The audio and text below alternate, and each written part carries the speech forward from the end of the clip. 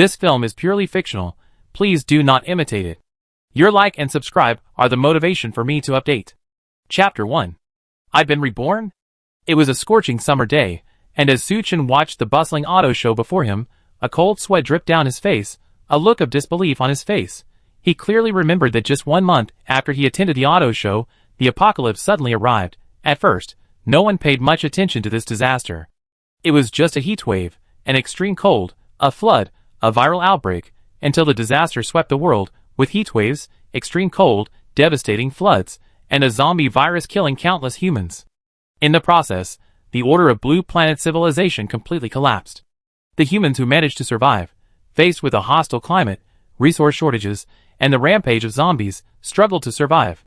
Suchin was one of them. To survive, he drank sewage, ate rotting flesh, and lived a life worse than pigs and dogs. However, due to his credulity, he was eventually betrayed while out searching for supplies and perished among the zombies. But to his surprise, he was reborn, returning to a month before the apocalypse. Suchin took a deep breath, a glint in his eyes. Although he didn't know why he was reborn, since God had given him this chance to start over, he must seize it. Not only must he live well in the apocalypse, but he must also repay those who helped him, and those who betrayed him. Sir, would you like to take a look at our company's Axilla? It's not only beautiful, but also has excellent handling and good fuel efficiency. A saleswoman, dressed in a gray office lady uniform, black stockings, and high heels, introduced the car with a smile. Suchin glanced at the booth behind the saleswoman, a self-deprecating smile playing on his lips. In his previous life, he had come to this auto show because he wanted to buy a sedan for commuting. Under the saleswoman's persistent persuasion, Suchin finally chose this Mazda. Sadly, the apocalypse arrived soon after. The Mazda, recently purchased, had become a junk item. Sorry, Mazdas are prone to traffic jams, so I'm not particularly interested. Suchin said this, and under the saleswoman's irritated gaze, he walked into the auto show. This auto show was quite large, featuring luxury brands like Porsche, BBA, and Yuhuang Emperor. But their limelight was overshadowed by a single car. In the center of the auto show, 3 layers of people filled the outer and inner 3 layers. A massive RV, resembling a steel beast and exuding a masculine aura, sat quietly parked there. Seeing this, Suchin couldn't help but smile with satisfaction. Yes, his goal was precisely this Normadison, a man's ultimate dream, capable of handling any harsh situation. If possible, before the apocalypse arrives, Suchin would naturally like to build a doomsday shelter like other wealthy individuals around the world. For example, Zuckerberg spent hundreds of millions of dollars to build a doomsday bunker, equipped with energy and food supplies, making it self-sufficient. When the apocalypse arrives, these wealthy individuals can live comfortably in their bunkers. But with only a month left until the apocalypse, there's simply no time left to build. Not to mention that Suchin was short on cash, and didn't have the funds to build a survival bunker. But by chance, there was a top-of-the-line RV at this auto show, a doomsday fortress. The Nomadison.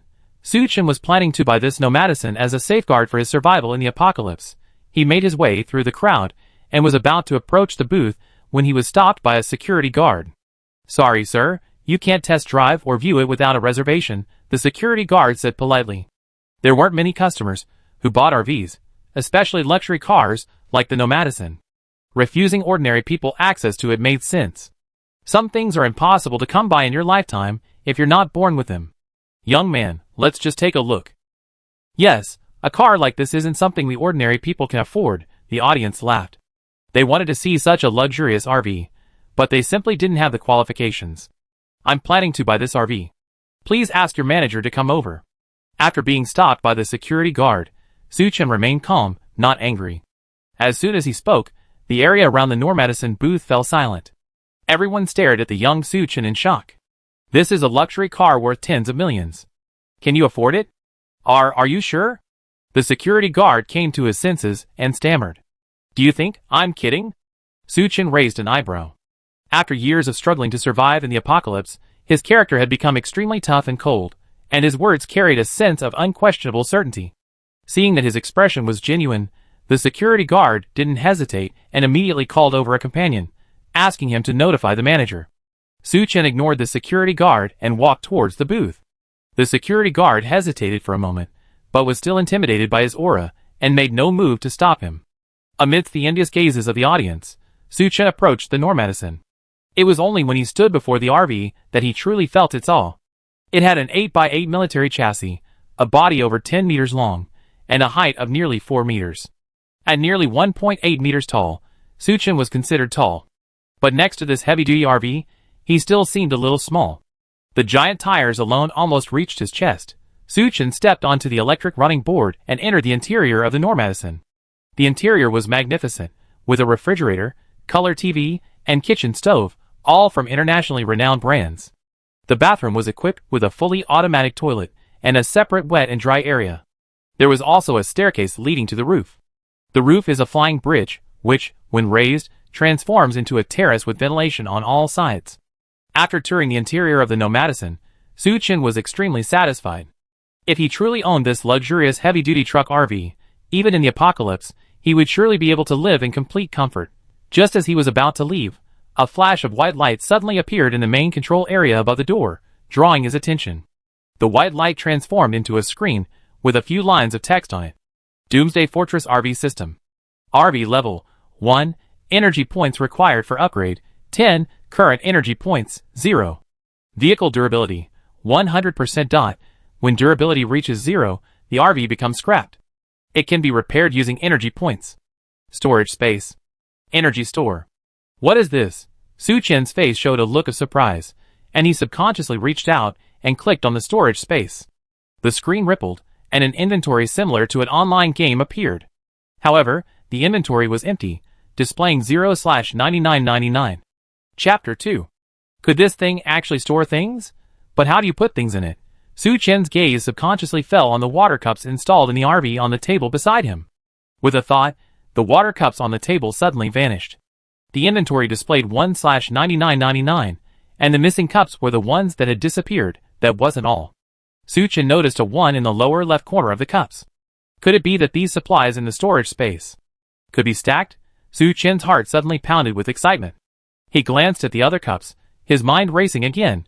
As the cups vanished again, Suchin's suspicions were confirmed. Inside the storage space, the number on the bottom right corner of the water cup changed to 6. Ward. Suchin almost cried out in excitement. With this stackable storage space, he could store a vast amount of supplies. When the apocalypse arrives, wouldn't he be able to soar?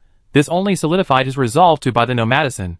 Just as Suchin was excited, the security guard's voice suddenly rang out from outside. "Sir, our manager is here."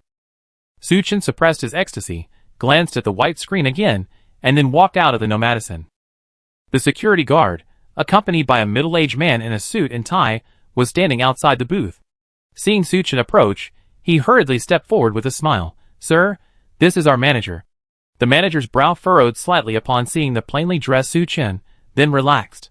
He was well informed, and naturally knew that many wealthy people preferred to keep a low profile. Perhaps the Suchin before him was one of those people. "Hello, I'm Manager Luke, in charge of this auto show. What's your name, sir?" "Just call me Mr. Su," Suchin replied casually, gesturing to the Nomadison behind him. "I'm planning to buy this RV. Can you help me with the paperwork?" Hearing this, Luca's pupils narrowed, and his mouth dropped slightly. As the Rolls-Royce of RVs, the Nomadison is pricey. Only wealthy individuals interested in RV travel would buy one as a toy. But such people are few and far between. Thus, selling 2 or 3 Nomadison vehicles a year is considered a good deal. Luca hadn't expected Suchin to directly initiate the paperwork for the Nomadison. He recovered, his disdain vanished, and he said with a smile, "Okay, Mr. Su, I have someone handle the paperwork for you right away." "Wait a minute, I have a request." Suchin spoke, stopping Luca from greeting the staff. "No problem, Mr. Su, feel free to ask for anything." Luca was respectful, not a hint of impatience. If he could sell this Nomadison, he'd get a substantial commission. "I don't have that much cash on hand, so why don't we sign a contract first? I pay a down payment of 1 million, and the balance will be settled in a month. If it's not settled in a month, the 1 million down payment will be considered liquidated damages. What do you think, Manager Liu?" Suchin came from an ordinary family. His parents had died in a car accident a few years ago. All they left him was a house in downtown Imo City, and over 1 million in compensation. Suchin couldn't even come up with 5 million, let alone 10 million. His intention was simple, to get Nomadison first. As for the balance, the apocalypse would arrive in 2 weeks anyway. By then, the money would be worthless. Whether Liu would survive and find him was still a mystery. No problem. Luca agreed without a second thought. 10 million was no small sum, and he didn't expect Suchin to come up with so much cash all at once. Besides, he believed that society now lived under the rule of law. Even if Suchin couldn't come up with the balance, the company's legal department would handle it. He had to quickly sign the sales contract with Suchin and collect the commission. Just as Luca was preparing the contract himself, a clear, pleasant voice suddenly rang out from the side. Suchin?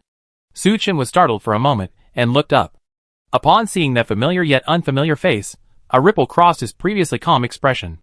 A slender, pretty girl stood not far away, staring blankly at Suchin. Her name was Lu Linger, Suchin's ex-girlfriend.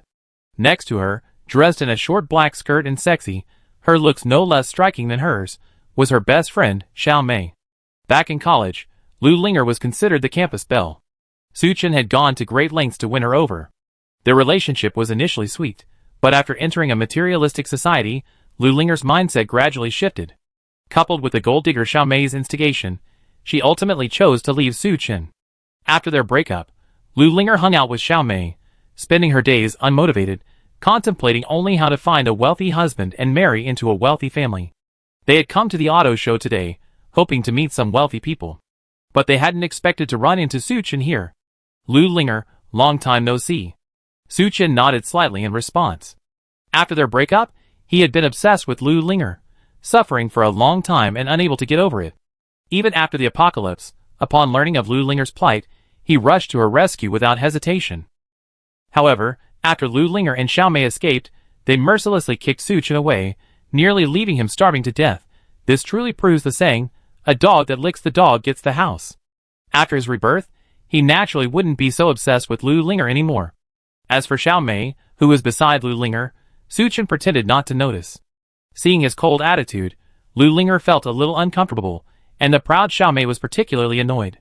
How could Suchin, whom she had always considered a loser, dare to treat her like this? What are you doing here? Are you still planning to buy this RV? It's worth tens of millions. Even if I sold you, I probably wouldn't be able to afford it. Xiao Mei scoffed. What's it to you? Suchin glared coldly at Xiao Mei. He loathed this vicious gold digger with his whole heart. If this were the end of the world, Suchin would definitely teach Xiao Mei the truth about cruelty. You? Xiao Mei was about to lose her temper, but Suchin's icy gaze left her speechless. What kind of look was that? Cold, sharp, and filled with indifference to life, as if he'd kill her in public if Xiao Mei dared to say another word. Xiao Mei pursed her lips tightly and shuddered. It's only been a few months since they last met, and yet he's become a completely different person. How could she have known that Suchin, fighting to survive in the apocalypse, had his hands stained with blood? Chapter 3. Suchin's cold attitude made Lu Linger and Xiao Mei feel a little awkward. But they also wanted to understand what Suchin was doing, so they shamelessly stood aside. A short while later, Luca returned with a prepared contract. He glanced at Lu Linger and Xiao Mei standing nearby with surprise, then handed the contract to Suchin. Suchin didn't bother to look at the details, simply signing and handing over his bank card.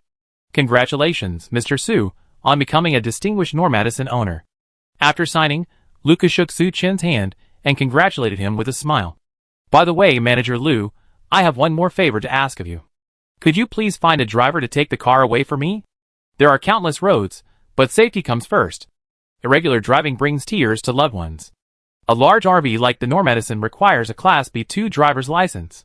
Suchin didn't have a driver's license, and if he were caught by the traffic police, it would be troublesome. No problem. Luca agreed immediately and arranged a driver for Suchin. As the driver started the RV, Suchin climbed in leisurely. Under the gaze of everyone, the behemoth Nomadison slowly drove away from the auto show. Throughout the process, Suchin didn't even glance at Lu Linger or Xiao Mei. Linger, didn't you say this loser came from a humble family and had both his parents orphaned? Xiao Mei asked rather unwillingly, watching the receding Nomadison. She had always dreamed of marrying a wealthy man and living a life of luxury, but she had never imagined that Suchin was actually such a low-key tycoon, casually spending a fortune to buy the Nomadison. Thinking back to her earlier awful attitude towards him, Xiao Mei instantly felt a surge of regret. She was practically waking up from her deathbed, realizing she was the clown herself. I don't know either. Lu Linger shook her head, a look of bewilderment on her face. When they were together, Suchin had indeed acted quite ordinary. Lu Linger had no idea what had happened to him.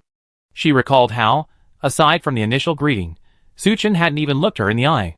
Lu Linger felt a surge of frustration. I'm not afraid of my ex-boyfriend's hardship, I'm just afraid of him driving a Land Rover. Now Su Chen drives a Norma diesel worth tens of millions. This is more painful than killing her. Could it be that he was deliberately pretending to be poor? The more Xiaomei thought about it, the more likely it seemed. So she urged, no, Linger, we can't just let Aiken go. Hurry up and call him, and find a way to get him out. After confirming Su Chen's sudden wealth, Xiaomei's way of addressing him changed. This isn't good, is it? Lu Linger hesitated. Although Xiaomei's influence had made her vain, she still had some shame and self-respect. She still couldn't bring herself to swallow her pride and go back to Su Chen. What's wrong with that? Xiaomei said with a look of disappointment. Aiken can afford Normadison, so he's worth at least hundreds of millions. If you two could be together, you could enjoy a life of luxury. Then, I could enjoy it with you.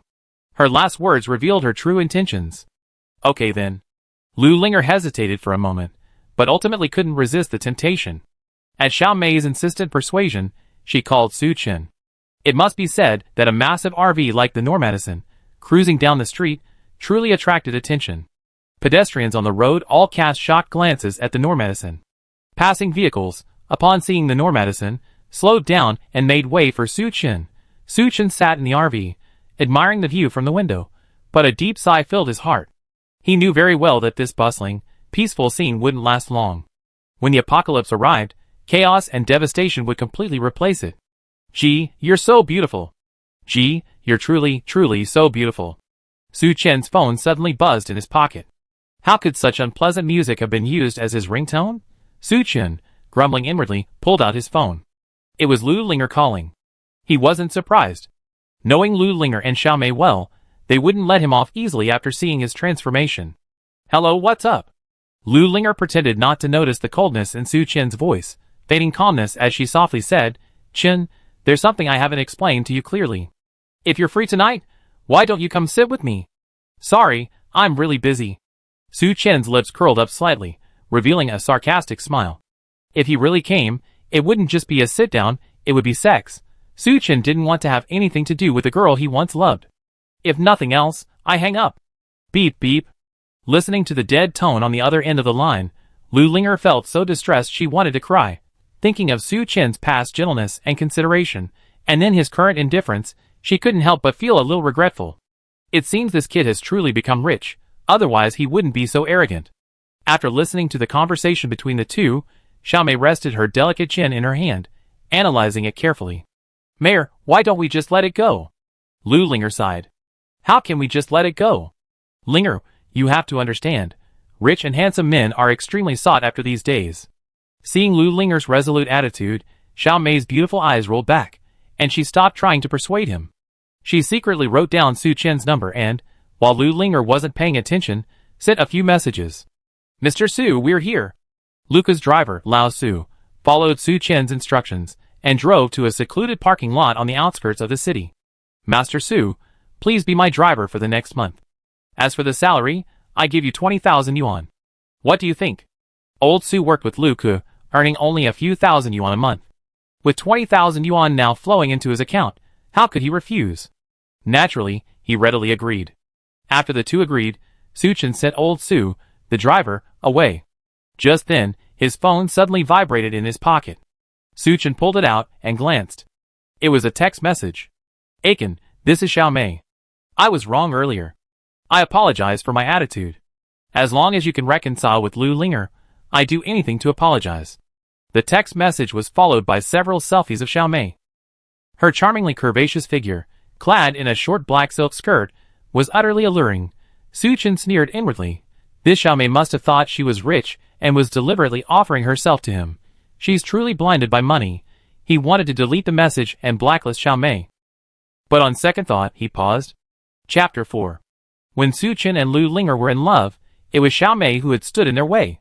When the apocalypse struck, and Lu Linger and Xiaomei were rescued, it was Xiaomei who forced her to abandon him. If he didn't take revenge on her, how could he justify her actions? Su Chen thought for a moment and replied, I'm busy right now. How about this? You come to the Phoenix Mountain scenic area to find me in a month. Elsewhere, After receiving Su Chen's text message, Xiao Mei's heart was instantly overjoyed. She glanced at Lu Linger, who was completely unaware of the situation, and couldn't help but feel smug. Linger, if you didn't use my chance, don't blame me. Compared to you, I have a beautiful figure and a charming demeanor. It's only natural that Su Chen would be attracted to me. Okay, then we see you then. Su Chen glanced at Xiao Mei's text message and tossed his phone aside. The most important thing right now was to understand the so-called Doomsday Fortress system. Just now, when he was talking to the driver, Old Su hadn't reacted to the white screen, as if he hadn't even noticed it. This way, Su Chen was certain that this system only worked on him. Just as Su Chen reached the central control area, the white screen loomed again. He reached out, clicked on the storage space again, and began to study.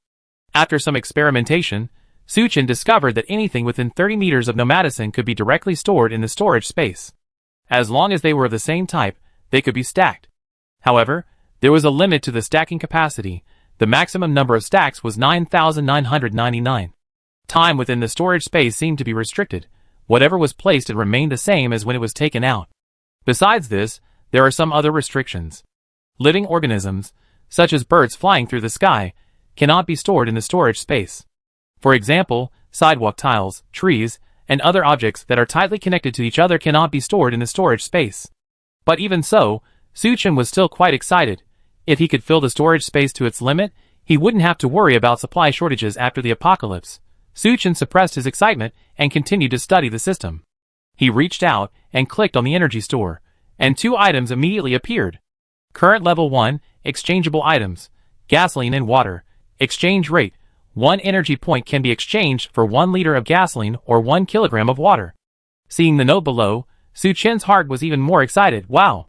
To survive the apocalypse in an RV, fuel, water, and food are undoubtedly the most important necessities. If I could truly exchange oil and water at will through this so-called system, I would only need to store large quantities of food in the storage space, and I could roam freely in the apocalypse.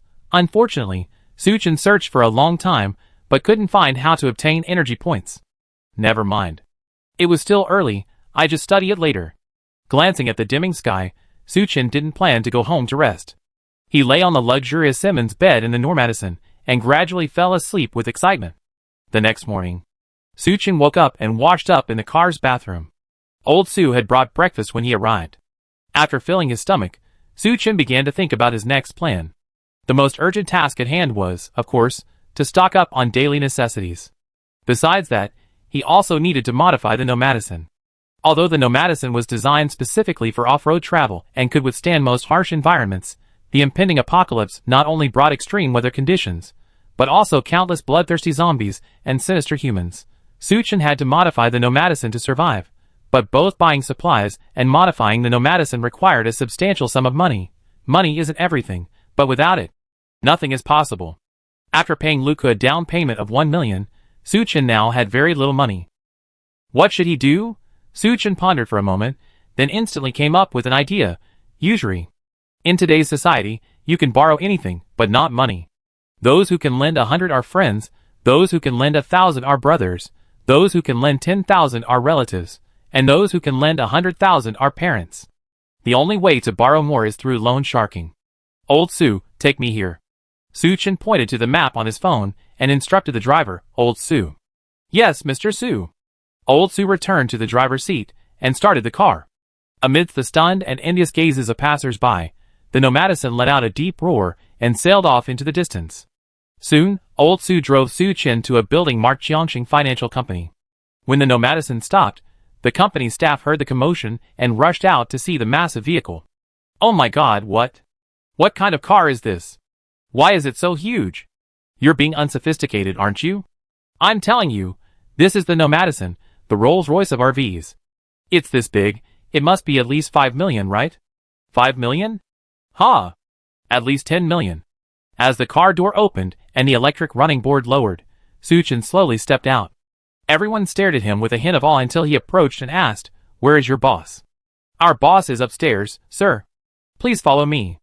A seemingly alert employee hurriedly said respectfully. Su Chen nodded and followed the employee into Jiangxing Company. Although we live in a society governed by the rule of law, this world isn't simply black and white, there's also gray. This company, Jiangxing, appears to be a legitimate financial firm, but it's secretly operating a loan sharking business. Su Chen had heard about it before, so he took the initiative to visit. Hello, sir. I'm Gao Qiqiang, the general manager of Qiangqing Company. When the Normadison stopped outside, Gao Qiqiang, who was upstairs, had already noticed it.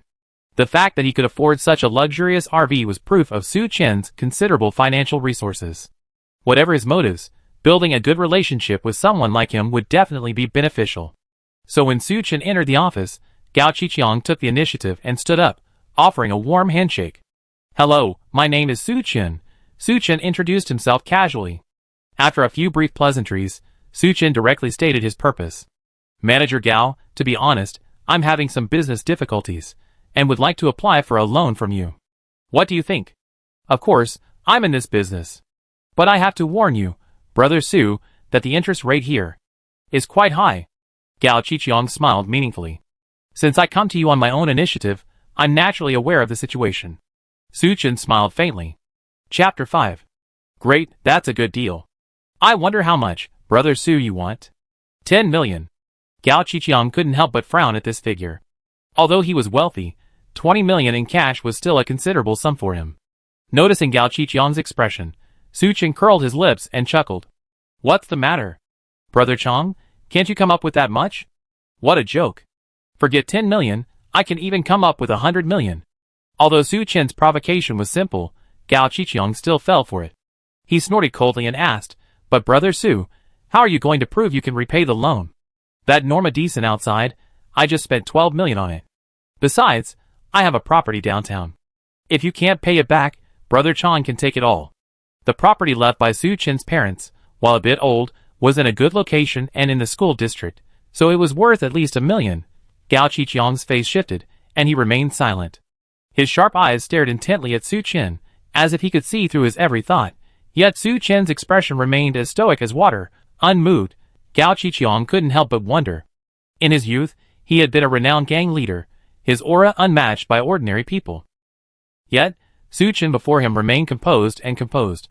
Judging from this young man's background, he was definitely someone special. Thinking of this, Gao Qiqiang nodded in agreement. Okay, let's do as you say, Brother Su. With a wave of his hand, he instructed the staff outside to begin preparing the loan agreement. After checking the vehicle registration, motor vehicle registration certificate, and property ownership certificate, Gao Qiqiang readily signed the loan agreement with Su Chen.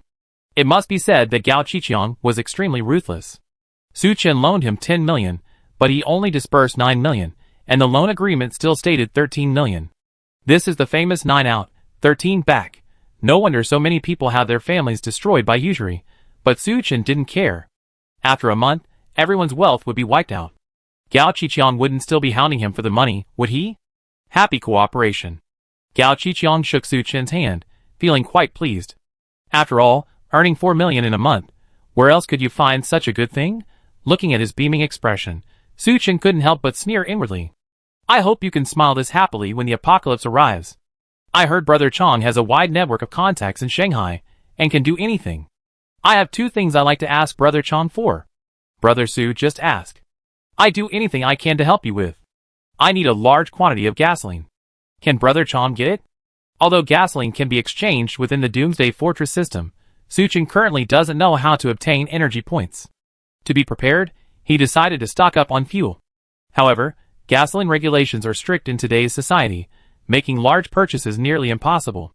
Gao Qiqiang looked a little surprised. He hadn't expected Su Chen to want to buy gasoline. Well, that shouldn't be a problem. How much do you want? The more the better. Ideally, standard oil drums. Su Chen's words left Gao Qiqiang even more bewildered. A standard oil drum is usually over 150 liters. What do you need so much gasoline for? But seeing that Su Chen wasn't going to explain, Gao Qiqiang didn't bother to ask. Okay, I call you later. Second thing, I wonder if you have this, Brother Chang? Su Chen said, making a gun gesture. Hey, Brother Su, stop kidding me. I'm a serious businessman. Gao Qiqiang was startled, and quickly waved his hand away with a smile. Don't worry, Brother Chang. I only want this for self-defense. Su Chen chuckled soothingly. In the apocalypse, dangers abound. Having a weapon for self-defense would greatly increase safety. Brother Su, please stop making things difficult for me. Seeing he still wouldn't budge, Su Chen smiled again. Brother, we just closed a big deal, and you won't even do me a small favor? You know, this is incredibly risky. It's okay for me to help you. Gao Qiqiang chuckled. But I have to pay extra. Okay. For Su Chen, a little extra money was nothing as long as he could get the supplies he needed. After a few more casual words, the two of them said their goodbyes, both contentedly. Su Chen left Qiangxin Company and returned to his RV. Mr. Su, where are we going now? The driver, Old Su, asked over the intercom. To Walmart. Yes. Old Su drove Su Chen to the Walmart in the city. Unlike other supermarkets in China, Walmart is more of a storage warehouse than just a supermarket. The warehouse held enough supplies to last a city for a week. Su Chen's purpose in coming here was to buy a large quantity of supplies. He approached the staff and asked to see the Walmart representative. Knowing that a young man driving a luxury RV worth tens of millions was looking for him, Walmart's manager Zhao didn't hesitate and immediately invited Su Chen to his office. I need to purchase a large quantity of supplies. Here's the list. Su Chen handed a pre-made list to Manager Zhao. Manager Zhao took a look and his eyes widened. The list was incredibly extensive. Drinking water, instant noodles, compressed biscuits, mostly daily necessities, filling an entire A4 sheet. And the quantities required were truly outrageous. For example, Su Chen specifically requested 12-liter barrels of Waha mineral water, 10,000 of them. Additionally, thick-cut beef and mutton, beer, liquor, and other supplies were also required to be delivered in boxes. A rough calculation shows these supplies would cost at least 30 million. If one person were to use them, it would probably take 300 years to use them all. Mr. Su, what do you need so many supplies for? This is my personal privacy. What, do you, Walmart, care about this? Su Chen glanced at Manager Zhao. No, that's not what I meant. Manager Zhao quickly waved his hand and explained. It's just that for some items, like Waha purified water, we don't have much inventory here. How about switching to Nongfu Spring? No. Su Chen had no fondness for the Nongfu Spring brand, so he flatly refused. But then, we have to source more supplies from out of town. Mr. Su might have to wait a few days. Manager Zhao looked embarrassed. Okay, but delivery must be completed within a week. In another month, Doomsday would arrive. Su Chen's time was extremely tight. He had to hurry and prepare the supplies before refitting the Normadison. A week? No problem. Manager Zhao thought for a moment, then nodded in agreement. He then asked, what about the delivery and payment methods? Once you're done loading, just park the truck here. I send someone to unload it. Su Chen told Manager Zhao where he had parked his car yesterday at the Normadison parking lot. Chapter 6. As for the payment method, I pay a deposit of 5 million first. The remaining balance will be paid in a month. What do you think? The loan Su Chen borrowed from Qiangxin Company wasn't enough to cover the cost of so many supplies. He still planned to pull off a sham trick, just like before. Okay then. Manager Zhao thought for a moment and nodded in agreement. In fact, whether it was him, Gao Qiqiang from Qiangxin Company, or Luca from the auto show, the reason they were so easily convinced of Su Chen was simple. First, when Su Chen arrived, he was driving a Normadison luxury limousine worth tens of millions. Second, his demeanor and manner didn't sound like a scammer. Most importantly, Manager Zhao and the others felt that this was a society ruled by law, and Su Chen, at such a young age, didn't need to resort to crime. However, how could they have known that the apocalypse would arrive in a month, when social order would collapse and people wouldn't have time to protect themselves? After signing the contract with Manager Zhao, Su Chen transferred the deposit. Manager Zhao didn't hesitate and immediately began arranging personnel to prepare supplies for Su Chen. Watching the Walmart employees loading boxes of supplies onto the truck, Su Chen smiled with satisfaction.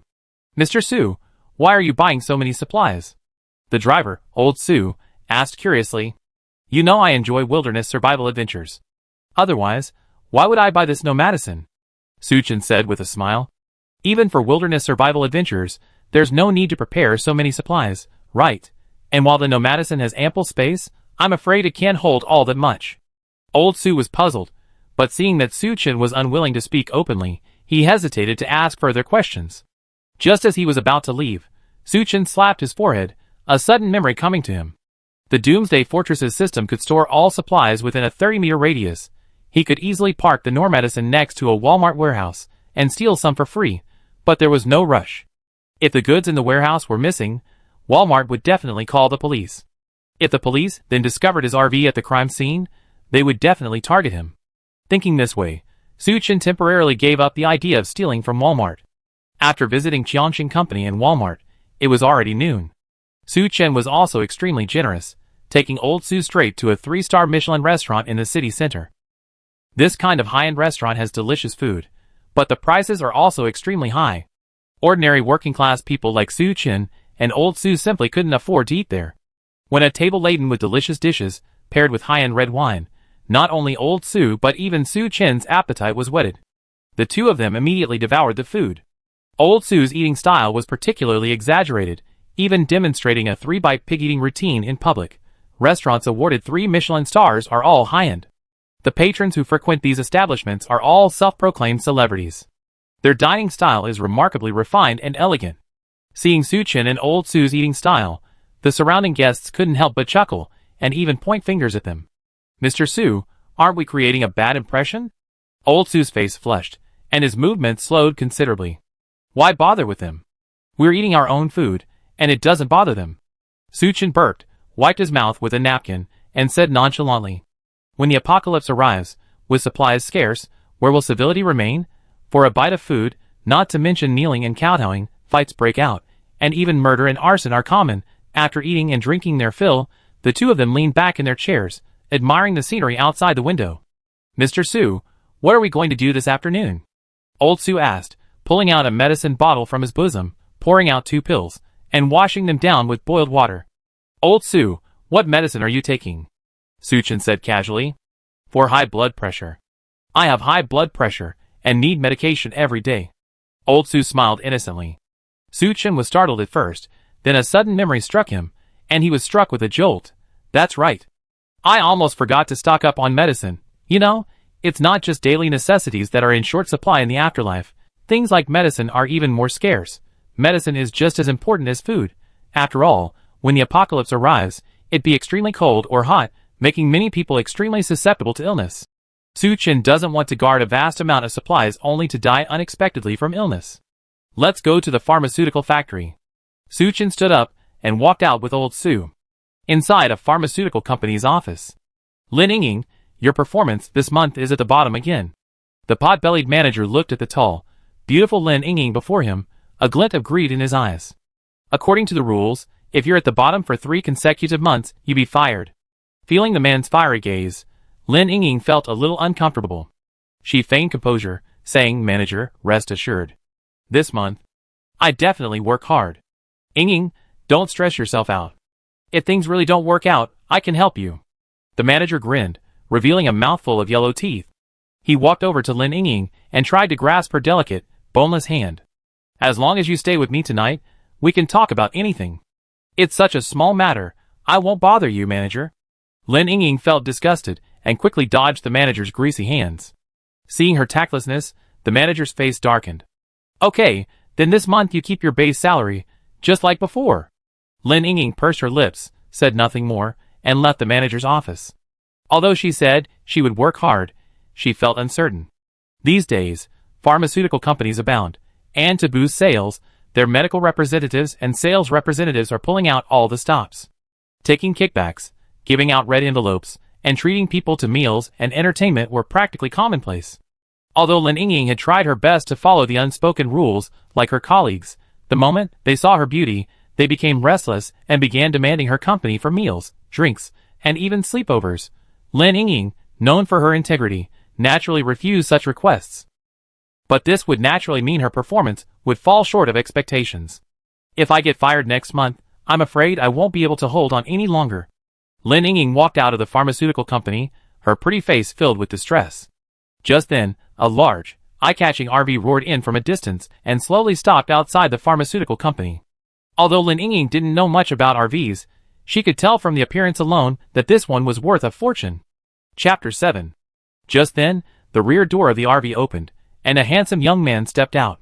He glanced at the pharmaceutical company building, then at Lin Yingying at the gate, and greeted her. "Hello, are you an employee of this pharmaceutical company?" "Yes, my name is Lin Yingying." "May I know your name, sir?" Although she wasn't sure of the other person's identity, Lin Yingying replied politely. "My last name is Su, and I'm here today to purchase some medications." Su Chen explained his purpose. Hearing this, Lin Yingying was delighted. This was truly a welcome gift. She was just worrying about her sales, and then Su Chen came knocking on her door. I'm a medical representative for the pharmaceutical company. Mr. Su, just let me know what medications you like to purchase. Lin Yingying was extremely attentive, ushering Su Chen into the company's reception room and saying with a smile, "These are all I need." Su Chen handed Lin Yingying the list of medications he had prepared in advance. Lin Yingying took one look, and her beautiful eyes instantly widened. Her lovely red lips parted slightly. It was simply because the amount of medicine Su Chen had purchased was simply too much. From the most basic saline solution to painkillers, antibiotics, and even some high-end medical equipment, the value was at least several million. Given Su Chen's youth, Lin Yingying had originally assumed he would only purchase a few $100,000 worth of medication at most. But she hadn't expected such a large amount. How could she not be surprised? What's wrong? Is there a problem? Su Chen asked softly, noticing Lin Yingying's daze. No.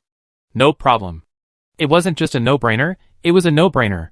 If I could close this deal with Su Chen, my sales next month would definitely not be at the bottom. Lin Yingying secretly vowed to herself that she would definitely land Su Chen. The two sides discussed for a while, and after seeing the price list Lin Yingying presented, Su Chen couldn't help but smack his lips. You know, the prices at pharmacies outside are more than 10 times higher than what's listed on the list. In some cases, they're even dozens of times more expensive. No wonder medical care and medicine are so expensive these days. The difference goes to the middlemen.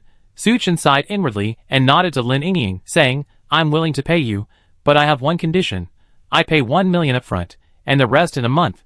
Yes, Su Chen was still pulling off a trick of getting something for nothing. Well, I need to talk to our manager. If it was a deal worth tens, or even hundreds of thousands, Lin Yingying would certainly make the final decision. But this was millions, so to be cautious, she had to check with the manager. Alright. Su Chen shrugged. After reaching a preliminary agreement on a partnership, the two of them grew closer. Lin Yingying smiled and flattered. I didn't expect Mr. Su to be so successful at such a young age. She figured Su Chen must own a large pharmacy chain, otherwise how could he have purchased so many drugs? Su Chen didn't bother to explain Lin Yingying's misunderstanding. He simply chuckled and said, Ms. Lin is not bad either. Not only is she stunningly beautiful, she's also incredibly capable and smart. Being praised by the handsome and wealthy Su Chen, Lin Yingying felt a surge of joy. She smiled, covering her mouth with her hand, and said, Mr. Su, you're too kind. At that moment, Su Chen's phone suddenly rang in his pocket. Okay, I'll be right back. Su Chen chatted briefly before hanging up and saying to Lin Yingying, Excuse me, Ms. Lin, I have something to take care of here. We get back in touch after you consulted with the manager. Without waiting for Lin Yingying to speak, he stood up and hurried away. Watching him leave, Lin Yingying paused for a moment before quickly standing up and heading towards the manager's office. Upon learning of this, the manager became anxious. You're asking me for permission for such a small matter? The real business is to get this done quickly. The practice of withholding payments is extremely common in all walks of life, not just the pharmaceutical industry. How could this Lin Yingying be so clueless? For a pharmaceutical company, a multi-million-dollar deal isn't a huge sum, but it's still a lot. After receiving the manager's approval, Lin Yingying didn't hesitate and immediately called Su Chen. Mr. Su? Our manager has already agreed. When do you think we should sign the contract? There's no rush about signing the contract. I contact you when I'm free. After Su Chen finished speaking, he hung up the phone. Lin Yingying was stunned by the busy tone. Just now, Su Chen had said he wanted to quickly close the deal, so why had he suddenly changed his mind? Thinking of his last compliment, Lin Yingying's heart sank. Could it be that Su Chen, like all other men, was attracted to her beauty? If that was the case, what should she do? If she rejected him, the deal would fall through, and she would be facing the risk of losing her job. If he didn't refuse, he would have to throw himself into his arms. Lin Yingying was momentarily distracted, then she gritted her teeth, as if she had made up her mind. Su Chen, on the other side, was completely unaware of this. If he knew what Lin Yingying was thinking, he would probably cry out in injustice. The reason he left in a hurry was simple. Walmart had already loaded the goods, and was ready for delivery. Su Chen had to rush back to accept the goods. After Nomadison returned to the parking lot on the outskirts of the city, Su Chen sent the driver, Old Su, away. Soon, 20 or 30 large trucks rumbled in. Su Chen didn't ask the truck drivers to unload the goods, but simply told them to park and open the cargo doors. They would come back tomorrow morning to drive the trucks away. The drivers were delighted to hear they wouldn't have to work. They locked their car doors, opened the cargo doors, and then left.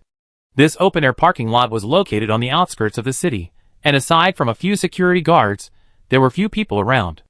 After making sure no one was watching, Suchin personally took the driver's seat.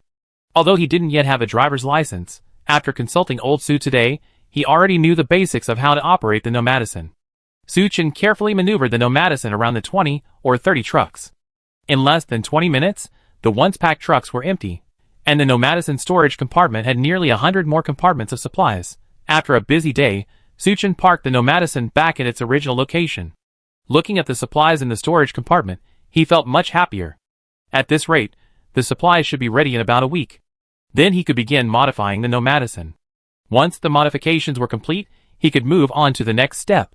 As Suchin pondered his future actions, his phone suddenly rang in his pocket. He picked it up and saw that it was a call from Lin Yingying. Chapter 8. Ms. Lin, what can I do for you? Our manager has already agreed to Mr. Su's request. I wonder if Mr. Su is free. Let's meet in person. Suchin glanced at the darkening sky and suggested, it's a little late today. Why don't we try another day? But to Lin Yingying, his words sounded like an excuse. Especially the last part, why don't we try another day?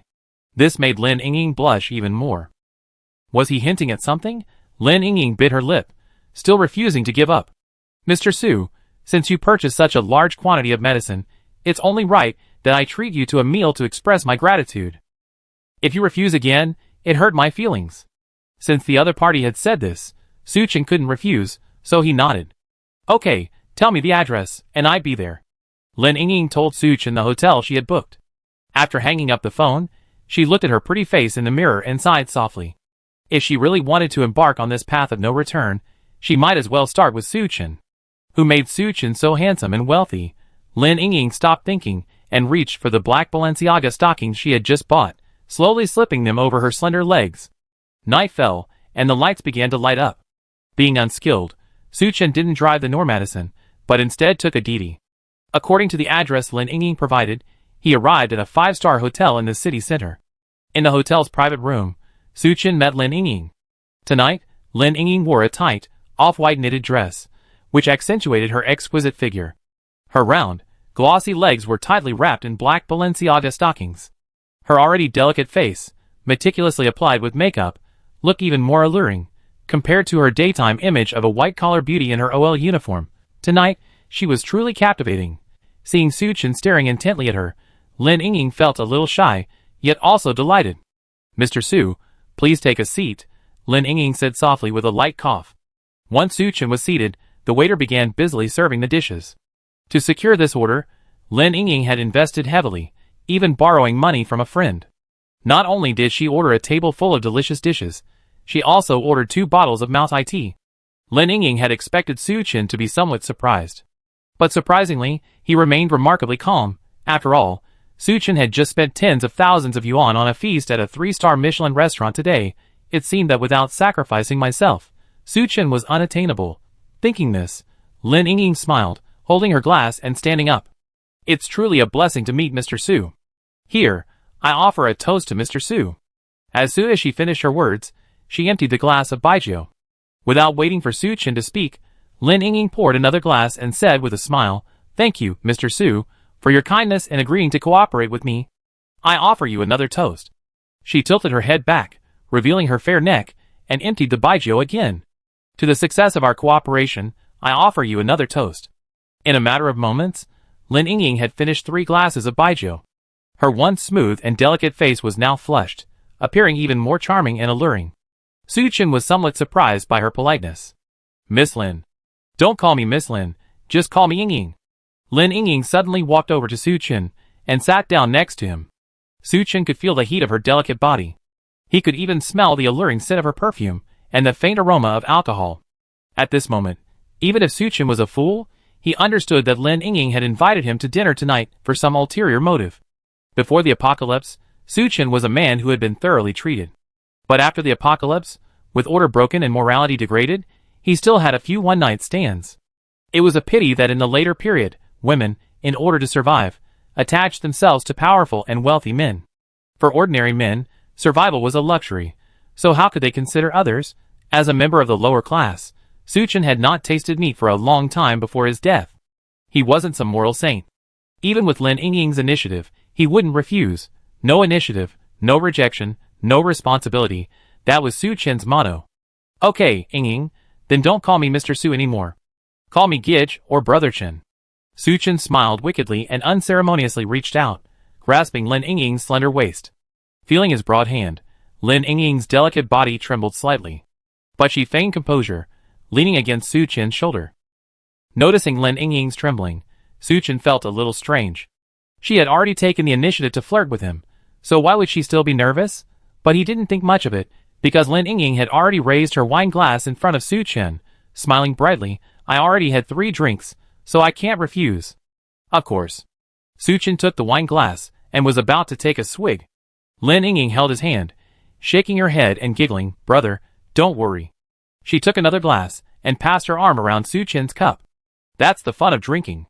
Seeing Lin Yingying offer to drink together, Suchin couldn't help but sigh in admiration. City people really know how to have fun. The two of them emptied their glasses. After several glasses of wine, Lin Yingying, who couldn't handle the alcohol, had a face so red it looked like it was about to bleed. She leaned into Suchin's arms, her breath soft and sweet. Brother, I booked a private room upstairs. Don't go back tonight. At this point, if Suchin refused, not only Lin Yingying, but even the readers wouldn't agree. He nodded generously and smiled. Yingying asked, how could I refuse? The two drank a few more glasses, and when they saw that the mood was almost right, Suchin took Lin Yingying in his arms and left. Looking at the table full of untouched food, then watching Suchin's graceful back as he departed with his beloved, the waiter's face was filled with envy and resentment. Why the hell am I broke? If I had money, would I be this awful? By the time the two of them took the elevator to the upstairs guest rooms, Lin Yingying's eyes were already hazy and her steps were unsteady. She could only manage to walk by leaning on Suchin's shoulder. Suchin used the room card Lin Yingying had given him, and successfully opened the door. I go wash up first. Lin Yingying struggled to stand from the sofa, refusing Suchin's offer, and staggering towards the bathroom. Suchin wasn't in a hurry either.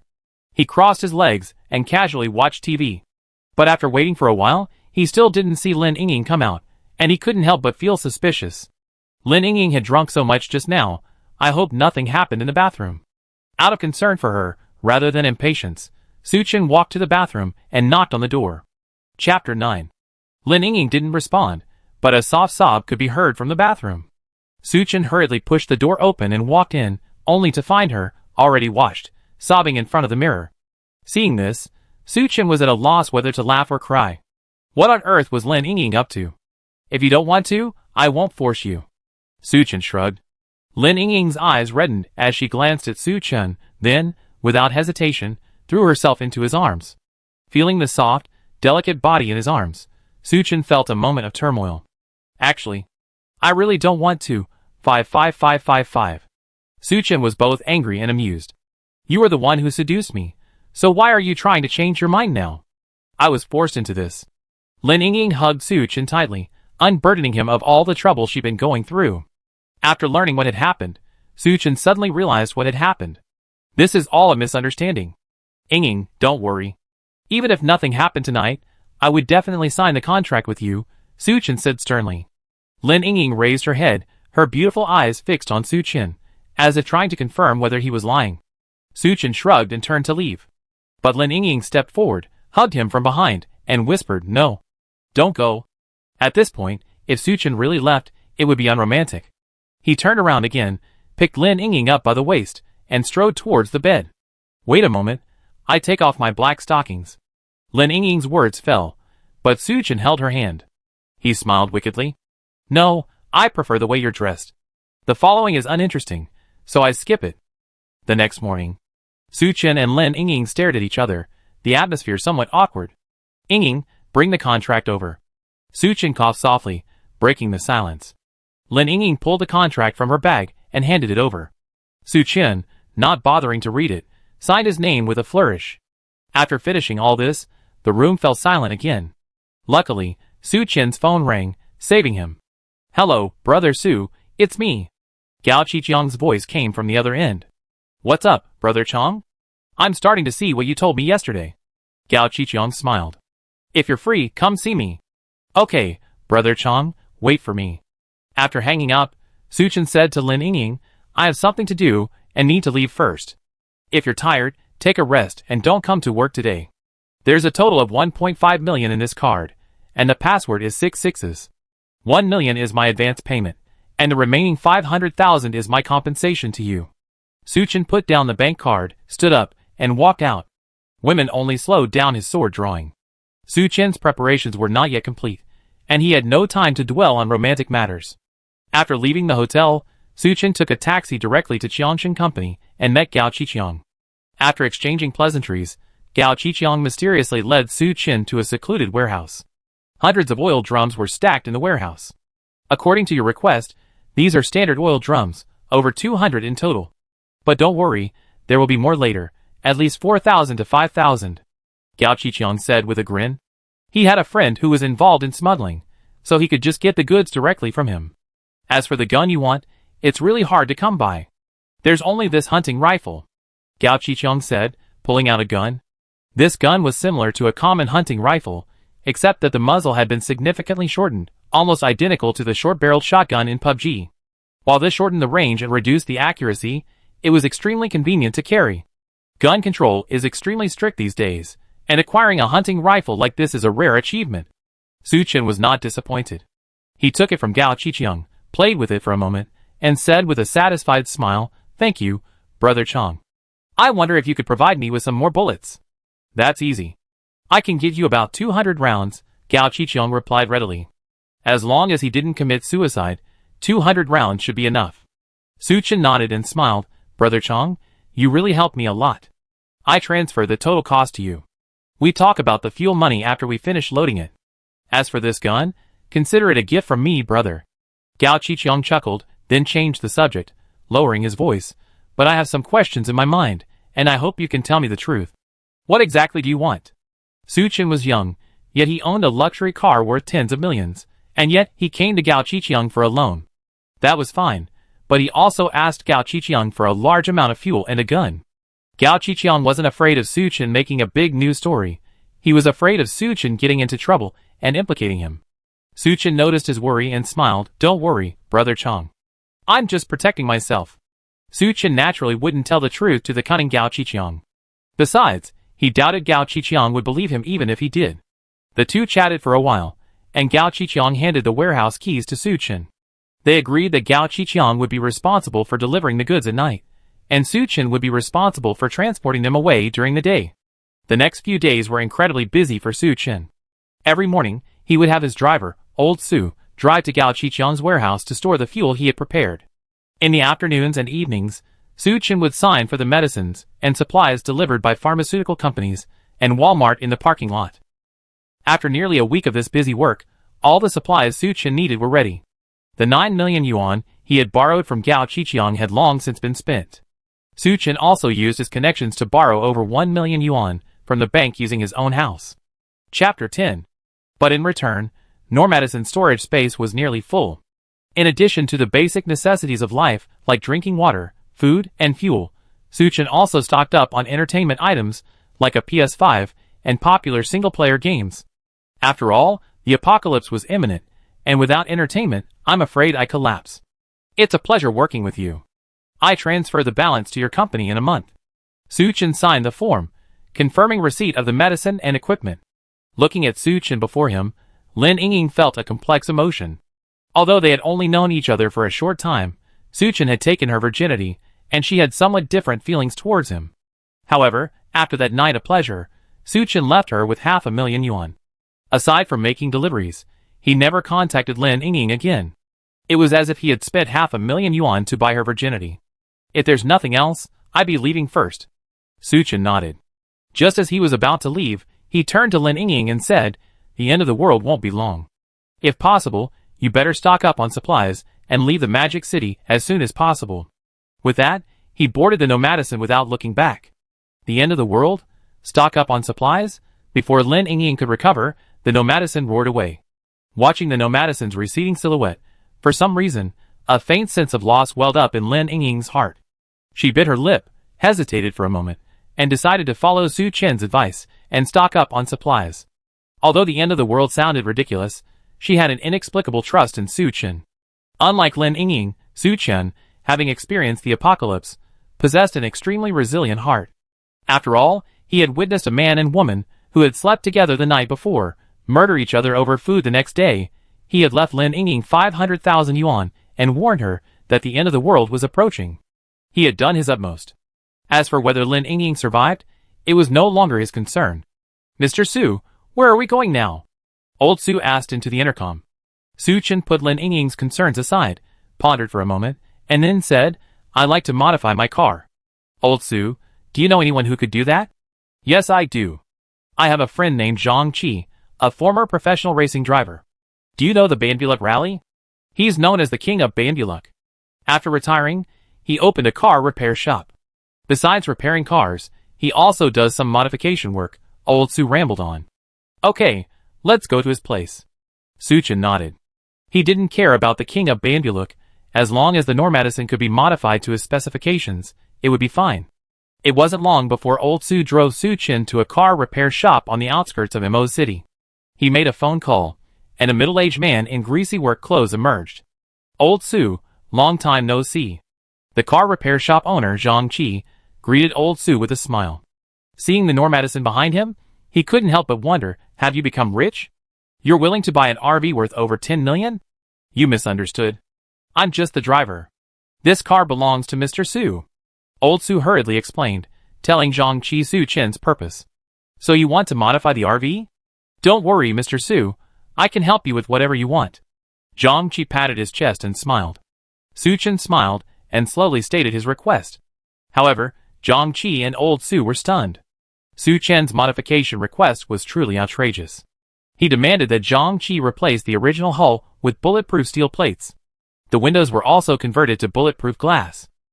The original front of the RV was separate from the hull, so to enter the driver's cab from inside, one had to leave the RV first.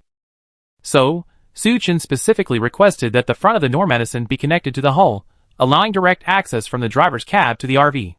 This would prevent any unexpected situations. Besides this, Su Chen had several other requests.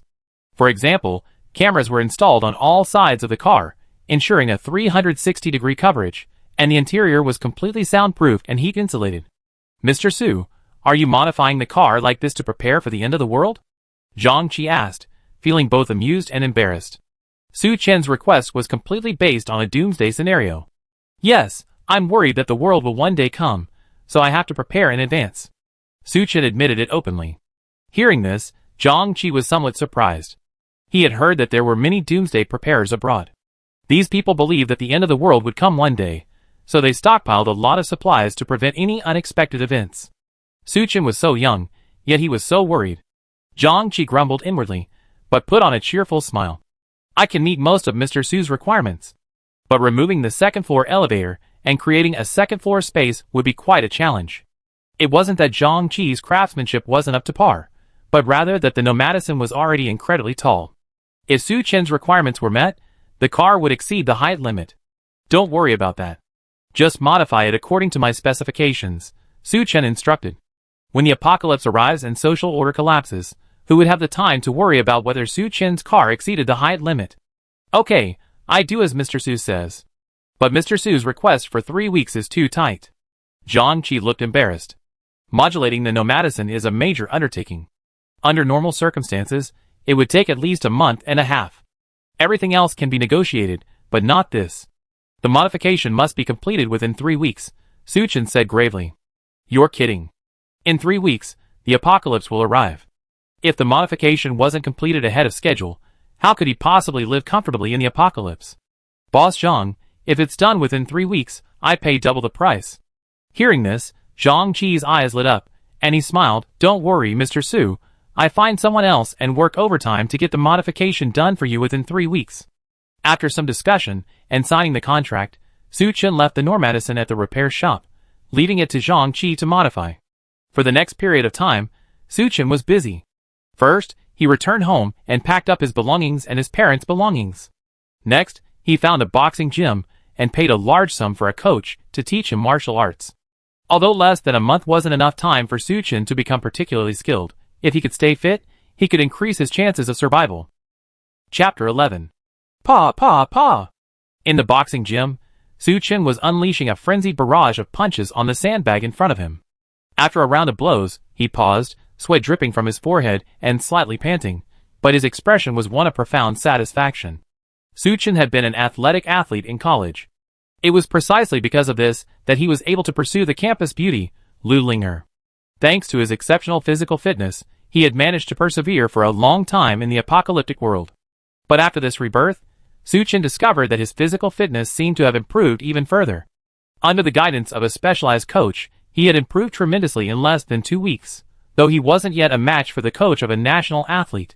Even those in the gym, who had been training for 2.5 years, couldn't defeat Su Chen. "Brother Chen, wipe your sweat."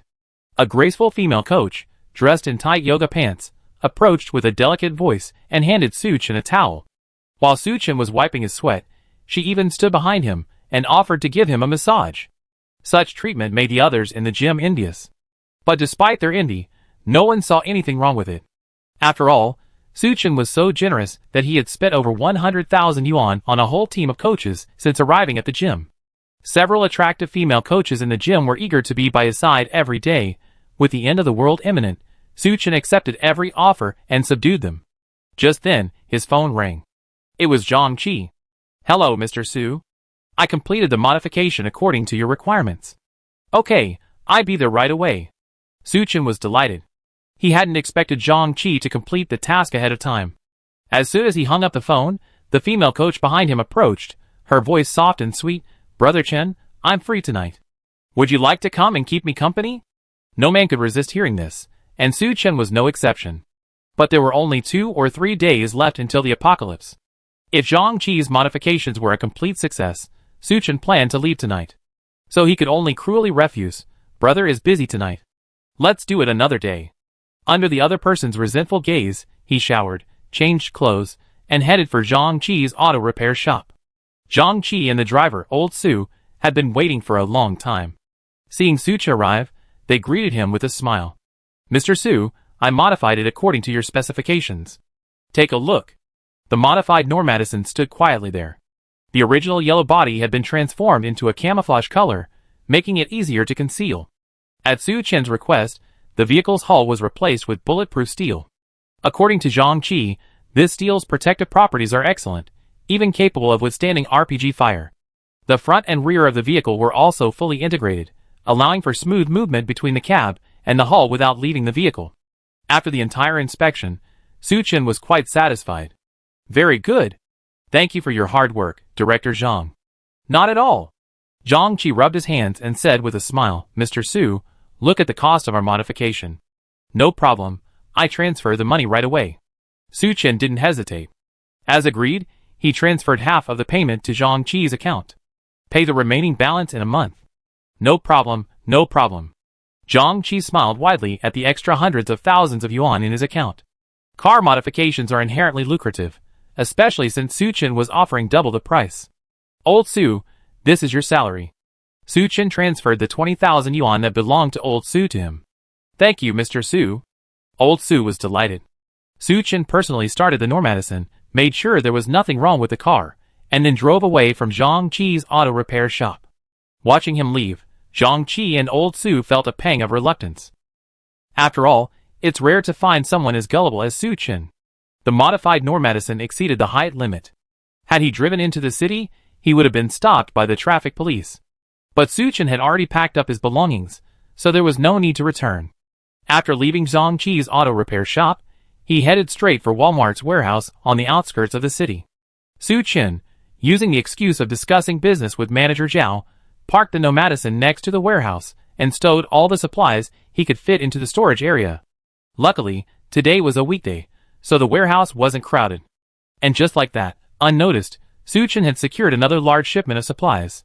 After completing all this, Su Chen drove the Nomadison back to the parking lot on the outskirts of the city. The modified driver's seat was incredibly comfortable, allowing him to sit for a whole day and night without feeling particularly tired. And yet you moved closer, forcing our gazes to intersect. Su Chen leaned back in his chair, crossed his legs, and listened to the music playing on the car stereo.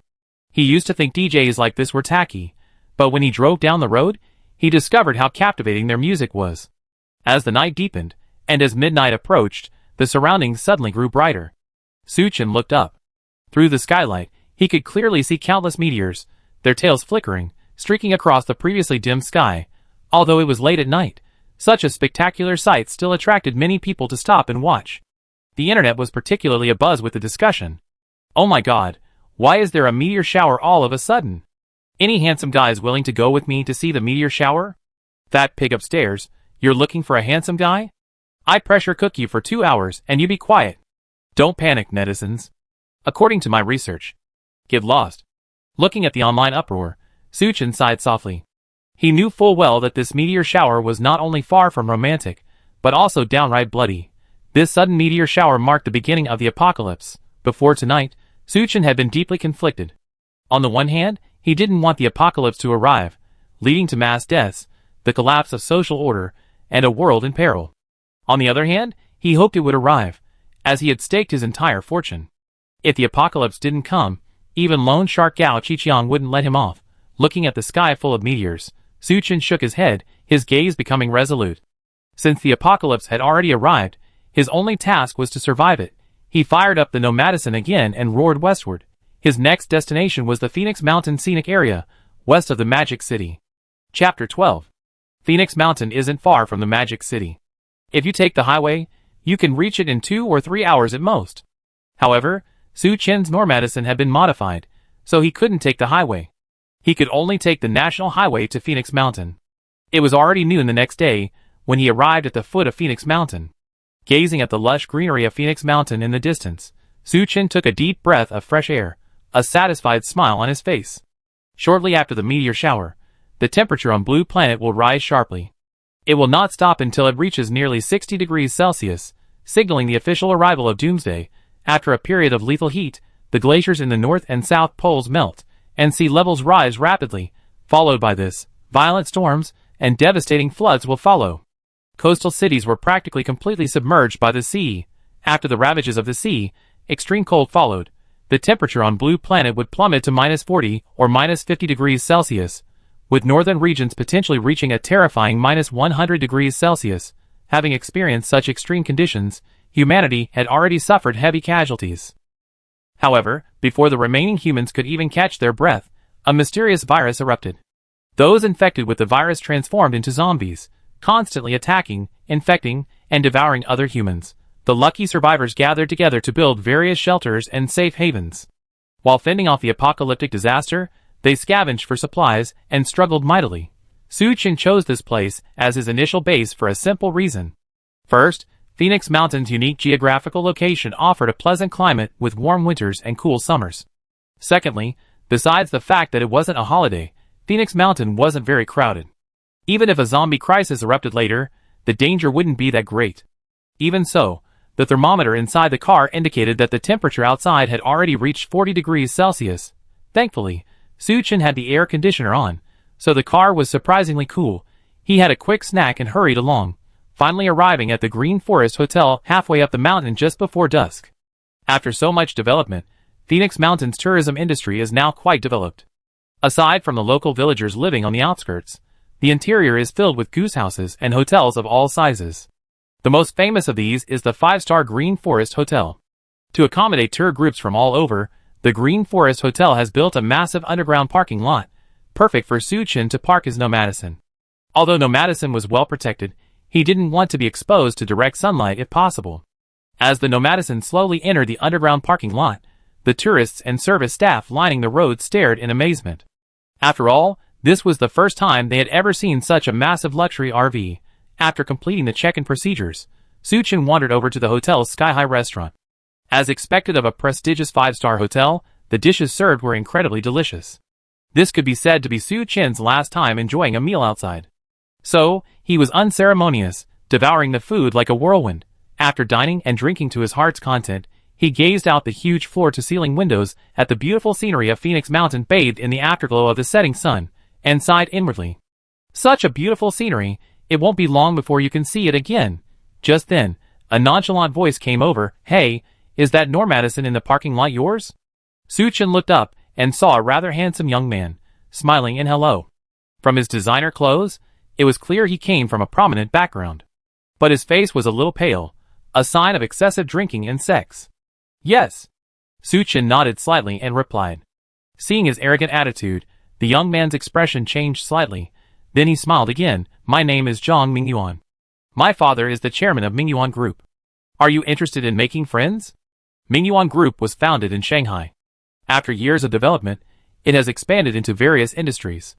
Even in the economically developed Shanghai, it is considered a top-tier company. Hearing Zhang Mingyuan's identity, Su Chen was slightly surprised, but that was all. In his previous life, he had seen even more powerful individuals than Zhang Mingyuan, yet in the apocalypse, they still had to grovel and beg for mercy just for a bite to eat or a drink. Not interested. Su Chen rebuffed Zhang Mingyuan, stood up, and prepared to leave. But his actions completely infuriated Zhang Mingyuan. You just bought a Normadison with a loan. What's so pretentious about that? Zhang Mingyuan sneered and blocked Su Chen's path. Su Chen frowned slightly. He could sense that Zhang Mingyuan had come to pick a fight today. Brother Mingyuan is a true second-generation rich kid. Su Chen, you're showing off in front of him, but you're showing off. Just then, a familiar, delicate voice echoed from the side. Su Chen looked over and saw Xiao Mei, wearing a short black silk skirt and high heels, swaying her slender waist as she approached. Her pretty, charming face was filled with mockery of Su Chen. Standing next to Xiao Mei, her expression somewhat complicated, was Su Chen's ex-girlfriend, Lu Linger. In addition, several other elegantly dressed young men and women, who looked like Zhang Mingyuan's companions, were pointing and commenting at Su Chen. After receiving Su Chen's invitation to go to Phoenix Mountain, Xiao Mei was overjoyed. She had originally considered hiding it from Lu Linger and going alone. But after careful consideration, fearing any potential complications, Xiao Mei decided to bring Lu Linger along. In her opinion, Lu Linger's methods were far inferior to hers. Even with Lu Linger present, she could easily control Su Chen. Xiao Mei and Lu Linger had arrived at Phoenix Mountain yesterday, but before they could see Su Chen, they unexpectedly ran into Zhang Mingyuan and his group, a wealthy second-generation tourist. Seeing the two girls' graceful appearance, Zhang Mingyuan, known for his playboy ways, became interested in flirting with them. Lu Linger was still a little reserved, but Xiao Mei didn't care and quickly struck up a relationship with Zhang Mingyuan. During their conversation, Zhang Mingyuan also learned about Su Chen. As the young master of the Mingyuan group, he naturally had connections. With just one phone call, he uncovered Su Chen's details. Not only did they know that Su Chen had taken out a loan to buy the Normadison, but they also learned that he had mortgaged the house to the bank, raising a substantial amount of money. Today, Zhang Mingyuan, Xiao Mei, and the others heard a Normadison was coming and knew it was Su Chen. So, they arrived together, intending to humiliate Su Chen. Thank goodness Brother Mingyuan, otherwise Linger and I would have been tricked by this poor loser. Xiao Mei patted her chest, feigning relief. Chapter 13. Faced with Xiao Mei's sarcasm, Su Chen remained calm and said calmly, Get out of the way. What if I don't? Zhang Mingyuan sneered, stepped forward, and poked Su Chen's chest. Hit me if you dare? This is the first time I heard such a request. Su Chen shrugged, and before Zhang Mingyuan could react, he kicked him. His physique was already quite good, and he had been training hard recently. Adding to the swiftness of his kick, Zhang Mingyuan had no time to dodge. Bang! Zhang Mingyuan flew backwards, landing heavily on the ground, curled up like a cooked lobster. Everyone present was stunned. After all, Zhang Mingyuan was the young master of the Mingyuan group. If they offended him, the entire demon city would be in tatters. Young Master Zhang, young Master Zhang. What's wrong with you? Zhang Mingyuan's friends, horrified, rushed forward and helped him to his feet. Su Chen, you bastard, how dare you hit young Master Zhang? Xiao Mei's face paled. She scolded Su Chen and hurried over to Zhang Mingyuan. You bastard, I'm going to kill you. Zhang Mingyuan's face turned blue with pain, but even more infuriated was the public humiliation he suffered. What are you still standing there for? Kill him. I take the blame if anything happens. The young men exchanged glances, then, determined, they all rushed forward, scrambling toward Su Chen. Su Chen calmly grabbed a nearby chair and smashed it head-on at the man in front. With a clang, the man's eyes rolled back, and he collapsed to the ground unconscious. Before anyone else could react, Su Chen struck another man, knocking him to the ground as well. You dare come up here again? Su Chen's face was icy cold, his tone laced with murderous intent. Zhang Mingyuan's companions were instantly stunned. After all, they were just dandy young men who loved to eat, drink, and have fun. They had never seen a ruthless man like Suchin before. In the blink of an eye, 2 of them were knocked to the ground. The remaining few dared not rush forward. Lu Linger, standing nearby, was also stunned, as if she were meeting Suchin for the first time. She had known Suchin for so long, and he had always been completely obedient to her. This was one of the reasons she decided to leave him. She felt he wasn't assertive enough, not manly enough, but today, Suchin had acted so assertive and manly that she was truly impressed. If Suchin knew what Lu Linger was thinking, he'd probably only have one thought: how shameless. Seeing Zhang Mingyuan and his companions so completely stunned by him, Suchin didn't bother to waste any more time talking to them. He dropped the chair and walked away amidst the angry, shocked, and fearful gazes of the crowd. If it had been any other time, given Suchin's personality, he would never have spared Zhang Mingyuan and the others' lives. But now, social order hasn't completely collapsed. Killing Zhang Mingyuan would only lead to trouble. Young Master Zhang, should we call the police? After Suchin left, a companion asked cautiously. Call the police. Zhang Mingyuan, his face contorted, cursed viciously. If they did call the police, they would simply treat it as a fight and jail him for a few days at most. It wasn't a big deal for Suchin, but for him, the young master of the Mingyuan group, it was a huge embarrassment. He pulled out his phone and dialed, his face grim. Biao, gather a team, bring your weapons, and drive to Phoenix Mountain. At this, everyone, including Xiao Mei, beamed. But for some reason, Lu Linger felt a surge of worry. Suchin returned to the RV, locked the door, and then settled back into bed. He hadn't taken the earlier clash with Zhang Mingyuan seriously. But unfortunately, the final piece of the apocalypse was shattered. Just as Suchin was about to sleep, his phone suddenly vibrated. He picked it up, and saw it was a message from Lu Linger. Suchin, are you asleep? What's up? Zhang Mingyuan has a strong family background. He won't let this go after suffering such a heavy loss. I just heard he's got a team of thugs on their way. If not, drive away tonight. Suchin was somewhat surprised by the message. He hadn't expected Lu Linger to be so kind as to remind him. It seemed she hadn't fallen so far as to be beyond redemption. But even so, Suchin had no intention of having anything to do with her again. Got it. After replying, Suchin fell into a deep sleep. In the other room, Lu Linger felt a moment of loss at Suchin's cold words. Linger, what are you thinking about? Xiao Mei, wrapped in a towel and wiping her damp hair, emerged from the bathroom. Nothing, nothing. Lu Linger regained consciousness and put away her phone. Xiao Mei, without giving it much thought, sat down beside her with a smile. Zhang Mingyuan is a top-tier second-generation rich kid. If you marry him, you enjoy a life of luxury and wealth for the rest of your life. How could a playboy like him possibly marry us? Lu Linger shook her head. She knew very well that, given their circumstances, even if Zhang Mingyuan agreed, his parents would never approve. Besides, Zhang Mingyuan was a womanizer, constantly flirting with women, and his experiences with women were countless. That doesn't matter. His friends all come from wealthy families, so any one of them will suffice. Xiao Mei smiled smugly and changed the subject. I just heard them say that Zhang Mingyuan hired bodyguards from the Mingyuan group. These bodyguards are either veterans or skilled in Sanda martial arts, and they're all incredibly skilled. Many people have offended young Master Zhang before, only to have their limbs broken by those bodyguards. Hearing this, Lu Linger's face paled slightly, and she couldn't help but worry about Suchin. I hope he'd listen and leave Phoenix Mountain as soon as possible. The next morning, when Suchin woke up, he glanced at the thermometer. Although it was still morning, and in the underground parking lot, the temperature outside the car had already reached over 30 degrees Celsius. At this rate, it should probably break 50 degrees Celsius today. Suchin pondered. He washed up and headed to the restaurant for his last breakfast. The road to the restaurant led to an open-air corridor. As soon as Suchin exited the elevator, he felt a surge of heat. He quickly quickened his pace and entered the restaurant. Why is the weather so weird today? That's right. It's so hot so early in the morning that it's making me dizzy.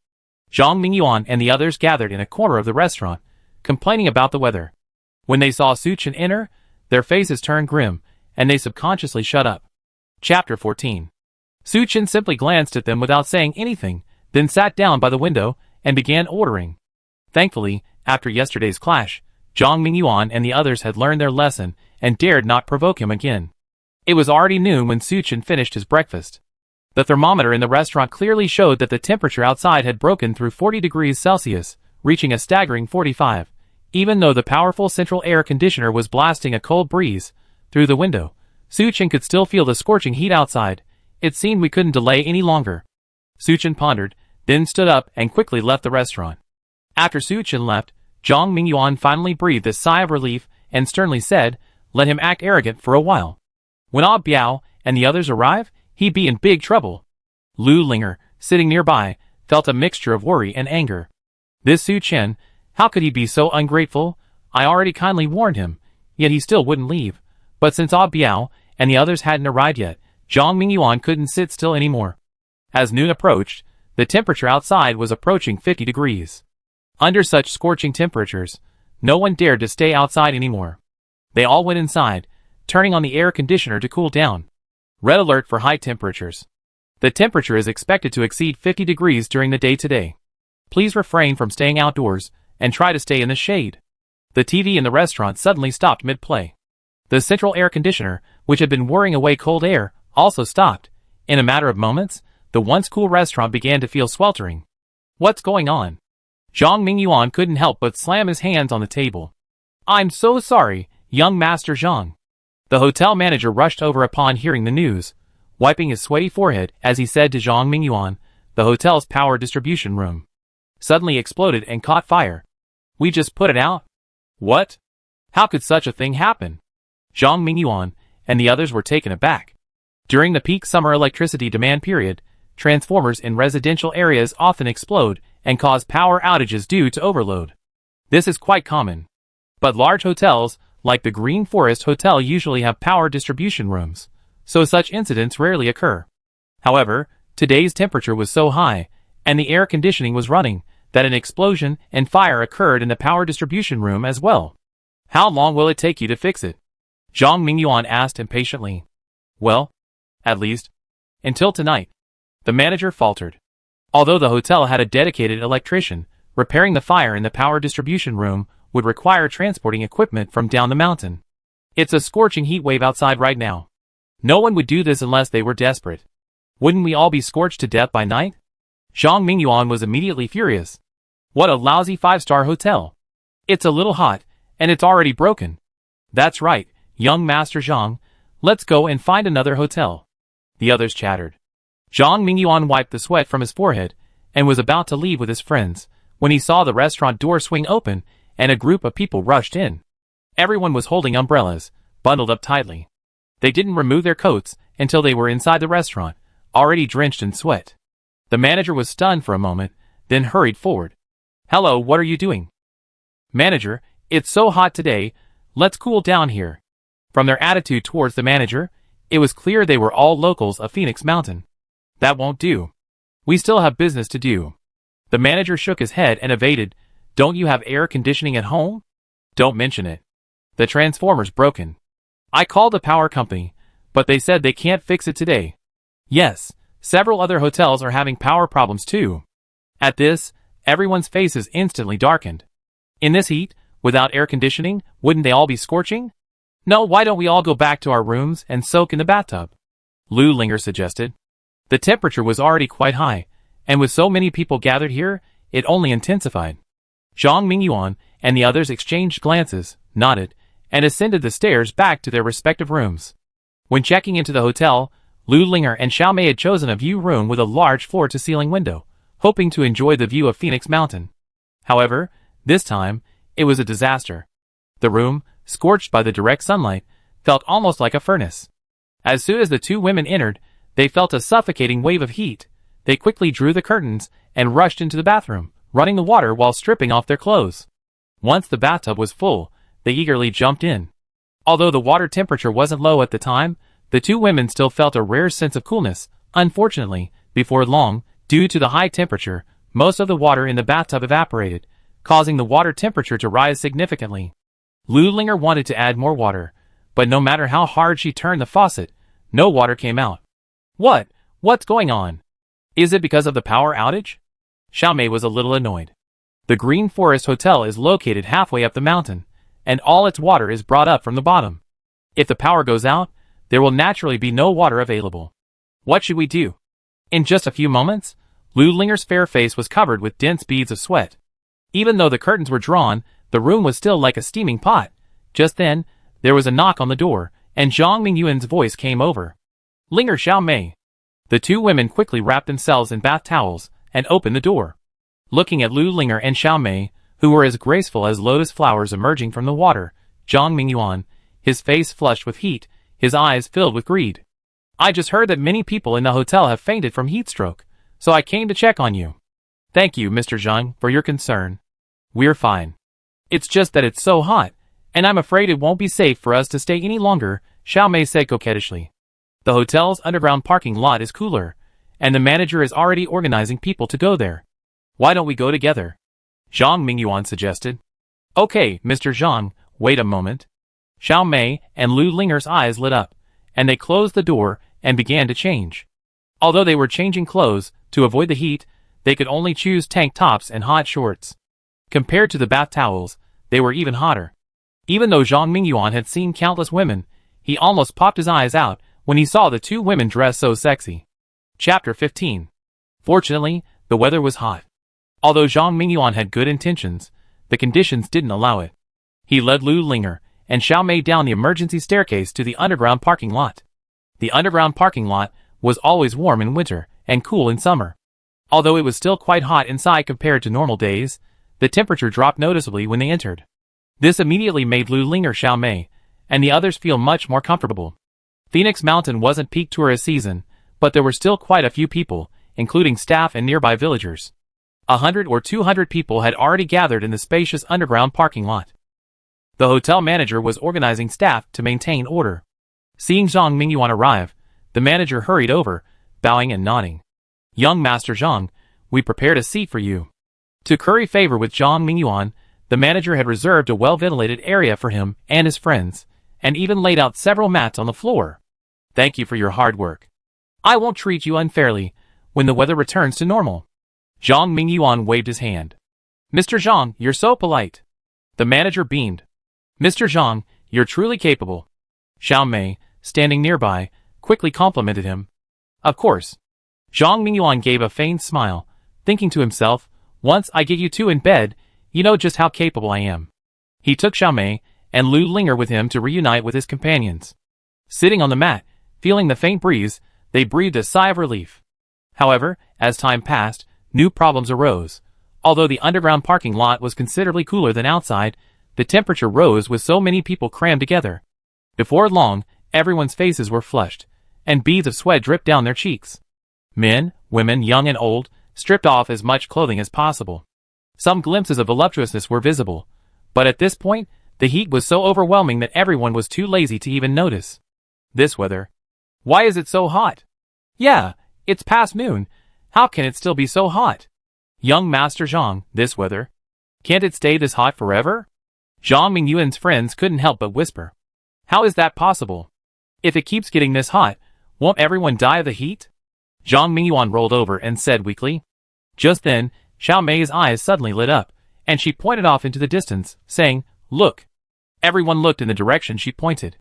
Su Qian's Normadison was parked at the entrance to the parking lot. What's wrong? Zhang Mingyuan frowned impatiently. Listen, his RV is still running. It's probably using the air conditioning. We can use it too. Xiaomei's words immediately gave Zhang Mingyuan and the others a heads up. Yes, even though the power was out, the air conditioning in the car was running on gasoline. Zhang Mingyuan and his group had all come to Phoenix Mountain on a self-driving tour. Thinking of this, he quickly jumped up and ran towards his car. After starting the Porsche and turning on the air conditioning, feeling the cool breeze, Zhang Mingyuan nearly burst into tears. As Zhang Mingyuan and the others started their cars, the others present also reacted. Everyone who had driven quickly got into their cars and turned on the air conditioner. Those without cars could only look on with envy. For a moment, the only sound in the parking lot was the hum of car engines. Zhang Mingyuan enjoyed the cool breeze as he took a sip of the mineral water in his car, feeling instantly refreshed. Young Master Zhang, can you let us in? Too? Xiaomei knocked on the car window, feigning weakness. Of course, I'm not a stingy person. Zhang Mingyuan laughed heartily, opened the car door, and let Xiaomei and Lu Linger in. Young Master Zhang, how nice. I definitely treat you to dinner when the temperature returns to normal. Xiaomei said delicately. No need for dinner. Zhang Mingyuan said this, But in his mind, he added, maybe some other time. Those with cars were enjoying the air conditioning. Those without cars could only continue to endure the scorching heat outside. But they all believed that within 2 days, this terrifying heat would pass. Meanwhile, inside Normadison, Suchin sat cross-legged in his comfortable executive chair, looking at the situation in the parking lot, a hint of a sneer played on his face. Using the car's air conditioning to cool down was indeed a good idea, but Zhang Mingyuan and the others had no idea that such terrifying heat would persist for half a month. How long could the limited gasoline in their cars last? And with so many cars running at once, the carbon dioxide generated would only increase the temperature in the parking lot even more. But what did all this have to do with me? Sure enough. After a while, the temperature in the parking lot rose considerably. Those without cars were already unbearably hot. They had no choice but to approach and knock on car windows, hoping the occupants would let them in to cool off.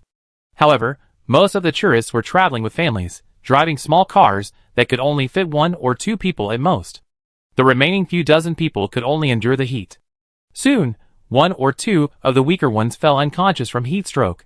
Seeing this, the hotel manager, sitting in his car, was immediately anxious. He had no idea the apocalypse had arrived. He assumed the weather would return to normal soon. But if a guest died at the Green Forest Hotel, it would be a huge blow to the hotel's reputation, and he might even be fired. But no matter how anxious he was, it was futile, because there were already 6 people in his car, including himself. There was simply no room for more. Just as the manager was feeling apprehensive, Zhang Mingyuan drove up to his car in a Porsche. "Manager, I do have a plan to help these people." Zhang Mingyuan rolled down the window and said with a smile, "What's your plan, young Master Zhang?" The manager's eyes lit up, and he asked hurriedly, "Isn't there a Normadison over there?" Zhang Mingyuan pointed at Su Chen's RV and said with feigned kindness, "That RV is so big. If we really squeeze in, 30 or 50 people should be able to fit easily." "Yeah, why didn't I think of that?"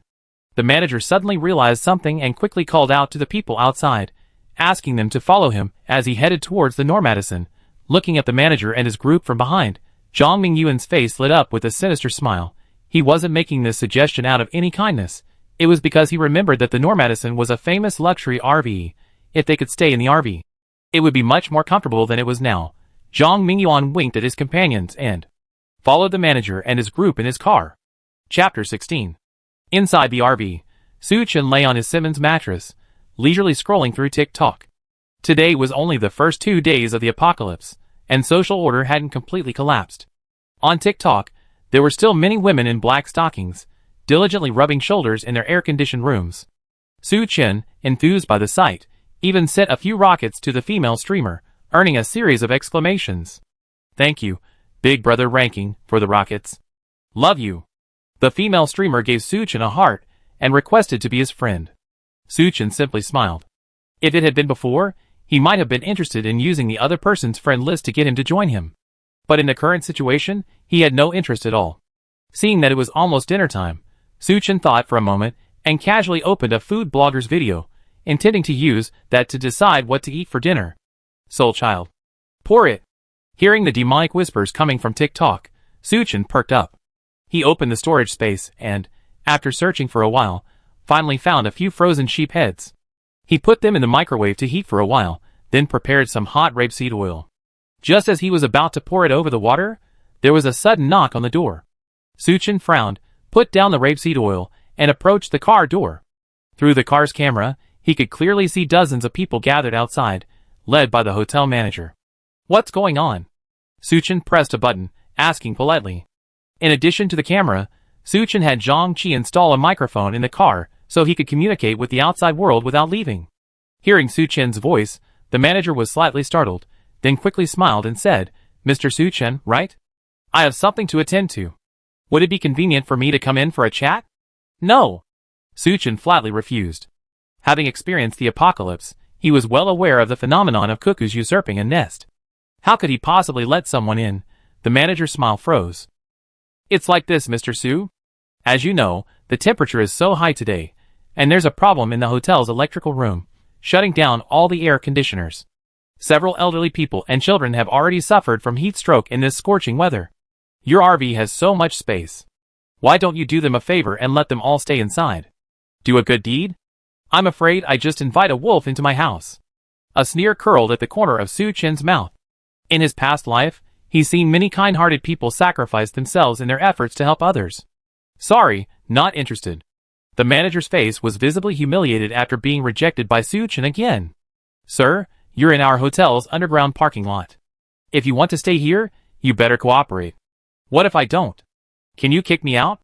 Su-chin's tone was tinged with a hint of teasing. The manager was momentarily embarrassed. If Su-chin didn't cooperate, he really didn't know what to do. Sir, please be kind. Yes, my old lady is over 70 years old and is already unconscious. Seeing the manager's words were failing, the other passengers came forward, chattering. Su-chin didn't bother to engage in further conversation and simply returned to his seat to enjoy his lamb head. Seeing Su-chin's silence, the people outside the car immediately grew furious. You're such a heartless person. That's right, seeing the elderly and children suffer, you don't even think of showing some kindness. Once this is over, I'd definitely expose him. Listening to the accusations outside the car, Su-chin smiled. If you don't have morals, you won't be kidnapped. It's a good thing I didn't let them in, otherwise, with their morals, they'd probably get even worse. The group of passengers complained for a long time, but there was no movement from inside the car. They could only lick their dry lips and quietly go back to rest. The manager also drove up to the side of the Porsche. He shook his head at Zhang Mingyuan, a little annoyed. Young Master Zhang, this guy named Su-chin is a piece of shit. Zhang Mingyuan was also a little surprised. Even if it were him, seeing so many people begging him, he wouldn't have remained indifferent. However, he didn't miss the opportunity, feigning anger. How could this man be so heartless? Oh sorry, Linger, I shouldn't have said that. It's okay, Mr. Zhang. That Su-chin is just Linger's ex-boyfriend. Xiao Mei's delicate face was filled with disdain for Su-chin. I didn't expect him to be such a ruthless person. It's a good thing you broke up with him early, Linger. Standing by, Lu Linger frowned slightly, her heart filled with confusion. She had known Su-chin for so long, and she was certain that he was a kind person. But what had happened to make him so cold and heartless? Although she hadn't been able to trick the car door open and get inside the Nomadison, she had at least tarnished Su-chin's image. Zhang Mingyuan set the stage for his subsequent move to overthrow Lu Linger. As for Xiao Mei, he saw her as a sure thing. As time passed, the sun set, and the scorching temperature dropped slightly. Although still quite hot, it was more bearable than at noon. But a new problem arose: food shortages. As a 5-star hotel, Lucen's ingredients were brought up from the mountainside every morning. The hotel had good intentions, wanting to ensure guests enjoyed the freshest ingredients. However, today's sudden high temperatures, coupled with a power outage that disabled the freezers, caused a large amount of food to rot and spoil. The manager led his men back to the hotel and searched thoroughly, barely finding some instant noodles, compressed biscuits, and other long-lasting, durable foods. However, the food was limited, and after distributing it to 100 or 200 people, there was little left. Young Master Zhang, I saved this for you, the manager said flatteringly, clutching a cardboard box. To conserve gas, most people left their cars after the temperature dropped to a tolerable level. Zhang Mingyuan was no exception. He took the box from the manager and opened it, revealing some canned food. Manager Dang, that's great. Zhang Mingyuan was surprised and delighted, unable to resist praising the manager. You can't mistreat anyone, but you can't mistreat young Master Zhang, right? Manager Dang said with a chuckle. Mingyuan Group was already a super company, and it also had a stake in the Lucen Hotel, which was why he was so flattering to Zhang Mingyuan. Xiao Mei, Linger, come, let's eat together. Zhang Mingyuan feigned generosity, greeting Xiao Mei and Lu Linger. Thank you, young Master Zhang. Young Master Zhang is truly capable. The two women were also quite hungry, so they didn't bother with Zhang Mingyuan and took the cans and began to enjoy them. Young men of status like Zhang Mingyuan usually feasted on delicacies from land and sea. But in this situation, the canned food in their hands seemed especially delicious. After everyone had eaten and drunk their fill, they laid down to rest. Just then, a flurry of footsteps suddenly rang out from the entrance to the underground parking lot. Chapter 17. Could it be the rescue team? Manager Dang instinctively stood up, a look of excitement on his face. As early as noon, when the power went out, he had called Yaoling and Yaya Yuji for help. Although they acknowledged the situation and promised to send someone as soon as possible, there was no response. After hearing Manager Dang's words, everyone present also looked as if they had been saved. However, to everyone's surprise, the men who appeared before them were not the so-called rescue team, but 7 or 8 relatively sturdy men. By the light of the emergency escape light, Zhang Mingyuan immediately recognized them as a Biao, the security officer for Mingyuan Group. A Biao, however, looked rather miserable at this moment. He and his security guards had all been stripped down to their shorts, their bodies red and peeling from the sun.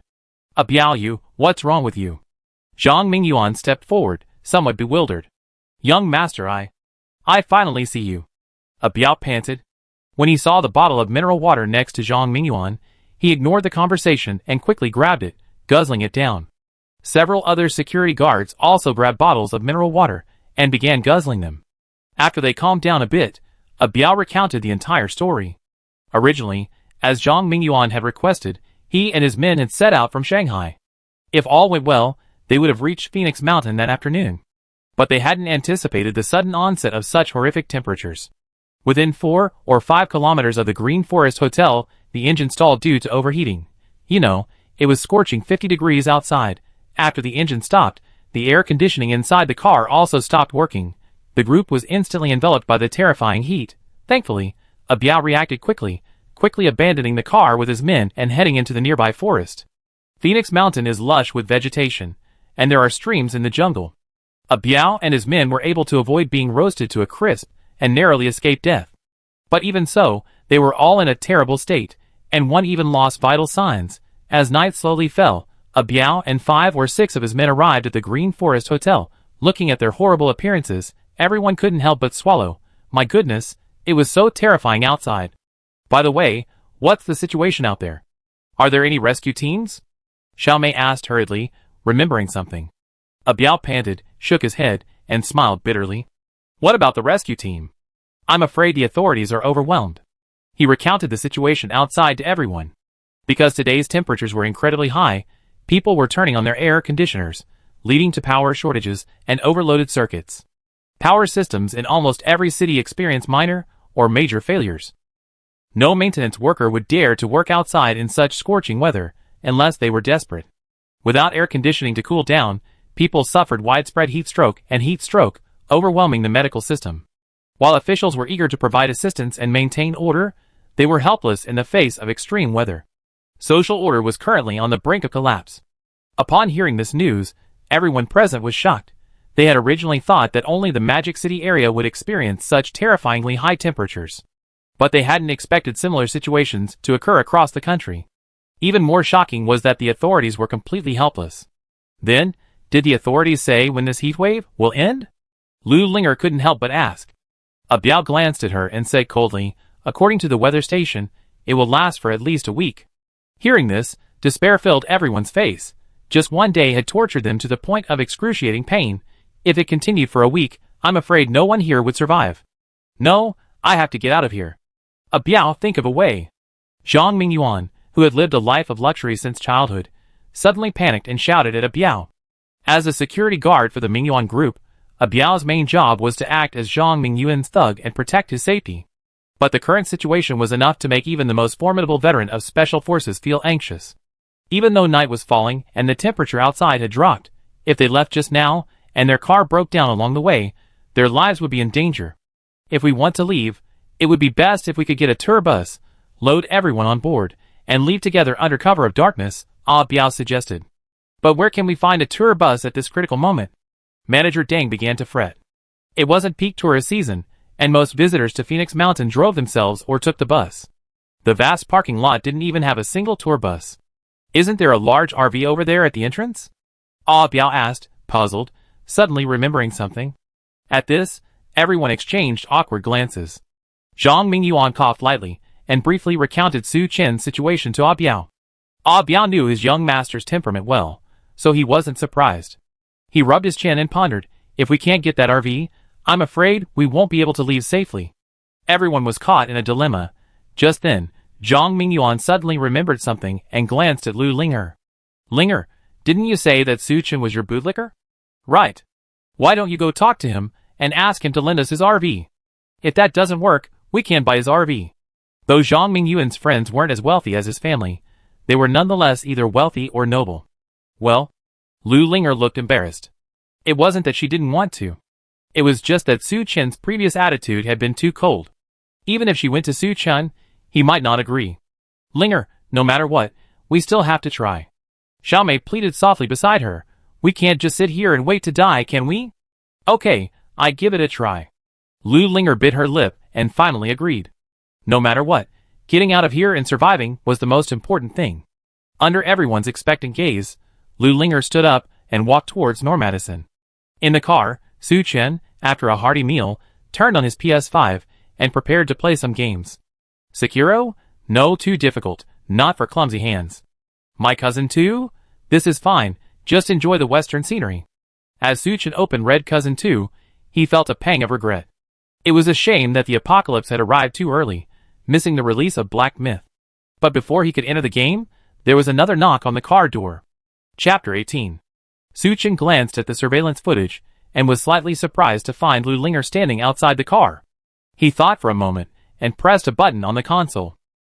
With a humming sound, a steel plate on the side of the car slowly slid down, revealing a thick pane of glass. Is anything wrong? Su Chen looked at Lu Linger calmly. Looking at Su Chen standing inside the brightly lit car, everyone, including Lu Linger, was stunned. Everyone in the parking lot was sweating profusely, wanting to strip completely naked. They ate canned food and instant noodles. But Su Chen, inside the RV, was enjoying the perfect temperature. Not only was he drinking an iced drink, he was also playing on the PS5. Wasn't that too much fun? Lu Linger was stunned for a moment before she came to her senses. She licked her dry red lips, resisting the urge to take a sip of her iced Kool-Aid. Su Chen, the situation is extremely urgent. If we stay here any longer, I'm afraid we all die. Why don't you drive us away from Phoenix Mountain at night, while the temperature is lower? Hearing Lu Linger's words, Su Chen glanced at Zhang Mingyuan, Xiaomei, and the others nearby, a hint of irony playing on his face. He naturally understood that Zhang Mingyuan and the others were trying to persuade him through Lu Linger. Sadly, Su Chen, having experienced the apocalypse, wouldn't be so easily persuaded. To tell you the truth, the apocalypse has already arrived. Even if we leave here, we only end up dead. Su Chen shrugged and said calmly, Besides, why should I take you away? Lu Linger's beautiful eyes were filled with disbelief. Is this still the kind-hearted Su Chen? How could he have become so unfamiliar? If you're fine, I'm going back to play games. Without hesitation, Su Chen pressed the button, raising the steel plate back up. Abandon personal dignity and enjoy a life of vice. This is Su Chen's current creed. Lu Linger was stunned for a moment before returning dejectedly to Zhang Mingyuan and the others. After hearing their conversation, Xiaomei's eyes widened. This Su Chen, his character is truly terrible. It's a good thing you broke up with him early. Lu Linger remained silent, her expression somewhat gloomy. Xiaomei is right, Linger, don't take it personally. He's not worthy of your kindness. Zhang Mingyuan seized the opportunity to comfort Lu Linger. What do you think Su Chen meant by the end of the world? Just then, Manager Deng suddenly spoke in a muffled voice. Everyone was startled, remembering Su Chen's talk of the end of the world. What bullshit, end of the world? He's just talking nonsense. Zhang Mingyuan sneered. Young Master Zhang is right. We can't believe such nonsense. Didn't the Meteorological Bureau say it would be over in a while? The crowd chatted, not taking Su Chen's words seriously. But for some reason, Lu Linger felt a faint sense of fear. Although Su Chen seemed like a different person now, from what she knew of him, he wasn't the type to indulge in nonsense. And there were some daily necessities in Su Chen's RV. It looked like he really made extensive preparations for the end of the world. Young Master Zhang, what should we do now? A Biao looked at Zhang Mingyuan and asked. Without a tour bus and unable to coax Su Chen's RV out, leaving here was practically impossible. Since a peaceful resolution isn't possible, then we have to suppress it with force. A fierce gleam flashed in Zhang Mingyuan's eyes, and he glared at Manager Deng fiercely. Are there any handy tools in the hotel? Yes, there are fire axes in the stairwell, and hammers, wrenches, and other tools in the utility room. I take you there. Manager Deng quickly stood up and led a Biao and his group out of the underground parking lot. A short while later, they returned, sweating profusely, each clutching a variety of tools. Later, you guys go smash the driver's window, but try to limit it to just one piece. A Biao said to his men, you guys go check the car door and see if you can pry it open. And you, climb onto the roof and see if there's a crack. Seeing a Biao and his men about to attack, Lu Linger bit her lip and said, Young Master Zhang, when we get inside, could you please don't make things difficult for Su Chen? Su Chen treated you like this, and you're still going to speak up for him? Xiaomei frowned, complaining discontentedly. Zhang Mingyuan rolled his eyes and chuckled. Sure, sure. Linger asked, so I have to give her face. Biao, don't make things difficult for that kid later. Okay, young Master Zhang. Biao nodded. Young Master Zhang is such a nice guy. He's so much better than that Suchen. Xiao Mei said delicately. Zhang Mingyuan smiled feigned reserve, thinking to himself, if they could seize the RV and let Biao and the others live in the front, he could easily take Xiao Mei and Lu Linger to sleep in the big bed in the back. Biao, accompanied by several of his men, quietly approached Normadison. Unbeknownst to them, after Lu Linger left, Suchen had activated the RV's sentry mode. This is the same feature used on Teslas. Once activated, the cameras surrounding the RV begin operating. If anyone approaches, the alarm will automatically sound. Suchen was playing Big Cousin 2, enjoying the beautiful scenery of the West, when the alarm suddenly went off. He put down the controller and glanced at the surveillance camera. Seeing Biao and his group, armed with various tools, stealthily approaching the RV, a sneer crossed his face. As expected, he knew that with the character of Zhang Mingyuan and the others, they would never let him off easily. Fortunately, he had modified the Normadison beforehand, so there was no need to worry about Biao and the others getting in. But just to be on the safe side, Suchen thought for a moment and stood up and walked to the control panel. He opened the storage compartment, took out the shotgun Gao Qiqiang had gotten him, and waited quietly. Biao and the others outside the car were completely unaware they had been discovered. After confirming that there was no movement inside, Biao signaled to his men. Two of them swiftly climbed onto the roof. The other two carefully examined the doors. After a moment, they all shook their heads at Biao in frustration. Brother Biao, no. There's not much gap on the roof. It's hard to do anything. Biao frowned, walked forward, and touched the body of the Normadison. He was immediately surprised. His extensive experience allowed him to immediately see that the car was constructed entirely of top-grade bulletproof steel. Forget hammers and fire axes. Even an RPG wouldn't necessarily be enough to blast a hole. Looks like we have to start with the front window. Biao nodded to his men and, carrying the heavy fire axe, approached the front of the car. Chapter 19. With the help of his men, Biao climbed onto the hood of the car. He took a deep breath, raised the heavy yet sharp fire axe in his hand, and smashed it hard against the passenger window. Bang!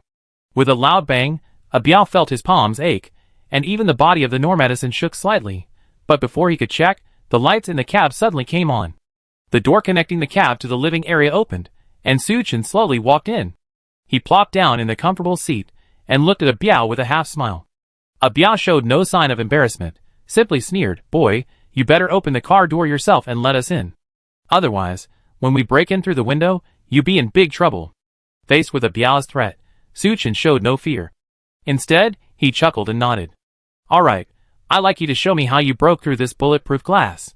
Biao was startled by this, and quickly looked down. It would have been fine if he hadn't looked, but when he did, he was stunned. The car window glass was perfectly intact, not even a white mark.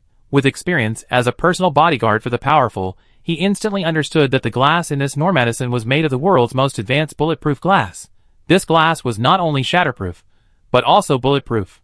Even the powerful AK-47 bullet couldn't completely destroy the glass. At most, it would leave a spiderweb of cracks. The car used by the president of Gale Country uses similar bulletproof glass. Biao couldn't help but gasp. This is 2F** King perverted. The car's body is made of bulletproof steel plates, and the windows are also bulletproof glass. Are you trying to defend against a terrorist attack? Looking at the dazed Biao, Suchen smiled, a smile that was incredibly bright. Smash it. Why don't you smash it? Brother Biao, why bother talking to him? Keep smashing it. The younger brothers nearby were instantly enraged. They rushed forward, tools in hand, and began hammering furiously at the car's windows. But reality was cruel. No matter how hard they tried, the windows remained intact, leaving them exhausted. Bang! Just as Biao and his men were exhausted, a gunshot rang out. The experienced Biao was the first to react, quickly jumping off the front of the car.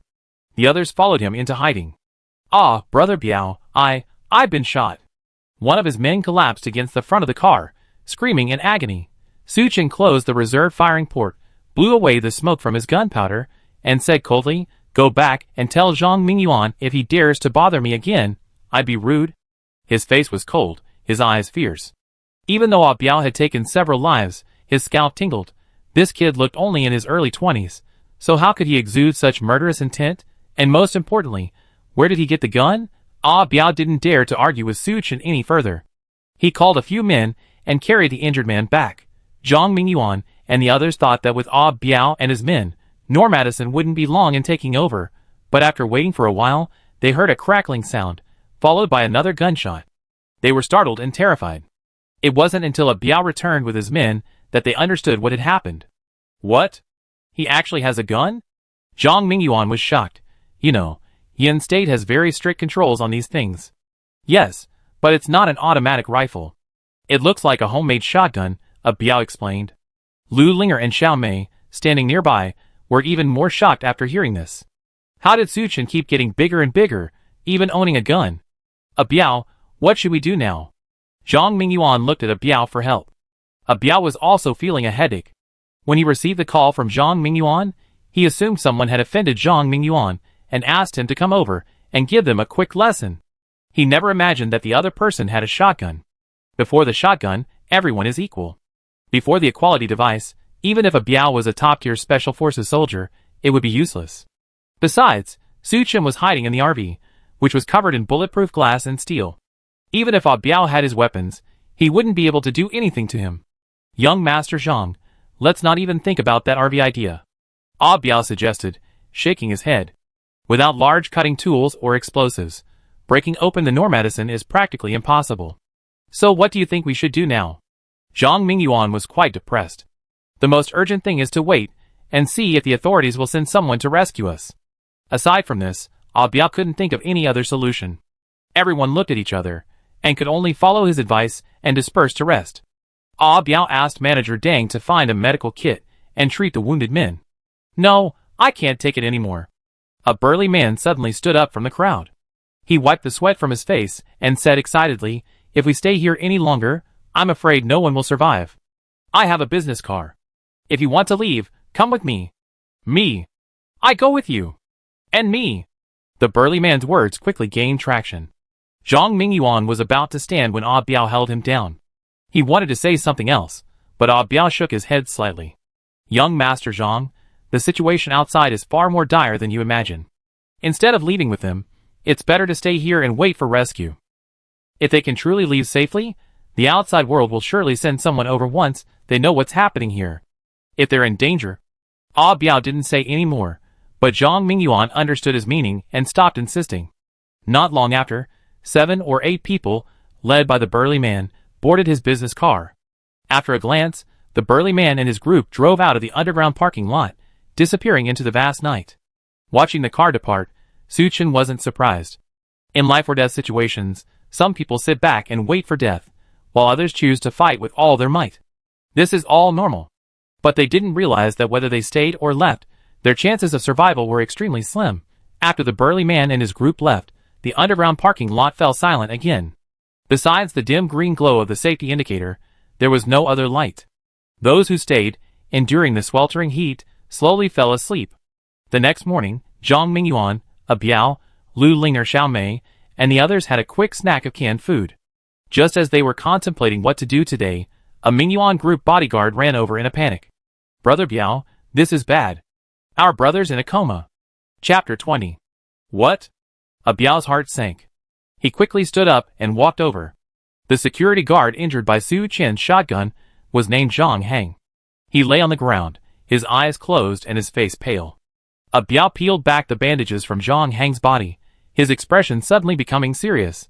Although, after experiencing the baptism of the apocalypse, Su Chen could do anything to survive, this did not mean he was a murderous maniac. When Su Chen fired, he deliberately avoided Zhang Hang's vitals, targeting his legs. Furthermore, this homemade shotgun wasn't very powerful, and was loaded with iron sand bullets. So, after a simple bandage, Zhang Hang wasn't in danger of death. But the problem was, the weather was so hot, and the iron sand bullets had caused dozens of wounds, large and small. Although Biao and others had been disinfecting Zhang Hang's wounds, infection was inevitable. At this moment, Zhang Hang's wounds had begun to fester. His forehead burned, and he fell into a coma. Brother Biao, we need to think of a solution quickly, or he die, one of his men said nervously. Biao understood this and immediately turned back, asking everyone, is there a doctor here? After asking 3 times, a middle-aged man with glasses weakly raised his hand. I'm a doctor. Biao didn't hesitate and immediately brought him to Zhang Heng. After examining him, the doctor, named Wang Yi, shook his head and said, he has a severe infection and complications. He must be given fluids, antibiotics, and the wounds cleaned immediately. Otherwise, he won't survive today. Biao and the others looked at each other in bewilderment. The hotel's first aid kit contained only simple medications like alcohol, gauze, and cold medicine. Where could they go to give Zhang Heng and 4 antibiotics? My clinic has these things, but it's too far from the hotel, Wang Yi said somewhat embarrassedly. His clinic was located at the entrance of the resort hotel. On weekdays, even driving there would take about 10 minutes. But with the scorching heat, by the time they got there, not only Zhang Heng, but even they might be useless. Even if it's far, we have to try, Biao said gravely. Given Zhang Heng's condition, even if he gets treated, he might not survive. Let's just forget it. Zhang Mingyuan, standing nearby, said with some disapproval. Shut up. He's my brother. I have to save him. Biao glared at Zhang Mingyuan and snapped. The employees in Mingyuan Group's security department were essentially all Biao's comrades, their friendship akin to a life-or-death relationship. He couldn't possibly give up Zhang Heng's life. Zhang Mingyuan was startled, realizing that the situation had changed significantly. In the past, Biao had obeyed him simply because of the Mingyuan Group's influence. But now disaster had struck, and they were trapped here.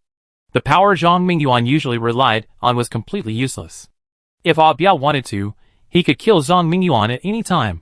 Zhang Mingyuan shuddered, not daring to say another word. He couldn't help but snort inwardly. If you have the guts, go out and save him.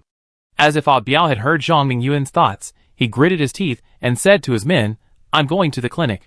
Who's coming with me? I go. I go too, take one with you. Biao held considerable prestige among his men, and with just this call, all 6 nodded in agreement. Leaving 2 to care for Zhang Heng, Biao inquired about Wang Ye's clinic address and headed outside with a few of his men. However, before they even left the underground parking lot, they felt a wave of heat wash over them. The air felt like it was burning. Just breathing felt like their lungs were on fire. Forget it, let's go back. Biao hesitated for a moment, then shook his head. Although he wanted to save Zhang Heng, the scorching heat outside was so intense that he feared they might all die. Watching Biao return, Zhang Mingyuan couldn't help but sneer inwardly. He was so impressive just now. Why is he back again? Dr. Wang, can my brother make it through tonight? Biao asked worriedly. I'm afraid not.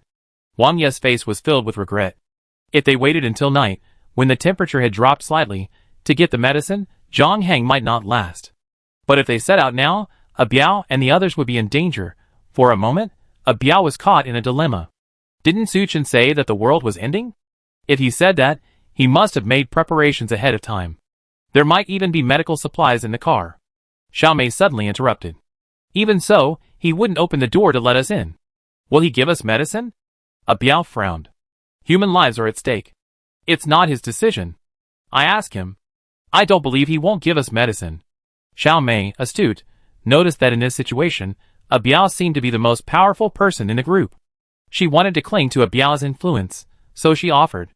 Then I trouble you, Miss Xiao. Biao said this, but he didn't agree in his heart. Su Chen doesn't even care about me, so if you come forward, he give it to me? Xiao Mei stood up, walked towards the Normadison, and knocked on the door. Knock, knock, knock. Su Chen, who was frying steak in the car, was startled by the noise. The steak he was holding fell to the ground. Although it could be eaten after rinsing it with water, Su Chen's mood was clearly affected. He pressed the button and saw Xiao Mei outside the car, his face darkening. What's wrong? Su Chen, the man you shot is now infected and in critical condition. Xiao Mei accuses him bluntly. Do you have any antibiotics or anything like that in your car? If so, get them out. If he dies, you be in big trouble. After hearing her words, Su Chen paused for a moment, then smiled, a brilliant smile. But this smile left Xiao Mei somewhat baffled. What are you laughing at? Didn't you hear what I said? Xiao Mei, are you a clown hired by Monkey? Su Chen drawls. You actually scolded me? Xiao Mei's eyebrows arched, and she chided him in a delicate voice. Don't even mention scolding you. If I didn't want to leave, do you believe I would have hit you? Su Chen gives a sinister smile. Your brain is truly underdeveloped. Your cerebellum completely underdeveloped. Don't you even consider your own worth? How dare you challenge me? Kneel down now, and call me daddy. When we run out of food in a couple of days, maybe I give you a few bones. Chapter 21. Xiaomei was completely stunned. Although she could sense Su Chen had changed during their recent interactions, she hadn't expected him to become so uncultured. Are you still a man? Seeing Xiaomei's face flush red with anger, her towering breasts rising and falling, Su Chen smirked. Am I a man? Do you want to come in and experience it? You? Xiaomei quickly hugged her chest, cursing bitterly. You stinking man, you're so disgusting. Even if all the men in the world died, I wouldn't let you succeed. What a coincidence. I'm actually not that interested in a green tea bitch like you. Su Chen shrugged his shoulders and smiled nonchalantly. Unless you kneel down and beg me, there's even a slight chance. Xiaomei wanted to curse again, but Su Chen turned around and stepped directly onto the steel plate. She stamped her foot in anger and turned away.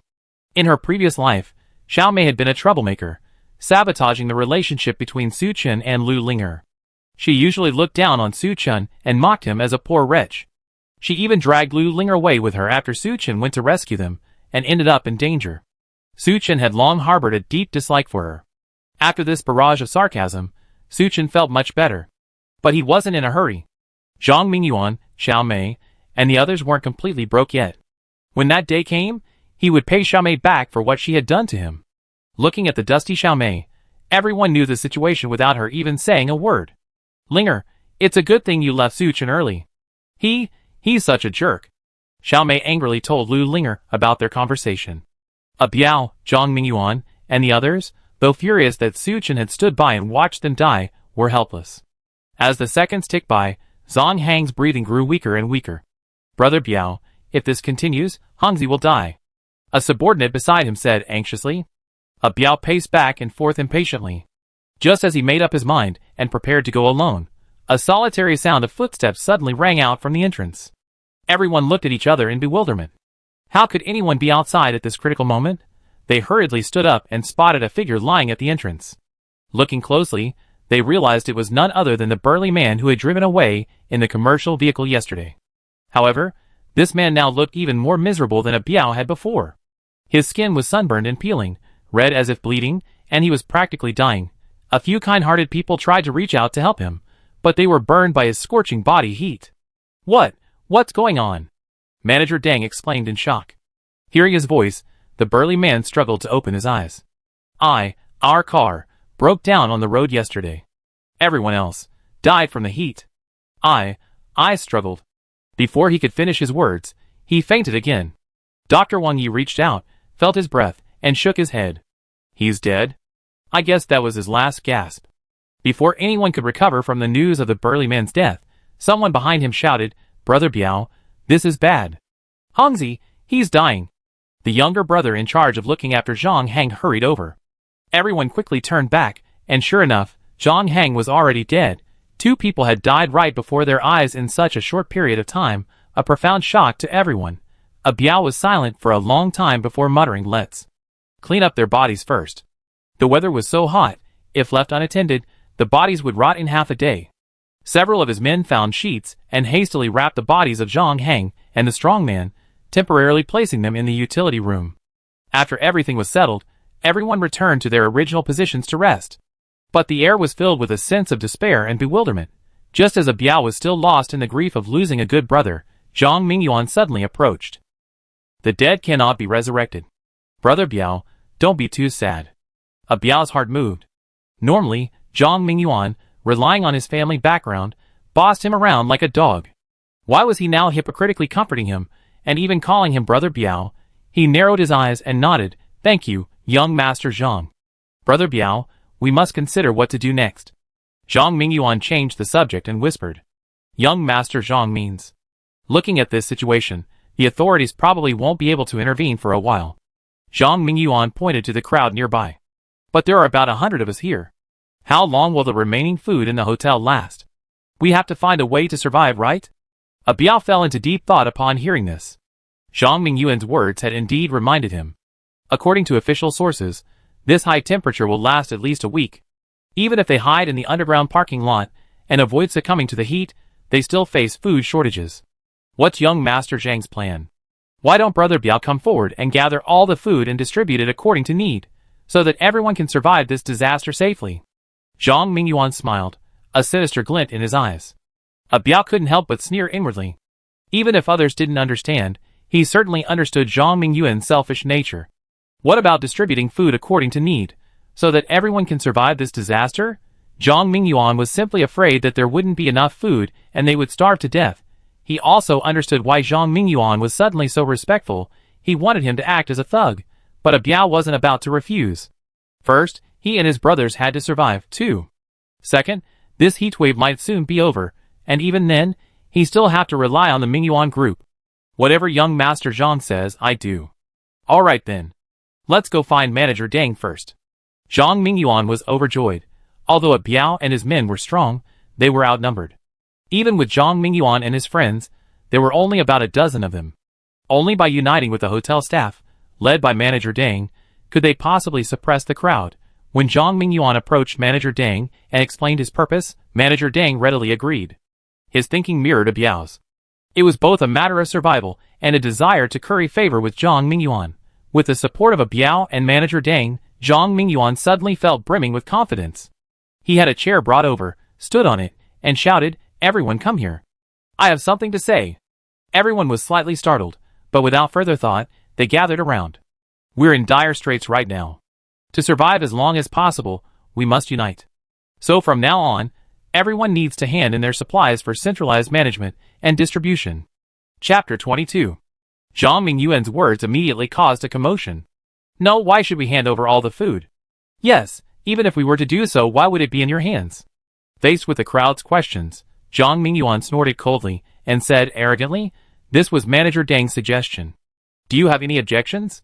Manager Deng stepped forward and said with a flattering smile, "Young Master Zhang is the future heir to the Mingyuan group.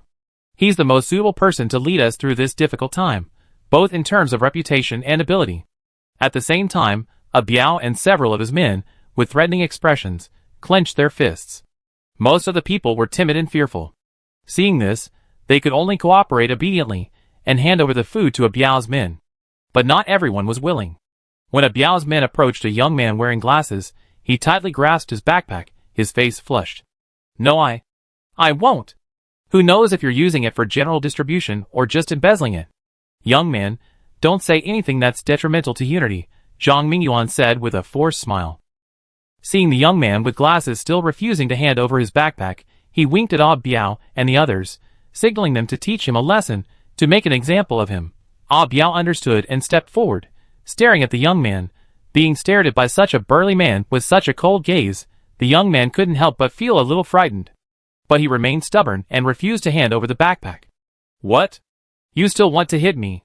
Before he could finish his words, Biao smacked him with a powerful slap. "Pa!" The young man with glasses was instantly knocked to the ground, his glasses falling to the ground. Before he could get up, several of Biao's minions rushed forward, punching and kicking him. Seeing the situation was almost heated, Zhang Mingyuan called out to Biao in a hypocritical tone, "Brother Biao, stop it. Look at you, you're so impulsive, you beat someone up like this. So, young man, are you going to hand over your backpack?" The young man with glasses, whose face was bruised and swollen, dared not resist, and obediently took out his backpack. "That's better." Zhang Mingyuan snorted, glancing at the others. Everyone was startled and hurriedly handed over their food. Su Chen, sitting in the RV, took in the entire farce that unfolded between them. He couldn't help but sneer. Just like in his previous life. When the apocalypse first arrived, some people noticed something was amiss.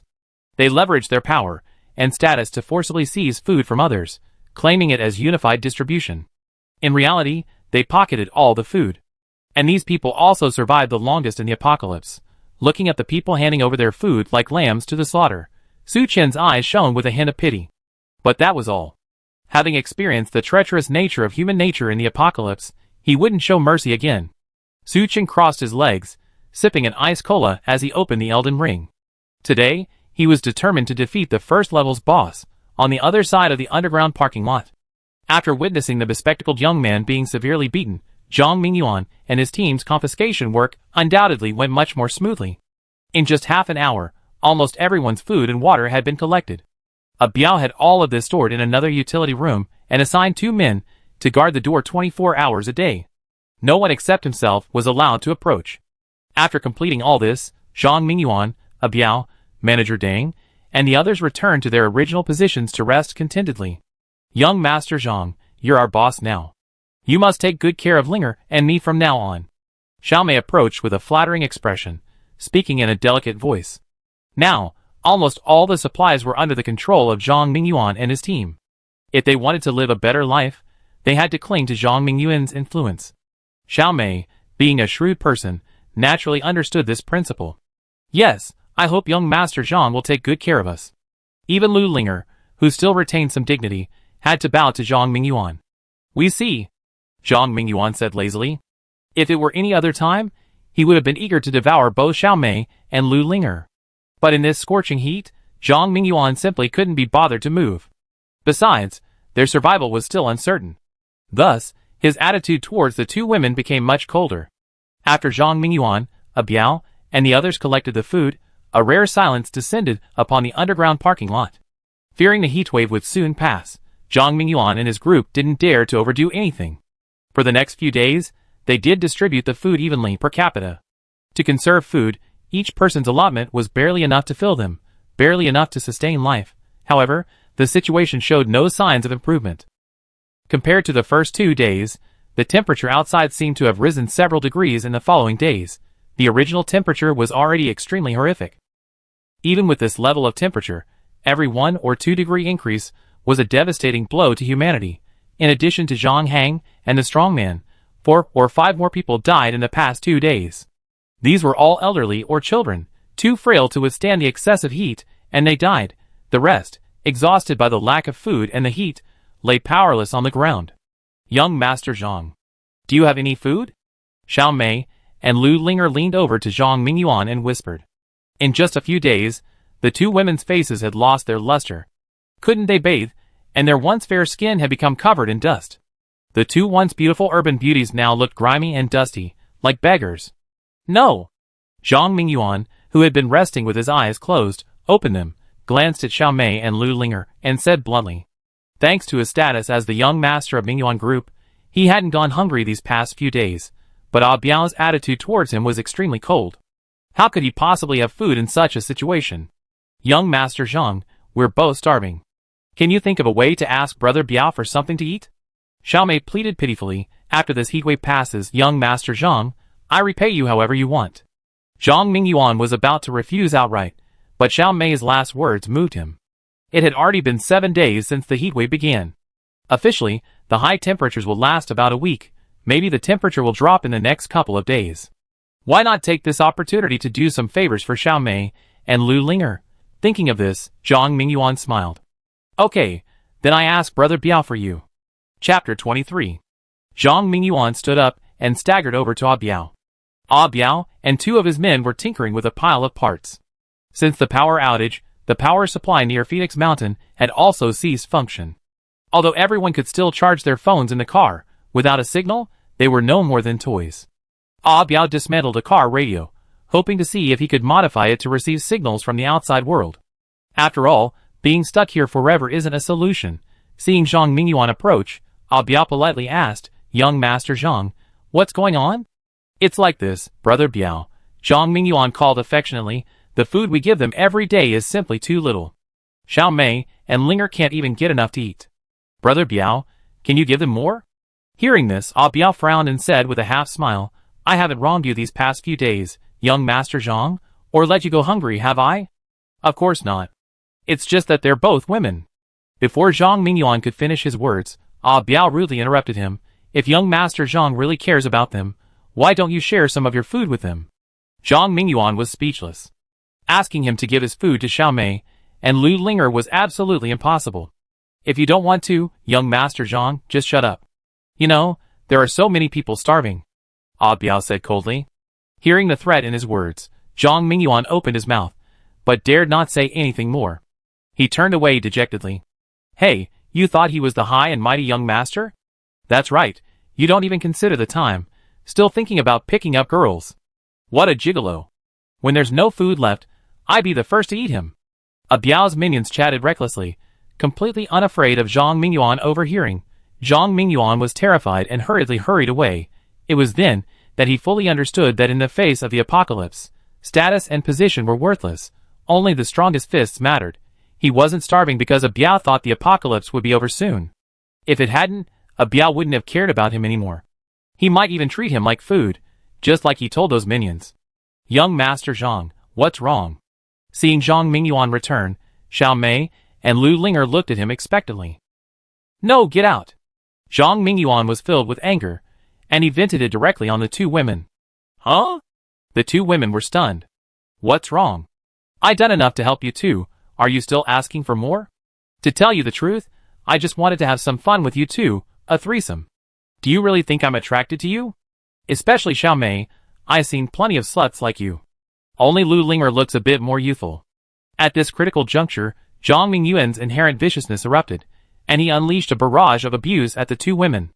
Xiao Mei and Lu Linger were horrified to see the usually elegant Zhang Mingyuan transformed into such a frenzy. They didn't dare to say anything more, and could only return to their seats. Mayor, I'm so hungry. What should I do? Lu Linger said pitifully.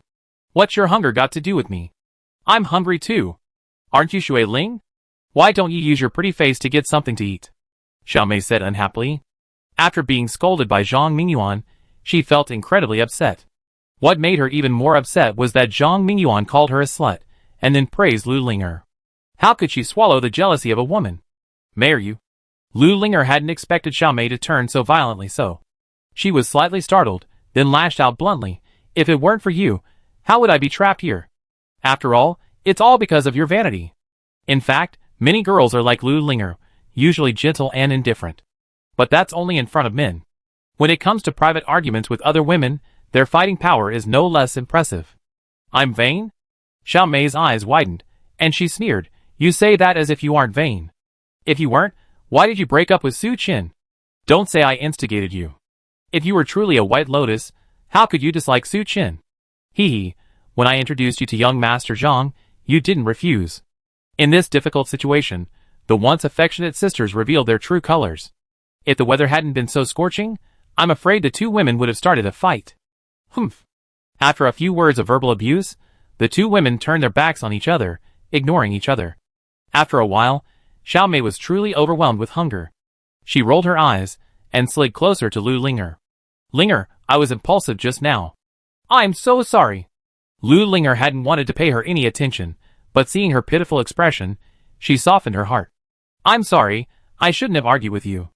In this situation, we sisters must stick together to survive. Do you have any good ideas? I just figured it out. If what Su Qin said is true, and the end of the world really is coming, then he must have made every possible preparation, Xiao Mei analyzed. Recalling the various supplies she had seen inside the RV, Lu Linger nodded in agreement. After all, he's your ex-boyfriend. Why don't you go and beg him to let us in? I thought about it, but I'm afraid he won't agree, Lu Linger said helplessly. How will we know if we don't try? Xiao Mei urged. Thinking of the comfortable environment inside the RV and the cool air, Lu Linger gritted her teeth and said, okay. The sky was already darkening. After several days, most of the emergency lights in the underground parking lot had run out of power, with only a few still functioning. This made the already dark underground parking lot even more difficult to see. Using the dim light, the two women cautiously made their way towards the RV. Though some noticed them, they were too hungry for days to bother paying attention. Because of his clumsy skills, Su Qin couldn't even get past the first level of the Elden Ring. After a few days, he decided to give up completely. Just as he was debating whether to play Game of Thrones V or Civilization 6, the car door banged again. Who is it? Su Qin stood up, a little impatient. Ah Chun, it's me. Seeing Xiao Mei and Lu Linger outside, Su Qin shrugged. Why are you two here again? Are you annoying? Chapter 24. Just as Su Qin was about to close the car window, Lu Linger hurriedly called out to him. Ah Chun, I have something to tell you. Okay, say it now, and fart now. Su Qin pulled over a chair and plopped down on it. He scooped up the middle of the half-eaten watermelon with a spoon and popped it into his mouth. The watermelon looked crystal clear, without a single seed. Even under normal circumstances, this would be a rare dream come true. Having a bite of this in this scorching heat would be incredibly satisfying. The two women's mouths were drooling furiously, almost wishing they'd given up using spoons and just scooped it up with their hands. It's like this, Chin. Lu Linger swallowed, forcing a smile across her pale face. During this time away from you, I reflected a lot. You've been so good to me, and I only knew how to take, not give back. Breaking up with you was truly my fault. Yeah, keep going. Suchin nodded as he dug into the watermelon. Lu Linger had no choice but to continue. After all this time, I realize I still can't forget you. I hope you can forgive me. She finished, and she and Xiaomei looked at Suchin expectantly. Suchin didn't answer them immediately. Instead, he finished half the watermelon, burped, and then said slowly, "You seem to have reflected deeply. In that case, I forgive you." Lu Linger and Xiaomei had originally thought it would take some persuasion to convince Suchin. They hadn't expected Suchin to forgive Lu Linger so easily. It seems no matter how he changes, he's still that bootlicker. A flicker of disdain flashed in Xiaomei's eyes, but she maintained a smile. "In that case, Chun, please open the door and let us in."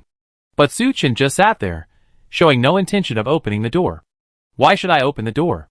Xiaomei was startled, and subconsciously asked, "You? Haven't you forgiven Linger?" "Yes, I have forgiven her, but what does that have to do with me opening the door and letting you in?" Suchin smiled. "Forgiving her doesn't mean I'm letting you in." Xiaomei and Lu Linger were stunned.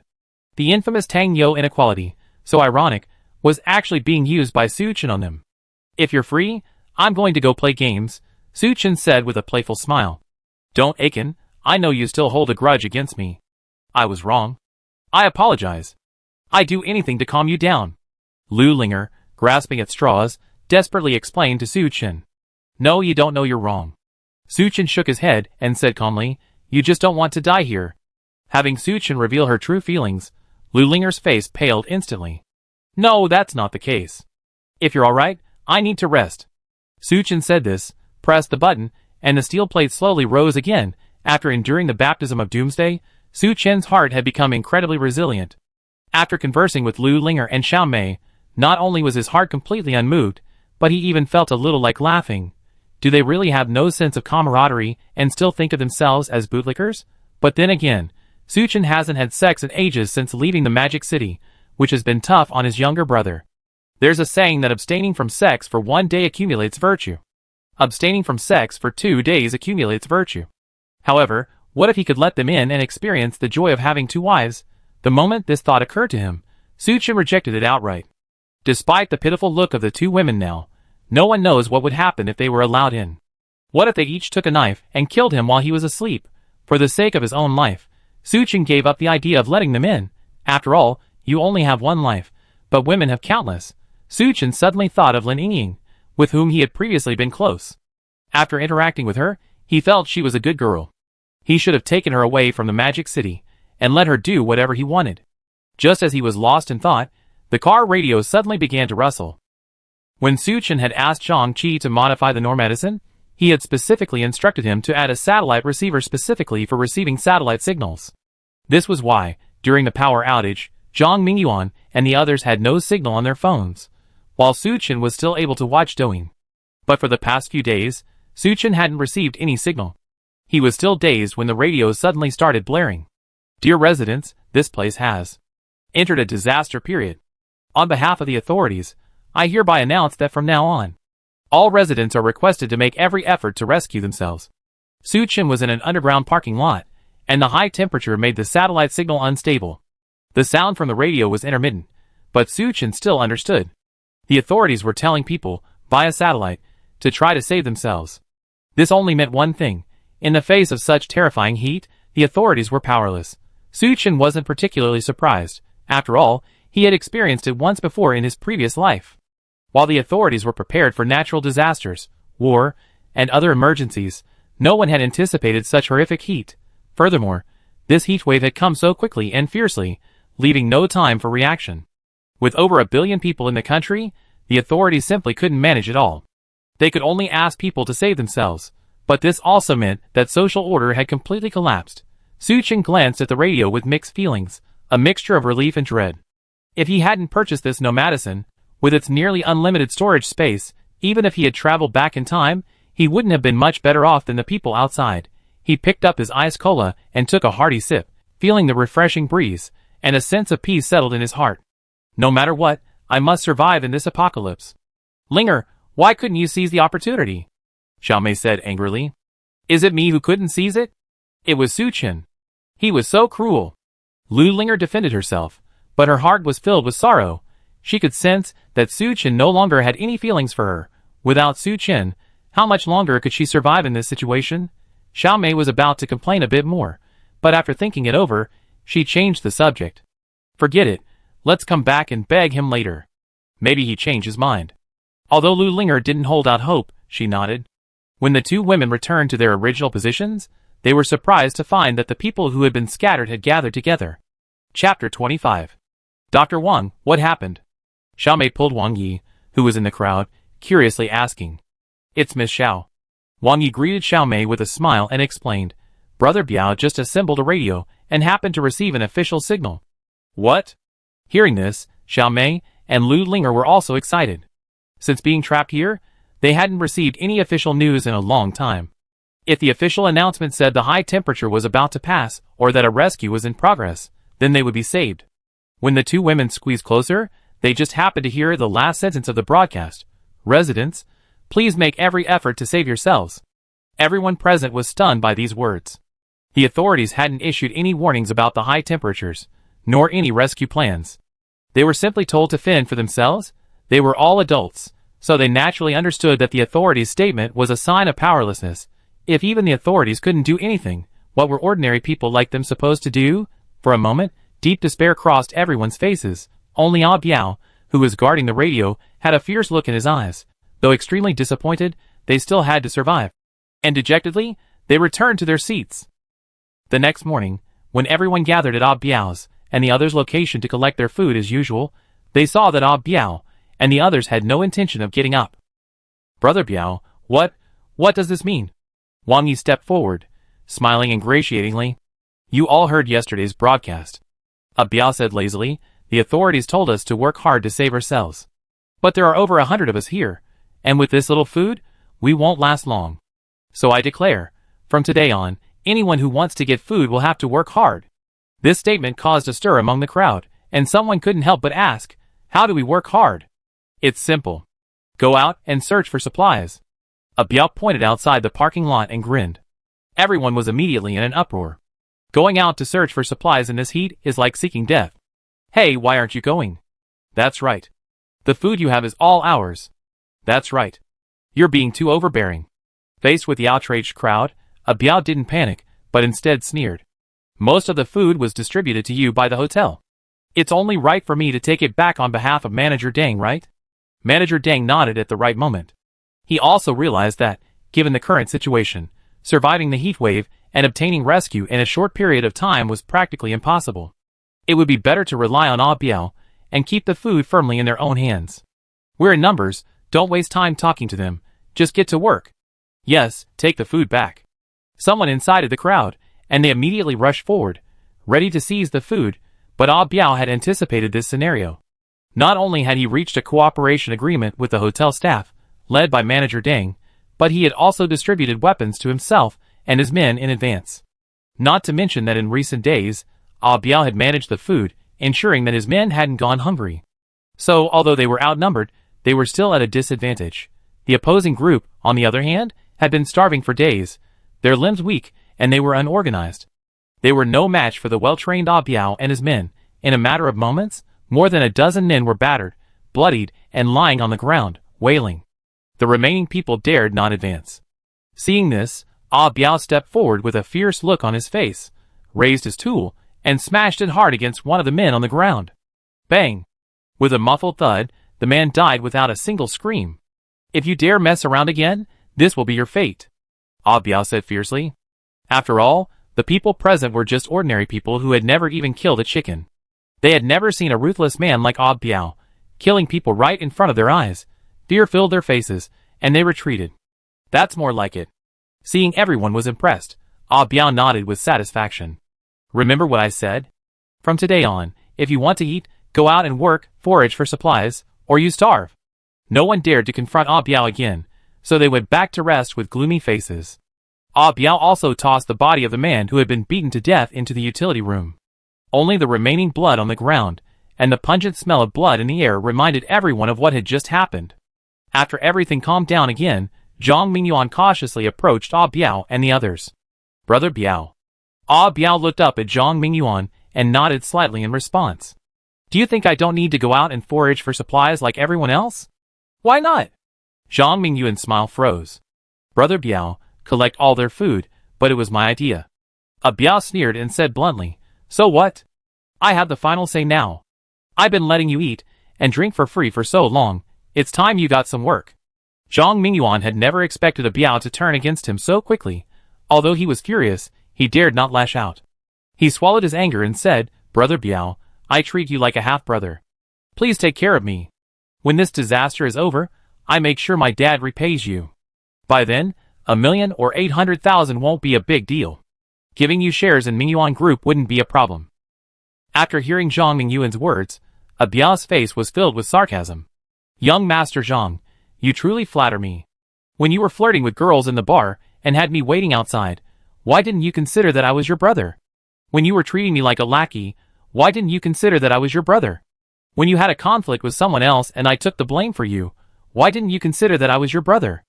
As for that dry stock and all that, young Master Zhang, forget it. You're promising too much, I can't eat it. Anyway, from today on, you're just like them.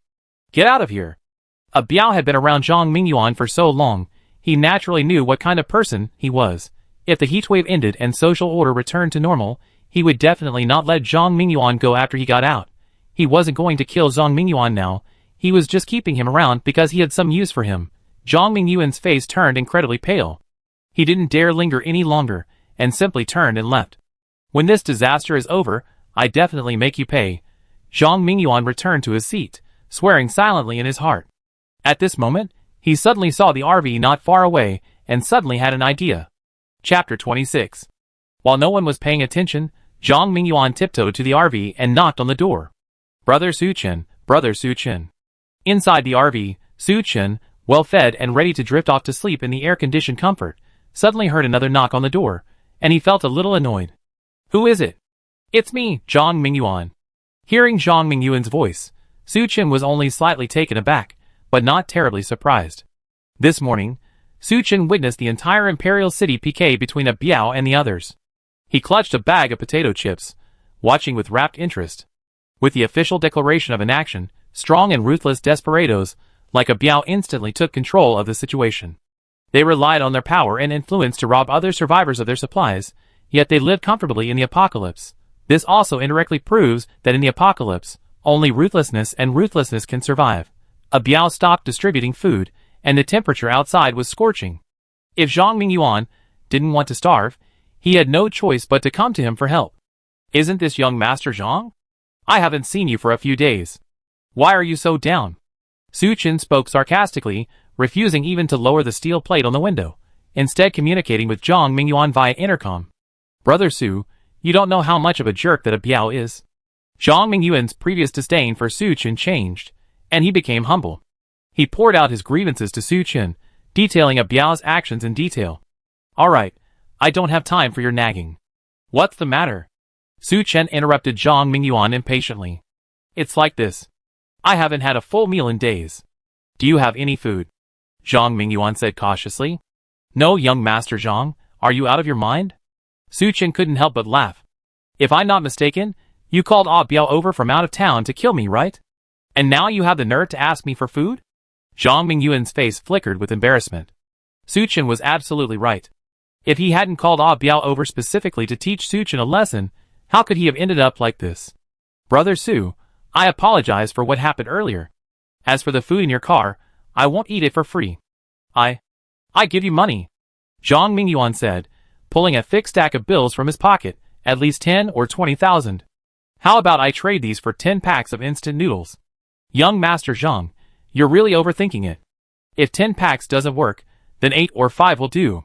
No, young Master Zhang, you misunderstood me. The bills in your hand are too hard to even wipe my ass with. Why should I trade with you? Su Chen said with a smile. Zhang Mingyuan was completely stunned.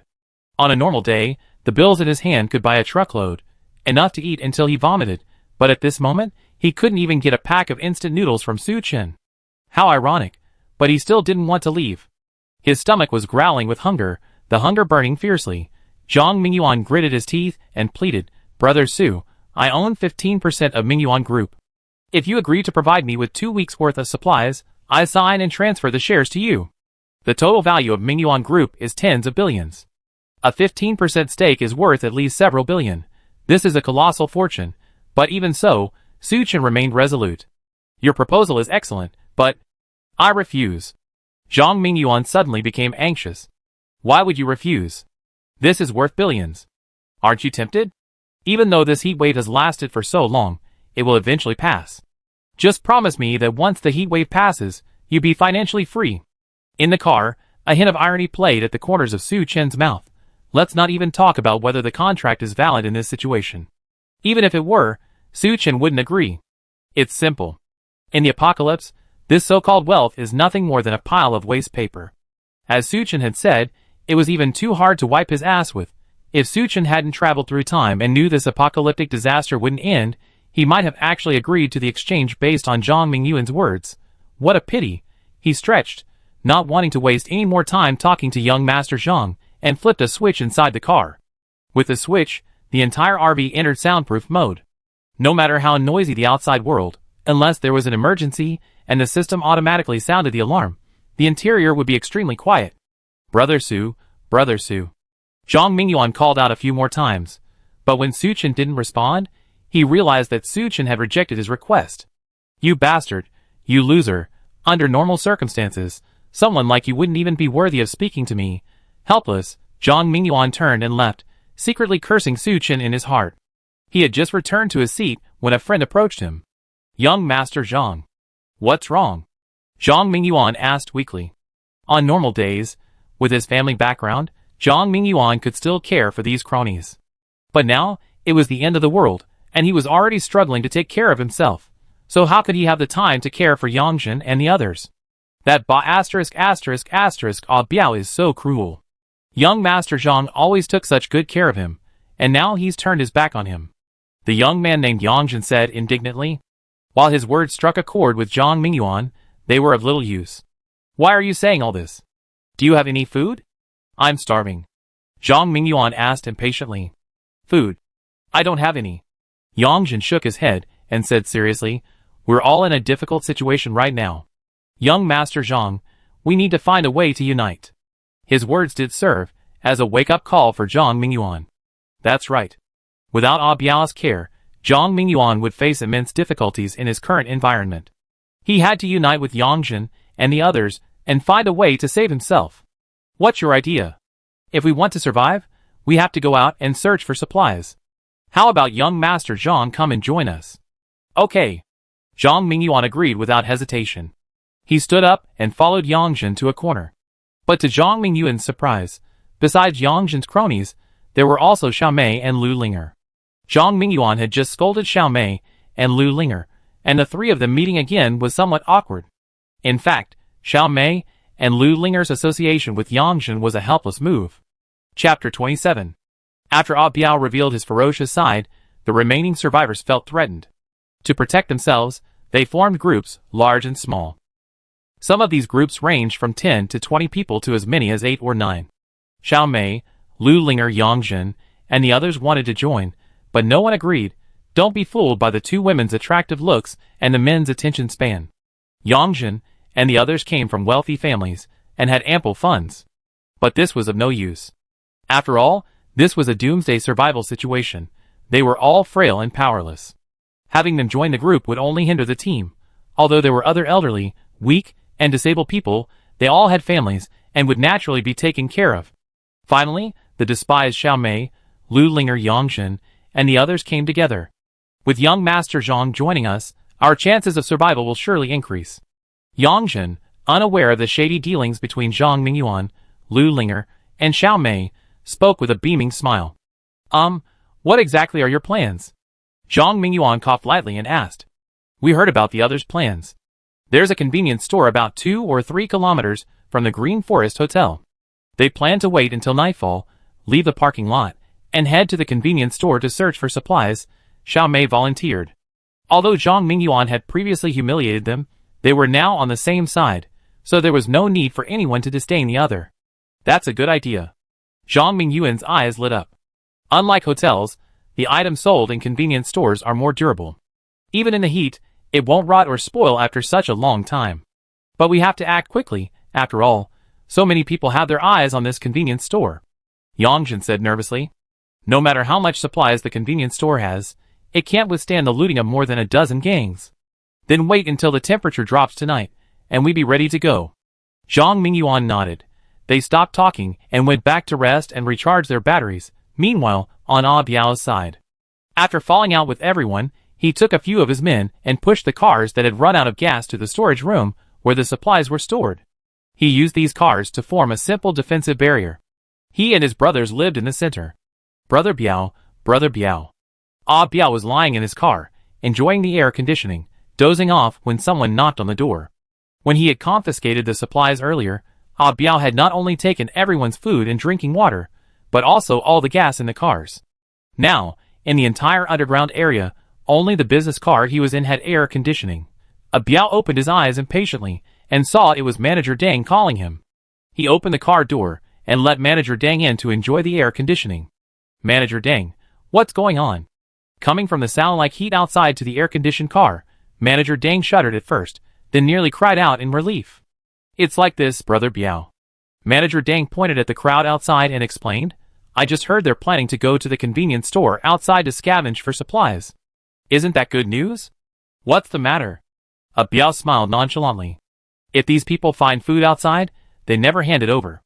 Should we send people out to rob them of the food in the convenience store? Manager Deng asked nervously. Why should we go out? Ah Biao threw his legs over the steering wheel, unhurried. Our food won't last much longer. Seeing Ah Biao so relaxed, Manager Deng grew anxious. When the heat first set in, he and his men had scavenged a large amount of instant noodles, canned food, and other food from the hotel. But after so long, they'd been mostly consumed. According to estimates, in 3 days at most, all this food would be gone. This was why, upon realizing the authorities were powerless, Ah Biao turned sour. If we run out, we can just rob them. Ah Biao's face lit up with a cruel smile. Manager Deng paused, then instantly understood what he meant. In such terrifying heat, hiding underground offered only a glimmer of hope for survival. Even if they managed to find supplies, the survivors would have to return to the underground parking lot of the Green Forest Hotel to survive. Unless the survivors united, no group could withstand Ah Biao and his men's depredations. In other words, Ah Biao treated these survivors like pigs. If he ran out of food, he would slaughter them. He was truly a ruthless person. Maybe it was the air conditioning, but Manager Deng's back was suddenly covered in cold sweat. Time passed by minute by minute. The sky quickly darkened, and the temperature dropped significantly. Everyone in the underground parking lot was cheered up, but before they could even set off, they heard the roar of an engine, followed by 2 bright flashes of light that blinded them. The long-dormant Nomadison suddenly started up. Under everyone's astonished gaze, Suchin drove the Nomadison out of the underground parking lot. Strange, what's this idiot doing? Zhang Mingyuan couldn't help but mutter. Never mind, young Master Zhang, we have to get going. Yangjin reminded him. A rustling sound could be heard all around. People were already moving, heading out of the parking lot. Suchin had been holed up in the underground parking lot for over a week. He came out of the underground parking lot, firstly to see the scenery outside, and secondly because the black water tank in the car was full, and he needed to find a place to drain it. The black water tank was filled with domestic sewage. Usually, it needed to be manually removed and drained. Fortunately, Suchin had Zhang Qi help him modify it. With the push of a button, the water could be discharged and flushed directly. After all, in the apocalypse, no one would care if people urinated or defecated anywhere, let alone discharge sewage. Suchin pressed the button and waited for the black water tank to flush. He himself crossed his legs and admired the view outside the window. The weather was beautiful tonight, cloudless. The bright moonlight provided a clear view of the surroundings. After several days of scorching heat, most plants had withered, with only a few heat-resistant ones still surviving. A blanket of silence fell over the world, and the usual chirping of insects and birds was gone. The black water tank was flushed, and Suchin was about to return when he suddenly saw figures emerging from the underground parking lot exit one after another. Without stopping, they hurried off into the distance. Chapter 28. Suchin was momentarily stunned, then he understood what these people were up to. Ah Biao had seized the supplies and refused to distribute them. To survive, these people had no choice but to go out and search for supplies under cover of darkness. However, It was unknown how many of them would be able to find supplies and return alive. Suchin shook his head, and after seeing that the black water tank had been drained, he restarted the medicine and returned to the underground parking lot. As the others in the underground parking lot set off, Zhang Mingyuan, Yangjun, and the others followed closely behind. However, in the other teams, those responsible for searching for supplies were all able-bodied adults. Unlike Zhang Mingyuan's team, they were either drunken and womanizing young men or weak and vulnerable women. As a result, not long after leaving the underground parking lot, Zhang Mingyuan and his group were left far behind. To avoid getting lost and to scavenge more supplies, they had to quicken their pace. Although the sun had set, the lack of direct sunlight made it much more bearable than during the day. But after a day of direct sunlight, the surface temperature remained frighteningly high. The air felt like a swirl of fire, the heat making one's head spin. Who? Zhang Mingyuan gasped for breath, his heart racing, his steps struggling, and his entire body drenched in sweat, as if he had just climbed out of a swimming pool. He couldn't help but feel a surge of regret. If only he had hidden in the underground parking lot. But now that things had come to this, Zhang Mingyuan could only bite the bullet and continue forward. Yangjun, Xiaomei, Lu Linger, and the others weren't much better off. Everyone was sweating profusely, their faces pale. Luckily, the convenience store wasn't far from the underground parking lot. Zhang Mingyuan and his group persevered for a while before they saw people hurriedly returning, carrying large and small bags. They merely glanced at Zhang Mingyuan and his companions, showing no sign of stopping. But Zhang Mingyuan and his companions were suddenly refreshed and quickened their pace. Not long after, they finally found the convenience store Yangjun had mentioned on a street corner. Most of the survivors who had arrived earlier had already finished their looting and were preparing to return, carrying their supplies.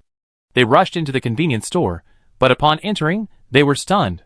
In the bright moonlight outside, Zhang Mingyuan and his group could clearly see the utter devastation it was in. The shelves stocked with daily necessities were practically bare, not a single hair left. Reluctant to give up, the few people endured the stifling heat and searched the convenience store for a long time before finally finding a few leftover instant noodles, sausages, and a few bottles of drinks. Damn it, this is like a wasted trip. Zhang Mingyuan was furious. Why are those people up there acting like bandits? They have no morals at all.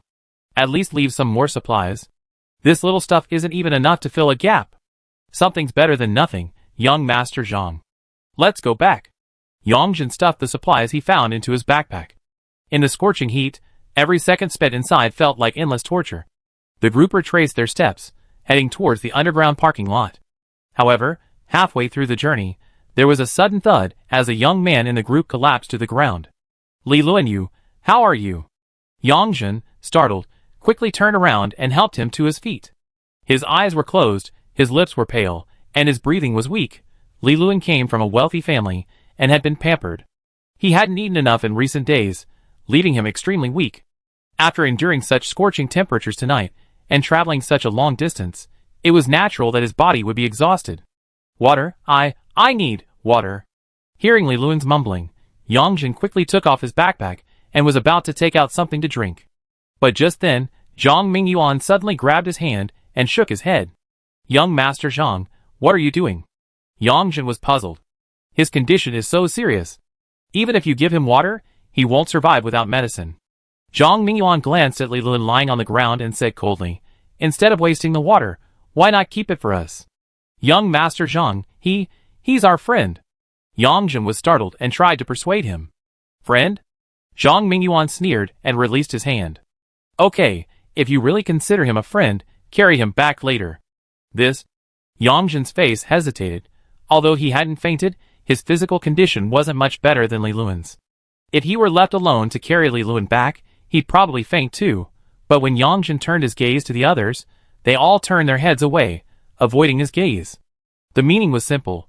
If you want to save Li Luan, do it yourself. Under the threat of Doomsday, everyone is selfish. Zhang Mingyuan, Xiaomei, Lu Linger, and the others might not actively harm Li Luan. But expecting them to risk their lives to rescue him was out of the question. Seeing Yangjun still hesitate, Zhang Mingyuan didn't hesitate. He simply picked up his backpack and headed for the underground parking lot. The others followed closely behind him, not even glancing at Li Luan. Yangjun hesitated for a moment, then sighed, and left Li Luan where he was. After Zhang Mingyuan and his group returned to the underground parking lot, they began to divide the spoils. However, Each person's share of food and drinking water was only enough for 3 days at most, and that was after deducting Li Luan's share. Though they were reluctant, they had no choice. After dividing the spoils, they could only return to their respective seats and carefully eat their food. Although the instant noodles were incredibly coarse and difficult to swallow, after a day of starvation, both the well-off Zhang Mingyuan and the pampered Xiao Mei and Lu Linger savored them as if they were feasting on the most delicious food in the world.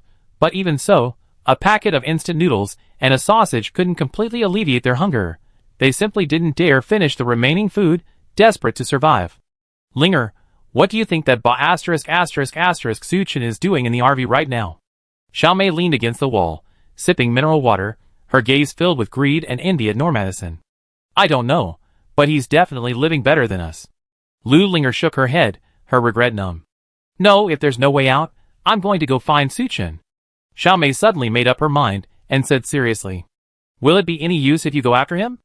Lu Linger felt that Xiao Mei wasn't quite thinking straight. I had a relationship with Su Chen, and he wouldn't help me, so why would he help you? What if I were to trade my body with him? Chapter 29. What mare you? Hearing Xiao Mei's words, Lu Linger's eyes widened. While Xiao Mei was a bit materialistic, she wouldn't sell her body for a little food, would she? I'd rather trade my body for food than starve to death. Xiao Mei snorted coldly. Linger, I remember you said Su Chen was still a virgin, right? Well, yes, when we were dating, we didn't have any intimate contact. Lu Linger blushed slightly as she explained. That's good. With my charm, I'm sure I can conquer him. Xiao Mei smiled confidently, as if everything was under control, but for some reason, Lu Linger felt a strange unease.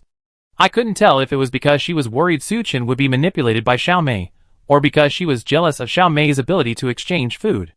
After the survivors searched for supplies at the convenience store, a rare tranquility descended upon the underground parking lot. Only Zhang Mingyuan, Yang Zhen, and their group were getting a bit anxious. The supplies they brought back from the convenience store were quickly consumed.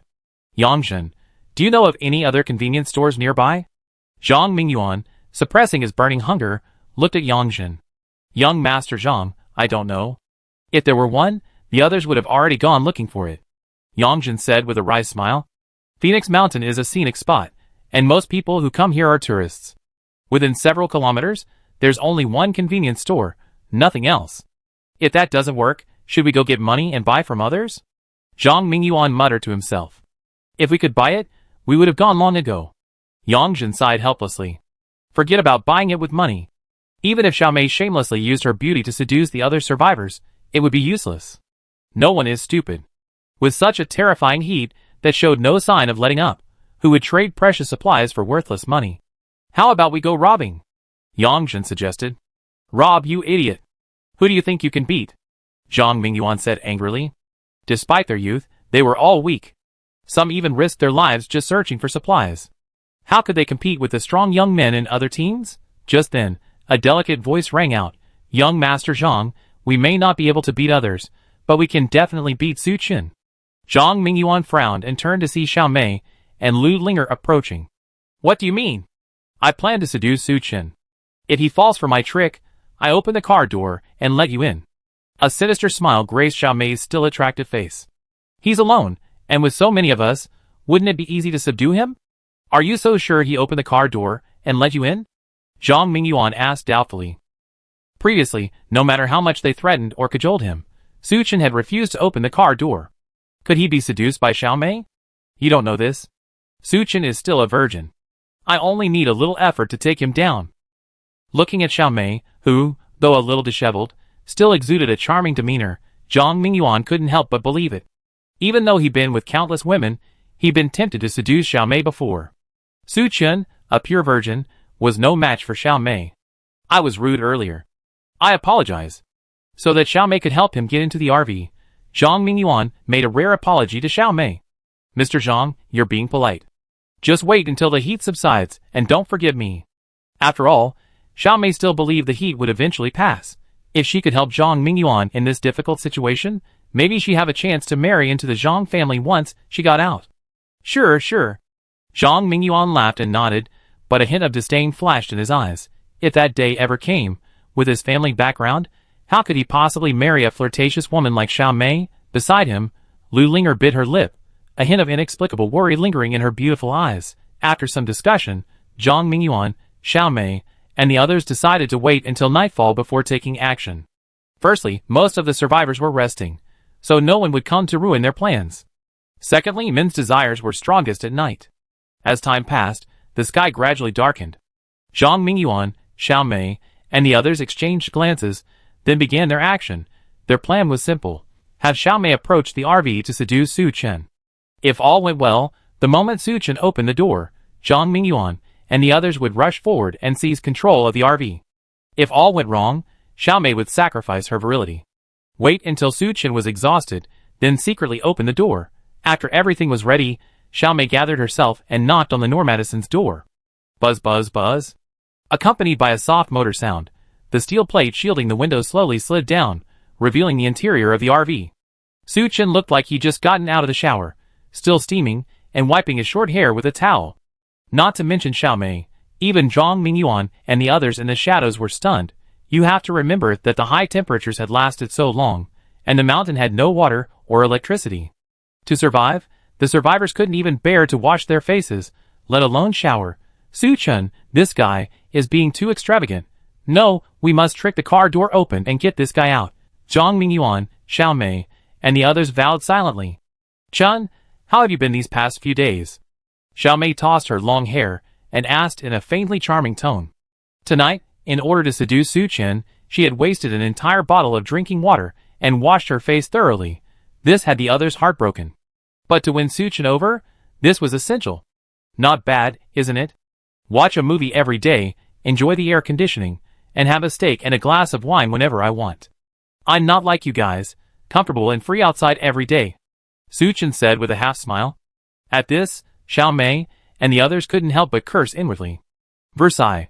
So damn Versailles. If they had a choice, they wouldn't want to stay outside and endure the heat and hunger. They would rather enjoy life in the RV. Xiao Mei took a deep breath, then suddenly became dramatic, tears welling up in her eyes. Ah Chen, I beg you, I haven't eaten in days. I done so many things wrong to you before.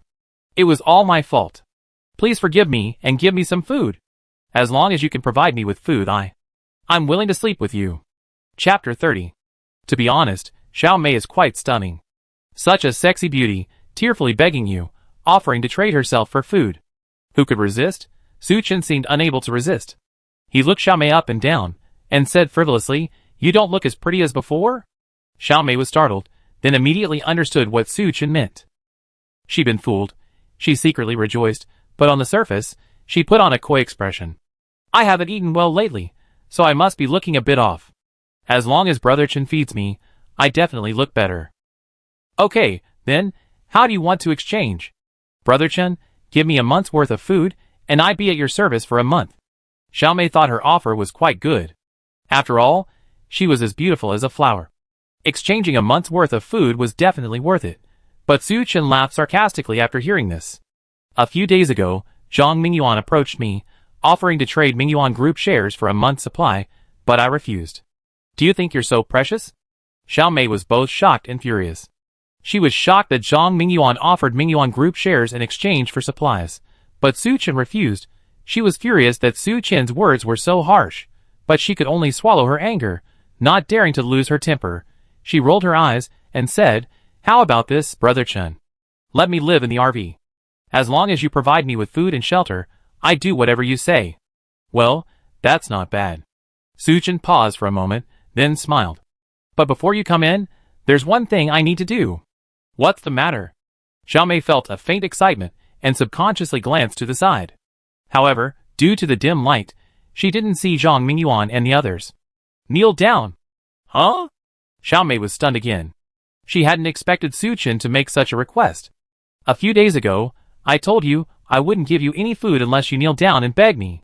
Su Chen crossed his legs and said slowly, You don't want me to go back on my word, do you? Xiao Mei gritted her teeth itching with hatred. This Su Chen, what a jerk. How dare he ask me to kneel down?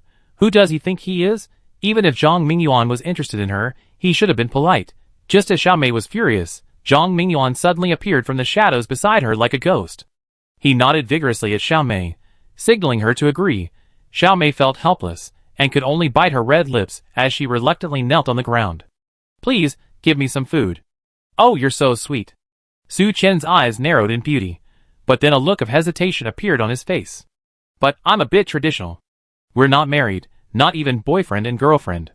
Is it really okay for a man and a woman to be alone in the same room? Xiaomei was almost irritated to the point of vomiting blood. I'm already on my knees, and you're still putting up with this? Are you even a man? No wonder you've been dating Lu Linger for so long and haven't even slept with her. But considering the overall situation, Xiaomei had to patiently advise, people are so open-minded these days. What's wrong with that? Brother Chun, don't be such a conservative. Besides, you and Linger weren't boyfriend and girlfriend from the start. Love blossoms over time. After hearing Xiaomei's words of persuasion, Su Chen seemed somewhat moved, but hesitant. But you're Linger's best friend. If we were to do this, wouldn't that be unfair to her? She already dumped you, so how could we be unfair to her if we were together? Xiaomei grew increasingly agitated, and her contempt for Su Chen grew even stronger. She had previously considered betraying her alliance with Zhang Mingyuan and simply agreeing to be with Su Chen. But seeing Su Chen acting so effeminate, the thought instantly vanished. Okay, then, get ready to come in from the side. Su Chen stood up, raising the steel plate covering the window and pressing a button. With a click, a door suddenly opened on the other side of the car. Why not enter through the front door? Xiaomei felt a little puzzled, but she didn't care and quickly ran towards it. Seeing this, Zhang Mingyuan was delighted and also moved over. Only Lu Linger frowned slightly, worried about Su Chen. Just as Zhang Mingyuan and the others were about to charge in, Xiaomei stepped inside, and the car door slammed shut behind her. Shocked, they quickly retreated. This Su Chen is so cunning, Zhang Mingyuan exclaimed. Under the current circumstances, he'd definitely be careful. Yangzhen, standing by, consoled him. It's okay, young Master Zhang. We can go in again after Xiaomei tires him out. At this point, there was nothing else to do. Zhang Mingyuan and the others waited patiently outside. However, Xiaomei inside didn't see Su Chen at all. After entering the RV, she was trapped in a bathroom that was only a few square meters. Brother Chen, what do you mean by this? Xiaomei asked with a forced smile, feeling a sense of unease. You're so dirty. This is a luxury car worth tens of millions. If you soil it, can you afford to pay for it? Su Chen's indifferent voice came from the other side of the door. Then I take a shower first? As a girl, being treated with contempt and filthiness was somewhat bruising. But when Xiaomei reached out to turn on the shower, she found not a single drop of water. Why is there no water? Don't be impatient, Xiaomei. What's the point of showering alone?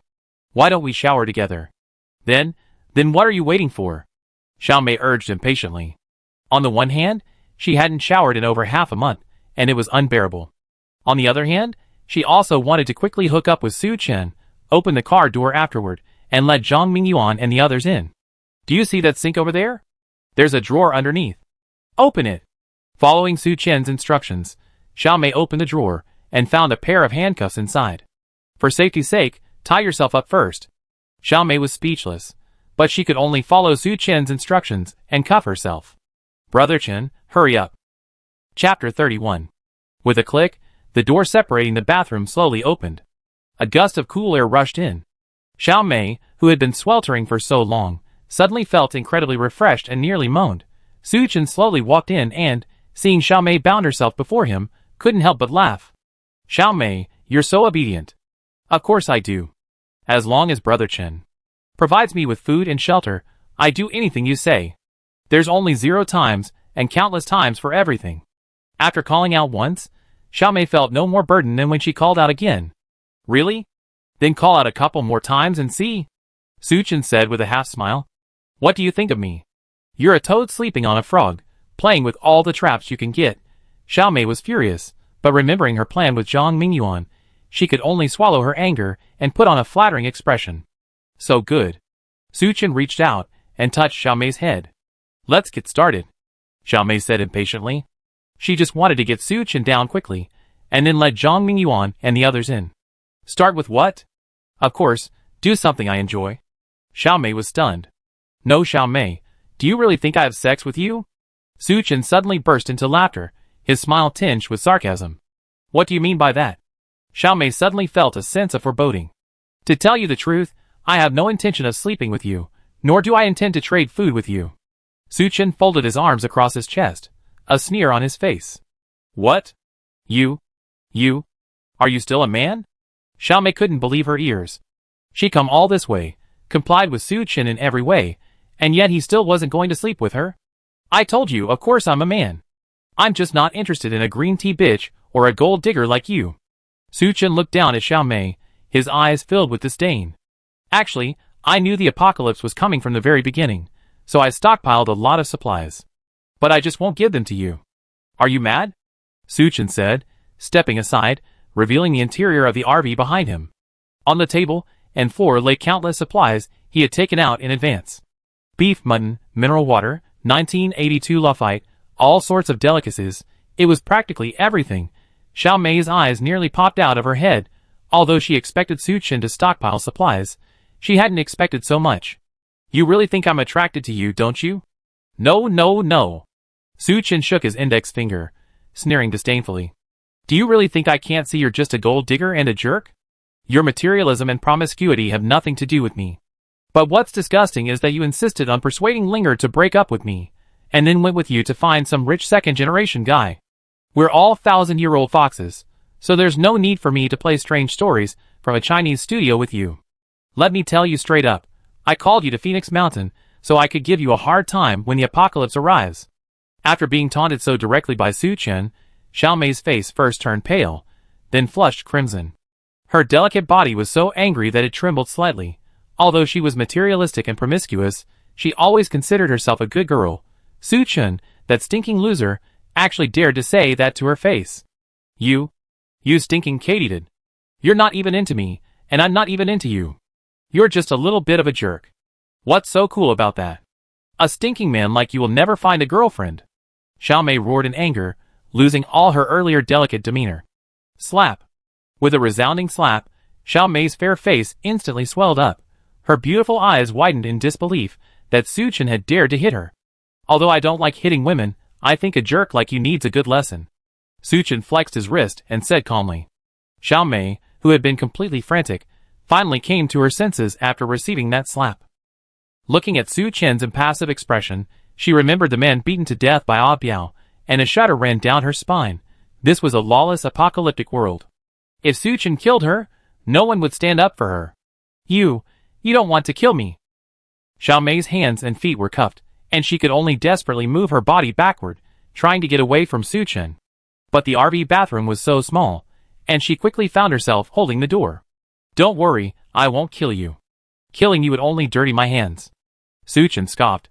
In her previous life, Xiaomei had instigated Lu Linger to break up with Su Chen, and then she had tricked Su Chen into saving her and Lu Linger. As a result, Xiaomei took all of Su Chen's supplies, treated him like a lapdog, and nearly starved him to death. When the flood following the high temperature swept across the city, the rescue boat only had 2 seats left. To save her own life, Xiaomei even locked Su Chen in her room, nearly drowning him. How could Su Chen's hatred for her be so easily dispelled? The apocalypse had only just begun. There were still floods, extreme cold, and zombies to come. Killing Xiaomei outright would be too easy for her. Thinking this, Su Chen opened the car door and kicked Xiaomei out. It's been 20 minutes. How come this guy hasn't finished yet? Zhang Mingyuan, who was guarding outside, said impatiently. Because of his excessive drinking and sex, he usually finished in 5 minutes, so he naturally felt that Su Chen was taking too long. Hearing this, Yangjin and the others looked a little strange. Lu Linger, standing nearby, had a complicated expression. Could Su Chen have really slept with Xiaomei? Just as everyone was speculating wildly, the RV door suddenly opened. Zhang Mingyuan, overjoyed, was about to rush forward when he saw a figure fall out. Then, with a bang, the door slammed shut. What was going on? Everyone was stunned. Only when they came to their senses did they realize it was Xiaomei who had fallen out. She looked rather strange though, and she was even handcuffed. Xiaomei, what's wrong with you? Yangjin asked blankly. Young Master Zhang, Yangjin, you have to stand up for me. Seeing Zhang Mingyuan and the others, Xiaomei burst into tears of grievance. After learning what had happened inside the RV, everyone's faces were particularly strange. With Xiaomei dressed like this, how could Su Chen hold back? Lu Linger, on the other hand, breathed a sigh of relief. A huge weight lifted off her shoulders. At this moment, there was a sudden movement from Norma Deason next to him. Chapter 32. Baba! Shall we begin? Everyone listened intently. Wasn't that Xiaomei's voice? I hadn't expected Xiaomei to play so much in private. She could really use some development. Feeling the strange looks from everyone, Xiaomei's face turned pale and blue. She wished she could tear Su Chen into pieces. Damn Su Chen! He secretly recorded the conversation and played it in public. This was her demise. Retreat! Zhang Mingyuan glanced at Norma Deason, his teeth itching with hatred, but he could do nothing. Thankfully, although the plan had failed, aside from Xiaomei's embarrassment, there were no losses. Watching the surveillance footage as Zhang Mingyuan and his group departed, Su Chen in the RV sneered. It was undeniable. Even in such a difficult environment, after enduring for so long, Xiaomei's beauty was hard to hide. But unfortunately, as Zhang Wuji's mother had said, the more beautiful a woman is, the more likely she is to deceive. Especially a vicious woman like Xiaomei. If Su Chen really slept with her and kept her by his side, he'd probably repeat the same mistakes from his previous life. But shouldn't he also consider satisfying his sexual needs? Although he had no worries about food and drink at Norma Deason, and he had pre-downloaded video games, movies, and TV shows for entertainment, but lately, he'd really been wronged by his younger brother. Just as Su Chen was enjoying his food and warmth, and thinking about his sexual desires, there was another gentle knock on the car door. This time, however, he wasn't surprised. It seemed like he expected it. When Su Chen rolled down the window, the person outside was none other than his ex-girlfriend, Lu Linger. "Aiken, are you okay?" Lu Linger hesitated and asked in a low voice. "What could possibly happen to me?" Su Chen chuckled disdainfully. "Xiaomei is just a weak woman, after all. How could she possibly eat me? Seeing you're okay, I'm relieved." Lu Linger seemed to be about to say something, but in the end, she didn't, turning around and preparing to leave. "Wait!" Su Chen suddenly stopped her and said calmly, "Xiaomei and the others were plotting against me this time. You helped me by coming to tell them in advance. I'm a person who clearly distinguishes between gratitude and resentment. Here's some food and water. It's enough for you for a few days." Su Chen opened the small hole in the car door and handed out the bag of food and water. That's right. When Xiaomei and the others decided to attack Su Chen, Lu Linger, perhaps out of affection for him or perhaps to curry his favor, secretly came to the RV and told him Zhang Mingyuan's plan. Although Su Chen already knew Xiaomei's true character, he wouldn't be fooled. But after careful consideration, he decided to give Lu Linger some supplies. First, after all, the two of them had been together for several years.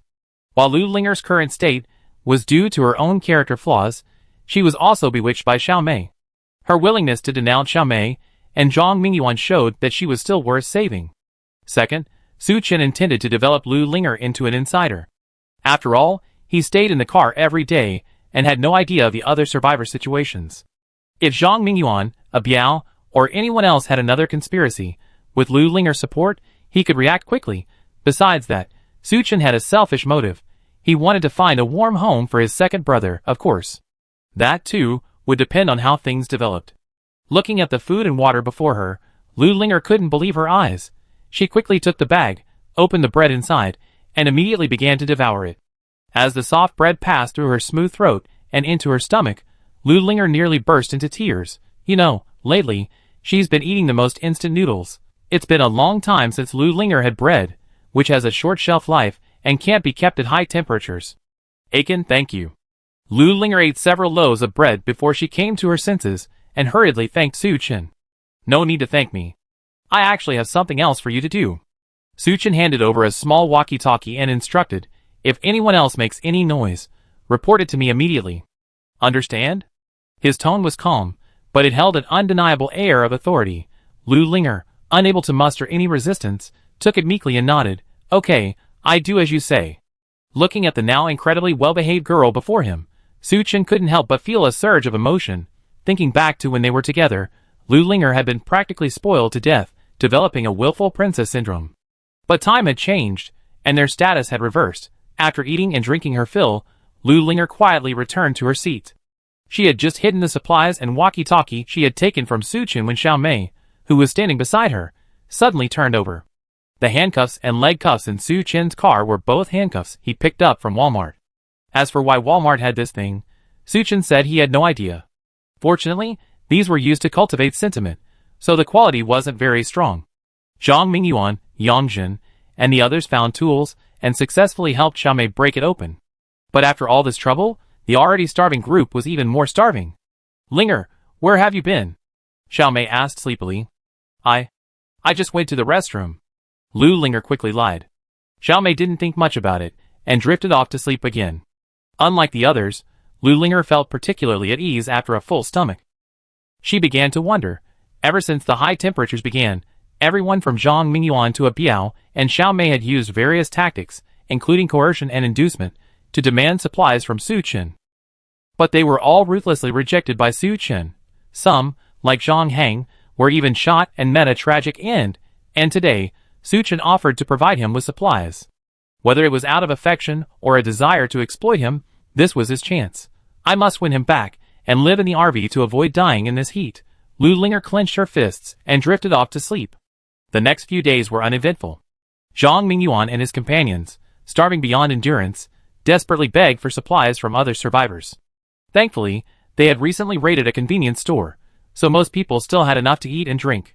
Given the miserable appearance of Zhang Mingyuan and his companions, and the fact that Zhang Mingyuan had used his considerable financial resources, many, believing the heat would eventually pass, took pity on them and provided them with supplies. This saved Zhang Mingyuan and his companions from starvation. But that very night, a series of loud shouts suddenly erupted from the underground parking lot. Who are you? What are you doing? Ah. Chapter 33. It was nighttime, and darkness was utterly drenched. A series of screams echoed through the underground parking lot. Some of the survivors had found flashlights and other lighting equipment while looting the convenience store, which came in handy. When they shone their lights on the source of the screams, they were shocked. Originally, a group of 7 or 8 people had made that place their campsite. But now, those people lay sprawled on the ground. While it was unclear whether they were dead or alive, the blood on the ground indicated that, if not, they were nearly dead. In their camp, a dozen or so people were searching for something. Looking closely, they saw none other than Biao and his companions. Illuminated by the flashlights, Biao frowned, shaking the blood-stained axe in his hand and shouting fiercely, "What are you shining? Turn it off." His expression was fierce, and he exuded a murderous aura. The remaining survivors' scalps tingled as they watched, and they quickly turned off their flashlights. After so long since the power outage, the emergency lights in the parking lot had long since been completely switched off. Thankfully, in addition to the flashlights, they found a number of night lights at the convenience store, which provided ample illumination. In the dim light, the figures of Biao and the others were stretched out, and combined with their appearance, they resembled demons from hell. "Brother Biao, what do you mean by this?" Someone, unable to contain their anger, asked. "Nothing serious. I just ran out of food at my place, and came here to find some more." Biao narrowed his eyes, and spoke coldly. His words were light-hearted, but everyone's heart sank after hearing them. This Biao, what a cruel heart. He actually started killing people, and looting supplies. "You're too lawless." "Yeah, don't think we're afraid of you just because you can fight. At worst, we both die." I don't know who started it, but the others followed suit, their voices filled with anger towards Biao. It was Biao's fault for being so inhumane. When he confiscated the supplies, he said they would be distributed uniformly, but not only did he embezzle them, he also assaulted and killed people. That was fine. Now he's even killing and looting. Such behavior is simply too brutal. If Biao dares to kill others today, who knows if he kill himself tomorrow? Because of this, the other survivors couldn't help but feel grief for the others and united as one. "Are you trying to rebel?" Biao clenched the weapon in his hand, his brows furrowed slightly. He also sensed something was amiss. The survivors on the other side numbered over 100 in total. While Biao and his men were skilled fighters, they couldn't handle so many at once. The reason they'd been able to maintain control earlier was simply because Biao and his men were so ruthless. But the prolonged heat had already changed people's hearts. The last time they went out to forage for supplies, someone had secretly hidden a number of knives, hammers, and other weapons for emergencies. If Biao and his men were besieged again today, they wouldn't be able to resolve the situation peacefully like they had last time. Biao was no fool. Noticing the tension, he quickly put away his weapons, and said in a soothing tone, "Everyone, don't get excited. Biao and I, my brothers, aren't murderers. We're just out of food, and came to borrow some from these people." Not only did they refuse, they even shouted insults at me. I was just so angry I got into a fight with them. Anyone with a discerning eye could tell that Biao's words were nonsense. He and his men were ferocious and vicious. The survivors who were killed were just ordinary people. How could they dare challenge Biao and his gang? But with these words, the tense atmosphere eased considerably. But even so, Brother Biao, you don't have to kill, right? A tall, imposing man, with a righteous expression spoke solemnly from the crowd. His name was He Wang, a retired soldier who had come to Phoenix Mountain with his family for a trip. Because of his outspoken and righteous character, many people gathered around him, seeking his protection. The team, led by He Wang, was the largest, numbering nearly 30 people. As soon as he spoke, the others nodded in agreement. I got angry and made a mistake. There's nothing I can do about it. Biao spread his hands, a look of innocence on his face. Even though the weather hasn't cooled down yet, it will eventually pass. Brother Biao, you better learn your lesson. Although He Wang disapproved of Biao's behavior, being a law-abiding and upright man, he was unwilling to kill Brother Biao. He Wang simply offered Biao some words of advice, hoping he would change his ways. Don't worry, Brother He, this is just one time, and it won't happen again. Biao nodded, a forced smile on his face. That's good. He Wang gave Biao a deep look and waved. The other survivors also returned to their respective positions to rest. Unintentionally, they all camped around He Wang. Biao stared at He Wang's position, a murderous glint in his eyes. Brother Biao. Just then, Manager Deng approached. Having spent so much time with Biao, he was now the second in command of the team. How's it going? How many supplies did you find? Biao asked in a low voice. Not very optimistic. After counting, I think it'd be enough for us for 2 days at most. Manager Deng reported the amount of supplies they had looted to Biao. Only this much? Biao was a little surprised, but then relieved. The team he had wiped out had a total of 8 people, only half of whom were adults. Naturally, the survival supplies they had found were limited. After all the effort it took to get just 2 days' supply, Biao was a bit disappointed. Looks like we need to think of another way. Biao cast a cold look at the other survivors again. Brother Biao, I'm afraid we can't do anything else. Manager Deng, seeing Biao's intention, quickly advised, with that guy here, he definitely mobilized forces to deal with us. In that case, why don't we just go after He Wang? Biao said coldly. This? Manager Deng hesitated. He thought Biao was crazy. He Wang was so popular right now. Wouldn't going after him be a dead end? Biao, perceiving Manager Deng's thoughts, gave a cold smile. It's because of his existence that the others have united. Only by eliminating him can we defeat them one by one. Don't worry, I won't force you. Chapter 34. If He Wang were released to unite all the survivors, it would be impossible for Biao to kill and rob again. So he had to find a way to kill He Wang. Inside the RV, Su Chen tasted his own cooking and frowned slightly. Yes. It seems he still doesn't have the talent to be a chef. Lately, he's been eating Western food like steak, which is relatively simple. But after eating it for a long time, he's really getting sick of it. So Su Chen wanted to try making some Chinese food to relieve the greasy feeling. Unfortunately, he didn't seem to have much talent for cooking, and the dishes he cooked tasted a bit mediocre. Su Chen shrugged his shoulders, and helplessly dumped a plate of food into the nearby garbage disposal. If the survivors outside saw the scene, they would definitely be gnashing their teeth in anger. To survive, they had to go hungry every day. Su Chen, however, actually thought the dish was mediocre, and threw it away. This is such a waste. Why not consider letting Lu Linger in? Su Chen stroked his chin, pondering. If nothing else, Lu Linger is a fantastic cook. If she lives here, she can cook for me on a regular basis, and have sex when she's free. It's like killing 2 birds with 1 stone. Just then, Su Chen suddenly noticed movement on the surveillance screen. Using the night vision camera, he clearly saw Biao and his men wipe out the small survival team. He also saw the entire confrontation between He Wang and his men and Biao.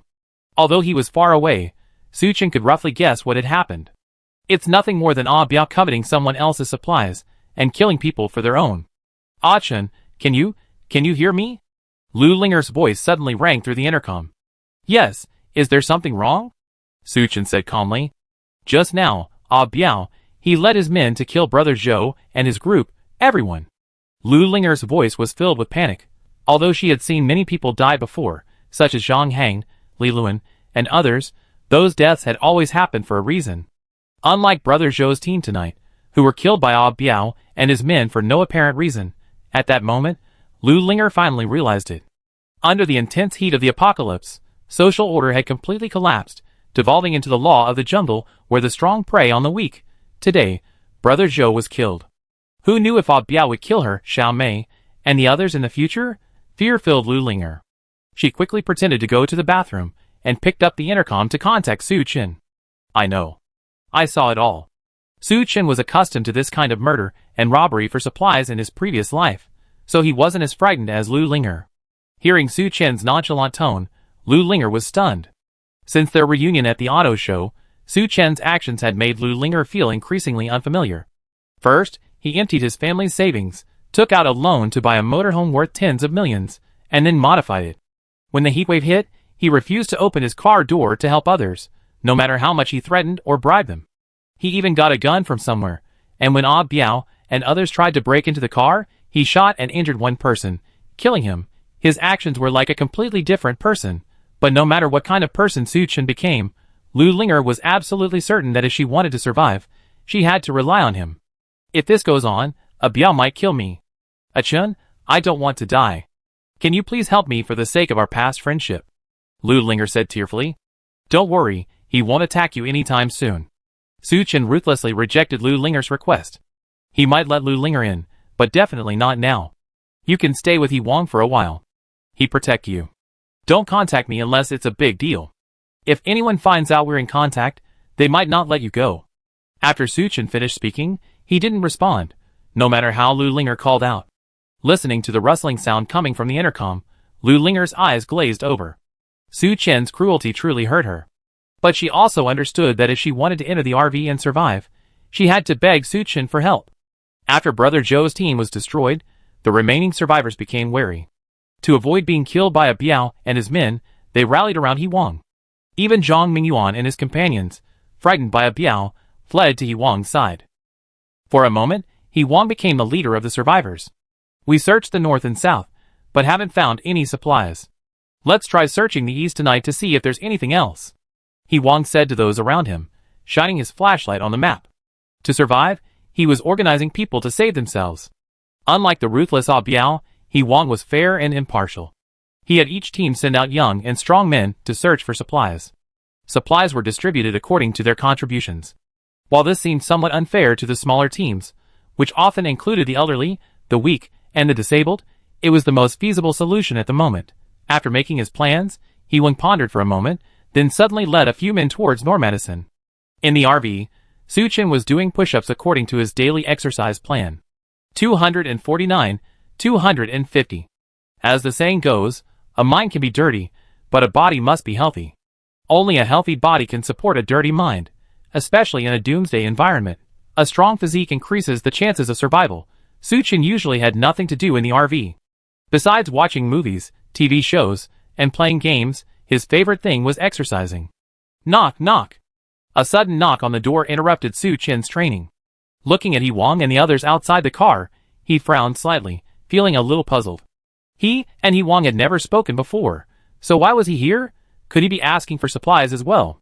Your name is Su Chen, right? He Wong, outside the car, smiled brightly and introduced himself. My name is He Wong, and I've been elected team leader. The situation is so difficult now. Brother Su, we should unite and overcome this together. Although He Wong's words and actions suggested he was upright and kind-hearted, as the saying goes, you can only know a person's face, not his heart. Especially in a doomsday environment. Many kind-hearted people can gradually turn evil, so Su Chen didn't trust He Wong. And he didn't need to trust He Wong. Chapter 35. Sorry, I'm not interested. Su Chen bluntly rejected He Wong's offer. He Wong, surprised by Su Chen's directness, paused for a moment before offering advice. Brother Su, even if your RV is fully stocked, how long can it last? In He Wong's view, while the Nomadism was large and could hold a considerable amount of supplies, it would eventually run out. When that happened, Su Chen would have no choice but to leave the RV.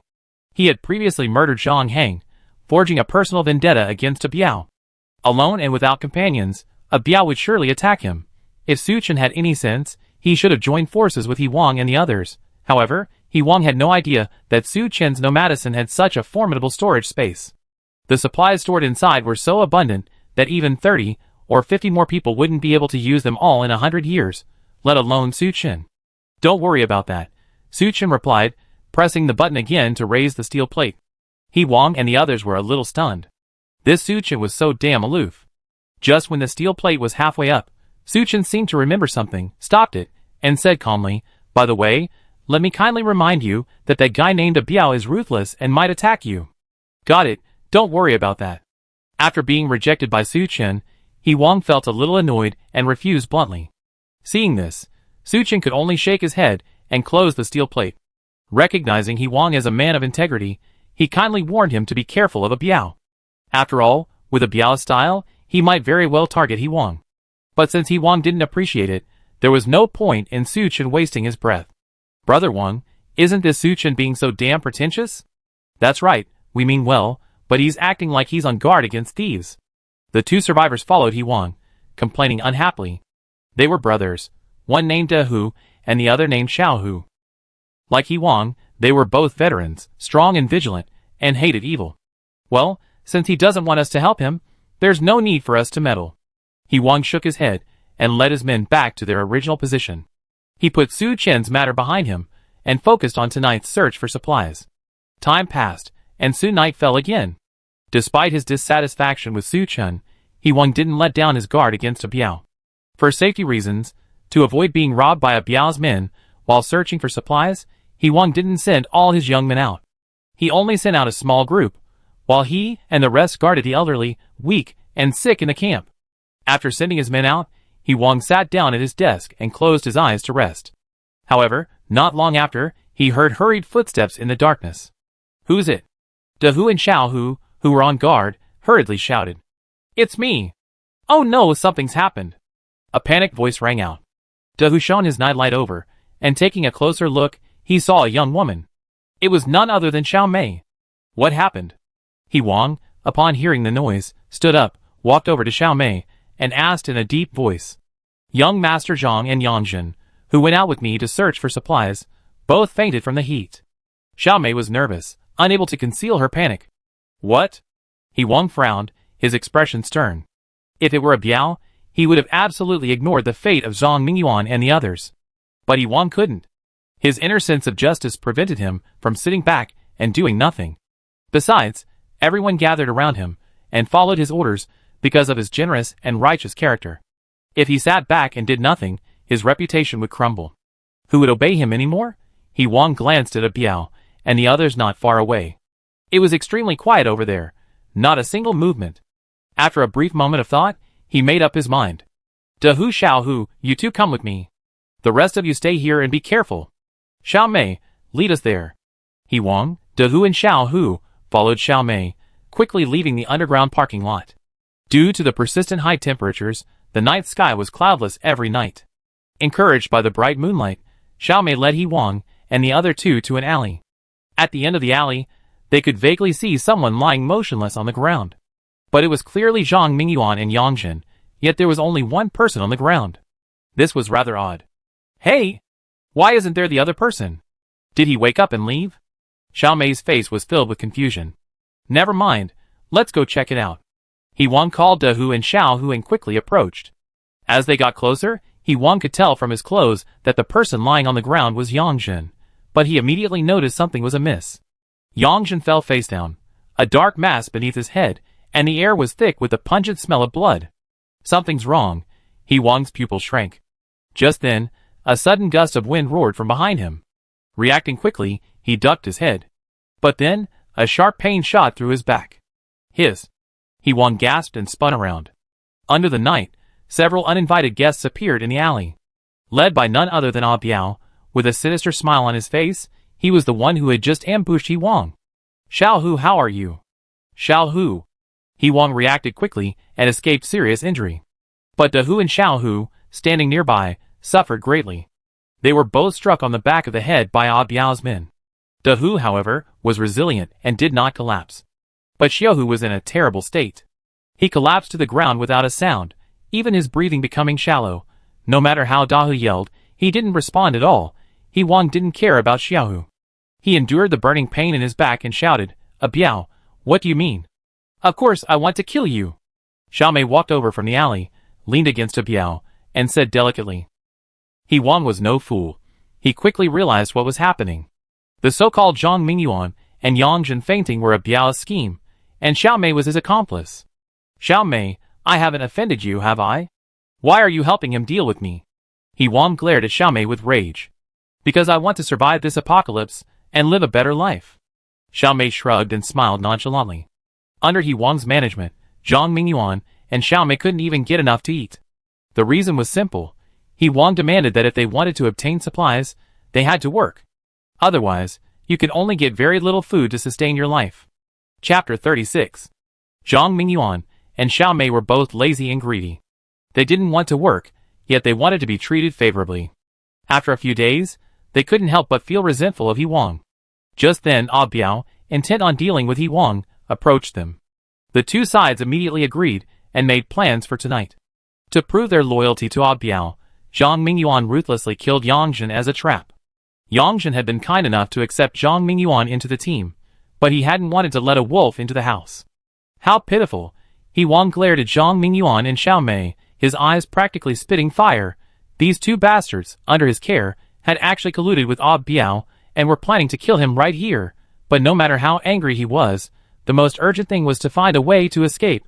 Biao seemed to see He Wang's thoughts and sneered, "Brothers, be careful. Don't let him get away." With a wave of his hand, his men rushed towards He Wang. He Wang was alone with De Hu and Xiao Hu was unconscious on the ground, oblivious to his danger. And without a weapon, he quickly fell into a disadvantage. Thankfully, He Wang had been training constantly since his discharge. Thanks to his strong physique, He Wang withstood the attack. Just then, one of Biao's men suddenly raised his weapon and slammed it down on the lying Xiao Hu. There was a dull thud. Little Tiger remained motionless, yet blood and flesh splattered everywhere. Little Tiger. Big Tiger's eyes were bloodshot. In his rage, he single-handedly withstood the attacks of 3 or 4 men, slamming them all against the wall. No matter how hard the other party struck him with their weapons, he remained motionless. "Brother Wang, get out of here." He Wang wasn't one for pedantry. Seeing De Hu gain space for him, he gave De Hu a reluctant glance before escaping. The change happened incredibly quickly. By the time Biao realized what was happening, He Wang had already vanished into the night. What a loser! 7 or 8 men allowed the other side to escape. Biao couldn't help but curse. Looking at De Hu being restrained by his men, he was filled with rage and struck him in the head with a hammer. De Hu groaned and fainted. "Get rid of them both. You guys, get back to the parking lot. If He Wang gets back, stop him." Biao snapped. "Yes, Brother Biao." According to Biao's orders, several of his men sprang into action. Brother Biao, did I do okay tonight?" Zhang Mingyuan ran over, looking at Biao with a flattering expression. "It was okay. Don't worry, I take care of you from now on." Hearing Biao's words, Zhang Mingyuan was overjoyed. Xiaomei, on the other hand, wanted nothing more than to crawl into Biao's arms. "Brother Biao, you're so kind. I be in your care from now on. As long as you listen to me, there's absolutely no problem." Whether it was the feeling of Xiaomei's soft body in his arms, or the scorching heat, Biao's mouth felt dry. If the timing wasn't wrong, he would have wanted to execute Xiaomei right there and then. "Brother Biao, from now on, you must help me and teach Su Chen a lesson." At the mention of Su Chen, Xiaomei's still charming face twisted, and her tone was filled with resentment. That night, she had revealed her truly despicable side, attempting to seduce Su Chen. But not only did Su Chen not fall for her trick, he even humiliated her. How could she not hate him to the core? Although Xiaomei harbored evil intentions, aside from the facts, was Su Chen innocent? She had sacrificed her pride and her body to join Biao, not simply to cling to his power and survive the scorching heat of the apocalypse, but also to avenge Su Chen. "Give me the chance, I make him pay." A murderous intent flashed in Biao's eyes. His subordinate, Zhang Heng, had died because of Su Chen. If he hadn't been unable to break into Normadison, he would have targeted Su Chen long ago. A moment later, several of his men sent a report saying that He Wang hadn't escaped back to the underground parking lot. Didn't he? Biao stroked his chin, a puzzled expression on his face. On such a hot day, only the underground parking lot felt slightly cooler. If He Wang hadn't gone home, where else could he have gone? "Brother Biao, don't worry. He Wang was badly injured. Even if he survives, without food and medicine, how long can he last? I'm afraid he'd be dead as soon as the sun comes out tomorrow," Zhang Mingyuan said with a grin. Biao thought what he said made sense and nodded. "Let's go back together." The group left the alley and headed back to the underground parking lot. Only a few pools of blood on the ground gave evidence of what had happened. The disappearance of Yuang, De Hu, and Xiao Hu didn't immediately cause a stir. After all, the people who had returned from searching for supplies were exhausted and sleepy.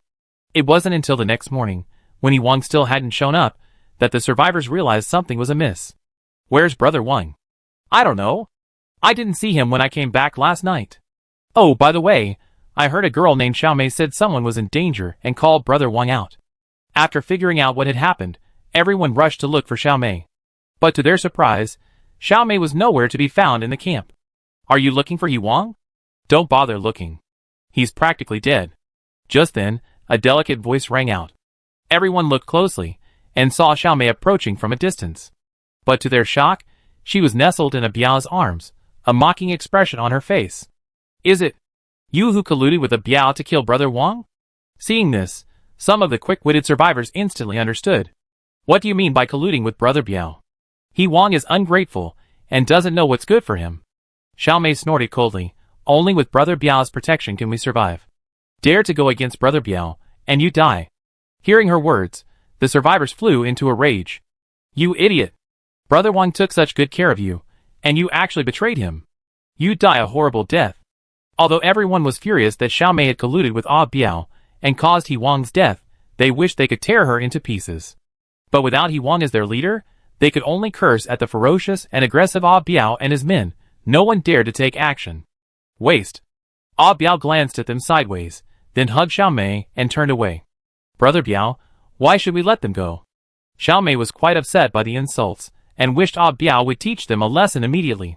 Chapter 37. There's no need to act now. Ah Biao sneered, his tone filled with disdain. Without He Wang leading them, I'm afraid they start fighting among themselves in a few days. When that happens, we take care of them one by one. Brother Biao is really smart. Xiaomei smiled, and kissed him on the cheek. Ah Biao pinched her hips, his heart suddenly filled with rage. It was a pity the weather was too hot, and he was powerless. Life is truly as lonely as snow. Looking at Micah being killed by John on the screen, Suchin stretched and sighed. It took him several days to finally complete Big Cousin 2. But day after day, apart from exercising, it was playing games, and Suchin was getting a little tired of it. Living alone for so long, one feels a little empty, lonely, and cold. It seems he needs a companion. Suchin rubbed his chin, lost in thought, when the intercom suddenly rang. Aiken, are you there? Lu Linger's hurried voice came from the other end of the intercom. What's wrong? Brother Wang? He was murdered by Xiaomei. Su Chen's spirits lifted. Wasn't this a good opportunity to eat some melon? What happened? Lu Linger recounted the details of how Zhang Mingyuan and Xiaomei had colluded with Brother Biao to betray He Wang. Su Chen couldn't help but shake his head. I had previously warned He Wang to be careful of a Biao, but it seemed he hadn't taken it to heart. In the apocalypse, people's hearts are unpredictable. You can help others, but the prerequisite for helping others is to ensure you don't get hurt yourself. Otherwise, it wouldn't be kindness, but a heartless heart. He Wang is just that kind of person. Aiken, what should I do now? I'm so scared, Lu Linger said pitifully. She wasn't pretending. She was genuinely scared. Since the arrival of the heatwave, many people have died. Even He Wang, who was strong and considered a leader, was easily defeated by a Biao. Lu Linger was just a weak woman. At this moment, she just wanted to throw herself into Su Chen's arms and cry her heart out. Don't be afraid. A Biao won't attack you anytime soon, Su Chen said calmly. Judging from the current situation, a Biao wasn't at the end of his rope yet. Those survivors still had plenty of supplies. Even if a Biao attacked, he wouldn't target Lu Linger. Only after all the supplies on Phoenix Mountain were exhausted would a Biao and the others, desperate to survive, target Lu Linger and her companions. Achun, are we truly unable to return? Lu Linger whispered. No. Su Chen's tone was resolute. After experiencing the baptism of the apocalypse, he had become a true man. He would no longer be Lu Linger's bootlicker. At Su Chen's response, Lu Linger's expression darkened. But don't worry. If you listen to me, I consider letting you in. Lu Linger was startled for a moment, then her eyes lit up, and she nodded vigorously. Achun, don't worry. I do whatever you say. Alright, over the next few days, report any further activity by a Biao and the other survivors to me. After Su Chen finished his instructions, he put down the intercom. On the other side, Lu Linger, hiding in the stairwell, couldn't help but smile. Although she could tell from Su Chen's attitude that he had indeed lost his feelings for her, she remained confident. As long as she could get into Normadison and return to Su Chin's side, she could definitely win him back. Lu Linger carefully hid the intercom and, after filling her stomach with the food Su Chin had given her earlier, left the stairwell.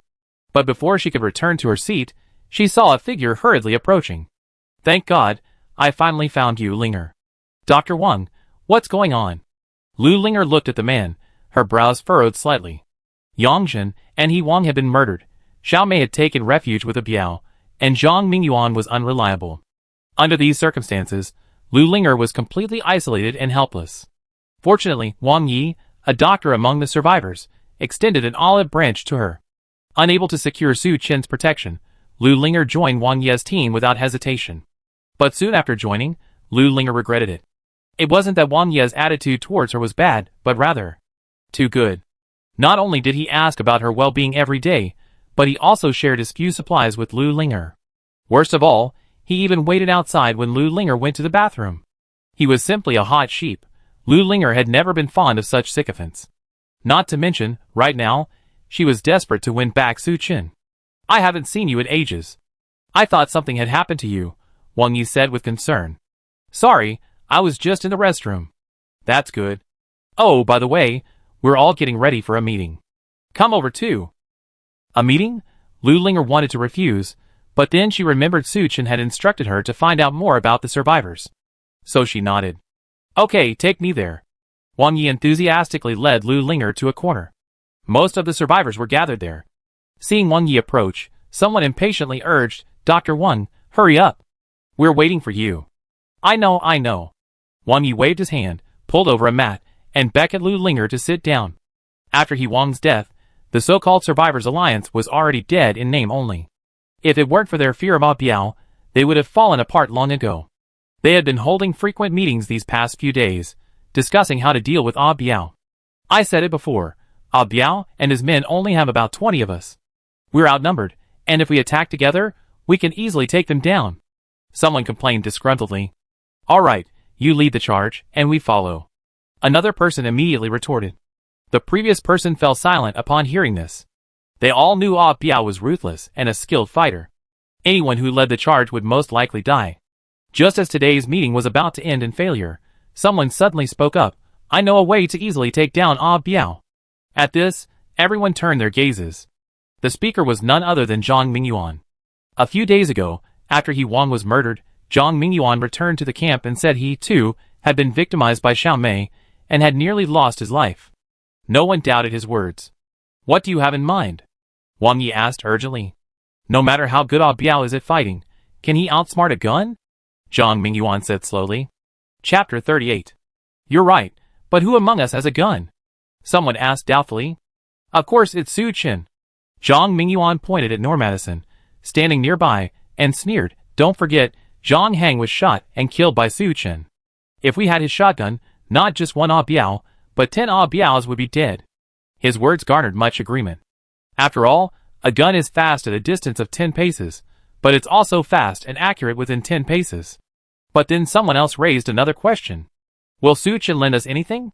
"Yes, he wouldn't even lend us supplies, and he wouldn't even let us into his RV. How could he lend us a gun?" Faced with everyone's doubts, Zhang Mingyuan smiled and said, "With so many of us begging him, would he have the nerve to stand by and watch us die? Besides, don't forget that Zhang Hang died at his hands, and Biao, and he have a deep blood feud. The enemy of my enemy is my friend. If he's smart, he should cooperate with us." Lu Linger, standing by, was skeptical. "What are you thinking? With Su Chin's current personality, how could he possibly join forces with you, or even lend you a gun?"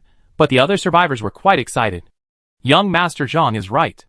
Let's go find Su Chin and get the gun. If he doesn't, we force him." Everyone stood up and walked towards Normadison. As he watched their backs, a cunning smile played at the corner of Zhang Mingyuan's mouth. He glanced around, and when he saw no one was paying attention, he quickly walked in the opposite direction. Bang, bang, bang. The survivors, led by Wang Yi, came up to the Normadison and banged hard on the car door. Su Chin, who was napping, was woken by the noise and felt a little annoyed. He glanced at the screen and sighed helplessly. "Why are these people always bothering me like a dogskin plaster?" Su Chin yawned, stood up, and went to the refrigerator, first grabbing a bottle of ice cola. Then he staggered to the car window and raised the steel plate. Tell me, what's the matter? Watching Suchin open the ice cola and take a leisurely sip, everyone swallowed. What kind of enjoyment is it to be able to drink an ice cola on such a hot day? Suchin, we're here to see you today about something important. Wang Yi struggled to look away from the ice cola and spoke. What's the important matter? Suchin asked casually, turning down the air conditioner a few degrees. That Biao killed brother Wang. He's a complete wretch. Wang Yi gritted his teeth in hatred whenever he mentioned this. So what? What does it have to do with me? He's a ruthless man. If he keeps this up, he'll kill us all sooner or later. Wang Yi laid out the plan they come up with. We plan to strike first and eliminate him. Hearing this, Suchin was somewhat surprised. He hadn't expected these survivors to be so courageous. But Biao and his men are too skilled. We're no match for them. Don't you have guns? Can you lend them to us? We return the gun to you after we get rid of Biao. After Wang Yi finished speaking, Suchin almost laughed out loud. So you're planning to take my gun? Are you crazy? You know, in the apocalypse, if you don't have supplies, you absolutely must have military force, otherwise how can you survive? And a gun is undoubtedly the most powerful force. Suchin must have been bored to death to be naive enough to believe Wang Yi and the others and lend them a gun. Dr. Wang, I see you're not beautiful, but you have beautiful ideas. Suchin sneered. Hey, what are you talking about? Wang Yi was immediately furious. We said we were just borrowing the gun. It's just one good one, but what if you don't return it to me? Do I even dare to ask you for it? Suchin sneered.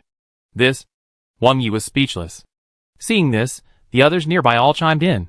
With so many of us guaranteeing our lives, what are you worried about? That's right. It's just a broken gun. Suchin, if you don't help us now, you won't be able to escape once Biao kills us. That's right. Can you really live in this RV forever? Listening to the commotion outside, Suchin couldn't help but laugh. Never mind the fact that he could actually live in this RV forever. Even if Biao wanted to kill him, he'd have to be able to break in. Besides, although Biao was ruthless, he hadn't attacked Suchin so far, except for the initial incident at Zhang Mingyuan's behest. Suchin was a man of principle. If no one offends me, I won't offend them. If someone offends me, I will definitely offend them. Biao hadn't taken the initiative to attack him, so why would he have nothing better to do than join forces with Wang Yi and the others to deal with Biao? Okay, do you have anything else to say? If not, I'm going back to sleep. Suchin asked, yawning. Seeing his impassive nature, the survivors were filled with indignation. Suchin, you're so selfish. Yeah, you're enjoying the air conditioning all by yourself, not caring about the lives of everyone else, and you won't even lend us a gun. Are you just going to watch us get killed by Biao? Suchin couldn't help but burst into laughter. Don't worry, I won't watch. I do it with my eyes closed. After saying that, he ignored everyone and simply raised the steel plate. Seeing Normadison, now transformed into a steel fortress, the crowd was furious. Come on, brothers, let's go together and overturn his car. Wang Yi shouted angrily. With a shout, everyone rushed to surround Normadison. Seeing this, a hint of worry appeared in Lu Linger's beautiful eyes. Fortunately, his worries were largely unnecessary. The Nomadison was a massive hulk, weighing over 20 tons. How could these people possibly lift it? No matter how hard they tried, they couldn't budge it even a little bit. You're overestimating your abilities. Suchin looked at the scene outside the car on the screen, a sarcastic smile on his face, and pressed the red button on the control panel. When Zhang Qi modified the Nomadison, Suchin had specifically installed some self-protection features. Pressing the red button would spray pepper spray all around the car. The people outside the car were panting with exhaustion when they suddenly heard a soft buzzing sound. They were startled and looked up.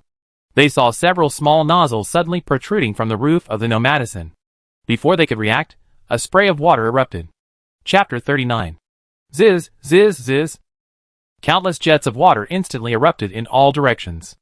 The survivors surrounding the car were instantly sprayed headfirst. What is this? It hurts. My eyes, my eyes. The pepper spray Suchin had prepared was no ordinary pepper spray. It was an upgraded version of the police pepper spray. Not only was it more powerful, but it also lasted longer. After being sprayed, the survivors covered their faces and screamed in agony. Suchin, you bastard. You actually used pepper spray. Are you even human?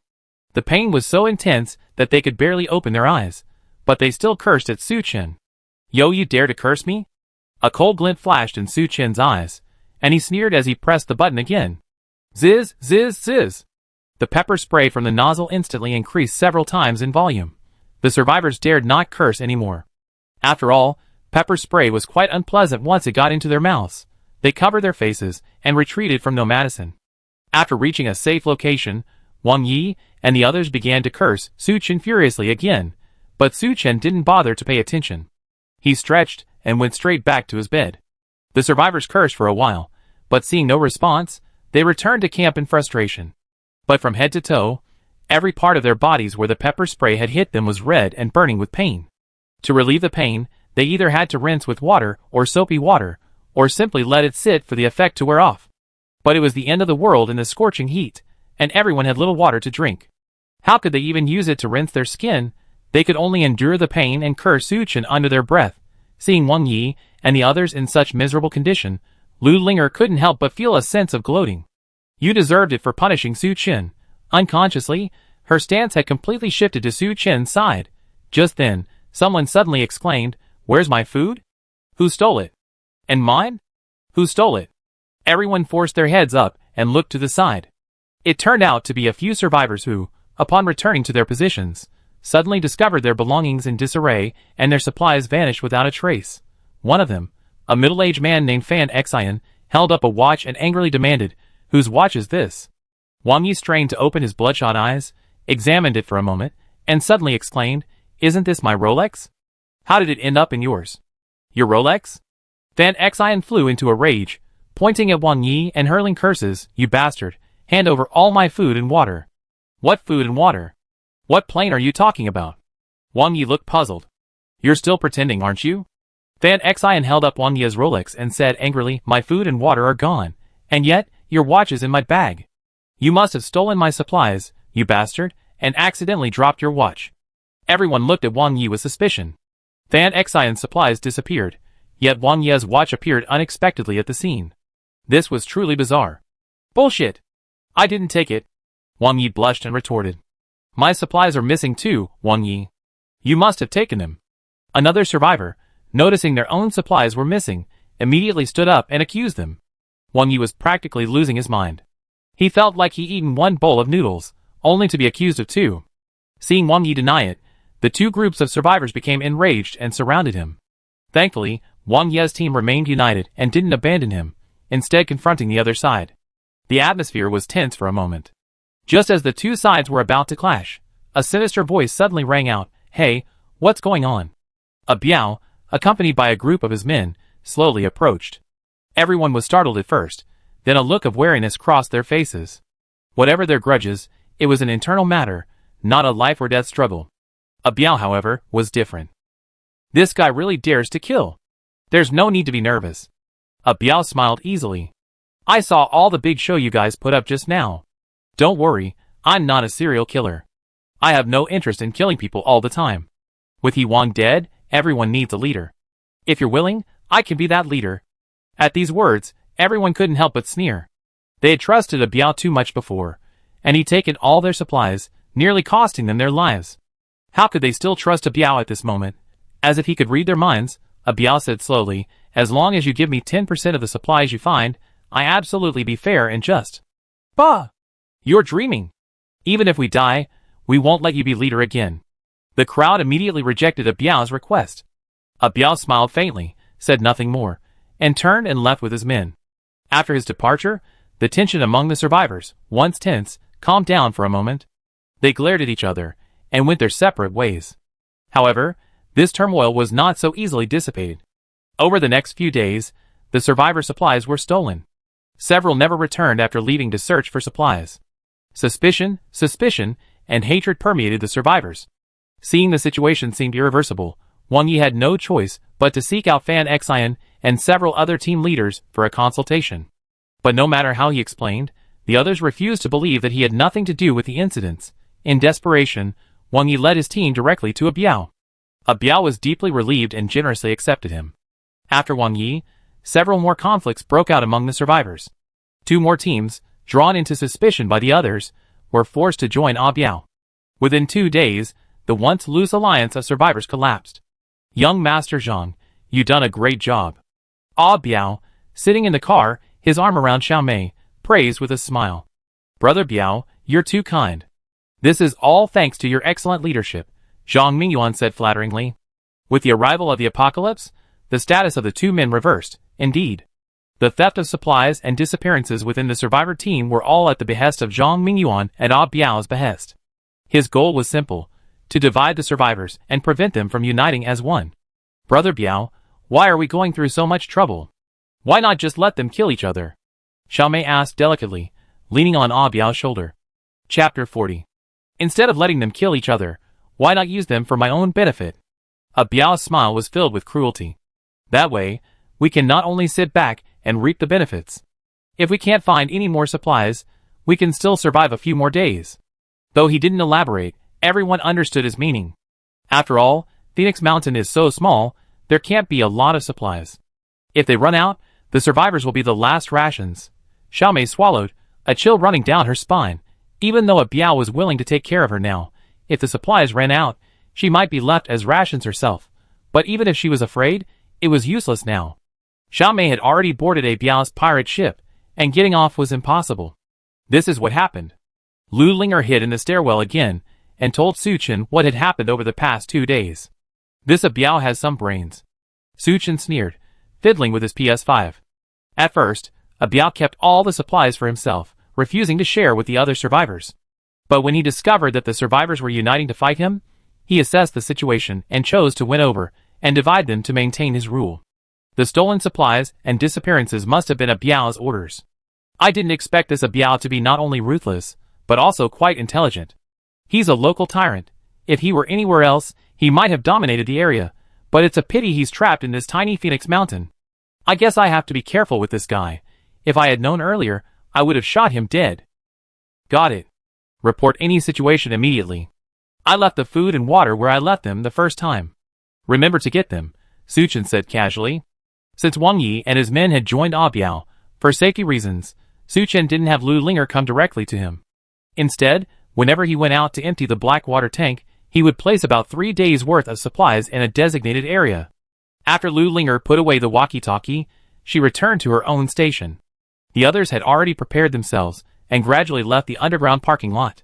Without He Wang's supervision, everyone's living conditions were becoming increasingly precarious. If they didn't want to starve to death, they had to go out and search for supplies. Lu Linger blended in with the survivors. Not far from leaving the parking lot, she saw no one around and turned into a building on the side of the road. She went straight to the back room and opened the refrigerator. Although it wasn't working, it contained some supplies. To Lu Linger's surprise, among the pile of bread, there was actually a portion of barbecue. Hungry, Lu Linger tore open the package and devoured it ravenously.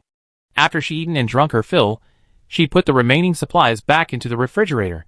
She stayed in her room for a while, then, feeling it was about time, set off back. On the way, she encountered many returning survivors, but they were all exhausted, sweating, and empty-handed. Seeing this, Lu Linger couldn't help but feel a sense of relief. Luckily, she had Su Chen. No need to worry about starving, and no need to travel so hard. Several of Ah Biao's men were guarding the entrance. They searched Lu Linger's bag several times before sulking and letting her go. Lu Linger had just returned to her seat when she heard Wang Ye's familiar voice. Linger, how are you? Did you find any supplies today? No. Lu Linger suppressed her annoyance and said calmly. What should I do? Are you hungry? If you are, I still have a pack of instant noodles. Wang Yi thoughtfully took out a pack of instant noodles and eagerly handed it to Lu Linger.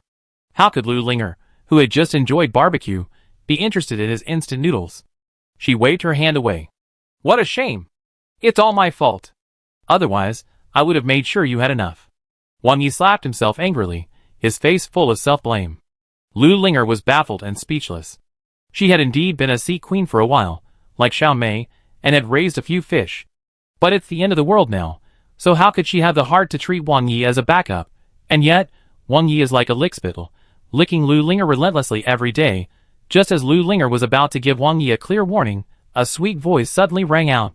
Linger, I heard you didn't find any supplies today. Lu Linger, Wang Yi looked up and saw Xiaomei approaching, smiling at them. With Su Chen's help, Lu Linger didn't have to worry about starving to death. But to survive, Xiaomei had to sell her body and cling to Ah Biao. Lu Linger felt a certain contempt for this behavior. The once close friends had parted ways, and hadn't spoken in days. Xiao Mei had suddenly come to see her today, and Lu Linger felt that something must be wrong. She remained calm on the surface, sighing in mock distress. Yes, all the supplies nearby have been looted. That won't do. With your small body, you wouldn't survive a few days of starvation. Xiao Mei said with concern, then changed the subject and said with a smile, I do have a way to fill your stomach. Huh? What's that? Lu Linger asked hurriedly, feigning anticipation. How about you come with me to seek refuge with Brother Biao? Xiao Mei said with a smile. Lu Linger was stunned at first, then filled with contempt. This Xiao Mei, not only selling her body, but even trying to get her to serve Ah Biao with her. How shameless. Forget it. I'm not as lucky as you, Mayor. Lu Linger flatly rejected Xiao Mei. Hearing this, Xiao Mei's eyes flashed with disdain. You're practically starving to death, and you're still pretending to be so noble. If it weren't for Brother Biao's words, do you really think I'd come to you? Before the apocalypse, Ah Biao had some strength compared to ordinary people. But ultimately, he was just a pawn of the Mingyuan group. Beauties, like Xiao Mei, and Lu Linger were practically impossible for Ah Biao to touch. But with the apocalypse approaching, social order collapsed. With his ruthlessness and fighting prowess, Ah Biao practically controlled the survivors of Phoenix Mountain. Now, the relationship between him and Zhang Mingyuan has turned against Tian Gang, with Zhang Mingyuan becoming his pawn. After capturing Xiao Mei, Ah Biao set his sights on Lu Linger, wanting to try out the game of two players, make a trip and experience the joys of a rich second generation like Zhang Mingyuan. While he could resort to force, such things were better done willingly. So Ah Biao sent Xiao Mei to persuade Lu Linger. We're almost starving, Linger, stop being so arrogant. Forget it. Chapter 41. Seeing Lu Linger's resolute attitude, Xiao Mei gave up, and simply turned and left. Linger, it's all my fault for not being able to find food to fill your stomach. You really didn't need to insist. You could only survive if you took refuge with Brother Biao. Wang Yi said with a look of self-reproach. His words were so heartwarming that even passing dogs would bark. So heartwarming. But Lu Linger felt only a wave of nausea after hearing them. She made up a random excuse and sent Wang Yi away. Even then, Xiao Mei returned to Ah Biao and told him about Lu Linger's attitude. Brother Biao, that Lu Linger is so disrespectful. Shouldn't we all capture her and have her raped? Manager Deng said fiercely. After living in the apocalypse for so long, even though he was originally warm, friendly, and approachable, Ah Biao had subtly influenced him, revealing a brutal side to his character. Old party is right. Zhang Mingyuan nodded repeatedly. Before the apocalypse, he had wanted to capture Lu Linger, but he had never had the chance. If Ah Biao really used force on Lu Linger, he might even get a piece of the action. What's the rush? Let's wait a few more days. Once she's starved enough, she'd find me. Ah Biao said slowly. Things like air phase are truly boring if they're not willing to do it. Besides, he didn't want to be too rough and scare off Wang Yi and the others who had just come to him. It had to be said. Ah Biao's plan was perfectly sound. After all, when someone is starving to death, how can they care about so-called propriety and morality? But before Ah Biao and the others could even begin to control Lu Linger's frustration, a new crisis arose. For several days, the survivors hadn't found any supplies. Phoenix Mountain is a scenic area, and there aren't many daily necessities on the mountain. Add to that the persistent high temperatures, and most of the food had already rotted and spoiled, becoming uneatable. What remained had been completely looted after such a long search. Didn't you try searching further afield? Ah Biao asked grimly.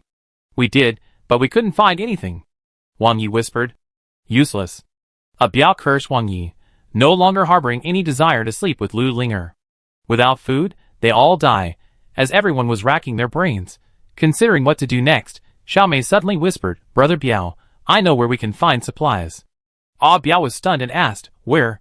As far as the horizon, yet so close. Xiao Mei flashed a sinister smile and pointed at Normadison, who was not far away. That guy Suchin said before that he knew the end was coming from the very beginning. He must have stockpiled a lot of supplies for this reason, otherwise, he wouldn't have survived this long. As long as we can get in, there will definitely be plenty of supplies. Most importantly, we can drive out of this damn place. Xiao Mei's words were echoed by the others. Suchin hadn't left the RV during the entire high temperature period, proving there was plenty of supplies inside. I considered what you said. But that Suchin wouldn't open the door to let us in. He's also modified the Normadison, so it's impossible to force the door open. Ah Biao frowned. We can't use brute force. Xiao Mei smiled. Brother Biao, do you remember Fan Xian? Yes. It was Fan Xian's supplies that Zhang Mingyuan stole and framed Wang Yi. This led to the survivors splitting into two factions. I heard he's a mechanic and good at repairing cars. Why don't we let him try and pry the door open? Biao's eyes lit up, and he nodded and smiled. That's a good idea.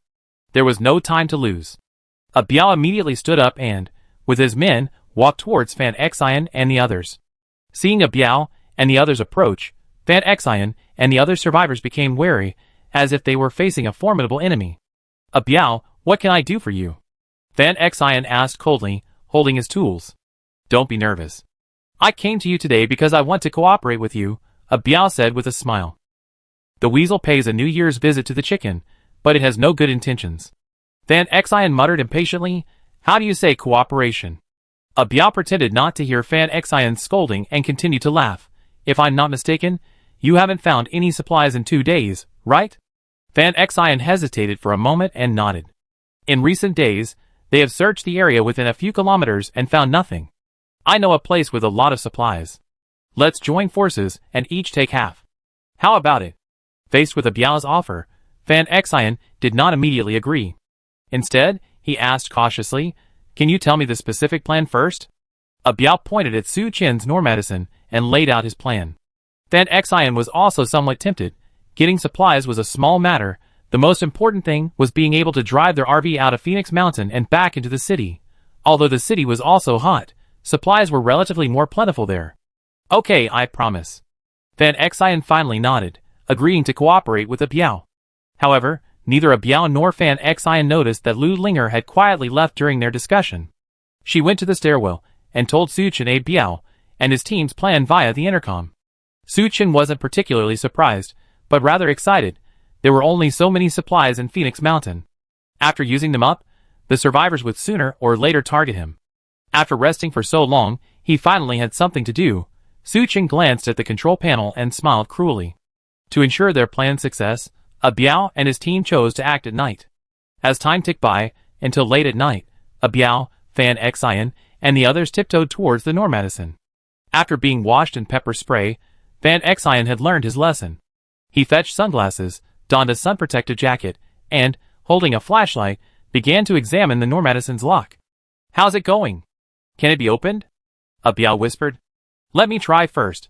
Fan Xian picked up a screwdriver, tweezers, and other tools, and carefully poked them into the keyhole. As everyone waited patiently, Fan Xian began to tremble rapidly, as if he had a sudden illness or the malaria.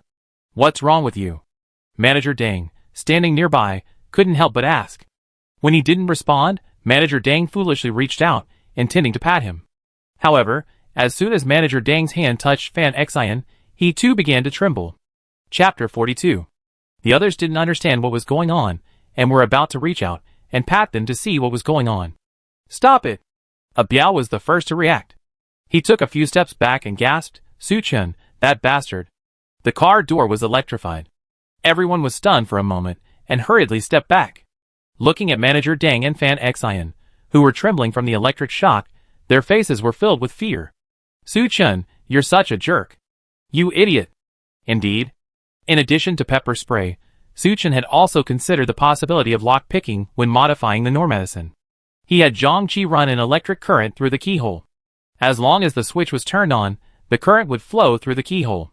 If anyone touched it, they would be instantly electrocuted. While it wasn't as terrifying as high-voltage electricity, it was still easy to electrocute someone. Listening to the constant stream of curses coming from outside, Su Chen smiled slightly and increased the current. Instantly, Manager Dang and Fan Xian were electrocuted, their bodies billowing with smoke and their hair standing on end. Moments later, they were still. When Su Chen turned off the current, their bodies tumbled to the ground. Although none of them had a close relationship, seeing Manager Dang and Fan Xian's tragic deaths before their eyes filled them with rage and fury. Su Chen, you're so cruel. These are 2 lives, and you killed them? Su Chen opened the microphone and sarcastically sneered, I'm cruel? If you hadn't come to pry open my door, would they have died? Everyone was speechless. Even so, you can't kill anyone. Xiao Mei shouted in mock indignation. Excuse me, I did kill you, so what?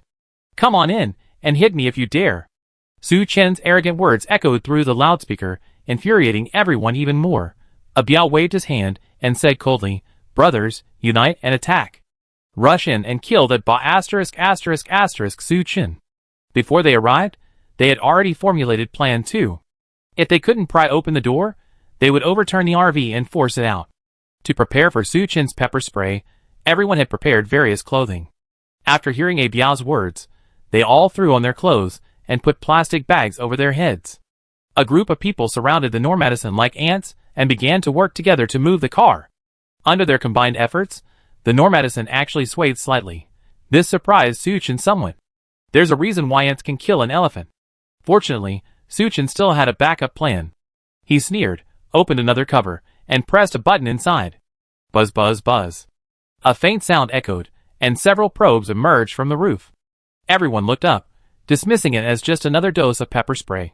However, when the spray landed on them, they instantly felt a burning sensation. Ah! It hurts. This is sulfuric acid. When everyone realized what was happening, they quickly abandoned Normadison and desperately retreated. Zzz. Anyone whose head or body was doused with sulfuric acid would not only corrode the skin, leaving it pitted and etched, but also emit a cloud of white smoke. Many people rolled on the ground in agony, wailing incessantly. The scene was truly brutal. Thankfully, A Biao was only in charge of directing the movement and didn't intervene to lift the vehicle. Seeing the situation was dire, he immediately retreated, watching the scene with Xiao Mei, Wang Yi, and the others in trepidation. After the nozzles were retracted, the remaining survivors rushed to pull the injured back. Some of those who had been doused with sulfuric acid were already dead. The rest wailed feebly. After coming into contact with sulfuric acid, the first thing to do was to rinse with clean water. But at this critical moment, where was there any clean water to rinse? Watching the hellish scene, everyone was filled with fear and anger. They had never dreamed that Su Chen would even have sulfuric acid in his RV. Su Chen, that bastard, is such a beast. Wang Yi raged. Lu Linger, standing nearby, secretly rejoiced. Luckily, Su Chen had a plan, otherwise, if you had rushed in, wouldn't he have been dead? Seeing another defeat, everyone was dejected, no longer willing to deal with Su Chen. Just then, the side panels of the Normadison slowly rose again, revealing a massive bulletproof glass. Su Chen sat inside the car, poured himself a glass of 82 Luffite, picked up his knife and fork, and began to eat with great grace. What kind of ultimate indulgence was this? Everyone swallowed, their gazes on Su Chen shifting from hatred to envy. This bastard, he's killed and injured so many people, and he's still eating. You can't drink red wine like that. It's like a wild boar can't stomach fine chaff. As if hearing the angry voices, Su Chen raised his red wine glass, raised it towards them, and gulped it down. Under the envious gazes of the survivors, the now well-fed Su Chen waved and rolled down the car window. But Su Chen didn't rest immediately. Instead, he leaned back in the massage chair and began to consider his next move. The supplies on Phoenix Mountain were almost completely depleted. Even if A Biao resorted to cannibalism, he would eventually turn his attention to me. Rather than waiting to die, it was better to take the initiative. Su Chen pondered for a long time, then stood up and walked to the center console. He opened the storage compartment and, surveying the dazzling array of supplies, a plan gradually formed in his mind. For the next 2 days, the survivors abandoned their siege on Su Chen and continued to search the surrounding area for supplies. But even after digging deep underground, they only found some well-preserved drinking water. Not a single strand of instant noodles, canned goods, or anything like that. Some survivors, whose supplies had been exhausted, were so hungry their eyes were green and their steps were unsteady. The rest of the group was also mostly anxious. Lu Linger alone felt incredibly calm.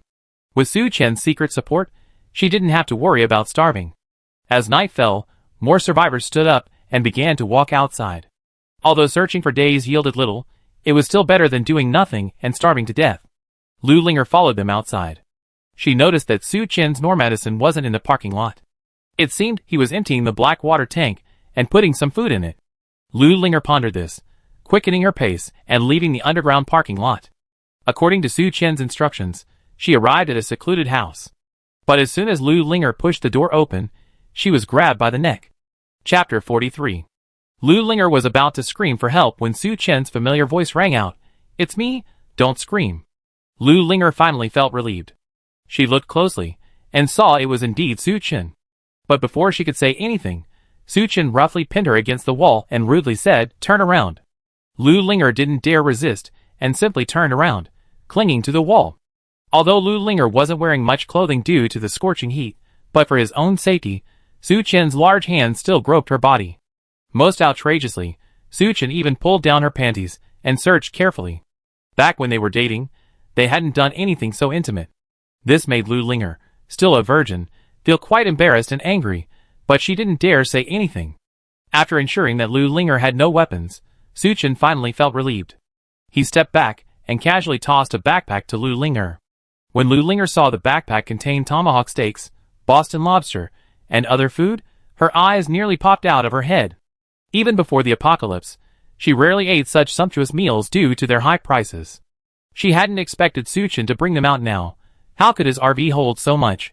Lu Linger's initial dissatisfaction with Su Chen instantly vanished. She wolfed down her food while cautiously eyeing him. During his time at Madison, Su Chen had devoted himself to exercise, in addition to leisure and entertainment. After so much exercise, although he didn't look as exaggerated as those muscular men, he still looked thin in clothes and had a lot of muscle when he undressed. After leaving the RV today, the scorching heat outside forced him to wear only shorts. His lean, athletic physique, with his 8-pack abs, made him a living, breathing man. Lu Linger's heart pounded, her face flushed. Why hadn't she noticed Su Chen's masculinity before? After swallowing the last bite of her food, Lu Linger sighed with satisfaction. This was arguably the best meal she had since the heatwave. "Chen, why did you get out of the car today?" Lu Linger asked, somewhat puzzled. Since the day the heatwave arrived, she had never seen Su Chen leave Madison. But today, Su Chen suddenly appeared outside. How could she not be surprised? "Actually, the main reason I came out today was to see you." Su Chen smiled faintly, picked up the thermos beside him, and took a sip of the iced drink. It had to be said. Surrounded by the scorching heat, a single bite like this brought a profound sense of relief. "Really?" Lu Linger was both surprised and delighted. Suppressing her excitement, she softly said, "As long as you're willing, I can always be with you." Su Chen heard the hidden meaning in her words and chuckled. "I'm going to give you a chance. If you can complete the task I assigned you, I'll let you into the RV." Lu Linger could hardly believe her ears. Su Chen had shown them life inside the RV. Unlike the scorching heat outside, it was a paradise inside, but besides Xiao Mei, no one else had ever been inside. If she could get inside the RV, she wouldn't have to worry about dying from the heat. "Chen, just tell me. If I can do it, I'd definitely help you," Lu Linger said hurriedly. Su Chen beckoned, and Lu Linger obediently leaned forward, letting him whisper in her ear. When she heard Su Chen's words, Lu Linger's beautiful eyes widened. "What this? Why you don't want to?" Su Chen glanced at her sideways and said calmly. Lu Linger knew very well that the task Su Chen had given her was extremely risky. She instinctively wanted to refuse, but then thought. She had worked so hard to change Su Chen's attitude towards her and give her the opportunity to enter the life of Madison. If she refused, she feared she would never have such an opportunity again. Even if it was risky, she would do it. Thinking of this, Lu Linger gritted her teeth and said, "Okay, I promise." "That's good." Su Chen reached out and stroked Lu Linger's hair, a satisfied smile on his face. Over the next 2 days, the situation in the underground parking lot of the Green Forest Hotel grew increasingly dire. Due to the extreme lack of supplies, people began to die one after another. Even the ruthless Ah Biao and his group were starving to the point of starvation. That day, as night fell again, many survivors rose and numbly walked out. Although finding supplies was unlikely, rather than waiting to die, it was better to proactively search, hoping for a glimmer of hope. But before they could leave, they suddenly caught the scent of a strong meaty aroma. The survivors, who hadn't eaten in days, suddenly widened their eyes. Their Adam's apples rolled as they swallowed, glancing around, trying to locate the source of the meaty aroma. After searching for a while, the group finally realized the aroma was emanating from a Biao and the others. Instinctively, they gathered in that direction. Through the gaps between the cars, they could vaguely see a Biao and his companions cooking something. But fearing a Biao's reputation, they dared not approach. Finally, starving to death, Wang Yi bravely spoke, "Brother Biao, what are you cooking? Why does it smell so good?" At his words, a Biao, carrying a small night light, staggered over to the group. Looking at the eager eyes of the group, he grinned, revealing his sharp white teeth. "I'm cooking meat. Do you want to try some?" "Yes, yes, yes." Brother Biao is such a kind man. The survivors, dazed by hunger, nodded quickly in response. Only Lu Linger, standing nearby, noticed something was amiss. No one had found any supplies in days. Where did Ah Biao get the meat? A vague sense of foreboding emerged in her heart. Lu Linger didn't follow the others into Ah Biao's camp. But the few survivors at the front, after just a glance, suddenly turned pale. They retreated vomiting. Having not eaten for days, their vomit was all acid. Ah Biao, are you still human? You're nothing but an animal. Some people looked at Ah Biao fearfully, their eyes filled with terror. Their attitude confirmed Lu Linger's suspicions. Although she hadn't witnessed it herself, Lu Linger felt her stomach churn and nearly vomit. What? Didn't you all want to eat? I told you to, but you won't. Aren't you being disrespectful? Ah Biao folded his arms across his chest, a cold smile on his face. Under the dim light of the night lamp, it looks like a demon from hell. Chapter 44. Most people weren't starving enough to eat anything.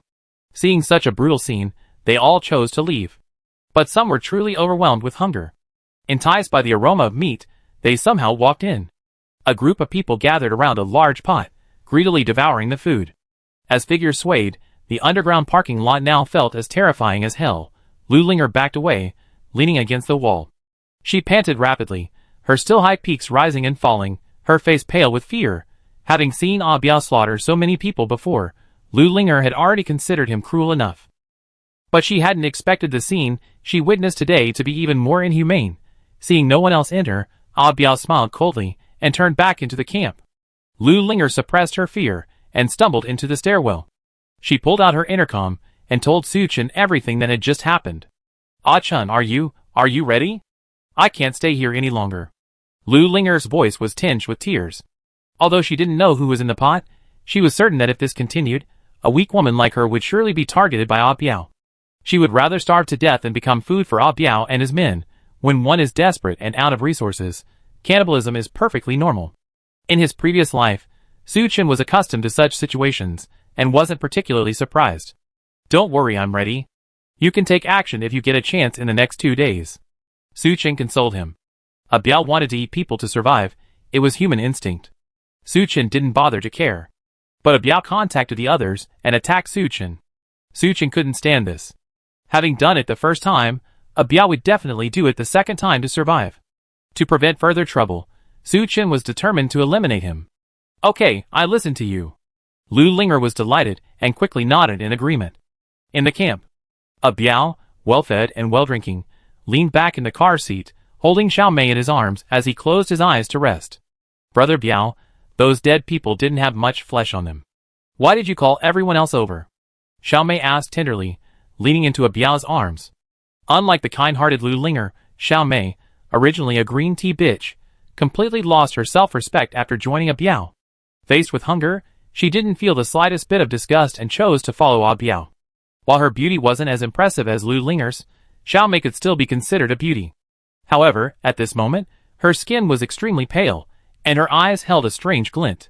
Because she was so thin, her smile wasn't just unattractive, but rather eerie, like a female ghost in a movie.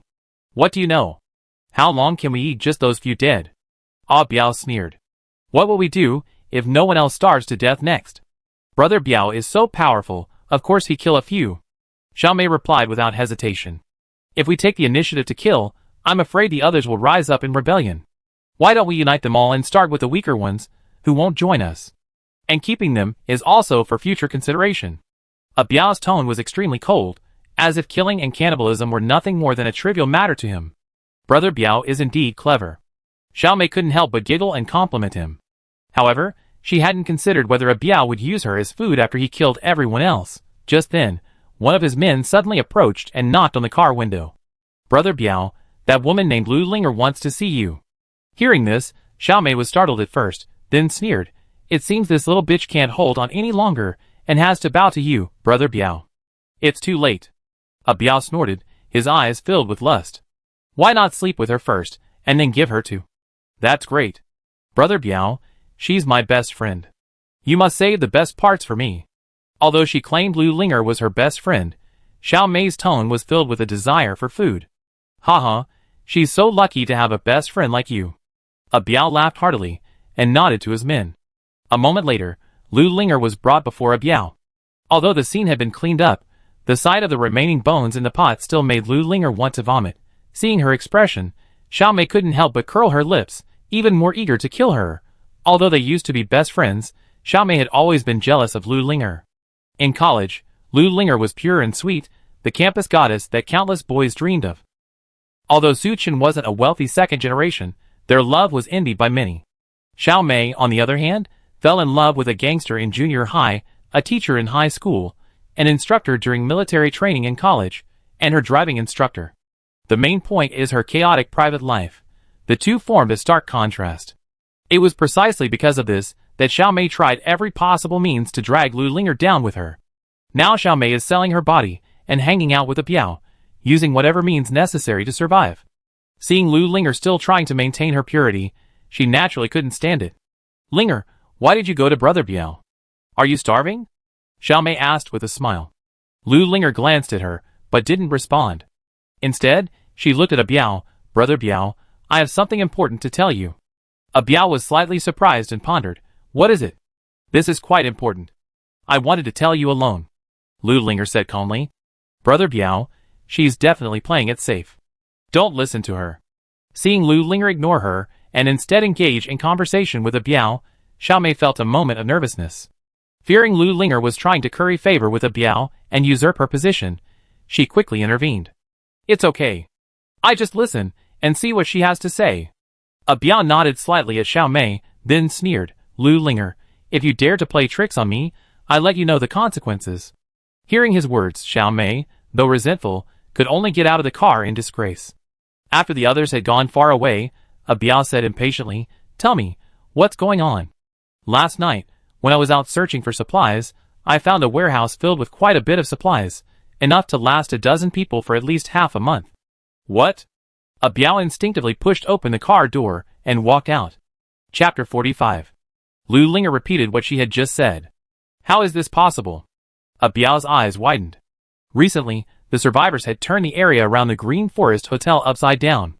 Not even a single hair had been found, let alone supplies. A Biao himself had led several searches. But nothing was found. A Biao wasn't Hannibal. He wouldn't resort to cannibalism unless he had absolutely no other choice. It's absolutely true. How could I dare to lie to Brother Biao? Looking at Lu Linger's confident words, A Biao asked doubtfully, Why would you tell me something so good? I just want to gain your protection, Brother Biao. Lu Linger smiled faintly and explained, Although the warehouse is remote, if anyone discovers it, I won't get any of the supplies. Even if no one finds me, if I keep it to myself for a long time, someone will notice something's amiss. After hearing her words, A Biao nodded slightly, somewhat convinced. As time went on, the survivors were starving, their eyes gleaming. But Lu Linger was just like a normal person. Anyone could tell she had hidden food. When that happened, her fate would be utterly miserable. Okay, I promise. A Biao thought for a moment and nodded. Getting the supplies was the priority. Besides, he'd been getting a little tired of playing with Xiao Mei lately. If I could play with Lu Linger again, that would be perfect. I take you there tonight. Lu Linger breathed a sigh of relief and smiled. After she left, Xiao Mei eagerly approached, her face full of ingratiation. Brother Biao, what's going on with Lu Linger that's so secretive? A Biao had no intention of hiding anything from her, and shared the information Lu Linger had provided. Xiao Mei was stunned at first, then quickly advised, that little bitch isn't telling the truth. Don't trust her. Why not just arrest her and torture her? She said this out of sheer fear that Lu Linger would replace her position with a Biao. A Biao naturally understood Xiao Mei's concerns. He chuckled and pinched Xiao Mei's still perfect hips. Lu Linger is just a little girl, she can't cause any trouble. Just listen to me, and I won't treat you unfairly. After He Wan was eliminated, the remaining survivors were scattered, and no match for a Biao and his companions. Across Phoenix Mountain, a Biao's only concern was Su Chen, the wielder of the spray gun. But Su Chen remained hidden in the RV, never surfacing, and posed no threat to a Biao. Xiao Mei was about to say something when a Biao's face turned cold, and his smile vanished in an instant. What? Are you questioning me? No, how dare I question Brother Biao? I obey you in everything. Xiao Mei was startled and hurriedly explained. She was still alive thanks to A Biao. If A Biao turned ruthless, she'd be the food in the pot. That's better. A Biao snorted coldly, pushed Xiao Mei aside, and walked straight towards the others. In a short while, all his men had gathered. When A Biao mentioned that there were supplies, their eyes lit up with excitement. If there was a real choice, no one wanted to eat human flesh. A Biao and his men prepared in advance and waited patiently for nightfall. Just in case, Biao had his men keep an eye on the other survivors. As night fell, he paused for a moment before finding Wang Yi, one of the survivors. "Dr. Wang, I need your help." Wang Yi wanted to refuse, but seeing Biao's forced smile, he had no choice but to say, "Brother Biao, just do as you say. Go knock on Su Chen's car door and ask for food." Wang Yi was stunned and said with a sad face, "Brother Biao, isn't this asking me to die?" The survivors had previously surrounded Madison. First, they were shot with a shotgun, then pepper spray, electric shock, sulfuric acid, and other abuses. The survivors suffered heavy casualties. Wang Yi was reluctant to go back to Su Chen. "Don't worry, if you go alone, just ask for food, and he won't hurt you," Biao said soothingly. Seeing Wang Yi still refused to nod, his face darkened, and he said coldly, "If you refuse to go, don't blame me for being rude." Wang Yi's heart trembled, fearing he would become prey for Biao and the others, so he nodded in agreement. He slowly stood up and walked reluctantly towards Madison. Knock, knock, knock. Wang Yi knocked on the car door nervously. Thankfully, no pepper spray or sulfuric acid erupted. Instead, a steel plate slowly descended, revealing Su Chen's figure. "What's wrong?" Brother Su, I'm so hungry. Can you please?" Before Wang Yi could finish his words, Su Chen rudely interrupted him. "What's it to me?" The steel plate then slowly rose again, obscuring the interior. Wang Yi was stunned for a moment, then reluctantly turned back. "Brother Biao, it's really not my fault." Wang Yi carefully explained Su Chen's attitude to Biao. "Are you sure Su Chen is in the car?" Biao asked in a deep voice. "I'm absolutely certain, absolutely certain." "Okay, it's okay, you can go." Biao waved his hand. Wang Yi was stunned for a moment, then quickly ran. Since Su Chen was still in the car, he had nothing to fear. Biao thought, nodding to his men. Ever since Manager Deng's death, all the original hotel staff had been recruited by Biao. He now had nearly 20 men under his command. From Lu Linger's description, the supplies were substantial, so Biao mobilized all his forces. As for Xiao Mei, she was helpless, so she stayed in the camp to prevent anyone from stealing.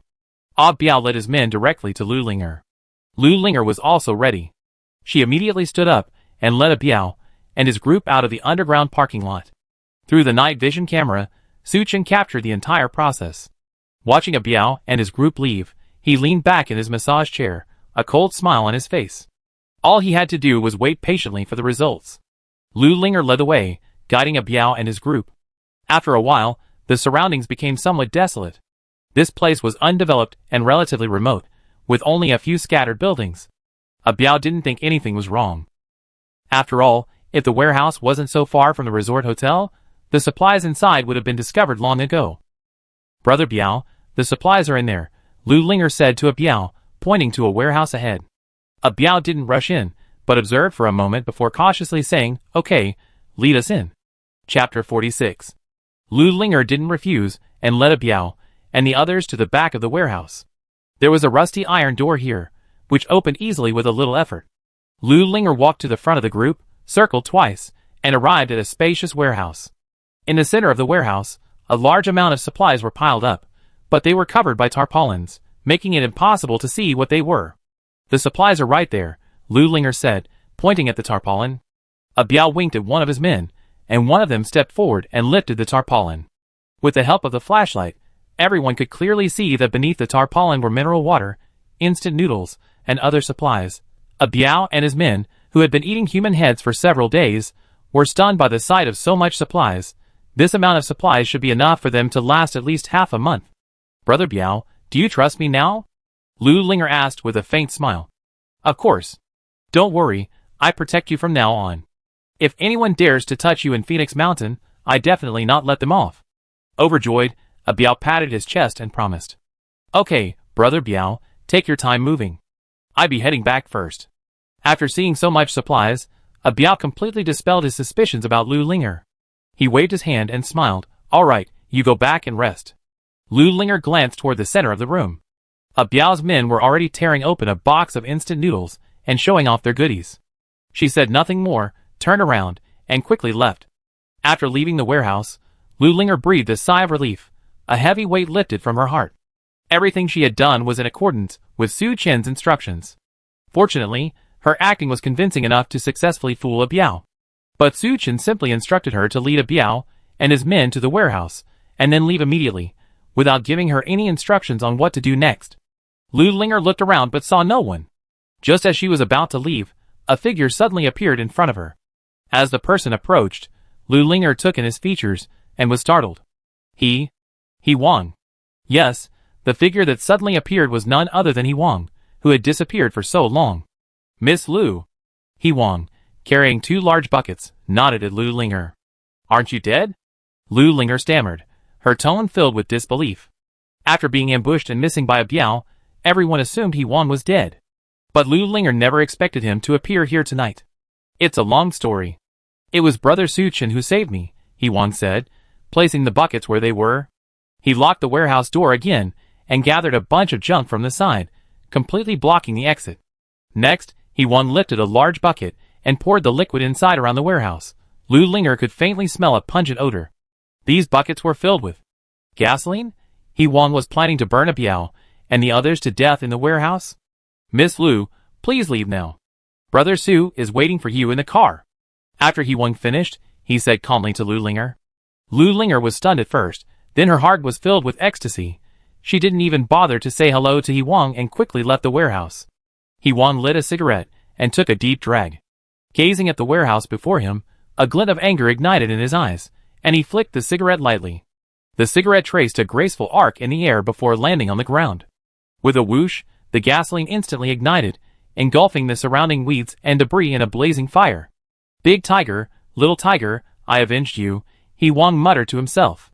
Meanwhile, inside the warehouse. After his initial excitement, Biao calmed down and immediately directed his men to begin counting the supplies and preparing to transport them back.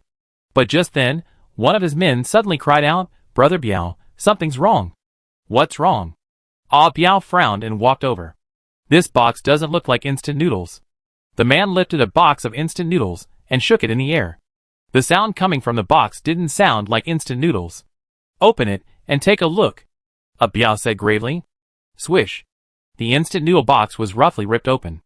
As expected, it wasn't instant noodles at all, but a variety of miscellaneous items. Biao felt a sense of foreboding and immediately ordered, check again. The men quickly picked up the other boxes and began to examine them. After a thorough inspection, they found that, aside from the few boxes of mineral water and instant noodles at the top, most of the remaining boxes were filled with garbage and miscellaneous items. Biao's heart sank, and he instantly became alert. Judging from the way these supplies were arranged, someone had definitely done this on purpose, but before he could make any move, a pungent smell of smoke suddenly wafted in. Brother Biao, this is bad. There's a fire! One of his men shouted, pointing out the window. Dark smoke poured into the warehouse from all directions. Oh no! We've been tricked. Even if Biao was a fool, he realized by now that Lu Linger had tricked him, but he couldn't understand. Suchen had been staying in the RV, and the other survivors had behaved normally. What kind of people had Lu Linger teamed up with to have the audacity to plot against him? When we get back to the parking lot, we give that bitch a good beating. Biao cursed angrily, leading his men to a run for the exit, but when they reached the exit, they discovered the warehouse door had been locked from the outside. No matter how hard they punched and kicked, they couldn't get it open. Let's go find another exit. Biao acted decisively and led his men to search the rest of the warehouse. But this warehouse seemed carefully selected. Aside from the iron gate they had entered through, there were no other exits. Brother Biao, what should we do now? Yes, come up with a plan. As the fire spread, the entire warehouse was shrouded in thick smoke, and the temperature inside rose steadily, even higher than outside. Brother Biao's heart sank to the bottom of the valley. Even before, when he was besieged by enemies many times his own, he had never felt so desperate. The fire grew stronger and stronger, gradually engulfing the entire warehouse. Several people were unable to dodge, and were hit by falling buildings, burning to death on the spot. Although Biao was not hit, he was also horribly smoked. Just when he walked outside the warehouse, and Biao and others inside the fire thought they were about to die in the fire, a loud boom suddenly sounded in the night sky. Chapter 47. The sound was truly overwhelming. Not only He Wang, who was outside the fire, but even Biao and the others, engulfed in the flames, heard it clearly. Could it be raining? Biao and the others raised their heads, peering through the shattered warehouse roof at the night sky. Sure enough. A moment later, bean-sized raindrops began to fall. In the blink of an eye, the downpour became incredibly heavy, nearly drowning the entire sky and earth. Not only was the raging fire inside the warehouse quelled by the rain, but even the scorching temperature cooled, returning to its normal temperature. Biao and his group seized the opportunity and hurried to the warehouse door. Burning under the raging fire, and then the rain, the alternating heat and cold shattered the already fragile door into pieces under Brother Biao's fierce kick. They quickly escaped the fire and reached the warehouse. "Oh my god, you finally opened your eyes. This heatwave is finally over. Brother Biao, we're saved." The men dropped to their knees, shouting with excitement. Even the usually composed Biao was overcome with excitement. He looked up at the night sky, his mouth wide open, greedily absorbing the rain. After spending so long in the heatwave, they were practically driven mad. Although Biao wasn't burned to death, the sudden downpour brought the temperature down, and Wang couldn't hide his excitement. It took a while for him to calm down.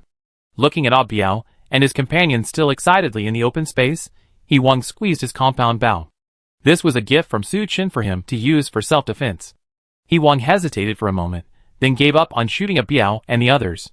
At such a distance, he wasn't sure if he could hit them. Even if he could only kill one or two at most. If Biao surrounded him, he'd be dead. It would be best to go find Su Chen first, report this, and see what he had to say. Wang cast a deep glance at Biao and the others, then turned and disappeared into the night. After leaving the warehouse, Lu Linger hurried back to the underground parking lot. When she reached the entrance of the RV, she took a deep breath to calm her excitement. She glanced at the rearview mirror and carefully adjusted the dashboard. "Chun, I'm here." Lu Linger knocked on the car door, her voice gentle. Buzz buzz buzz. A faint mechanical sound echoed, and the side door Xiaomei had entered earlier slowly opened. "Come in." Su Chen's voice rang out through the loudspeaker. Lu Linger didn't think twice and hurried into the RV. Like Xiaomei before her, she was slightly startled when she realized she was in the bathroom. Just then, the car door behind her suddenly slammed shut. Su Chen pushed open the bathroom door and slowly walked in. "Ah Chen." Lu Linger forced a smile and said flatteringly. But Su Chen ignored her. Just like last time, he roughly pushed Lu Linger forward. Then his hands began to roam freely over her body. It's better to be safe than sorry.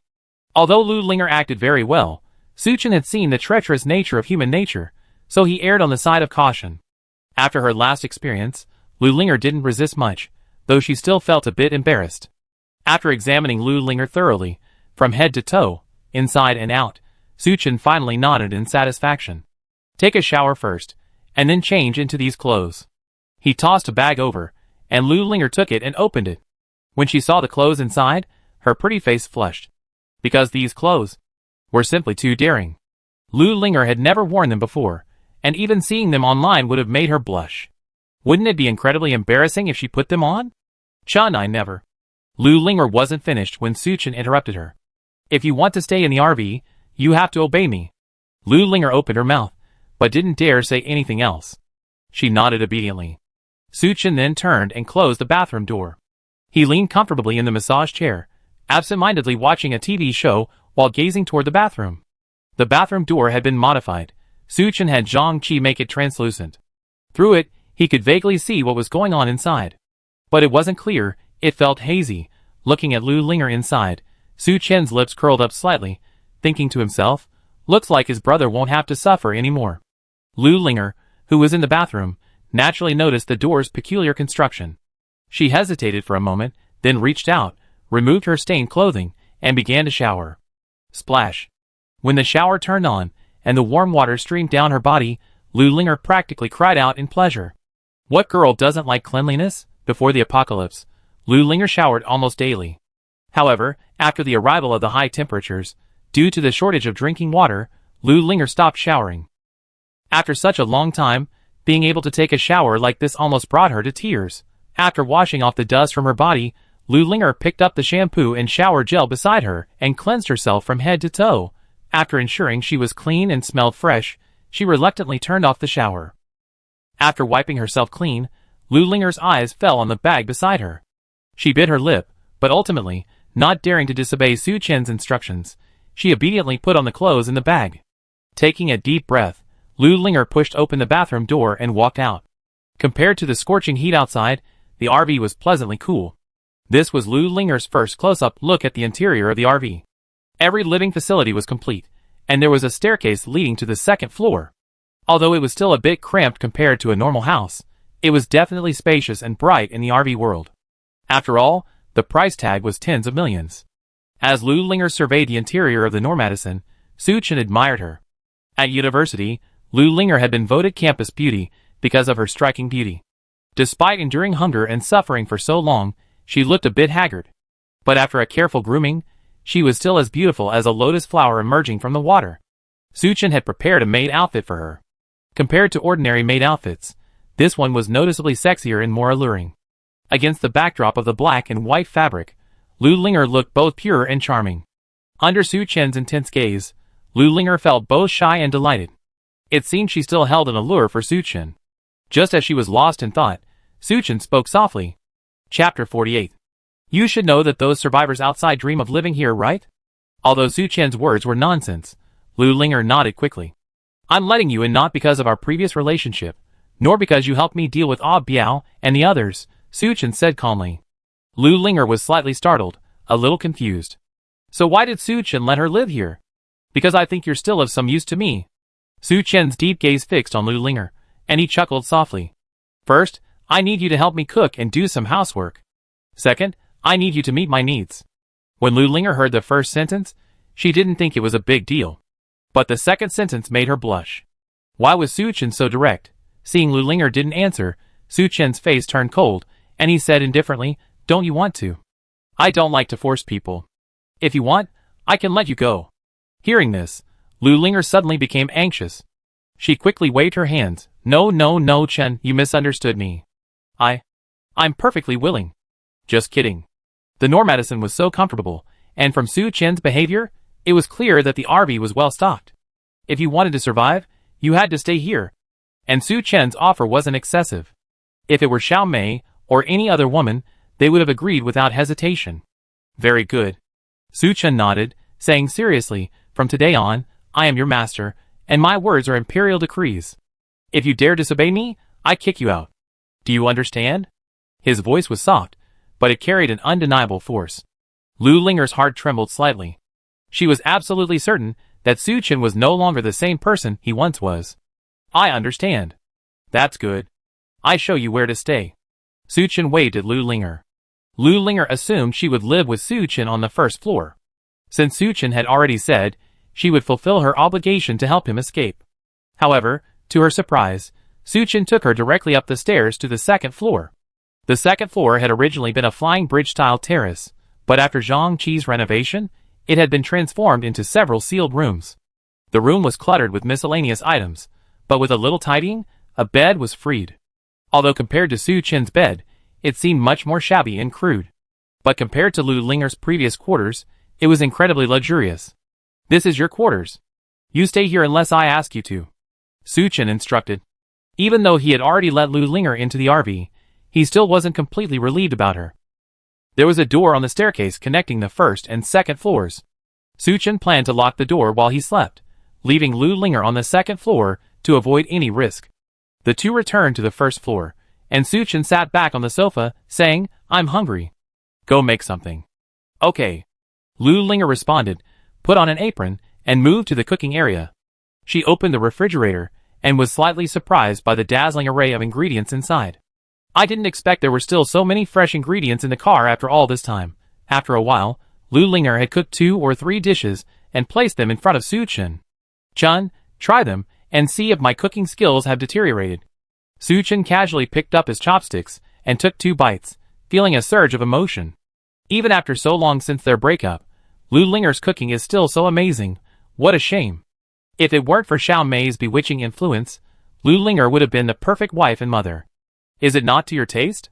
Seeing Su-Chen remain silent, Lu Linger asked cautiously. No, it's quite delicious. Keep it up. Su-Chen nodded slightly and praised, let's eat together. Afterwards, let's go to bed. Is it coming? Lu Linger's heart tightened.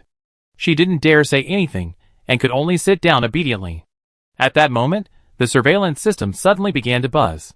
Su-Chen's gaze fixed on the screen. On the screen, several survivors were seen hurriedly running towards them. But they weren't heading for the RV, they were bypassing it, and heading straight out of the parking lot. What was going on? Su-Chen's heart skipped a beat, and he couldn't even think about enjoying Lu Linger's delicious meal. He quickly stood up and walked over to the center console. In the upper right corner of the screen, where the temperature inside and outside the car had been displayed, it now clearly showed that the outside temperature was dropping. Achin, what's going on? Lu Linger also noticed something was amiss. Before Su Chen could reply, the intercom beside him suddenly rang. Brother Su, are you there?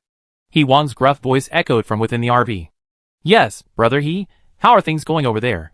Su Chen replied, picking up the intercom. We didn't succeed. Suddenly, a heavy rain came, putting out the fire. He Wang said bitterly. According to Su Chen's plan, Lu Linger would lead a Biao and his men into the warehouse. While a Biao and his men were moving supplies, He Wang would block the door, and, using the gasoline Su Chen had given him, set the warehouse on fire, burning a Biao and his men to death inside. The entire plan wasn't perfect, but it was certainly quite thorough. However, no one expected that after such a long period of high temperatures, it would suddenly rain. It doesn't matter. A Biao and his men are just grasshoppers after autumn. They won't be around for long. Brother He, you better be careful. Don't let them find you. Su Chen gave He Wang a few words of advice before disconnecting. Lu Linger, listening to their conversation, was immediately filled with thoughts. It's raining heavily outside, so this high temperature that's lasted for days is really about to pass. If so, help will arrive soon. So, is there any need for me to stay by Su Chen's side? If you regret it now, it's not too late. Su Chen seemed to have read Lu Linger's mind and said calmly. No, how could I bear to leave you, Achin? Lu Linger shook her head and hurriedly expressed her feelings. Even if the high temperature is really about to pass, it will take a long time for help to arrive. How can Lu Linger survive this period without Su Chen's help, not to mention that she had previously deceived Ah Biao? What if Ah Biao wanted revenge? What would she do? Most importantly, after meeting Su Chen again this time, he was completely different from before, showing an extremely strong and confident attitude. Lu Linger's feelings for Su Chen were secretly rekindled. That's good. I tell you the truth, even if the temperature drops again, this apocalypse won't end. Chapter 49. If this had come from anyone else, Lu Linger might have been skeptical. But since it was Su Chen who said it, she largely believed it. After all, Su Chen had anticipated the apocalypse, purchasing a Normedicine and stockpiling a large amount of supplies. This sudden downpour truly sent the survivors into ecstasy. They didn't know the truth. They believed that with the downpour and the drop in temperature, this scorching apocalypse would soon be over. The most ecstatic among them was Zhang Mingyuan. He rushed into the rain, rolling around on the ground like a madman. Once social order was restored, he could return to being the high and mighty dandy. When that time comes, Ah Biao, Su Chen, you all must die. Xiao Mei, standing by, felt a mixture of joy and sorrow. The joy was that the apocalypse was about to end, and everything would return to normal. Sadly, during this time, she'd done quite a few dirty things. For example, she aided Ah Biao in the murder of He Wang, De Hu, and Xiao Hu. For example, she followed Ah Biao into cannibalism just to survive. If retribution came later, Xiao Mei would at least face life imprisonment. Just as everyone was preoccupied with their own thoughts, Ah Biao and his group braved the pouring rain and returned to the underground parking lot. Seeing their miserable appearance, everyone was startled. What had happened? Ah Biao ignored Zhang Mingyuan, Xiao Mei, and the others, and returned to the parking lot with his men. Xiao Mei hesitated for a moment, then hurried to follow. Brother Biao, what happened? Didn't you go get the supplies? Ah Biao sat down, panting heavily, his face filled with resentment as he said, that bitch Lu Linger, how dare she plot against me? After learning what had happened, Xiao Mei was shocked. Although she had previously slandered Lu Linger, claiming she had ill intentions, that was purely out of consideration for her position with a Biao. She had never imagined that Lu Linger would be so bold as to plot against a Biao and his friends. Brother Biao, what should we do now? It's raining so hard, I'm afraid the heatwave is almost over. Xiao Mei gathered herself and asked in a low voice. A Biao frowned at this, but remained silent. He was like Xiao Mei. After the initial excitement, he was also deeply uneasy. After all, Xiao Mei's crime deserved at most a suspended death sentence. But a Biao was different.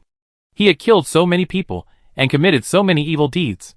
Forget immediate execution, I'm afraid it'd have to be repeated. What should I do? Just then, the remaining survivors calmed down from their excitement and returned to the underground parking lot. Looking at the jubilant Zhang Mingyuan in the crowd, Ah Biao's eyes flashed with murderous intent.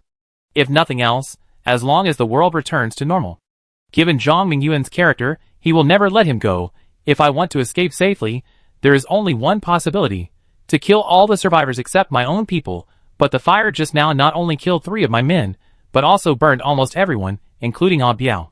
With their current fighting power, it is unlikely that they can kill all the remaining 180 survivors, unless Su Chen can be persuaded. Ah Biao narrowed his eyes and looked at Norma Deason, who was not far away. Su Chen's car was equipped with a shotgun. If he could borrow it, slaughtering all the survivors would be a piece of cake. What do you think of my idea? Ah Biao gathered Xiaomei and his other men and told them his plan. Ah? It's not impossible, but how can we persuade Su Chen? One of them hesitated. Yeah, Brother Biao, that guy is a stickler, Xiaomei said bitterly. If it weren't for Su Chen, she wouldn't be trapped in Phoenix Mountain, and she wouldn't have clung to Ah Biao to save her life, turning herself into a half-human, half-demon. If it were before, he definitely wouldn't agree. Ah Biao sneered. But now that the high temperature is about to end, how could he not agree? Everyone was slightly stunned. Brother Biao, what do you mean by that? Xiaomei asked, somewhat puzzled. I'm asking you, how did Zhang Heng die? Ah Biao said slowly. Of course, he was shot by Su Chen and died of his injuries. Xiaomei answered without hesitation. That's right. So, is he suspected of intentional homicide? Ah Biao asked back. Brother Biao, you mean? Xiaomei was stunned for a moment, then seemed to understand. Although he killed many people and committed many crimes, Su Chen's hands aren't clean either. Ah Biao asked sinisterly, Zhang Heng died at his hands, right? And the other survivors were also killed by him pouring sulfuric acid on them, right? Taking all this together, even if he doesn't get the death penalty, he at least get a suspended death sentence, right? So if Su Chen doesn't want to go to jail, he has to join us and kill everyone else. Everyone was stunned by his words. But after careful consideration, they felt that Ah Biao had a point. When the official rescue team arrives at Phoenix Mountain and discovers the situation here, no one, including Ah Biao and Su Chen, will be able to escape. If Su Chen is wise, he should be ruthless and join Ah Biao in the killing. Xiaomei, go contact Su Chen. Ah Biao glanced at Xiaomei and ordered. Ah? Me? Xiaomei was a little dumbfounded. Or else you're sending us.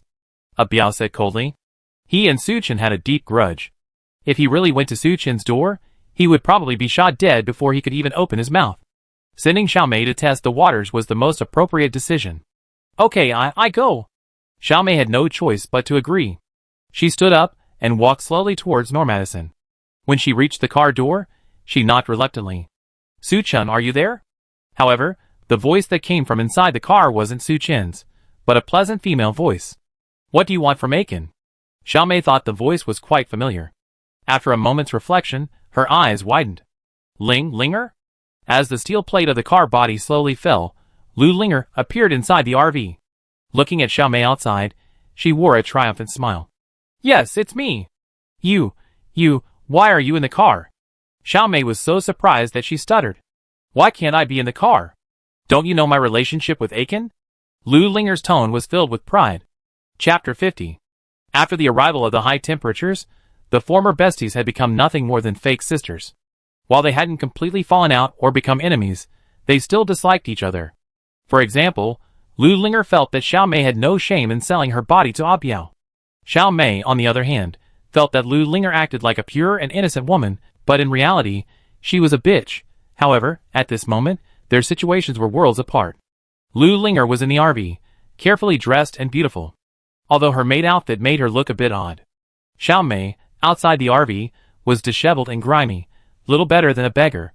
There's a saying, I'm not afraid of my sister suffering, I'm afraid of them driving Land Rover. Seeing Lu Linger living such a comfortable life, Xiaomei's teeth itched with hatred. She wanted to drag Lu Linger out and move in herself. Linger, we're good sisters. Can you tell Su Chen to let me move in too? Xiaomei swallowed her saliva and said pitifully. If we were really good sisters, why didn't you think of giving me some of the supplies when you got them from Ah Biao? Lu Linger asked with a sneer. This? Xiaomei was speechless for a moment, then defended herself. Didn't I drag you along to join Brother Biao? Then I have to thank you for dragging me along to accompany Ah Biao. Lu Linger sneered. Do you think I'm as heartless as you?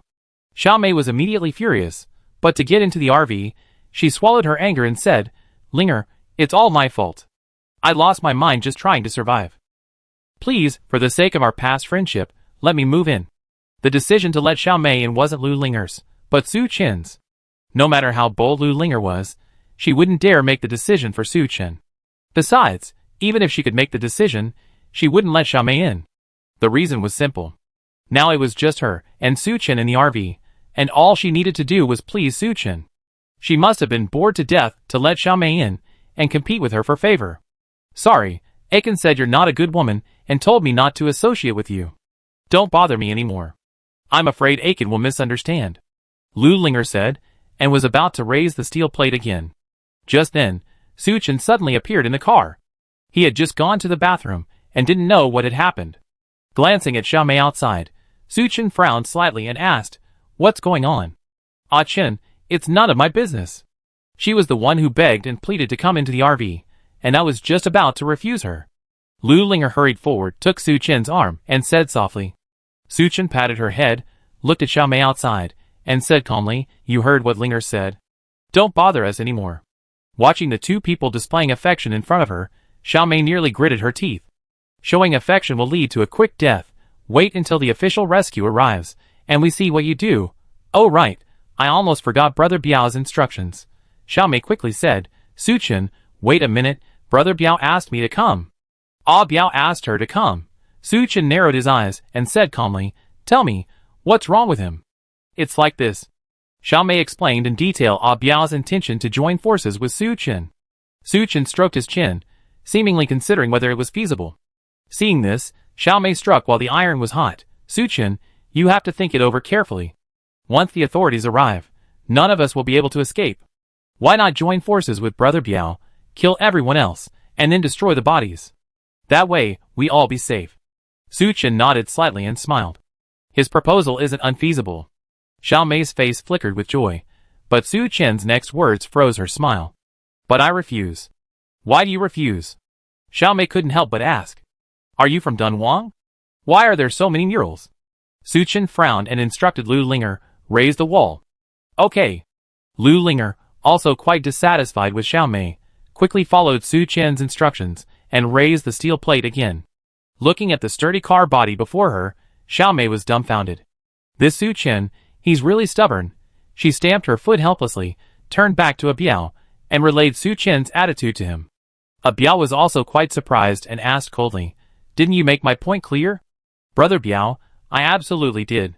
It was Su Qin who flatly refused. Xiao Mei was extremely nervous and quickly defended herself. A Biao saw that her attitude didn't seem to be deceiving him, so he ignored her and fell into deep thought. She had already explained the pros and cons clearly, so why did Su Qin refuse so bluntly? Was he truly not afraid of being arrested by the authorities? Or did he have some way to evade sanctions? Or was it possible that this apocalypse would never end? A Biao's heart sank, startled by his last thought, but after calming down, he felt it was highly likely. Su Qin had previously spoken of the coming of the apocalypse. At the time, none of the survivors took it seriously, dismissing it as Su Qin's nonsense. But now, thinking carefully, it seemed as if Su Qin knew something was up. If he hadn't known about the coming high temperatures, how could he have stockpiled so many supplies? This apocalyptic catastrophe probably wouldn't end. That's why Su Qin had rejected him so bluntly. A Biao grew more certain of his judgment. But at that moment, several people suddenly approached, led by none other than Zhang Mingyuan. He changed his previous submissive demeanor and greeted Ah Biao with a smug look on his face. Brother Biao. Ah Biao, unsure of his intention, simply nodded calmly. Young Master Zhang, what's going on? This heatwave is almost over. For what you've done, 10 executions are probably enough. Zhang Mingyuan said arrogantly, but you know, my dad has connections everywhere. It's not impossible for him to help you get away with it. I won't hold a grudge against you for what happened before. As long as you become our Zhang family's dog again from today, I consider trying to persuade my dad. Almost all the survivors believed that social order would be restored after the heatwave ended.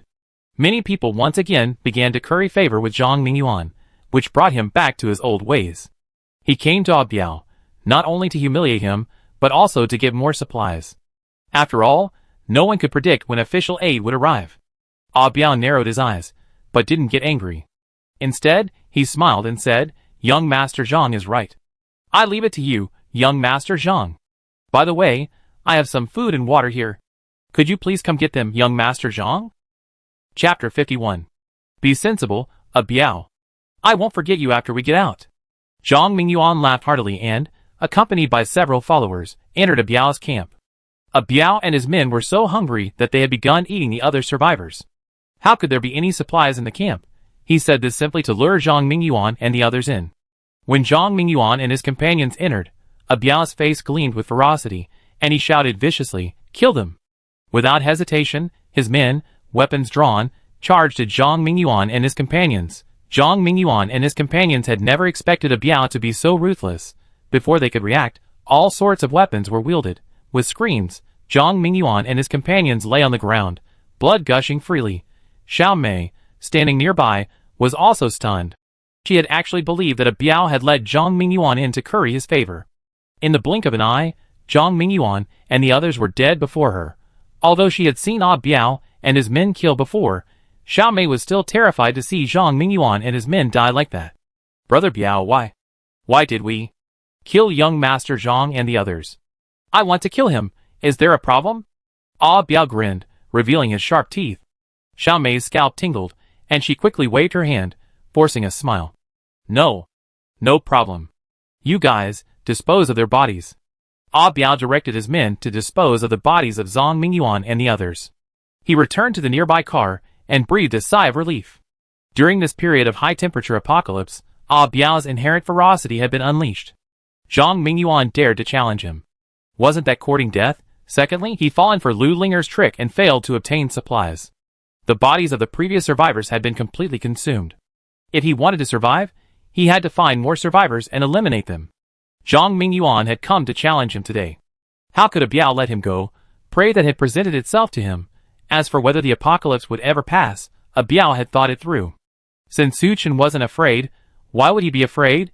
If the apocalypse truly passed and social order returned to normal, at worst, he and Su Chen would die together. If the apocalypse continued, then he had even less to fear. A Biao thought this, then lowered his head and examined his wounds. Although he had managed to escape the burning warehouse alive, he suffered several severe burns, a truly horrific sight. A Biao rinsed his wounds with water, gasping for air at the intense pain. Luckily, it was pouring rain outside, otherwise, he wouldn't have been willing to use drinking water to irrigate his wounds. But even so, without further treatment, if his wounds became infected, A Biao would be doomed. A Biao's original plan was to join forces with Su Chen to kill all the other survivors. Then, he would ask Su Chen for food, medicine, and other supplies. But Su Chen refused to budge, truly abhorrent, and he couldn't break in. What was he supposed to do? Just then, a loud roar of an engine suddenly echoed through the underground parking lot. A Biao, startled, looked up. The Normadison, parked there, suddenly started moving. A Biao didn't take it seriously, thinking Su Chen had gone out to deal with the black water tank again. However, even at dawn, after his men had bled the bodies of Zhang Mingyuan and the others, the Normadison still hadn't returned. A Biao's heart tightened, and he quickly called over two of his uninjured men, asking them to go out and check. He wasn't worried Su Chen had simply fled, but rather that he was preparing another ambush. A short while later, the two men returned. Brother Biao, that guy didn't go far. His RV is parked right at the hotel entrance. A Biao was even more puzzled. What on earth was this up to? He pondered for a long time, but couldn't come up with a reason. He shook his head and focused his attention on the bowl in front of him. Despite enduring such a long time in the apocalypse, Zhang Mingyuan, pampered from childhood, was still smooth and delicious. Ah Chen, why are we leaving the underground parking lot? Aren't you afraid of the heat coming again? Seeing Su Chen park the Normadison at the entrance of the Green Forest Hotel, Lu Linger couldn't help but ask. Su Chen didn't answer, but instead glanced at her calmly. I was wrong. I shouldn't have said anything. The sharpness in Su Chen's eyes made Lu Linger's heart skip a beat, and she quickly bowed her head to admit her mistake. A woman will never admit she's wrong, except when she says she married the wrong person. Lu Linger is no exception. Since she met Su Chen, she's only admitted to a mistake once, that of dating him. To admit her mistake today is quite rare. Let's punish her according to the family rules. At the words that tumbled from Su Chen's mouth, Lu Linger's pretty face flushed with shame. She didn't dare resist, and obediently accepted Su Chen's punishment. Although he had warned Lu Linger before, further education was needed to fully transform her mindset. Thus, Su Chen had specially established a number of rules to punish Lu Linger when she made a mistake.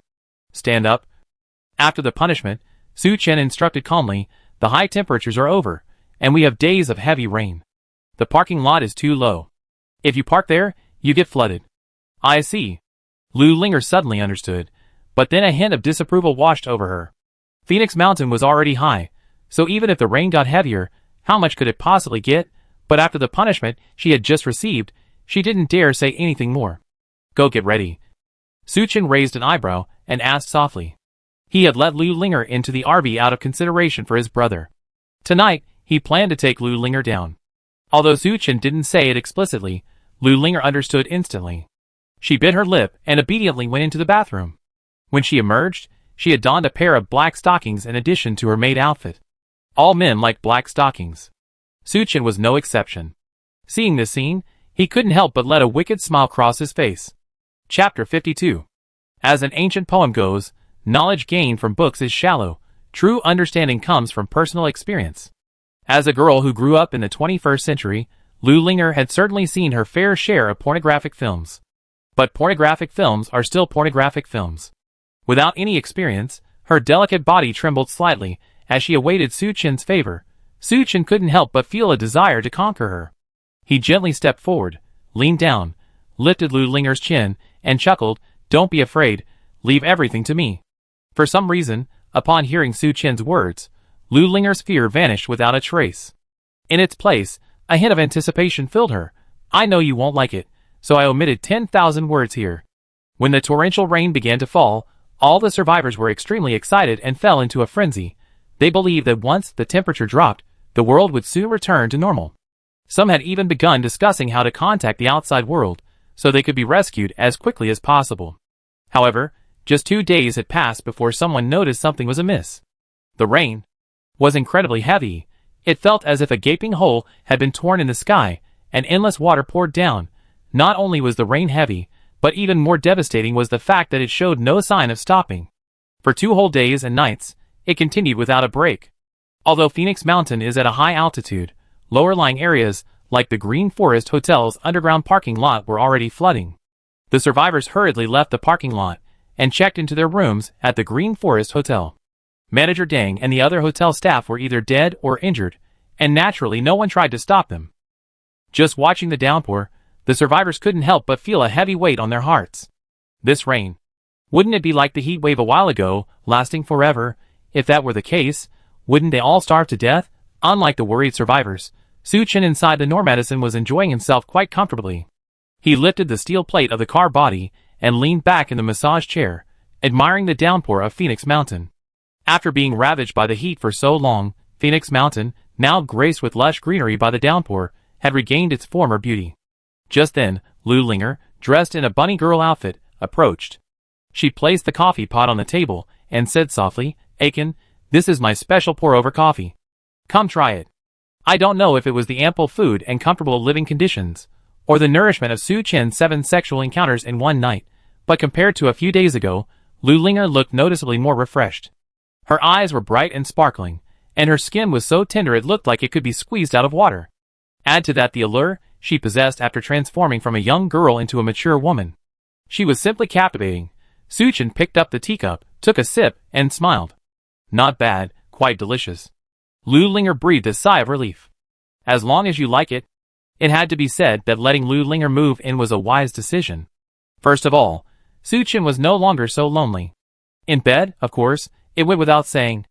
Outside, the two of them could play games, like two-player pairing when they had nothing to do. Life was quite carefree and comfortable. "Brother Su, are you there?" He Wang's voice rang out again over the intercom. Lu Linger, with remarkable foresight, immediately grabbed the intercom and handed it to Su Chen. "Brother He, please speak." "You're right. Judging by the situation, this rain won't stop anytime soon." He Wang couldn't help but sigh. When he was ambushed by Ah Biao, his life was in imminent danger. He happened to run into Su Chen, who was cleaning the black water tank. Determined to give it a try, he, near death, called out to Su Chen for help. To He Wang's surprise, Su Chen didn't refuse. He provided He Wang with ample supplies and medicine, helping him through the crisis. Not only that, Su Chen assured He Wang that the high temperature would soon pass. What followed was an endless downpour. At first, He Wang was skeptical, but after witnessing the relentless downpour, he was completely convinced. Brother you better find a place to hide for the next while, Suchin warned. Are you supposed to be careful of a Biao and the others? Not entirely. Once the rainy season is over, it will be extremely cold. You should prepare some cold weather supplies in advance. Okay, I remember that. Wang remembered Su Chen's words firmly. After the two of them lost contact, Su Chen put down the walkie-talkie and noticed that Lu Linger, standing beside him, seemed to be hesitant to speak. He smiled slightly. Do you have any questions? After being disciplined for a few days, Lu Linger had learned her lesson. Without Su Chen's permission, she wouldn't act on her own and ask questions. After receiving Su Chen's permission, Lu Linger finally spoke. Ah Chen, brother, he is a good man. We should win him over, give him more help, and get him to join us in dealing with the Biao. You're right, he's a good man, otherwise I wouldn't have saved him. Su Chen's reason for saving Wang was simple. First, he and Wang shared a common enemy, a Biao. He needed Wang's help in dealing with a Biao. If Su Chen hadn't misremembered the date of the rainstorm, a Biao would have been dead long ago. Second, Su Chen didn't plan to stay in Phoenix Mountain for long. He had things to do in the distant inland. And after the extreme cold, the bloody zombie virus broke out. Surviving in a doomsday world on his own would be difficult. So Su Chen intended to form a team. But to avoid repeating the mistakes of his previous life, the team members had to be carefully selected to prevent betrayal. And Wang was the first member Su Chen had chosen, after Lu Linger. But right now, he didn't fully trust Wang. I already provided him with enough supplies. Isn't that enough help? Su Chen chuckled and asked, do we think we're going to let him move in with us? Wouldn't that affect both of our lives? Lu Linger thought about it carefully, and it made sense. So many people had asked Su Chen for food, only to be ruthlessly turned away. Su Chen's provision of supplies to Wang was already a tremendous help. Let's wait until he survives the next crisis. Su Chen gave a wicked smile. I'm really angry right now. Lu Linger blushed. She didn't say much, but she understood Su Chen's meaning. Chapter 53. Unlike Su Chen, who was venting his frustrations, the survivors in the hotel weren't in the same good mood. The heavy rains of several days had resolved the problems of high temperatures and water shortages, but they hadn't solved the problem of food shortages. Aside from a Biao and the others, who managed to fill their stomachs by cannibalizing others, the other survivors were starving. Hotel Floor 6, Room 606. A team of survivors lived in the room, gathered as families and friends. Several of the team were elderly, weak, and disabled, and their ability to survive until this point was truly remarkable. Dad, I'm hungry. Hubby, I can't stand it anymore. Please think of a solution. Listening to their wives and children, the strong men in the team all looked helpless. They had already done their best to find supplies. But the Phoenix Mountain area had been practically plundered by the survivors. Forget food, anything edible, even grass and tree roots, had already been devoured by the survivors. If possible, they would even go hunting in the mountains. They weren't afraid of lions or tigers. But the problem was, there was some game in the mountains. But after such a long period of high temperatures, most of those animals had died. If that doesn't work, let's go find Ah Biao. Someone whispered. The team leader, responsible for making decisions, was named Sun Yuan. After hearing this, he shook his head firmly. No. Even if we starve to death, we can't eat humans. Though somewhat discouraged, everyone remained silent. Okay, if it doesn't work, I take people out later, and see if we can find some food, Sun Yuan soothed. But just as he finished his words, there was a heavy knock on the door. Hey, someone inside, open the door. The people inside immediately stood up, as if facing a formidable enemy, and stared at the door. Sun Yuan tiptoed forward and peered through the peephole. What a shame. The person outside seemed to have anticipated this, and had completely blocked the peephole. Sun Yuan nodded to the others, signaling them to get ready, then said in a deep voice, Who are you? What's going on? Brother Biao sent me here. He said he wants to talk to you, the person outside shouted. Sorry, not interested. Sun Yuan bluntly refused the other person's request. You're kidding. In these times, people's hearts are often hidden. Opening the door rashly, and letting the other person in would be very dangerous. Not to mention they were a Biao's men. Perhaps a Biao and his men were lying in ambush outside, waiting to burst in and kill them all for food. I advise you not to be ungrateful. A fierce threat came from outside the door. Sun Yuan didn't respond, instead tightening his grip on the baseball bat. A moment later, the men outside began pounding on the door. Bang, bang, bang. The door slammed loudly, and the elderly, women, and children inside trembled with fear. Although the hotel door was of high quality, it couldn't withstand such violent assault. A moment later, the door was kicked open.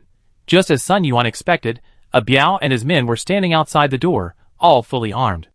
It was a sign of ill intentions, and good intentions were not tolerated. Since you won't open the door, don't blame me for being rude. A Biao grinned and commanded his men to charge in. Logically, the entrance to the room was narrow, so Sun Yuan and the others only needed to keep a Biao's men from rushing in. Unfortunately, the Green Forest Hotel had purchased some explosion-proof equipment to prepare for emergencies. Among them was a blast shield. Using this shield, a Biao and his men rushed in instantly, engaging in hand-to-hand combat with Sun Yuan and his men, because their equipment was crushed. Furthermore, a Biao and his men relied on human rations, so they didn't starve. Sun Yuan and his men, however, were starving and had no strength left. From the outset, Sun Yuan's side was at a disadvantage, and two men instantly fell in a pool of blood. Run! Seeing the situation was getting worse, Sun Yuan roared, brandishing his baseball bat. Using his strong body, he forced a Biao and his men back, carving a bloody path. The other companions in the room also hurriedly followed Sun Yuan out. Due to his injuries, a Biao's fighting ability was much weaker than before. Watching Sun Yuan and the others slip away from his grasp, he was furious. These were either people running away, or rations. Chase them, and kill them all. His furious men, following a Biao's orders, pursued Sun Yuan and the others all the way to the hotel entrance. Sun Yuan and his companions hadn't eaten a full meal in a long time, and even trying to escape was tiring. A Biao's men quickly caught up with them. Seeing their escape hopeless, Sun Yuan's face was filled with despair. Just then, he suddenly saw Normadison in the pouring rain, and an idea suddenly occurred to him. Let's go over there. Sun Yuan and his men supported each other and moved towards Normadison. Su Chen, please help us. Sun Yuan banged on the car door, begging Su Chen for help. But there was no sound from inside, as if no one was inside. Seeing that Normadison didn't respond, a Biao breathed a sigh of relief and waved his hand. Surround them all, make this quick, don't alert that Su Chen. Just as a Biao and his men were gradually surrounding Sun Yuan's men, a gunshot rang out. Bang! One of the men collapsed to the ground. The gushing blood dyed the rain beneath him a bright red. The sound of the gunshot startled a Biao and his men. They froze for a moment before fleeing back to the hotel. Looking at his fallen man in the rain, a Biao felt a surge of relief. Fortunately, he didn't rush forward, or he'd probably be the one killed, though he felt resentful, thinking of the corpses already upstairs, enough for him to eat for days. A Biao finally ordered sullenly, retreat. Watching a Biao and his group leave, Sun Yuan finally breathed a sigh of relief and said gratefully, Brother Su, thank you so much. Yes, it was Su Chen who had fired the shot. He was soundly asleep when Sun Yuan knocked on the door. Thankfully, the system's built-in sentry mode woke him from his slumber. Seeing the aggressive A Biao and his group, Su Chen chose to open fire without hesitation. You don't have to thank me. I just have a grudge against a Biao and his group, Su Chen said calmly. Besides this, he had also heard from He Wang and Lu Linger that Sun Yuan was a decent person. When a Biao had previously incited the survivors to attack Normadison, none of Sun Yuan's team had participated. Looking at the cold and ruthless Normadison, Sun Yuan hesitated for a moment and gritted his teeth. Su Chen, can you help us? Chapter 54. Although Sun Yuan didn't participate in the siege of Su Chen, he had heard that Su Chen was cold-blooded and heartless. No matter who asked for his help, they were ruthlessly rejected. Su Chen's willingness to save them had already surprised Sun Yuan. But Sun Yuan had no choice but to shamelessly ask Su Chen for help. They were already short of supplies. Now, the rest of the team had been killed by Ah Biao for food. Only Sun Yuan and 3 relatively strong men remained, but they were all injured. If they didn't get medical treatment and food, they would be dead in 2 or 3 days at most. It's not impossible to help you, Su Chen said slowly. Sun Yuan, standing outside the car, was stunned for a moment, then a look of ecstasy spread across his face. Thank you. Thank you, Brother Su. Don't thank me yet. I didn't give you the supplies for free. Don't worry about that. We do whatever you ask. Sun Yuan also understood that there's no such thing as a free lunch. Su Chen was willing to provide them with supplies, so there must be a need. You're sensible, young man. In the car, Su Chen nodded with satisfaction and instructed, Do you know the Yulton Hotel to the north? Yes. Go there. I have Brother He Wang meet you there. What? Brother He? He's not dead? Sun Yuan was taken aback. You know when you get there. Oh, good. Standing out in the rain like this for a long time could easily lead to a cold or fever. Not to mention that Sun Yuan and the others were extremely weak and had wounds. Watching Sun Yuan and the others disappear in the heavy rain, Su Chen picked up the intercom and said, "Hello, brother He." A moment later, He Wang's voice rang out. Su Chen told He Wang what had happened. Take care of them, but be careful. If they make any unusual movements, show no mercy and kill them. Su Chen ordered. Don't worry, I trust Sun Yuan, He Wang replied with a smile. The two chatted for a few more minutes before disconnecting. Su Chen fiddled with the intercom, a thoughtful expression on his face. He didn't spare Sun Yuan and the others lives out of pure kindness. He simply considered that they would need more manpower, whether to deal with a Biao or to expand the survival team. Sun Yuan and the others had a good reputation. If he only needed to provide some supplies in exchange for their lives, it would be a good deal. Besides, Su Chen didn't intend to directly control them, leaving the management to He Wang. That way, Su Chen wouldn't have to worry about them betraying him. Aiken, the meal is ready, said Lu Linger, wearing an apron and dressed like a cook. Su Chen dropped the intercom and stood up. He walked to the dining table, which was already covered with a variety of delicious dishes. High-end ingredients often require only the simplest cooking methods. Using only the stove in the RV, Lu Linger prepared a table full of delicious dishes. Just looking at and smelling them was enough to whet your appetite. Aiken, come try my cooking. Lu Linger looked at Su Chen with a look of flattery. To please Su Chen, she had spent her free time these past few days watching nearly every food video he had downloaded on his computer. Su Chen picked up a piece of spicy cunning, put it in his mouth, savored it for a moment, and nodded with a smile. Not bad, quite delicious. Hearing Su Chen's praise, Lu Linger felt delighted. Shouldn't you give me a good compliment? Of course. Su Chen smiled wickedly. I reward you tonight. After these few days, Lu Linger was no longer the clueless girl she once was. Hearing Su Chen's words, she blushed and nodded. Okay. Why don't you eat?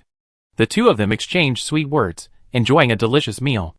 Meanwhile, inside the Lucen Hotel, a Biao's men had almost finished disposing of the bodies of Sun Yuan's team. Brother Biao, why are we missing someone? Xiao Mei frowned, somewhat puzzled. Don't mention it.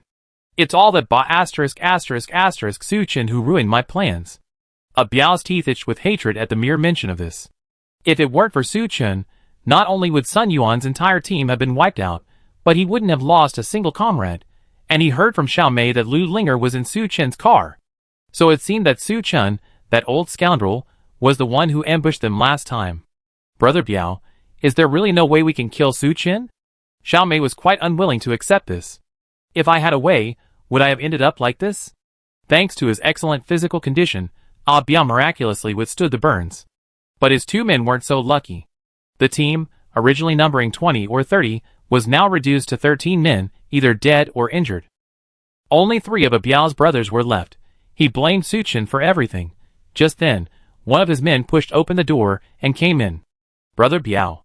I'm back. How's it going? We searched everywhere, including the hotel kitchen.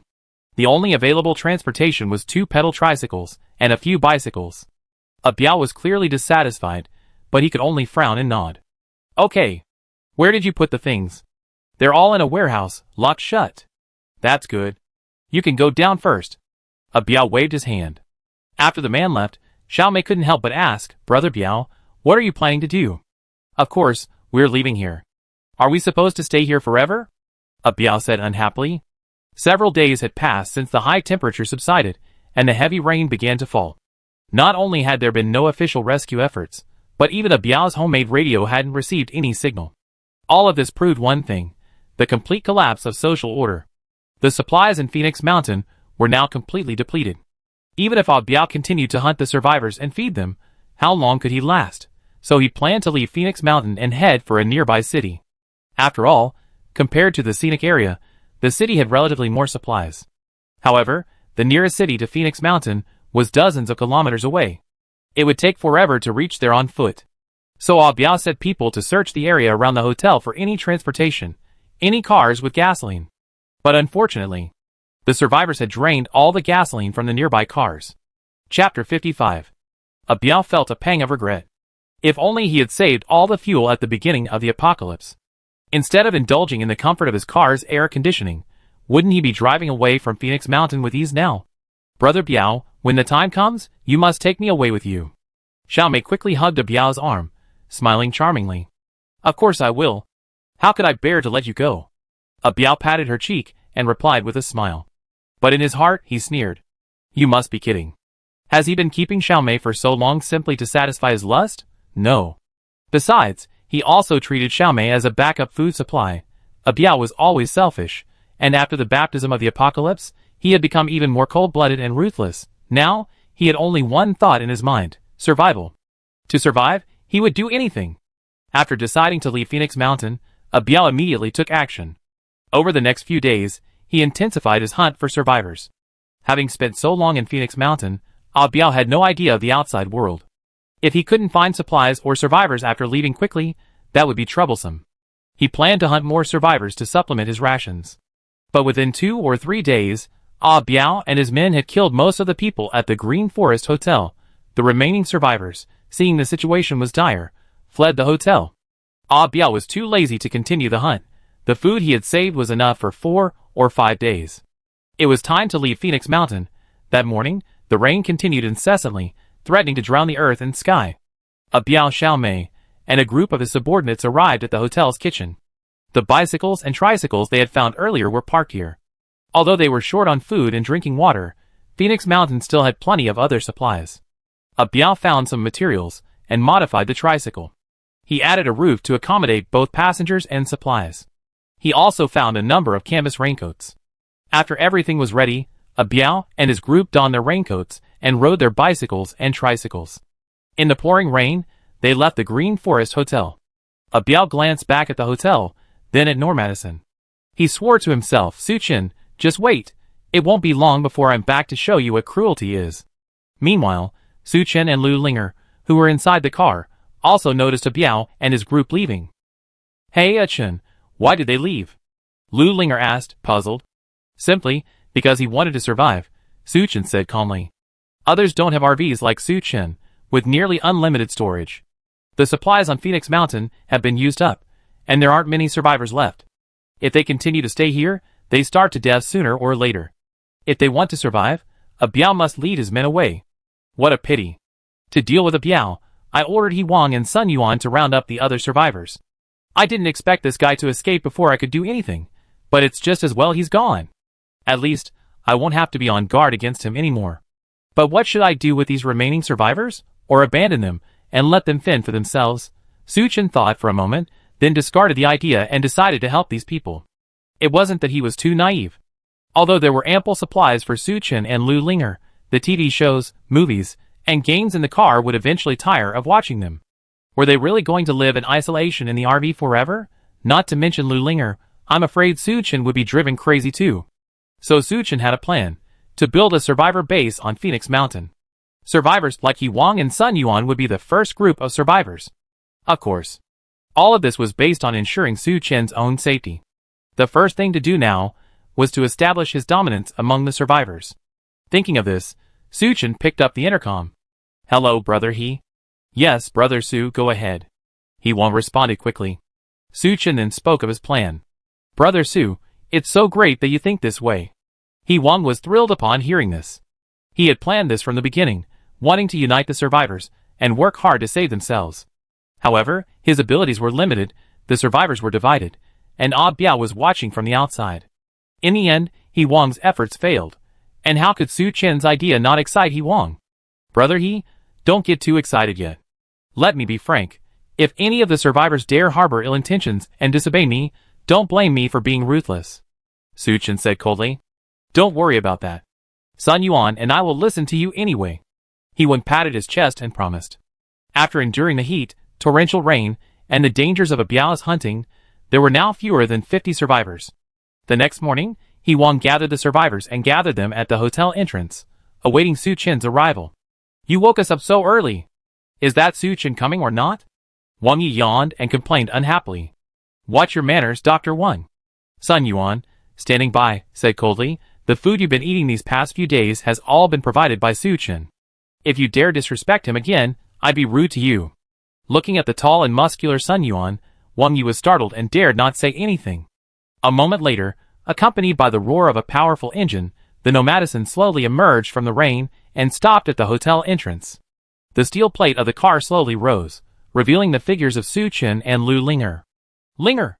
Looking at Lu Linger, leaning against Su Chen like a little bird, Wang Yi's face twisted with jealousy. But Lu Linger's eyes were full of Su Chen, not even glancing at him. I gathered you all here today to make 2 announcements. Su Chen looked at the survivors before him and said calmly, First, Ah Biao and his men have already left Phoenix Mountain. At these words, everyone was stunned at first, then couldn't help but cheer. The world has suffered from Qin for a long time best describes everyone's feelings towards Ah Biao. Since the arrival of the high-temperature apocalypse, Ah Biao first forcibly seized supplies and exploited the survivors. Then, when food was scarce, he even killed people to feed them. Everyone hated him to the core. But he and his men were all strong and ruthless. Now that Ah Biao was gone, how could they not be happy? Chapter 56. Alright, everyone be quiet. Let Su Chen continue. He Wang, standing nearby, immediately stepped forward and signaled for silence. After everyone's excitement had subsided, Su Chen continued, There are only so few of us left. If we want to survive this apocalypse, we must unite. And to unite, we must have a leader. So, the second thing is, from today on, I am the leader. All of you must obey my orders. Hearing this, everyone looked at each other, but no one spoke immediately. After experiencing the management of someone like Ah Biao, they were inevitably skeptical of Su Chen. After all, Su Chen had previously used pepper spray and sulfuric acid against them. What, you don't want to? Sun Yuan sneered and said in a deep voice, Don't forget, the food you eat every day is provided by Su Chen. If he didn't, you would all starve to death. So what? He has so many supplies, isn't it only natural for him to share them with everyone? Wang Yi said somewhat shamelessly. His words garnered the approval of the others. Dr. Wang is right. Just because he provides the food, does that mean we have to obey him in everything? Who do we think we are? If you ask me, we should be more democratic. Looking at the shameless expressions of Wang Yi and the others, Su Chen sneered. It was all his fault. He let these people eat their fill, and then they turned their backs on him. Noticing that some people were agreeing with him, Wang Yi secretly gloated, but outwardly said sternly, Su Chen, if you want us to all obey you, it's not impossible. But you have to agree to one request of ours. Su Chen raised an eyebrow and said with a non-committal smile, Tell me about it. Take the supplies from the truck, centralize their storage, and distribute them.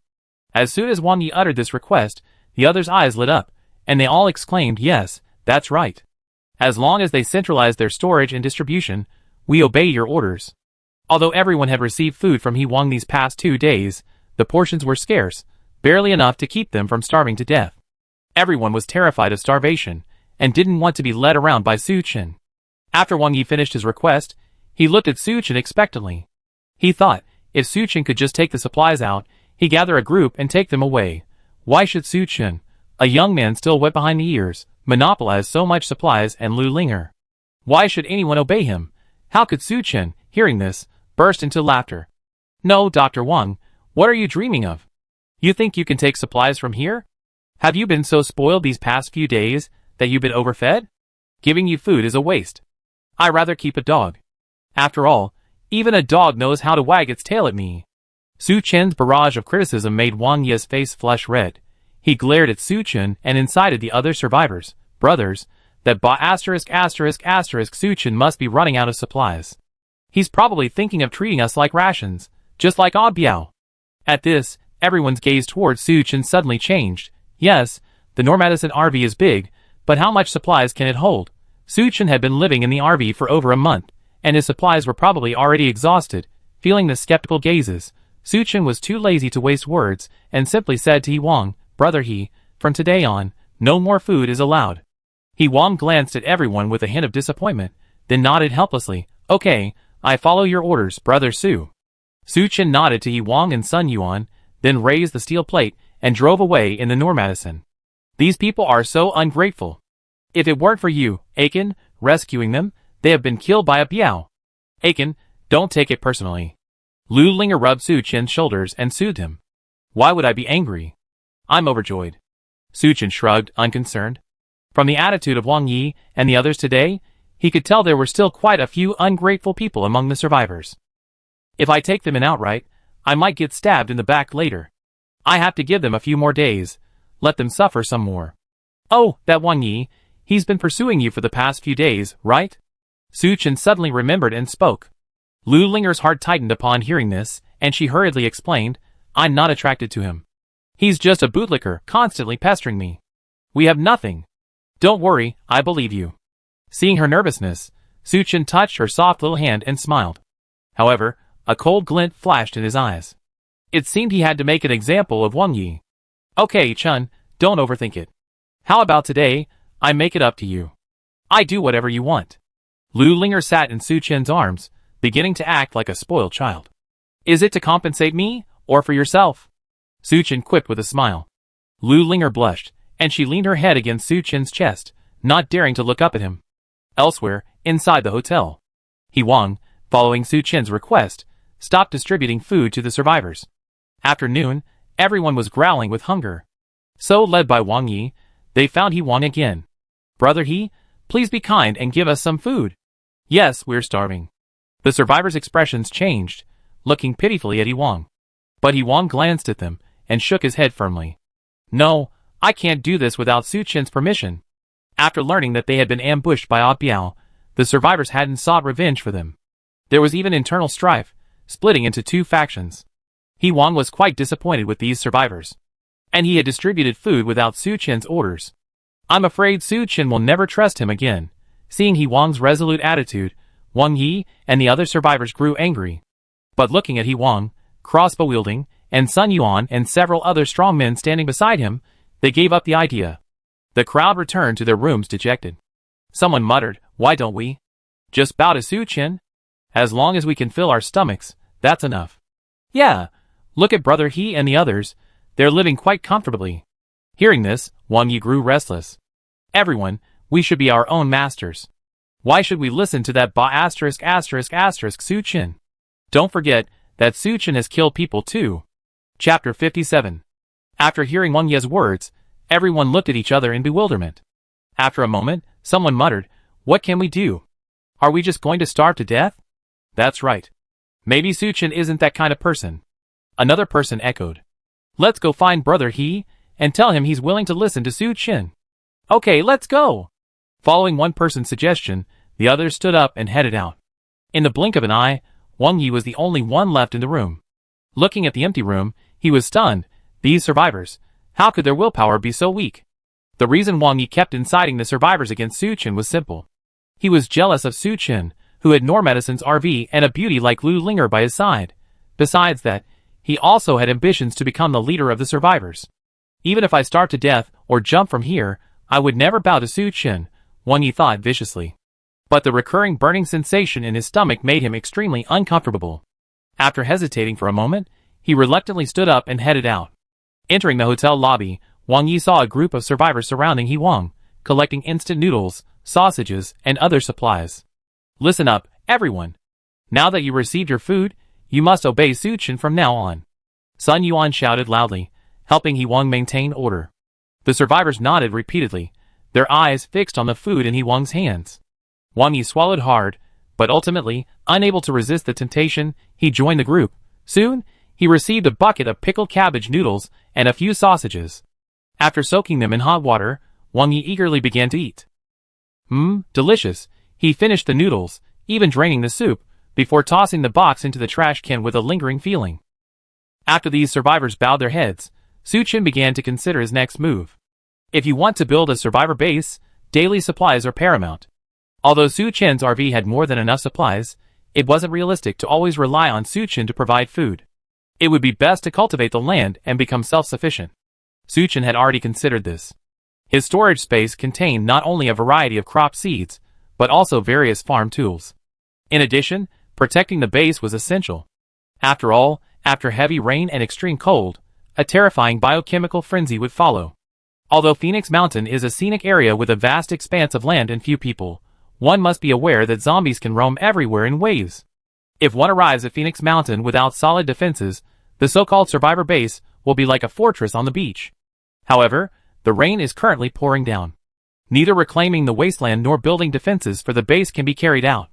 Thus, Su Chen's first task was to have the survivors brave the rain and search for supplies. Of course, this didn't include food, drinking water, or the like. After all, these things had already been completely looted. Suchin had the survivors primarily search for cotton-padded clothes, quilts, and other cold-weather supplies. He passed the order to Iwang, who, along with Sun Yuan, was responsible for issuing the mission and conducting inspections. After receiving the order, the survivors were quite puzzled. Although the heatwave had passed, the weather had continued to rain. But it was still summer, and even wearing long sleeves was too hot. Why did Suchin ask them to search for cotton-padded clothes and quilts? Though they were reluctant, Suchin controlled the distribution of supplies, so they had no choice but to follow his orders, leaving the hotel in the rain and searching for supplies. Whoever wants to search, go ahead. I'm quitting. Wang Yi braved the heavy rain and entered a building. He took off his raincoat and shook it clean. Then he sank down on the sofa, huffing. Following Wang Yi were several survivors, who had become friendly with him. Upon hearing Wang Yi's words, they exchanged glances. A young man named Zhang Ying couldn't help but ask, Dr. Wang, if we don't search, will Suchin and the others give us trouble? Go ahead and search. We just say we searched and didn't find anything. Wang Yi complained unhappily. In such cool weather, Suchin actually wants us to find cotton-padded jackets. Do you think he's crazy? If you ask me, he's just trying to boss us around because we attacked him before. Zhang Ying was also quite annoyed. He really thinks he's the boss. If you ask me, Dr. Wang should be the boss. The others nodded in agreement. Wang Yi was delighted and smiled, saying, Don't worry, if I ever become the boss, I definitely not treat you unfairly. But we still need to be patient for now. We must trick Suchin out of the RV and take control of it. That way, we can turn the tables and become the masters. Wang Yi and the other survivors lazed off inside the building, fantasizing about replacing Suchin and becoming the leader of the survivors. Seeing it was almost time for lunch, they leisurely stood up and staggered back to the hotel. Most of the survivors had already returned and were lining up for instant noodles. Wang Yi and the others were about to join them, when they were stopped by Sun Yuan and his men. What's wrong, Captain Sun? Wang Yi quickly put on a smile and said ingratiatingly. Compared to the other survivors, Suchin trusted Wang and Sun Yuan more. So, he let Wang handle most of the work, while Sun Yuan maintained order, acting as a sort of security captain. Where are the supplies you found? Sun Yuan asked calmly, surveying Wang Yi and the others. Sorry, we looked everywhere but couldn't find anything, Wang Yi explained. Is that so? Then you can't collect the supplies. Sun Yuan waved his hand, his face stern. Why? Wang Yi was stunned. Because Suchin said, we don't keep idlers here. Anyone slacking off won't be allowed to eat, Sun Yuan said coldly. Suchin, you bastard, Wang Yi cursed Suchin inwardly, but outwardly defended himself. We're not slacking off, we really can't find it. Yes, Captain Sun, don't you believe us? We're telling the truth. Several other members of Zhang's camp also quickly spoke up to defend Wang Yi. Just then, a slow voice suddenly came from behind them. Is that really the case? Everyone was startled and turned to look. Suchin walked in slowly, his hands behind his back. Lu Linger followed behind him, holding an umbrella for him like a maid. Chapter 58. Everyone present was shocked. Since the arrival of the heatwave, Suchin had remained confined to his RV, never leaving. Except for Xiao Mei and Lu Linger, who had ever met him face to face, everyone else could only communicate with Suchin through the RV window. But today, Suchin suddenly left the RV and appeared before everyone, truly surprising. Was you telling the truth? Suchin's sharp gaze fixed on Wang Yi, as if he could see through everything, knowing his true thoughts. Of course. Of course. Guilty, Wang Yi didn't dare meet Suchin's gaze, and turned his head away. Is that so? Suchin sneered, pointing at the other survivors. It's raining so hard outside. Look at the others. Even though they're wearing raincoats, their clothes and shoes are soaked through. Look at you guys, you're dry. How can you possibly be searching for supplies in the rain? After hearing Suchin's words, everyone instinctively turned their gaze towards Wang Yi and his companions. That's right, they were all clean. The clothes and shoes of the other survivors were almost all soaked through by the torrential downpour. Wang Yi, what else do you have to say? Sun Yuan snorted coldly. Wang Yi's face flushed, and for a moment, he didn't know what to say. The situation is so difficult right now. Everyone's working hard, and you're the only one slacking off. My supplies are decent, but I don't support idlers. Since you want to slack off, from today on, brother you're not allowed to distribute food to them. Suchin said coldly. Upon hearing this, Wang Yi and the others panicked. If they didn't get food, wouldn't they starve to death? Zhang Ying gritted his teeth and said to Su Chen, "Boss Su, this has nothing to do with us. It's Wang Yi who's unwilling to accept the situation and is inciting us to rebel against you. Yes, we were all bewitched by him. He even said he would control you, take your RV, and sleep with your woman." Several others nearby also spoke up, directly betraying Wang Yi. Wang Yi's nose nearly twisted with anger. How could these bastards be so unreliable? Well done, Dr. Wang. I didn't expect you to be so brave. Su Chen looked at Wang Yi with a half smile, his eyes cold. I took you in and provided you with food, and this is how you repay me. Captain Sun, break one of his legs.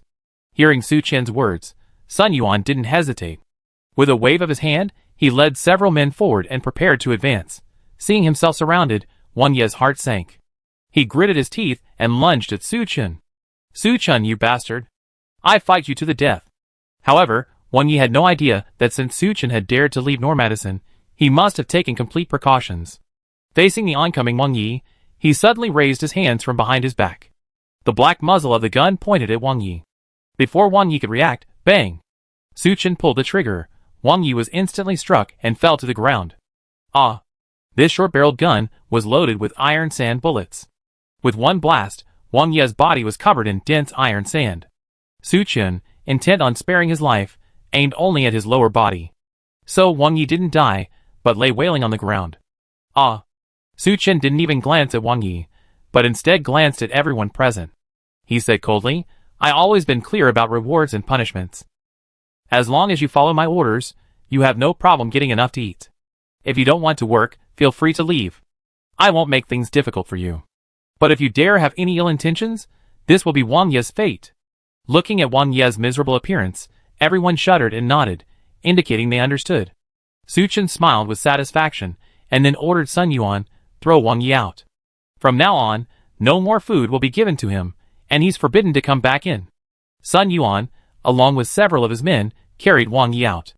As they passed Su Chen, Wang Yi, suppressing the pain, raised his head with an effort, trying to catch a glimpse of Lu Linger. However, Lu Linger's gaze remained fixed on Su Chen, never once glancing at him. Wang Yi's heart instantly sank. After resolving Wang Yi's issue, Su Chen chatted with He Wang and Sun Yuan for a few more words before returning to the Normadison. Su Chen put away his short spray gun and leaned back on the sofa. Lu Linger, standing beside him, very self-consciously rubbed his shoulders. "Linger, do you think I'm going a little too far?"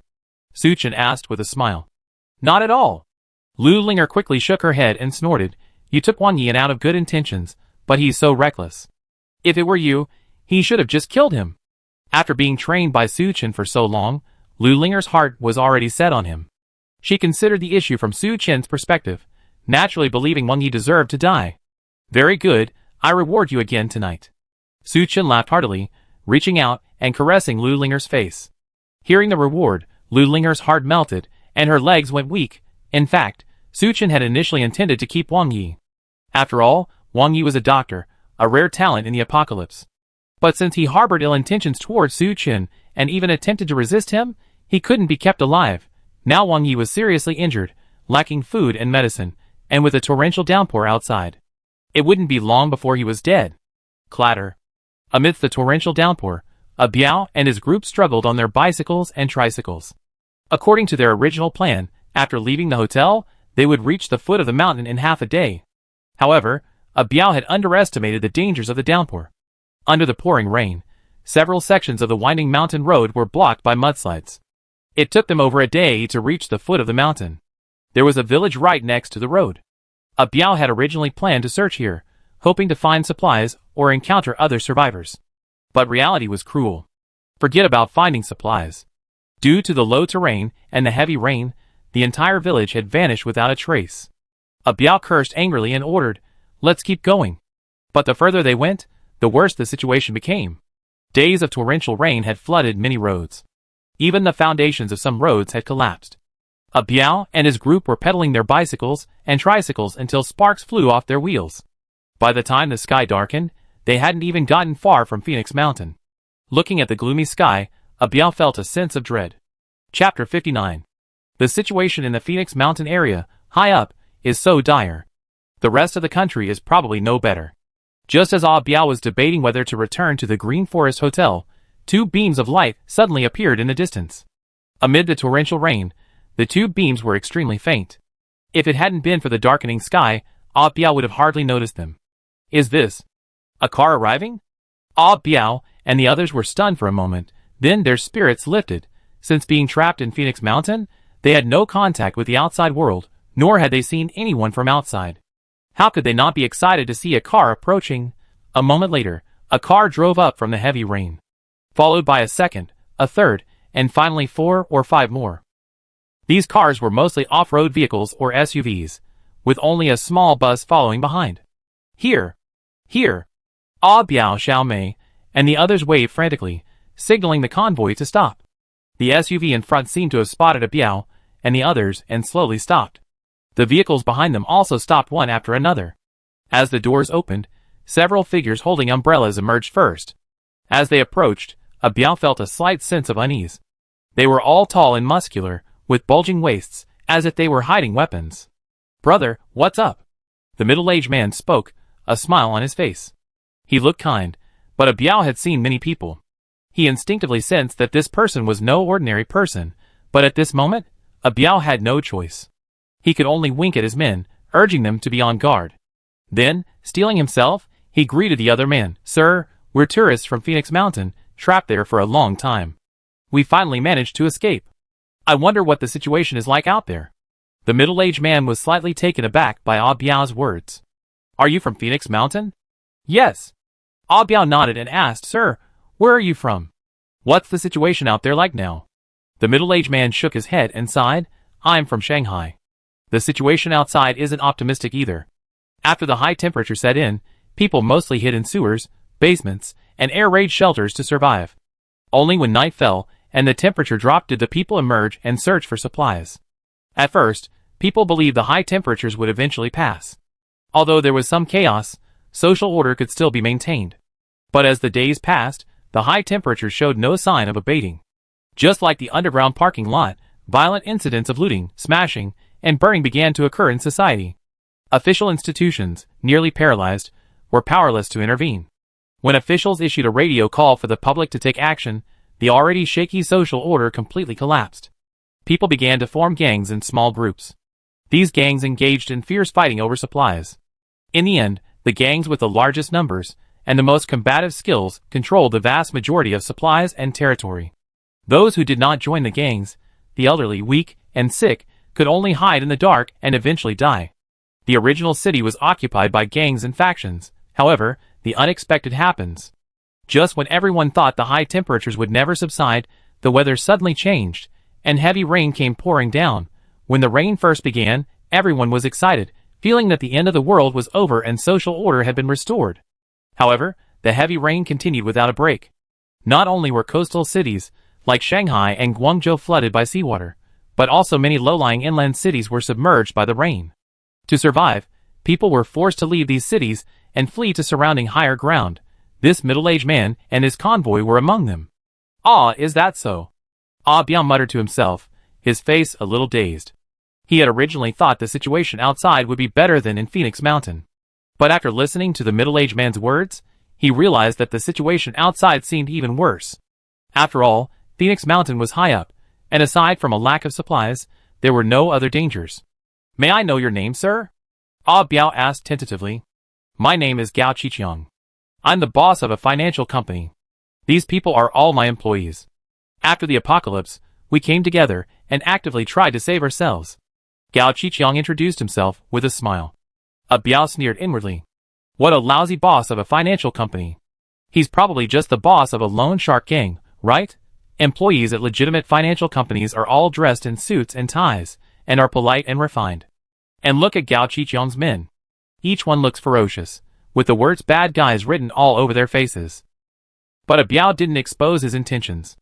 After a moment's hesitation, he tentatively asked, "Mr. Gao, I'd like to join your team. What do you think?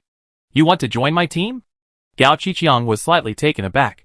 He looked at Ah Biao and the others, his expression changing slightly. At first, he hadn't taken Ah Biao and his companions seriously, seeing them riding bicycles and tricycles.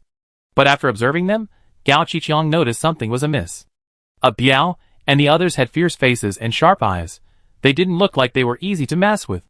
Perhaps they killed someone before. Gao Qiqiang frowned slightly. It wasn't that he didn't want to take a Biao and the others on board, but he didn't know their background well. If they let a wolf into the house, it would be troublesome. A Biao seemed to see Gao Qiqiang's concern and smiled slightly. Mr. Gao, don't worry. As long as we can get some food, we have absolutely no ulterior motives. Gao Qiqiang thought for a moment and finally nodded in agreement. He laughed heartily and shook Ah Biao's hand. All right then, welcome to my team. These were the end of the world, and Gao Qiqiang wished his men were all ruthless men like Ah Biao. Although Ah Biao looked no ordinary man, he had the strength of numbers. Was he still afraid he couldn't be contained? After exchanging pleasantries, Gao Qiqiang beckoned Ah Biao and the others to board the tricycle. After Ah Biao and the others had boarded, Gao Qiqiang stepped forward and took a look at the contents of the tricycle. Although he could only make out the contents were flesh, his intuition confirmed that they were human flesh. Even though Gao Qiqiang was ruthless, he couldn't help but shudder. He wondered if letting Ah Biao and the others join him was a blessing or a curse. Chapter 60. To prevent any unexpected problems, Gao Qiqiang deliberately divided a Biao and his group into different vehicles. He took a Biao and Xiao Mei to the first off-road vehicle. When the convoy started again, Gao Qiqiang chatted with a Biao and asked with feigned concern, Brother A Biao, it looks like you suffered a lot on the mountain? A number of shocking scars could be seen on a Biao's exposed skin. After so long in the apocalypse, Gao Qiqiang guessed that things weren't peaceful on Phoenix Mountain either. Boss Gao is right. There's a guy on that mountain. He's truly despicable. The thought of Suchen filled a Biao with hatred. He briefly told Gao Qiqiang what had happened on the mountain, omitting the fact that they had hunted the survivors for food. Gao Qiqiang was surprised after hearing this. Isn't that young man who drives the Normadison called Suchen? How did you know Boss Gao? Do you know him? A Biao was also surprised. Of course I know him. That still owes me over 10 million. Gao Qiqiang gritted his teeth. After he lent Suchen the high-interest loan, the apocalyptic heat arrived before the agreed collection date. He later called Suchen several times, but Suchen was on Phoenix Mountain, without internet access, so he didn't respond. Gao Qiqiang was depressed for a long time, and only felt better when social order collapsed and all money became worthless. He had almost forgotten Suchen, but he didn't expect to hear his name again from a Biao, and from what a Biao said, it seemed that Suchen knew the apocalypse was coming. So, that was just deceiving himself. Thinking of this, Gao Qiqiang's face darkened. Since we all have a grudge against him, this time we go back, we just settle the score. That's perfect. A Biao was overjoyed, the two chatted again, and Gao Qiqiang got a good grasp of the situation on Phoenix Mountain. In fact, his pursuit of Suchen wasn't simply for revenge. More importantly, he wanted to seize Normadison and seize control of Phoenix Mountain. Suchen was still completely unaware of Gao Qiqiang and a Biao's plot against him. He was directing the survivors to continue searching for supplies. Aside from cotton-padded clothes and quilts, all supplies that would be useful for the later construction of the base were to be collected and brought back to the Yulton Hotel. The Green Forest Hotel was located in the middle of the scenic area, lacking any geographical advantages.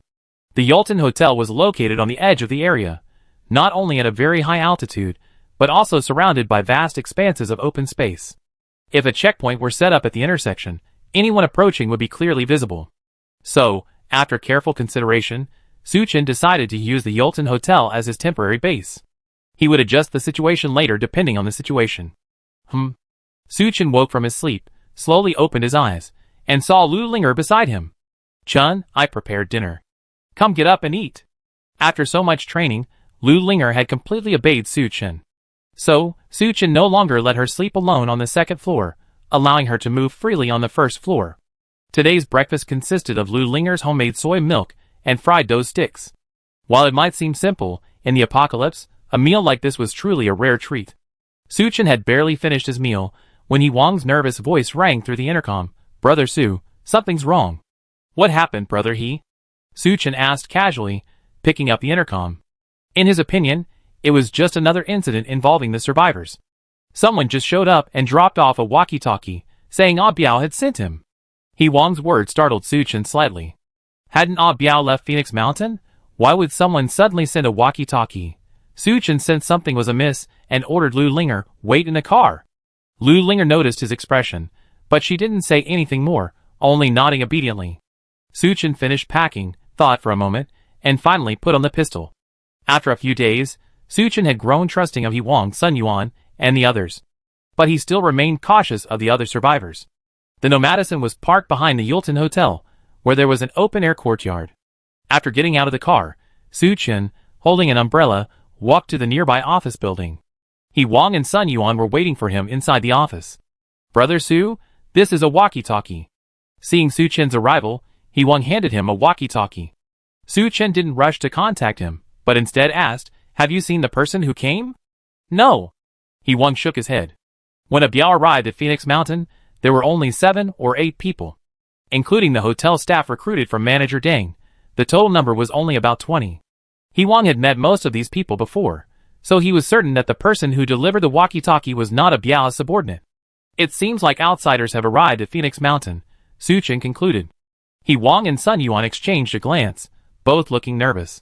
They had originally thought that after Biao's departure, Phoenix Mountain would return peacefully. But they hadn't expected that, less than a few days later, Biao would return with an outsider. "Forget it, let's talk to them first and see what their plans are." The intercom channel had already been set. Suchin pressed the intercom button and said in a deep voice, "Biao? What do you want from me?" "Haha, Brother Su, it's not Biao I'm looking for you with, it's me." A familiar voice came from the other end of the intercom. Suchin frowned for a moment before remembering the other person's identity. "Brother Chong?" "Yes, it's me." Gao Qiqiang laughed heartily, and said slowly, "We've been apart for less than a month, and I can't believe you changed so much." He then changed the subject and sneered, "Brother Su, shouldn't we settle the debt you owe me?" Suchin almost laughed out loud at this. You have to know that from the very beginning, he hadn't considered repaying the loan. Otherwise, he'd be crazy to borrow from a loan shark. "Brother Chong, are you still asleep? It's so late now, and you're still thinking about that money?" Gao Qiqiang didn't get angry at Suchin's sarcasm. Instead, he said calmly, "No matter what, debts must be repaid. It's only natural. If you can't pay, according to the contract, your Nomadison will be mine." Chapter 61. Asking me to hand over Nomadison to pay off the debt? Has Gao Qiqiang gone insane? Suchin laughed. "What if I don't?" "If you don't blame me for being rude." Gao Qiqiang's words were filled with threats. However, Suchin didn't take it seriously at all, sneering back, "I give you face and call you brother, but if I don't, I leave you buried." Okay. Gao Qiqiang chuckled in anger. "Okay, Suchin, just wait." Suchin stopped talking to Gao Qiqiang and cut off contact. "Brother Su, what's going on?" Hwang and Sun-yuan, standing nearby, were confused and couldn't help but ask. Suchin didn't intend to hide it from them, so he told them the story of his feud with Gao Qiqiang. "This is between us, and it has nothing to do with you. If you don't want to get involved, I understand," Suchin said softly. Hwang and Sun-yuan exchanged a glance and said firmly, "Brother Su, that's being too polite. You saved our lives and provided us with so many supplies. If we just stood by and watched, would we still be human beings?" Sun-yuan nodded and agreed, "Brother, he is right. Your business is ours." The two knew full well that they were still alive thanks to Suchin's help. If Suchin were killed by Gao Qiqiang and Biao, how would they survive? Would they go to Gao Qiqiang for help? Don't be ridiculous. They have a deep hatred for Biao. "Okay, that's good." Suchin smiled slightly and ordered, "Gather everyone and discuss how to deal with Biao." Hwang and Sun-yuan immediately sprang into action, gathering all the survivors in the hotel lobby. Looking at the vast crowd, Suchin felt a pang of relief. Luckily, when Biao left, he hadn't dismissed these people as a burden and left them to fend for themselves. Otherwise, Gao Qiqiang and his men would have attacked, and he would have been forced to flee. Suchin nodded slightly to Hwang, signaling they could begin. Hwang then stood on the improvised platform and pressed his hands down. "Everyone be quiet. I need to tell you something." Everyone immediately fell silent, their eyes turning to Hwang. "We just received news. Biao is back." At these words, everyone erupted in an uproar, their faces filled with a mixture of fear and anger. Biao's ruthlessness and inhumanity were witnessed firsthand by the survivors present. Many of them had relatives and friends murdered by Biao. Biao returned this time with quite a few outsiders around him, and they have a deep grudge against me. If you're afraid, you can leave on your own." Suchin stepped forward and said calmly. Hesitation crossed many people's faces. They had all seen Biao's methods. If possible, they didn't want to confront Biao again. Especially when Su Chen said Ah Biao had help, everyone became even more fearful. Seeing their expressions, Sun Yuan frowned and said in a deep voice, "Hey, is it because it's raining so hard outside that you lost your minds? Think carefully. Without Su Chen, can you even get enough to eat? If Su Chen is killed by Ah Biao, can you still survive?" Sun Yuan's words brought everyone back to their senses. Yes. How could they possibly survive without Su Chen? Given Ah Biao's style, he might seize Su Chen's supplies. Once they're gone, he used them as rations. At this thought, someone shouted, "Boss Su, I won't leave you." "That's right, I stick with you. It's just a little Ah Biao, take him down." After someone started, the others rushed to express their opinions. Soon, all the survivors present expressed their willingness to unite with Su Chen and fight Ah Biao together. That's good. From now on, everyone must take action and reinforce the area around the hotel. In addition, we must divide into 3 shifts, keeping watch day and night to prevent anyone from sneaking in, Su Chen ordered. Ah Biao's viciousness goes without saying. Gao Qiqiang was already a gangster, and he managed to survive the scorching heat of the Demon City and make it all the way to Phoenix Mountain. I'm afraid he's also a ruthless person. If they hadn't posted sentries and strengthened the hotel's security, I'm afraid everyone would be dead by the time they woke up. After Su Chen finished arranging all the tasks, he returned to the RV. "Chen, you're back." Lu Linger knelt on the ground, helped Su Chen change his shoes, then took his hand and led him to the table. Today's lunch was another table full of delicious dishes. As Su Chen ate, he chatted with Lu Linger about Ah Biao and Gao Qiqiang. "What? Ah Biao's back, and he brought help?" Lu Linger was startled upon hearing this, her pretty face filled with nervousness and worry. "Su Chen then? What should we do?" "Don't worry, I don't care about Gao Qiqiang and Ah Biao." Su Chen held her hand and chuckled softly. While it's said that to be in the business, you need influence and connections, Su Chen has a RV with nearly unlimited storage space. He's stockpiled a lot of goodies for emergencies. Even if these survivors weren't a match for Gao Qiqiang and Ah Biao, Su Chen could easily drive away. Forget He Wang and Sun Yuan, even Lu Linger. When necessary, Su Chen can be abandoned. In the apocalypse, only selfishness can lead to longevity. That is truly insane. Gao Qiqiang's face sank, and veins bulged in his hand as he gripped the intercom. Ah Sheng, call the brothers and prepare to take care of Su Chen. The man known as Ah Sheng was a gentle-looking young man. He was Gao Qiqiang's younger brother, Gao Qixing, and he handled all matters of the company. After hearing his eldest brother's instructions, Gao Qixing stood up without hesitation and went out to call the brothers. "Boss Gao, calm down." Ah Biao quickly stopped Gao Qixing, saying earnestly that 6th brother Su Chen is extremely treacherous and cunning. If we act rashly, we're afraid we fall for his tricks. Gao Qiqiang then remembered Ah Biao's previous experience of being humiliated by Su Chen. He took a deep breath and said in a deep voice, "What do you suggest? Let's not rush. Let's observe the situation over there first, and then it won't be too late to take action," Ah Biao suggested. "Okay, let's do as you say." Gao Qiqiang nodded. Chapter 62. Gao Qiqiang dispatched his younger brother, Gao Qixing, along with Ah Biao and several others, to quietly arrive outside the Yulton Hotel. They hid in a roadside building, observing the situation inside the hotel with binoculars. When the high temperatures ravaged Blue Star, Gao Qiqiang, with his ruthlessness and his subordinates, quickly seized a supermarket. Thanks to the abundant supplies in the supermarket, they survived the scorching heat. When heavy rain struck, flooding the Magic City, Gao Qiqiang was also aware of it in time. He and his subordinates quickly drove away. The bus and the team was loaded with supplies. A rough calculation showed that it would be enough to last them for at least several months. Su Chen, that cunning fellow, is quite clever. Looking at the Yulton Hotel's geographical location, Ah Biao couldn't help but curse. As a former soldier, he could tell at a glance that the Yulton Hotel was easily defended but difficult to attack. The surrounding area was entirely empty, with only a single road leading to it. "Wang Yi, do you know where Su Chen's nomadison is parked?" Ah Biao asked, turning his head. "Yes, it's in the courtyard behind the hotel," Wang Yi said hurriedly. After being injured by Su Chen, he was about to die in the pouring rain. Thankfully, Ah Biao, Gao Qiqiang and others returned. Originally, they had no intention of helping Wang Yi, but considering that he had spent some time with Su Chen and was familiar with the hotel's conditions, Gao Qiqiang, at Ah Biao's suggestion, spared Wang Yi's life and drove him to his clinic. This allowed Wang Yi to survive. But while he survived, one of Wang Yi's legs was crippled. After this incident, Wang Yi was completely devoted to Gao Qiqiang and Biao, and he hated Su Chen to the core. It was Wang Yi who had revealed to Gao Qiqiang and Biao that Su Chen and the others were staying at the Yulton Hotel. Okay, got it. Biao observed the situation for a while before returning with Gao Qiqiang and the others to the Green Forest Hotel, which was serving as their temporary base. Boss Gao, based on my observations, we can't storm the place. Biao said in a deep voice. Su Chen has a shotgun, and there might be other weapons in his car. A rash attack would only lead to heavy losses. Most importantly, if this guy sees the situation and flees, that would be troublesome. Gao Qiqiang frowned slightly at this. Then what do you say we should do? He wanted to deal with Su Chen not just because he owed him money, but also because he was concerned about the nomadison. The nomadison was designed to withstand a variety of extreme climates and environments, not to mention the extensive modifications Su Chen had made.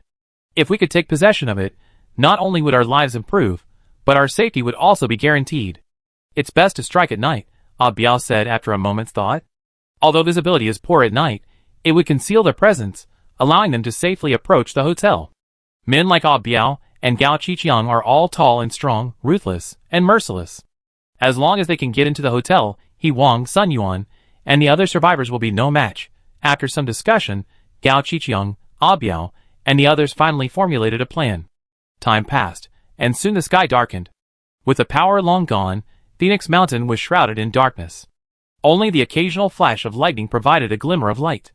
Gao Qiqiang had nearly 50 men, and with Biao and the others, there were nearly 60 of them. He left a dozen behind to guard the camp. The others followed Gao Qiqiang to attack Su Chen. Braving the rain, the main force arrived at the intersection outside the Yulton Hotel. To avoid alerting the enemy, Gao Qiqiang and his men had turned off their flashlights. Fortunately, the dim lights inside the hotel helped them navigate. Without further ado, Gao Qiqiang, Biao, and the others rushed straight towards the hotel, following their prearranged plan.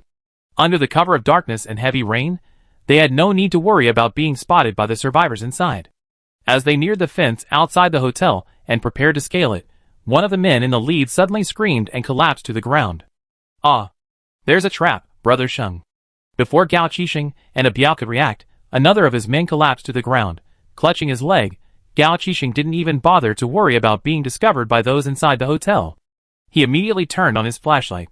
As the light shone, everyone took a closer look and saw that the two men were both tightly trapped in a trap. The trap looked extremely advanced and sharp, likely designed to catch small or medium-sized wild animals. The wounds on their legs were deep enough to see the bone, and blood was gushing out. Seeing this, Gao Qiqiang and his men were stunned. What the hell was going on? Why would a trap be here? Several of their companions rushed forward, trying to dislodge the trap. However, despite their best efforts, they were unsuccessful. At that moment, two searchlights suddenly lit up inside the hotel, their beams blazing straight down upon Gao Qiqiang and the others. Everyone was stunned. No, why were there searchlights in the hotel? Even if there were, why was there electricity? Before they could react, a sudden, whoosh, arrow pierced the rain and flew towards them. One of Gao Qiqiang's men was unable to dodge, and was struck instantly. The arrow was so powerful that it pierced his abdomen. Everyone's scalps tingled. With such power, it must be the modern compound crossbow used by Su Chen and his men. The lethality of this thing is truly astonishing, easily piercing several blast shields. If you get shot in the head, you'd be in trouble right there. While everyone was still in shock, several more arrows pierced the air. 4 or 5 more men were struck by arrows. Retreat! Gao Qiqiang, realizing something was amiss, roared and took the lead in running back. Dozens of other men also took flight. Back at Gao Qiqiang's building, Gao Qiqiang, panting heavily, recounted what had happened to his eldest brother. Gao Qiqiang was stunned. He glanced at the traps and arrows still attached to his younger brother and demanded fiercely, "Why are there searchlights in the hotel? And they're still working? Why do Su Chen and his men have traps and modern compound crossbows?" Cold sweat, mixed with rain, trickled down Biao's forehead. He opened his mouth and said hoarsely, I don't know. If Su Chen's car had 1 or 2 compound crossbows for self-defense, it would make sense. But judging from the situation just now, there must be at least 10 compound crossbows. Add to that the bear traps. Biao just wanted to ask, what kind of good person would have these things in their car? Chapter 63. Gao Qiqiang's face turned livid with rage, and blood pounded in his forehead. He had brought fewer than 50 men with him. Now that was bad. 2 men were caught in animal traps and seriously injured. 3 others were shot in the vitals by compound crossbows. These men were clearly doomed, and several others were seriously injured. How could he not be furious? But Gao Qiqiang knew that Ah Biao was not to blame for this. No one had expected Su Chen to have so many bizarre gadgets in his car. Besides, Ah Biao and his men were ruthless, and keeping them would be useful to Gao Qiqiang. So Gao Qiqiang suppressed his anger and said in a deep voice, "Forget it, this isn't your fault. Ah Sheng, take those injured brothers back first." So many people were injured before they even reached the hotel. Who knows if Su Chen has any other tricks up his sleeve?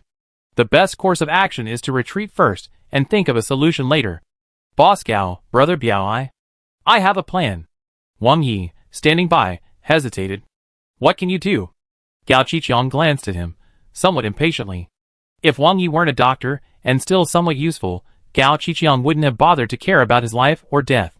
I know a few people on Su Chen's side, maybe we can convince them. Get them to betray Su Chen and side with us.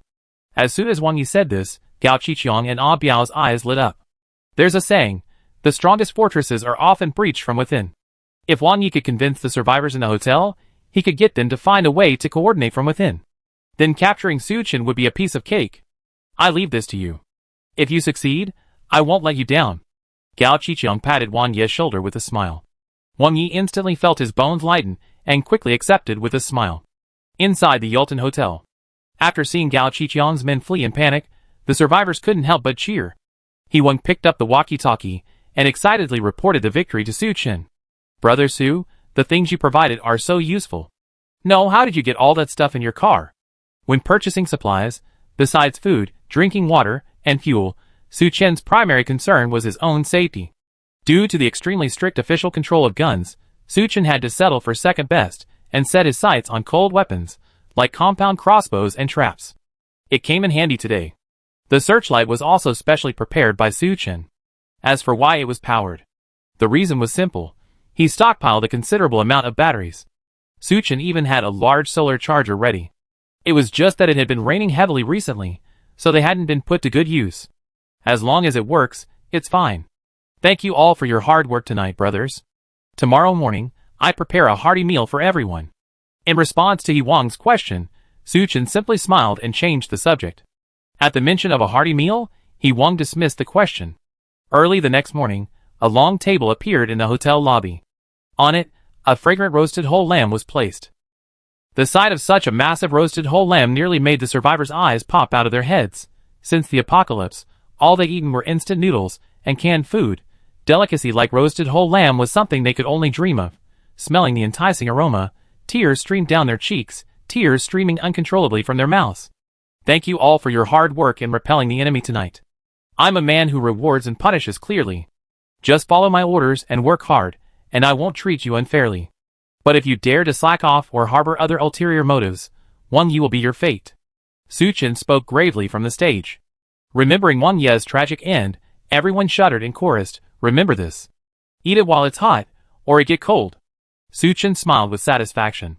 With a command, the survivors rushed forward, launching a frenzied attack on Mei Yanglong. Although the lamb was quite large, it couldn't hold up to so many people. In the blink of an eye, it was ripped to pieces, leaving only the skeleton. While each person didn't get much meat, they were quite satisfied. After all, it was quite rare to be able to enjoy a whole roasted lamb after such a long time. In addition, Su Chen also upgraded tonight's main course. He replaced the usual instant noodles with Heidaleo's self-heating rice. Don't forget, it's thanks to Su Chen that we can be so comfortable. Sun Yuan, standing by, reminded the others. Thank you, Boss Su. Don't worry, Boss Su. The next time Ah Biao and the others come, I won't hesitate. Everyone expressed their gratitude to Su Chen. After eating and drinking, a few people remained on guard duty while the others returned to their rooms to rest. Zhang Ying and his men were assigned to stand guard outside.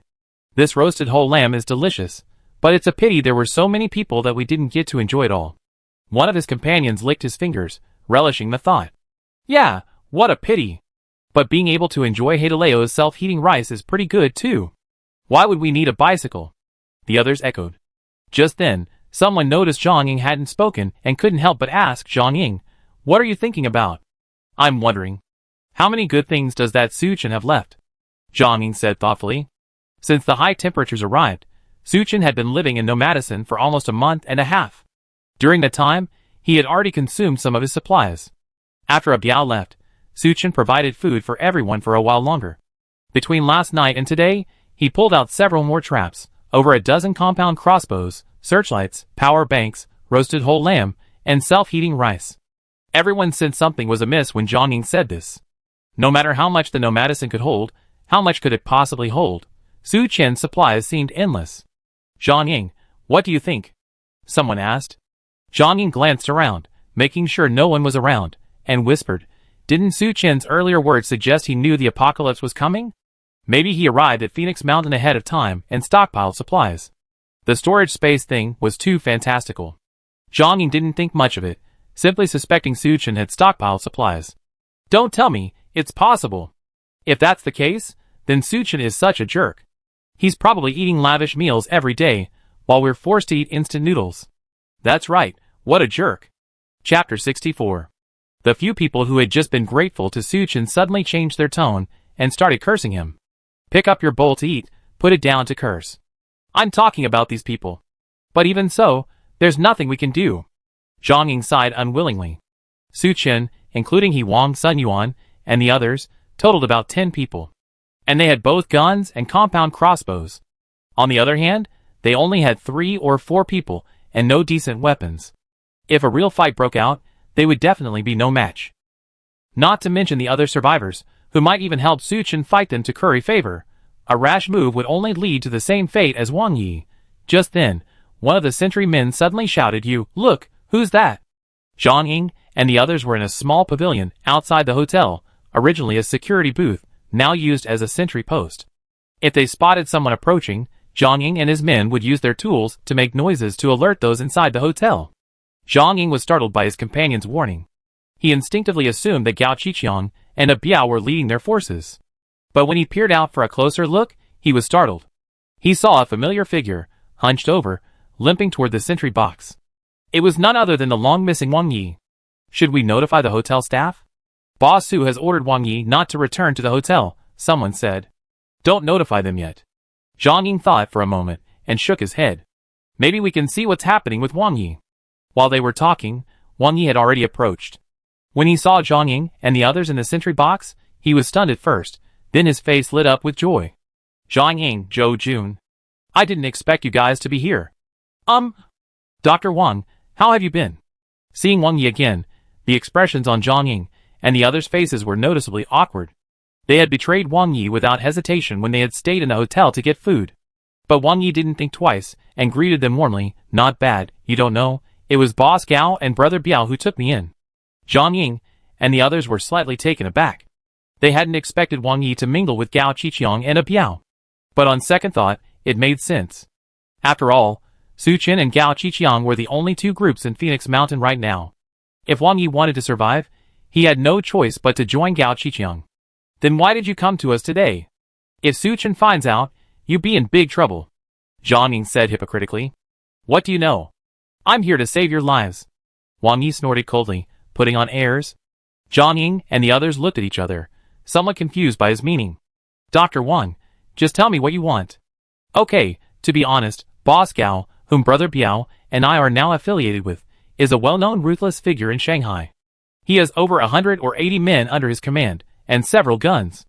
Even though he suffered a setback last night, if he gets ruthless, he can easily take you down. Wang Yi boasted vigorously, exaggerating Gao Qiqiang's strength. Zhang Ying and the others were confused and momentarily intimidated. If you continue to support Su Chen, when Boss Gao attacks, none of you will be able to escape. But if you turn around and help Boss Gao, you'd be the first to take down Su Chen. Because Su Chen enjoyed himself, leaving them to eat instant noodles on a daily basis. Zhang Ying and the others were already somewhat resentful of Su Chen. Wang Yi's threats and inducements instantly tempted them. So what do you think we should do? Zhang Ying asked tentatively. It's simple. All you have to do is this. Wang Yi whispered a few words. Zhang Ying couldn't help but show hesitation on his face. Seeing this, Wang Yi snorted coldly. Zhang Ying, you better think this over.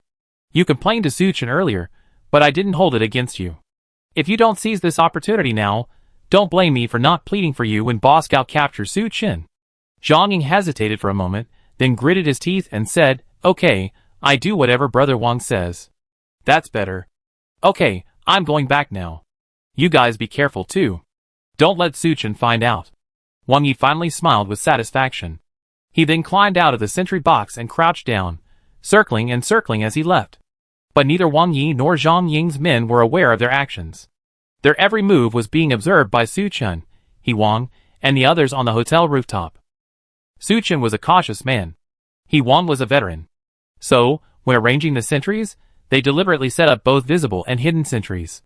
The ordinary survivors were responsible for the visible sentries, and knew nothing about the hidden sentries. The secret sentries were Sun Yuan and others whom Su Chen trusted the most, and they took turns to keep watch. Su Chen had even specially equipped them with night vision binoculars. Their sentry post was located on the rooftop of the hotel. When the guards spotted Wang Yi approaching the sentry post, they immediately notified Su Chen and his team. What do you think?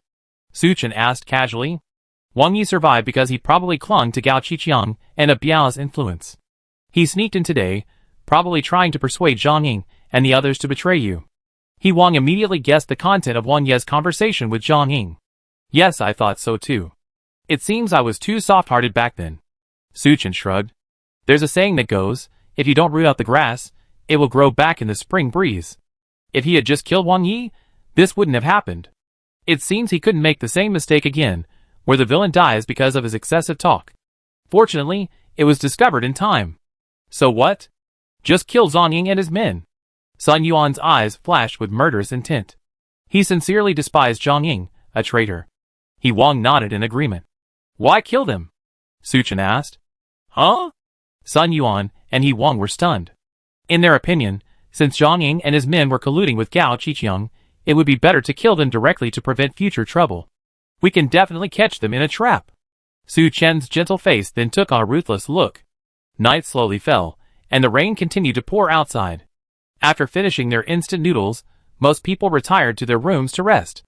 Just then, several survivors, about to take over their sentry duty, were stopped by Zhang Ying. Zhou Xinhong, Li Dong, you two take a break tonight. I keep watch for you. Ah? Such a good thing? Hearing this, Zhou Xinhong and Li Dong couldn't help but feel a little surprised. Chapter 65. Going on night duty outside is exhausting and cold. If possible, no one would want to go. Wouldn't it be nice to sleep in the room? We can't sleep, so we take your shift, Zhang Ying said with a smile. Next time I give you something good, you have to be more considerate of me. Sure deal. I leave it to you. Zhou Xinhong, Li Dong, and the others, fearing Zhang Ying and his men might change their minds, immediately scurried off to their rooms. Zhang Ying and his men exchanged glances, then left the hall and headed towards the sentry box. Hey, why are you guys here? Didn't you already work the shift during the day? The men at the sentry box were a bit puzzled upon seeing Zhang Ying and his men. Zhou Xinhong and his men are slacking off, so I'm taking their place. You should go back and rest, Zhang Ying said with a smile. The men in the sentry box didn't think much of it. After completing the handover, they turned around and returned to the hotel. After they left, only Zhang Ying and his men were left in the sentry box. Zhang Ying, are we really going to betray Boss Su? Someone whispered. What? Are you scared? Zhang Ying leaned against the wall, glaring at the other man. I'm actually a little scared. We all seen Boss Su's methods. What if Brother Biao fails? What ifs are there?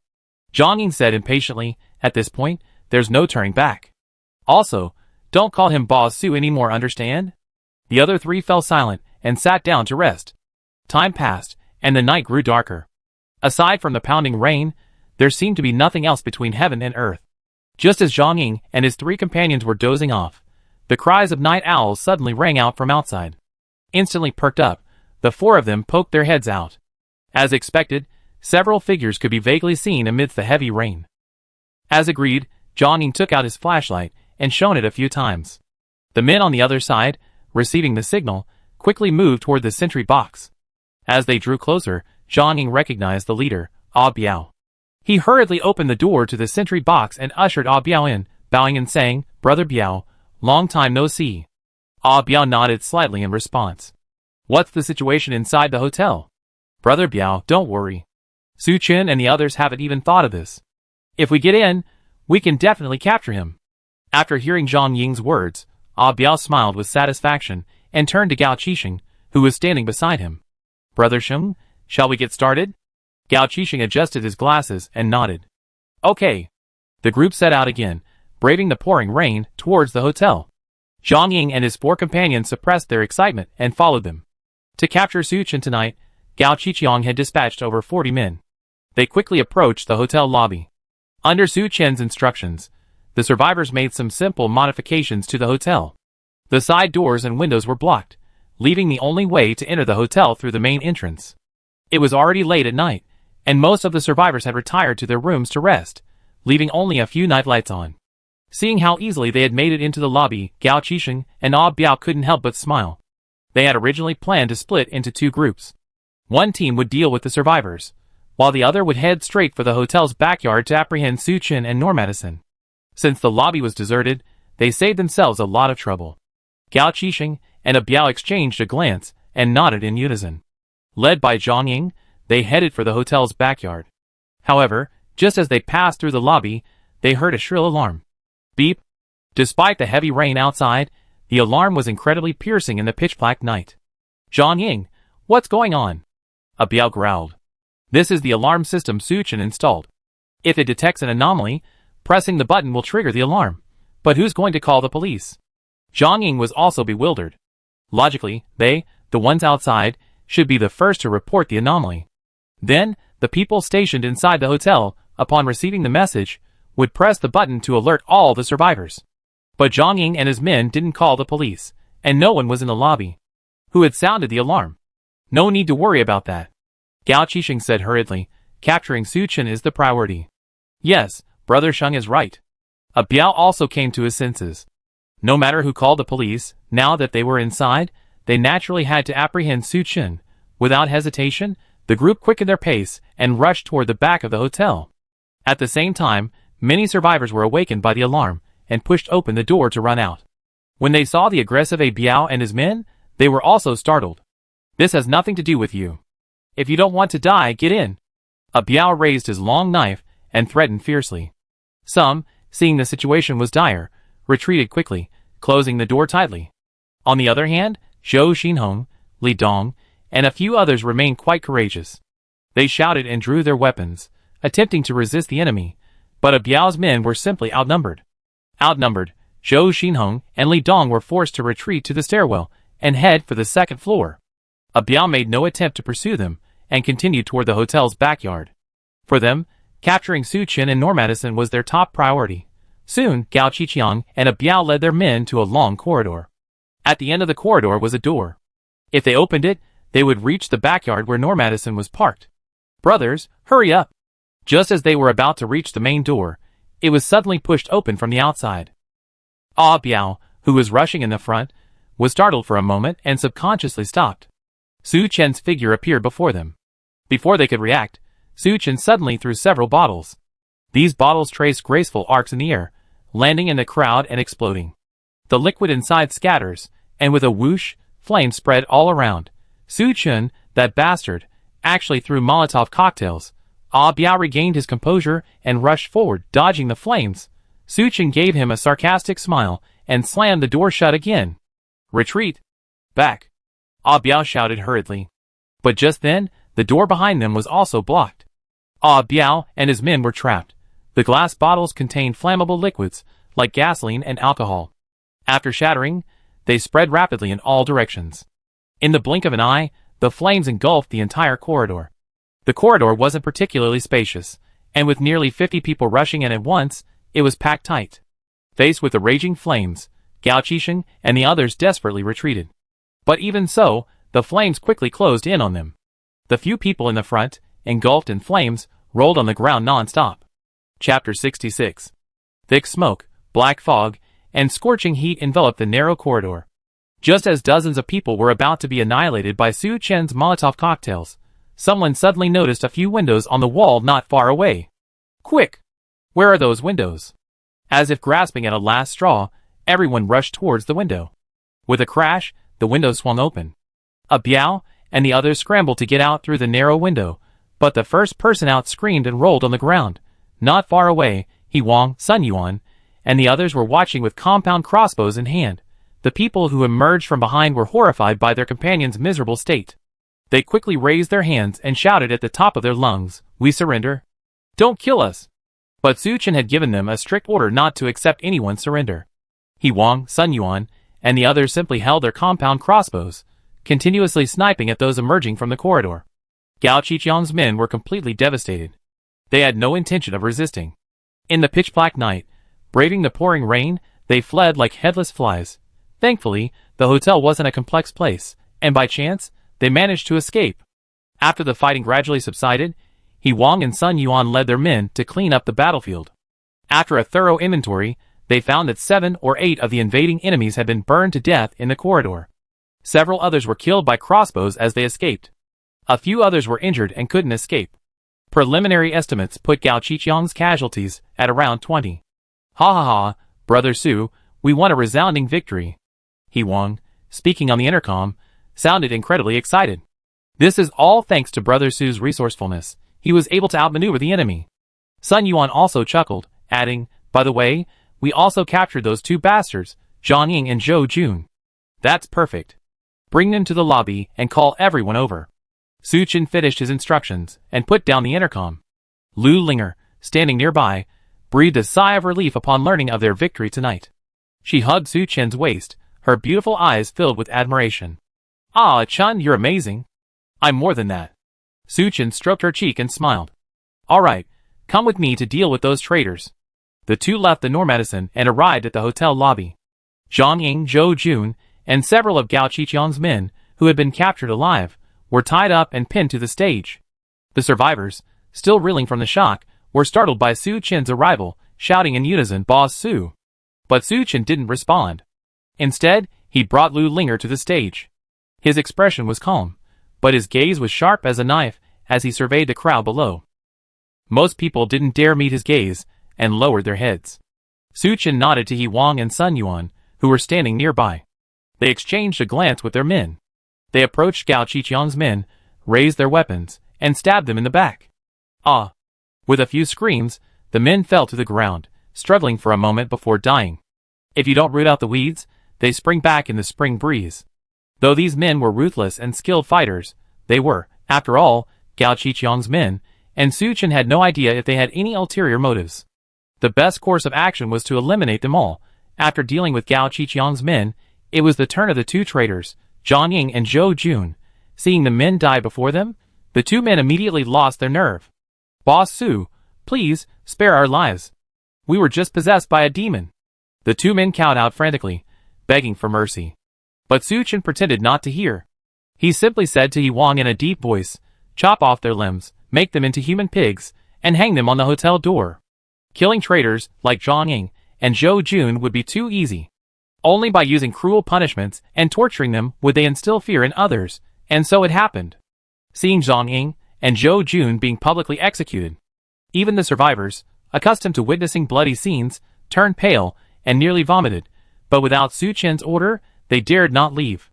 They could only watch helplessly as Zhang Ying and Zhou Jun were strung together and led to the hotel entrance. After everything was done, Su Chen turned his gaze back to the survivors.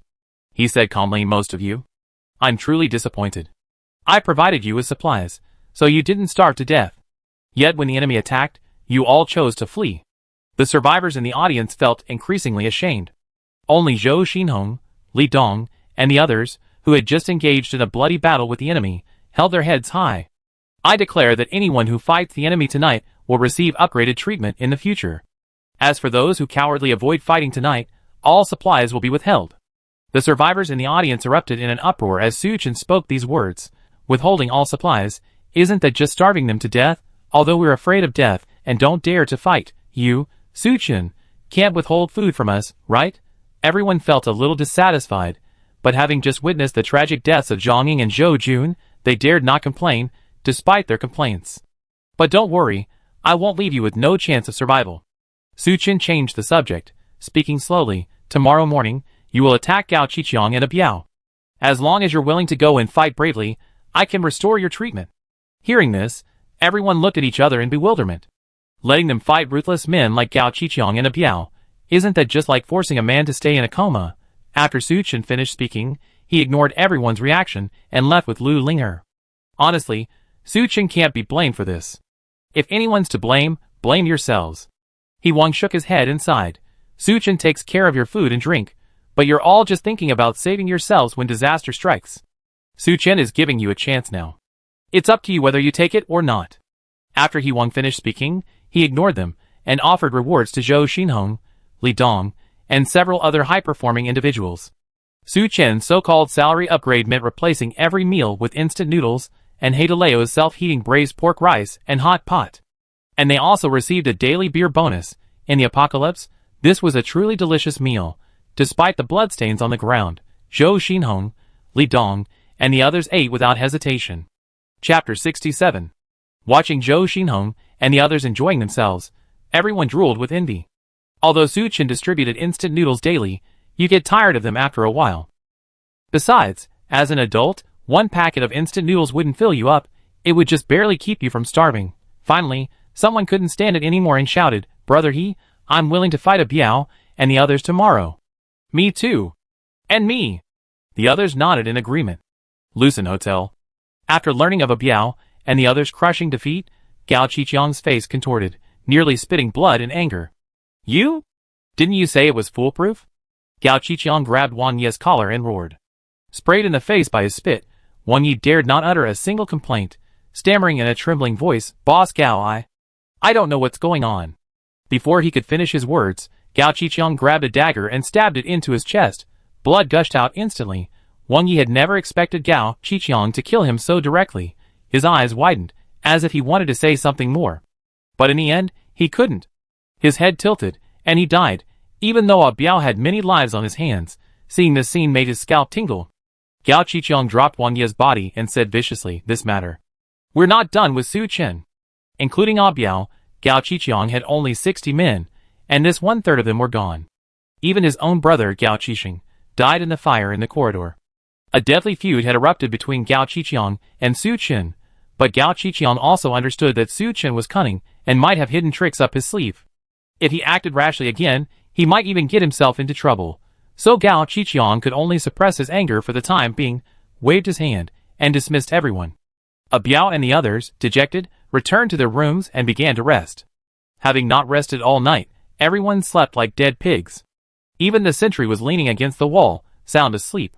As daylight began to break, Su Chen's men slowly approached the Green Forest Hotel. Familiar with the area, they headed straight for the hotel lobby. Before they could react, the sentries had their throats slit in their sleep. After capturing the sentries, Su Chen's men continued their search inside. They began searching room by room, killing anyone they found, forcing them to meet Grandma in their dreams. However, all was not going smoothly. As the men pried open the lock on the third door, they accidentally made a noise. The people inside were instantly awakened, realizing something was amiss. When Su Chen's men entered, they immediately stood up, shouting and fighting. Soon after, a Biao and the others were also awakened from their sleep. They quickly donned their clothes, grabbed their weapons, and rushed out of their rooms. Since Gao Qiqiang's men were all gang members, skilled in fighting. After the initial panic, they quickly regained their footing and began to pin down Su Chen's men. Bang! Just then, a gunshot rang out. Everyone present was startled and looked up. Gao Qiqiang, his face gloomy, appeared in the corridor. In his hand was a black pistol, a faint white smoke billowing from the muzzle. Shit! He's got a gun! Retreat! Someone reacted and shouted. The others abandoned the fight and retreated, running out. After driving all the enemies away, Gao Qiqiang counted and found 5 or 6 more dead. Although he had killed 3 or 4 of Su Chen's men, Gao Qiqiang was still fuming with rage. This Su Chen. It's bad enough that his sneak attack failed, but he actually dared to attack me. But this was a wake-up call for Gao Qiqiang. He had previously thought he could manipulate Su Chen at will. But judging by what happened last night and this morning, this guy's cunning and tactics are no less impressive than mine. From today on, take precautions. Without my orders, no one is allowed to clash with Su Chen again. Gao Qiqiang, his face livid, turned and left. A Biao, watching coldly, a flicker of disdain in his eyes. It's true that the older you get, the more timid you become. Gao Qiqiang's men, though numbering in the dozens, are like a pile of loose sand. If I were in command, there would never have been such a disastrous defeat. After discovering that Zhang Ying and Zhou Jun were colluding with Gao Qiqiang's men, Su Chen didn't kill them. He let them go, leading the enemy into the hotel. The reason was simple. On the one hand, he wanted to catch the enemy in a trap and ambush them. On the other hand, he wanted to use this opportunity to test the survivors in the hotel and teach them a lesson. So far, the results have been excellent. In the hotel, Suchin watched the survivors returning from their bloody battles, a satisfied smile on his face. Very good, you didn't disappoint me. I always been clear about rewards and punishments. Since you made contributions, I just let down your previous mistakes. Supplies will continue to be distributed daily. But your treatment will still be different from that of Brother He, Sun Yuan, Zhou Xinhong, and the others. But you can rest assured, as long as you make contributions in the future, you still receive rewards. Hearing Su Chen's words, everyone breathed a sigh of relief and quickly patted their chests in assurance. Please rest assured, Boss Su, we obey you from now on. Yes, if you tell us to kill the enemy, we kill them. We never be afraid of death again. Under Su Chen's leadership, the survivors were filled with gratitude. Some even felt it was a shame for them to have previously fled in fear of death. Otherwise, I could have been treated just like Zhou Xinhong and the others. How wonderful would that be? You got those people completely tamed by you. Ah Chun, you're truly amazing. Lu Linger took Su Chen's hand and returned to the Normadison. Her sparkling eyes were filled with admiration for Su Chen. Women naturally admire the strong, especially in this Doomsday world where the strong prey on the weak. Su Chen, using a combination of soft and hard tactics, had tamed the survivors into such obedience. How could Lu Linger not admire him? She had been so blind to actually despise Su Chen. Luckily, she had come to her senses in time, and Su Chen didn't despise her. Thinking of this, Lu Linger's smile brightened even more. Master, I go wash up and keep you company tonight. Okay, go ahead.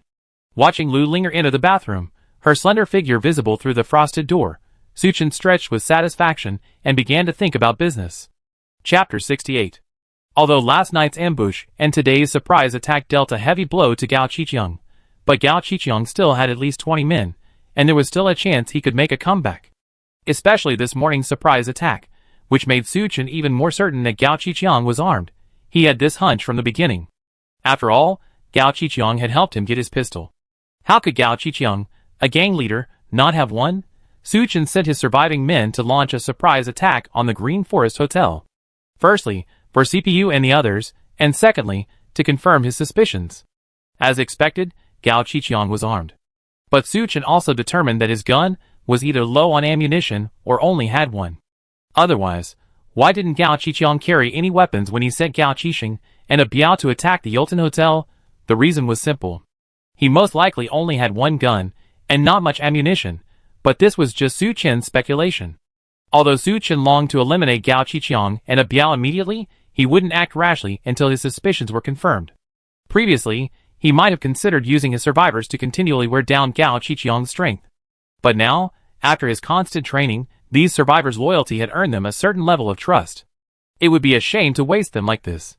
So, how could he eliminate Gao Qiqiang with the least possible cost? At that moment, Lu Linger emerged from the shower. Su Chen wasn't done with his thoughts. A night of passion, needless to say. The next morning, Su Chen invited He Wang and Sun Yuan to his backyard office. This is Linger's breakfast. Eat it while it's hot, Su Chen said with a smile. To please Su Chen, Lu Linger varied her meals for 3 meals a day. For example, this morning, she made soy milk and steamed a lot of dumplings. Before the apocalypse, this would have been just the most basic breakfast. But in this apocalypse with scarce supplies, it's no less than a full-scale banquet. He Wang and Sun Yuan swallowed their saliva and, without further ado, began eating without a word of courtesy. Unlike the survivors in Zhongying, they knew full well that they were still alive thanks to Su Chen's help. Even if Su Chen were living in his RV, enjoying abalone and lobster every day, they wouldn't be jealous. Brother son, do you know where there's a law enforcement office nearby? Su Chen asked casually, peeling a TT egg. His short pistol was a real disadvantage against Gao Qiqiang's pistol. While it was powerful, its range was too short, its accuracy was poor, and it was difficult to reload. It might work in a one-on-one situation, but against multiple enemies, it would easily be at a disadvantage. If only he could get a pistol like Gao Qiqiang's. Su Chen had just watched a gunfight movie yesterday, which had given him an idea. Given the strict gun control in Yin country, only the law enforcement station would have guns. Su Chen planned to go to the law enforcement station and search. Law enforcement station? I'm afraid we have to go down the mountain to find one. He paused, then shook his head. There used to be a small security office on Phoenix Mountain, staffed by a few law enforcement officers who were responsible for routine security. If anything were to happen, they would still have to mobilize personnel from the law enforcement station down the mountain. But after the high temperature set in, several law enforcement officers in the station either died from the heat or drove away from Phoenix Mountain. The survivors had previously searched the security office for supplies. Unfortunately, there were no weapons inside, save for stun guns and blast shields. "Why are you asking this, Brother Su?" Sun Yuan asked curiously. Su Chen didn't hide anything from them, and told them his plan. "I see." He Wang suddenly realized, stroking his chin and shaking his head. "Your plan is good, but I'm afraid it won't be that easy." "What do you mean?" "Most security stations only have 1 or 2 at most. If the law enforcement officers evacuate, they will definitely take them with them," He Wang explained. "I see." Su Chen was somewhat disappointed. He Wang had tortured Gao Qiqiang's men when he had captured them earlier. From them, Su Chen also learned about the flooding outside. Even if there were guns in the police station, they would have been submerged by the water long ago. "But I do know there's a place where there's a good chance there are guns." "Where?" "Barracks." He Wang uttered those 2 words. Su Chen couldn't help but smile bitterly. "Brother He, stop joking. Where can we find a barracks?" "I'm not kidding. There's a barracks nearby," He Wang whispered. Su Chen was slightly startled, then he remembered that He Wang was a veteran. "It's not really a barracks, it's just a training ground." He Wang explained the situation to Su Chen. "You know, I used to be a soldier. The troops were conducting mountain warfare exercises around Phoenix Mountain. There's a weapons storage room around the training ground, and it's very likely there are firearms there." At this, Su Chen's eyes lit up. In a place like a barracks, if there were guns, they would all be rifles.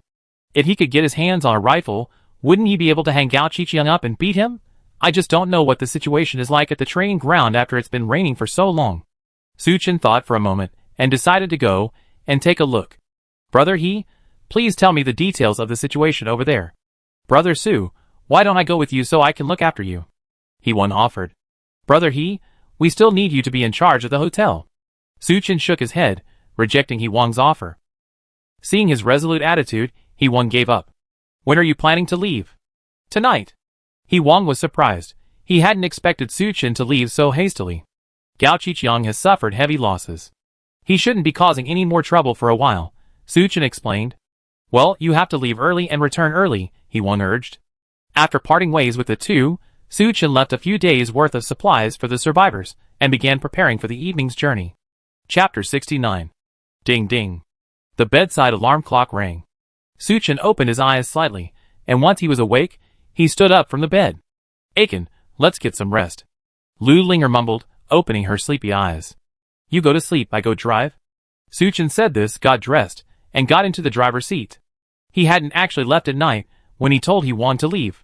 It was raining heavily, and the mountain roads were difficult to navigate. Leaving overnight would be dangerous. He planned to leave around 5 or 6 in the morning. That would be when people were most sleepy, and as long as he left quietly, Gao Qiqiang wouldn't notice. "Brother He, could you please open the gate?" Su Chen said into the intercom. "Okay. It's open. Have a safe trip." He Wang followed Su Chen's instructions, and opened the large iron gate in the backyard. Su Chen activated his hazard lights, and drove away from the Yulton Hotel in the pouring rain. Despite the dark sky and the pounding downpour, the Nomadison's headlights illuminated the road ahead like 2 beams of light.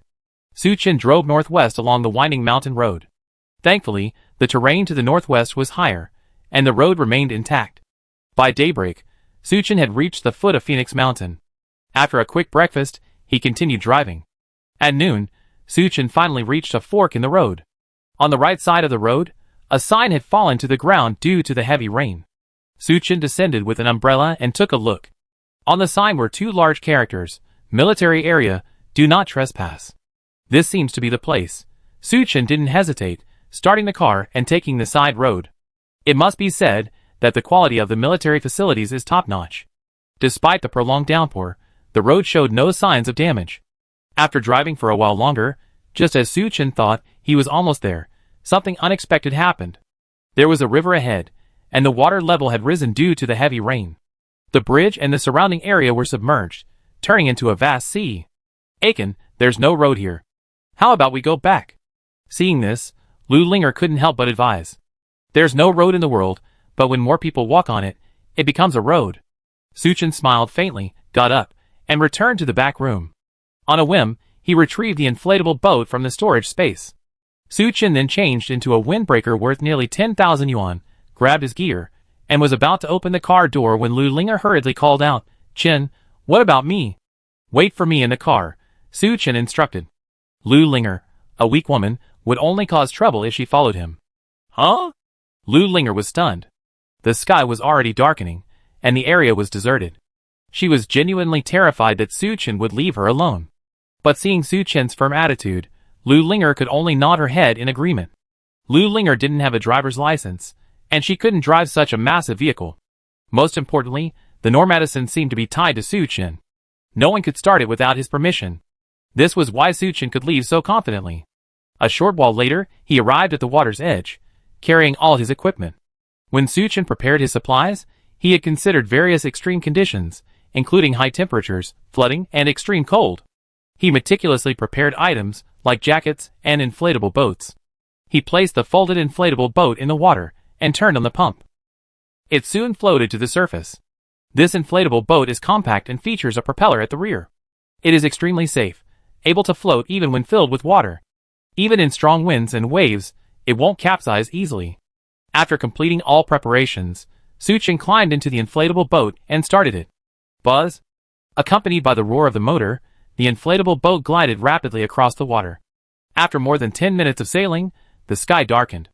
Just then, with the help of his head-mounted searchlight, Suchen spotted several more buildings ahead. An idea struck him, and he quickly slowed down to observe the buildings. As expected, these buildings all bore the distinct style of a military barracks. However, their bases were completely submerged by floodwater. It seemed he was standing at the barracks Wang had mentioned. The rain must have been so heavy, and the accumulated water had caused the river to overflow, flooding the entire barracks. As for the soldiers stationed there, they had likely already retreated. If that was the case, they might have taken all their weapons with them. Then his entire trip would have been in vain. Thinking of this, Suchen couldn't help but feel discouraged. But since he had come all this way, he couldn't just return empty-handed. Suchen decided to continue searching, just in case he found something else. He piloted the speedboat around all the buildings outside. After eliminating places like dormitories and office buildings, Suchen zeroed in on a building that appeared to house weapon storage. He approached the building cautiously and shattered the glass with a kick. Then he tied the rope attached to the speedboat to a window. Suchen climbed through the window and entered. The building was approximately 5 stories high, and Suchen entered the 3rd floor. Since the first 2 floors were already flooded, he began searching from the 3rd floor upwards. In the pitch-black building, using the light of a searchlight, Suchen carefully explored each room. But to his disappointment, after searching the upper floors, he found no guns. He didn't even find any gun accessories. Could he have found the wrong place? Looking at the endless expanse of water before him, Suchen paused for a moment before deciding to enter the water in search. He removed his jacket and donned the diving suit he had prepared in advance. He then donned goggles, a respirator, and a small oxygen tank on his back. Once everything was ready, Suchen took a deep breath and entered the water. Unlike the water in a swimming pool or the ocean, the water here was a flooded river, extremely murky. Visibility underwater was extremely poor. Even with a searchlight, he could barely see the area half a meter in front of him. Relying on his experience searching the upper floors, Suchen carefully searched the 2nd floor. Just like above, he found nothing here. Desperately, he continued down to the 1st floor. Hard work pays off. When Suchen found a door, he clearly saw the words weapon storage written on it. Delighted, he quickly pushed the door. To his surprise, it was not locked and opened easily. Chapter 70. However, when Suchen entered the room and searched it thoroughly, he was utterly disappointed. The cabinets and boxes where the weapons had been stored were completely empty. Suchen couldn't help but feel a little disappointed. He had searched the building for so long, but hadn't found a body. Perhaps, during the flash floods and overflowing rivers, the people in the barracks saw the situation was unsettling and retreated prematurely. As they retreated, they also took all the weapons with them. After all, Yan Nation's control over weapons is incredibly strict. But this way, Suchen would return empty-handed. Unwilling to give up, he decided to thoroughly search the remaining rooms again. Unexpectedly, Suchen's perseverance actually yielded him an unexpected reward. On the door of the last room hung a sign that red weapons maintenance room.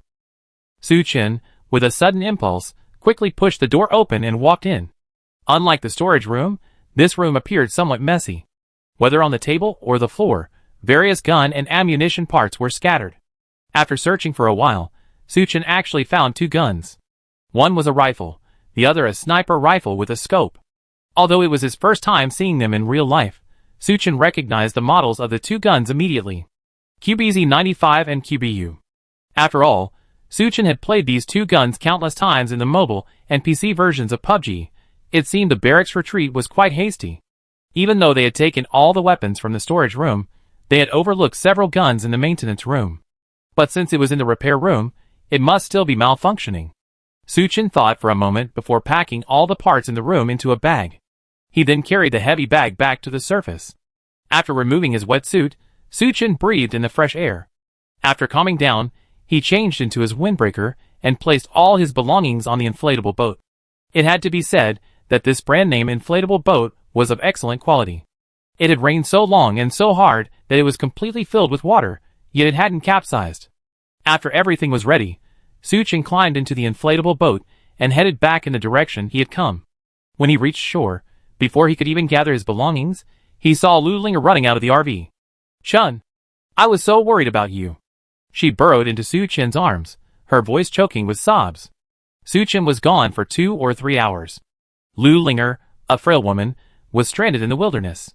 Outside, the rain was pouring down, pitch black. How could she not be afraid? Seeing Su-Chin return, she lost control of her emotions. "Well, I'm back, aren't I?" Su-Chin smiled faintly and patted her head. "Go back to the car first. I packed these things." "No, I want to pack with you." Seeing Lu Linger's determination, Su-Chin didn't refuse her. Working together, they folded up the inflatable boat and returned to the RV with all their gear. "Chin, how's it going? Did you find the gun?"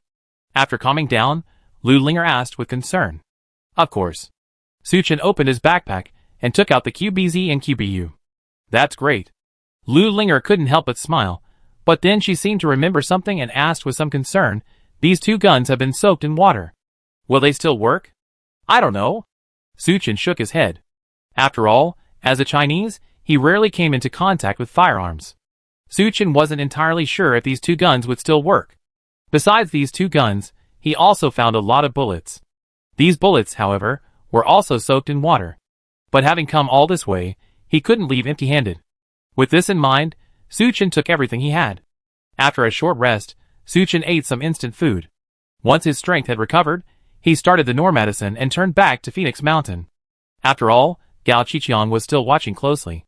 If he left for too long, there was no telling what trouble might arise. However, it was already late, so Su-Chin didn't rush off. After returning to the highway, he stopped by the roadside to rest, intending to continue his journey early the next morning. "Aiken, you wake up!" Su-Chin, still asleep, was suddenly nudged by Lu Linger. He opened his eyes and yawned. "What's wrong? What's going on? Look outside." Lu Linger asked nervously. "Has something happened?" Su-Chin instantly regained consciousness, stood up, and walked to the center console. On the surveillance monitor, he could see a number of people gathered around the Normadison, pointing and talking. How did these people appear? Su-Chin turned to look at Lu Linger. "I just checked the surveillance footage. They're fleeing from far away," Lu Linger explained.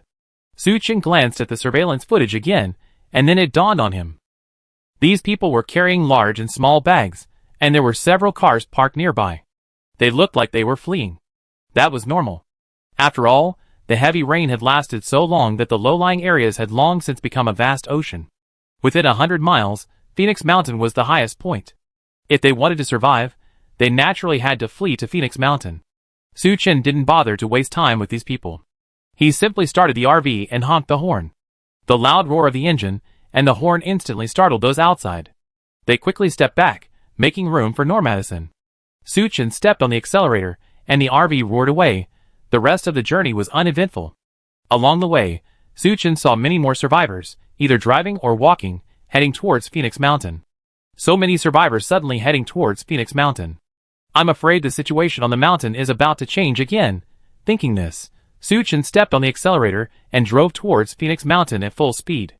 Only in a nearby bus, a pretty figure, upon seeing Normadison driving away, couldn't help but show surprise on her fair face. At the same time, at the sight of Su Chen's nomadison, a middle-aged man in another driving car also widened his eyes, his gaze gleaming with greed. It was already afternoon when Su Chen returned to the Yulton Hotel. Over the intercom, Su Chen informed He Wang of his return and asked He Wang to open the iron gate. After parking the car, he carried the bag of guns and ammunition to the office.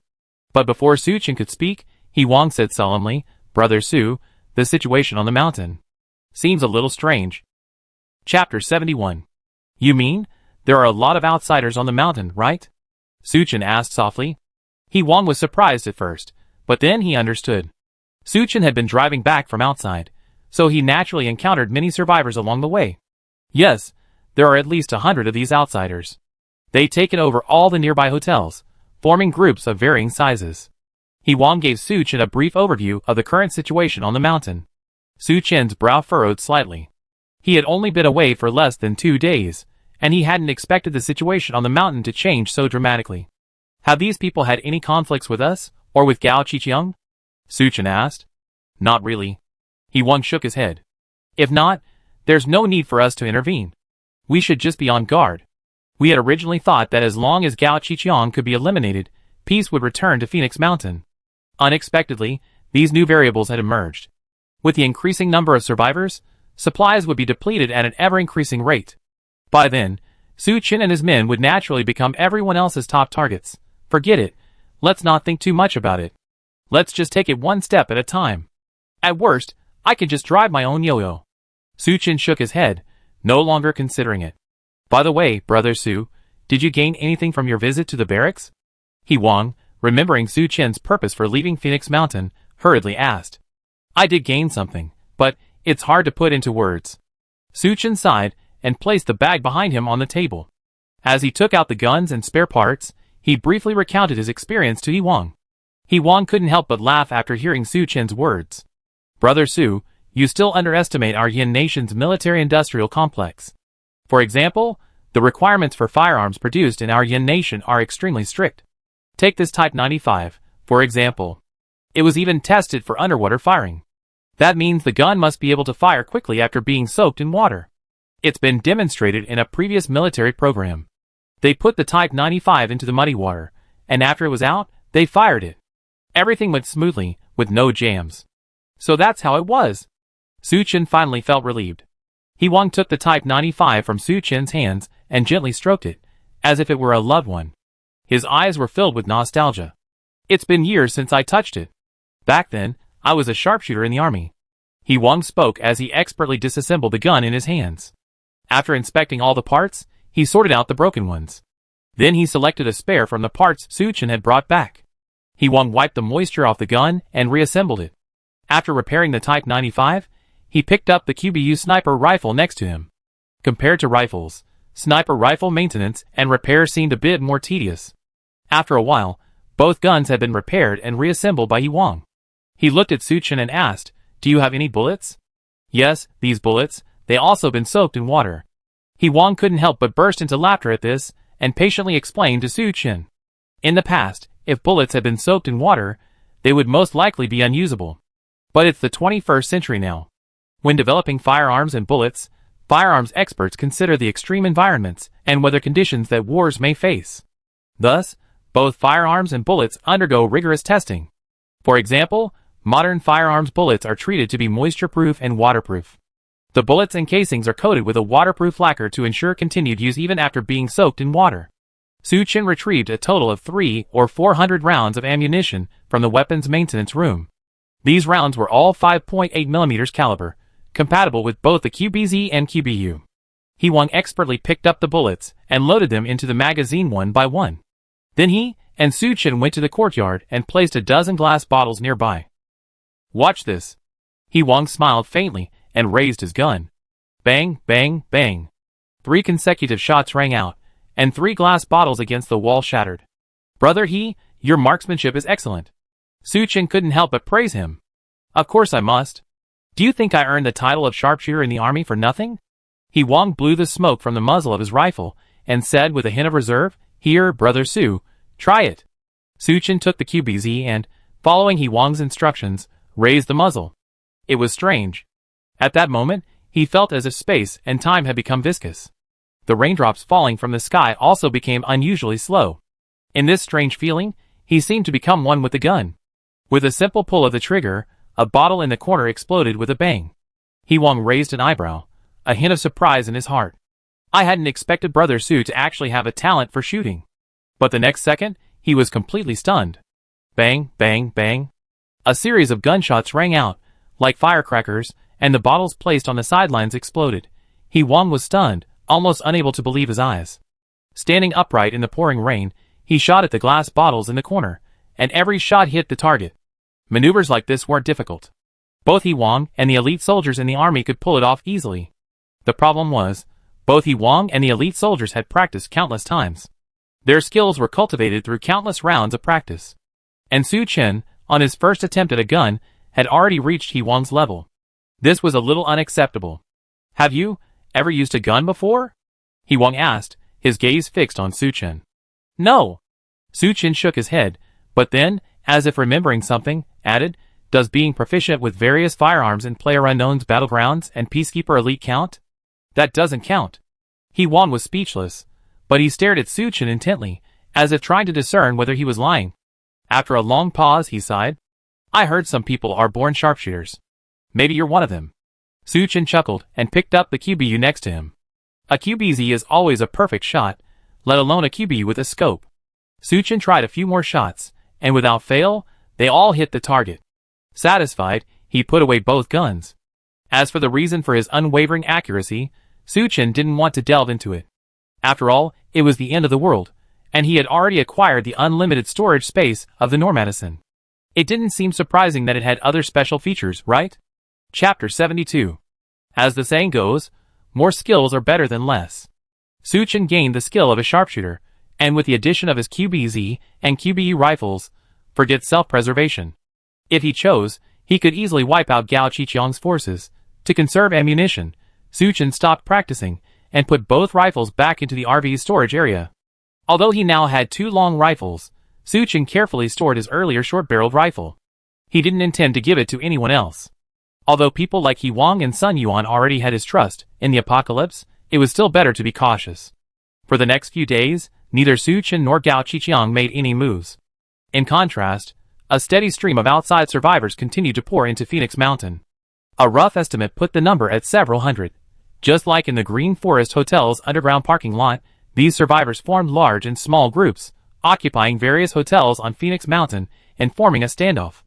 According to reports from Sentinels, they saw a number of people entering the Green Forest Hotel, apparently communicating with Gao Qiqiang and others.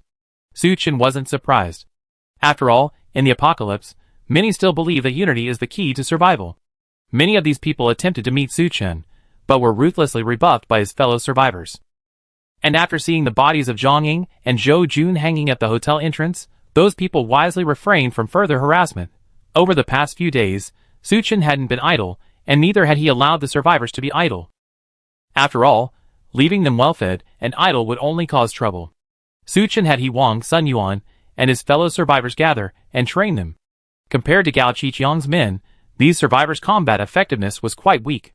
Training was necessary to ensure they wouldn't be at a disadvantage the next time they encountered them. One day, Su Chen and Lu Linger were playing a 2-player game. They were about to pass the level, but Lu Linger's clumsiness ruined everything. Sorry, Chen, it's all my fault. Lu Linger pouted, a little unhappy. Games are just for fun. Don't take it too seriously. Su Chen waved his hand dismissively. If it were League of Legends, he'd probably have scolded Lu Linger. But there was really no need to make such a fuss about a single-player game. Just then, the intercom rang. Brother Su, are you there? Yes, Brother He, what's wrong? Su Chen dropped his game controller and walked over to pick up the intercom. A few people just came outside, saying they want to see you, Hee-Wong said. Su Chen frowned slightly. Didn't we agree not to see them? These survivors came to visit Su Chen with nothing but the same old cliches. Either they wanted to form an alliance, or they wanted to ask Su Chen for supplies.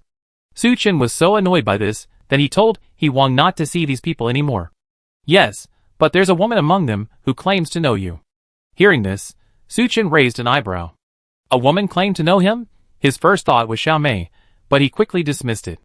Hee-Wong had met Xiao Mei before, And if it was indeed her, he would have told him directly. Su Chen pondered for a moment, then said, "Okay, brother he, make some preparations, and have them meet me in the conference room." "Okay." He Wang nodded. Su Chen put down the intercom and prepared to leave. Just then, Lu Linger, who had been eavesdropping, hurriedly said, "Chen, I haven't gotten out of the car in days. Let me go with you. It's a good opportunity to get some fresh air." Su Chen agreed without giving it much thought. The two left the Normedicine and, umbrellas in hand, arrived at the hotel. Thanks to the efforts of the survivors, the original hotel lobby had been renovated. In addition to a platform for gathering and discussing matters, other facilities served as a public activity center. A room on the second floor of the hotel was specially designated as a meeting room. If anything important happens, Su Chen, He Wang, Sun Yuan, and other trusted mid-level staff will discuss it here. As for each survivor's accommodation, in principle, they can choose any room. However, to ensure timely response in the event of a crisis, most people choose rooms on the first to third floors. Su Chen brought Lu Linger to the second floor conference room. In the conference room, besides He Wang, Sun Yuan, and several mid-level staff, there were several men Su Chen didn't recognize. One of them had an ordinary appearance, but his eyes were extremely sharp, and he looked like the leader. There were several other people behind him, one of them relatively young and handsome. But what really caught Su Chen's attention was the girl standing next to him. She was pretty and tall. Su Chen recognized her instantly. The pharmaceutical representative he had dealt with before, Lin Yingying. "Ms. Lin, long time no see." Su Chen was slightly surprised, but he still greeted her confidently. "Indeed, it's been a long time." Upon seeing Su Chen, a complex expression flashed across Lin Yingying's beautiful eyes. No woman can forget her first man. Even though they've been apart for a while, how could Lin Yingying possibly forget Su Chen, especially since Su Chen was so special?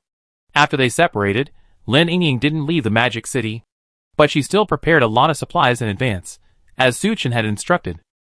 When the heatwave apocalypse arrived, Lin Yingying successfully survived thanks to these supplies. She couldn't help but feel thankful that she had listened to Su Chen. When the rain continued and the water level rose sharply, Lin Yingying and the other survivors left the Magic City. They had originally intended to head inland, but a river burst its banks, forcing them to turn around and head for Phoenix Mountain. It was Lin Yingying who had spotted Su Chen's Norma Decent earlier on the road. But before she could stop a car or say hello to Su Chen, he sped away. When Lin Yingying and the others arrived at Phoenix Mountain, after some inquiries, they learned that Su Chen was at the Yolton Hotel, so they came to visit him in person. "We checked, no weapons." He Wang walked over to Su Chen and whispered. Su Chen nodded slightly, sat down, and casually asked, "What's going on?" "This is our captain, Song Linfei. He has something to discuss with you." Lin Yingying pointed at the middle-aged man and introduced him. "Hello, Mr. Su. I'm Song Linfei. I organize nearly 100 people and am responsible for their survival," Song Linfei said with a smile. Chapter 73. "Mr. Song, what can I do for you?" Su Chen asked calmly. "Well, I'm here today to visit you, Mr. Su, hoping to form an alliance with you." Su Chen wasn't surprised by Song Linfei's words. Most of the people who came to him were seeking alliances or requests for aid, hoping to obtain supplies. "How do you form an alliance?" "Mr. Su, you only have less than 50 people, right?" Song Linfei smiled confidently and began to speak. "And do you know how many people Gao Qiqiang has? In recent days, he's recruited a large number of survivors. Now, if not 100, there are at least 80. Su Chen remained expressionless and asked, "So what?" "I wouldn't even consider 200, let alone 100. With 2 guns and hundreds of rounds of ammunition in hand, Su Chen's confidence was unprecedented. Given time and space, he was confident he could single-handedly wipe out Gao Qiqiang. "I heard of Mr. Su's methods." Song Linfei smiled and continued, "But what if there were hundreds of people?" Su Chen raised his eyebrows and sneered. "Does Gao Qiqiang have that ability?" In recent days, more and more survivors have been pouring into Phoenix Mountain. Preliminary estimates put the number at least at 400 or 500. But does Gao Qiqiang have the ability to convince these people to turn against him? "No, Mr. Su, you're wrong. He really does have that ability." Song Linfei nodded slightly at Lin Yingying, who was standing beside him. Lin Yingying stepped forward, looking at Su Chen with a complicated expression, and whispered, "Mr. Su, do you remember your driver, old Su?" Su Chen frowned for a moment, then remembered that he didn't have the proper driver's license. When they first took over Normedicine, they found a driver named Lao Su. "I remember. What happened?" He also came to Phoenix Mountain and got involved with Gao Qiqiang. Lin Yingying briefly recounted the events. In preparation for the apocalypse, Su Chen had procured a large amount of supplies. Although he didn't tell Lao Su drove Su Chen every day, traveling between Walmart and pharmaceutical companies. Even the dumbest person could see that, when the apocalypse arrived, like Lin Yingying and other survivors, Lao Su fled from the Magic City to Phoenix Mountain. On the way, he also saw Su Chen's medicine. To better survive, Lao Su chose to join Gao Qiqiang. After learning about Gao Qiqiang's feud with Su Chen, he told Gao Qiqiang about Su Chen's stockpiling of supplies. Originally, Gao Qiqiang and Biao were grumbling about how Su Chen had so much supplies, given his meager RV. After hearing this from old Su, Gao Qiqiang and Biao suddenly realized something and came to the same conclusion as Zhang Ying had. That is, Su Chen had stored all his stockpiled supplies at the Yulton Hotel. Otherwise, he wouldn't have organized the reinforcements around the hotel. Gao Qiqiang might not have the ability now, but what about after everyone's supplies are gone? Song Linfei's eyes sharpened, and a confident smile adorned his face. If Gao Qiqiang tells them you stockpiled a large amount of supplies at the hotel, they definitely unite and take action against you. Su Chen's heart skipped a beat. He hadn't anticipated the possibility of old Su becoming a factor. If it's true as Song Linfei and Lin Yingying say, Gao Qiqiang is very likely inciting hundreds of survivors to attack him. This old Su. I was pretty nice to him back then. I never expected him to betray me so completely. In the apocalypse, people's hearts are truly unpredictable. Even someone like old Su, who usually appears honest and simple, can become treacherous. Su Chen looked at Song Linfei and said calmly, how do you want to form an alliance? Tell me. Seeing Su Chen was persuaded, Song Linfei's eyes flashed with joy, and he quickly said, that's simple. As long as Mr. Su provides us with supplies on a regular basis, we won't join forces with Gao Qiqiang. Not only that, we will also urge other survivors not to follow Gao Qiqiang against Mr. Su. If needed, we can also lend a hand. At first glance, Song Linfei's offer seemed sincere. But upon closer inspection, it turned out to be empty promises. Even if Su Chen didn't provide supplies, Song Linfei wouldn't join forces with Gao Qiqiang anytime soon. After all, their food supply wasn't completely consumed yet. They only joined forces with Gao Qiqiang to deal with Su Chen out of sheer boredom. Secondly, he could persuade the other survivors not to join forces with Gao Qiqiang. That was ridiculous. What ability did Song Linfei have to persuade others? And the so-called lending a hand sounded more like empty promises. In short, Song Linfei asked Su Chen for supplies, but offered nothing substantial. Your abacus beads are about to fall on my face. However, Su Chen didn't refuse outright. Instead, he mused, let me think about it. Although Song Linfei had been making promises, his attitude was still acceptable. There was no need to reject directly and jeopardize the relationship. Okay, then I'd be waiting for Mr. Su's good news. Song Linfei chuckled, nodded to Lin Yingying and the others, and walked out. Lin Yingying followed Song Linfei. Just as she was about to leave the meeting room, she subconsciously turned her head and glanced at Su Chen. Their eyes met, and Su Chen simply smiled faintly, saying nothing. While Lin Yingying was lost in thought, the handsome young man next to her said, Yingying, what's wrong? No, nothing. Lin Yingying feigned indifference, turned her head, and followed Song Linfei and the others out. After leaving the Yulton Hotel, the handsome young man said to Song Linfei, Brother Song, do you think that Su Chen kid will agree to our request? If he's smart, he should agree. Song Linfei smiled confidently. That's right, unless he can withstand a siege of hundreds of people. The handsome young man also chuckled and looked at Lin Yingying. Yingying, what's your relationship with that Su Chen? Nothing. We're just former clients. Lin Yingying smoothed her hair at her temples and said calmly. Really? Why do I feel like your attitude is a little off? The handsome young man said doubtfully. Even if it's off, what does it have to do with you? Zhou Shixian, please understand your place. Lin Yingying raised her eyebrows and said coldly. Seeing her angry, Zhou Shixian was startled and quickly put on an apologetic smile, saying, Yingying, don't be angry. I just care about you so much. Lin Yingying ignored him and headed straight towards the camp. Chapter 74. Watching her retreating figure, Zhou Shixian's face turned grim, and he couldn't help but mutter under his breath, You bitch, one day, I show you how powerful I am. Song Linfei, standing by, frowned upon hearing Zhou Shixian's words and said coldly, Don't do anything rash. Zhou Shixian's expression froze, and he quickly nodded and bowed, Brother Song, don't worry, I won't do anything rash. If you want to pursue her, don't rush into it, Song Linfei warned. Although Lin Yingying was extremely beautiful, in the apocalypse, even beauty was of little use, and could easily become a burden. Luckily, Lin Yingying was a medical student, and had worked as a doctor for a while.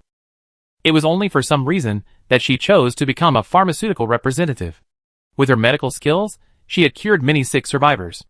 As a result, she held a high reputation within Song Linfei's team.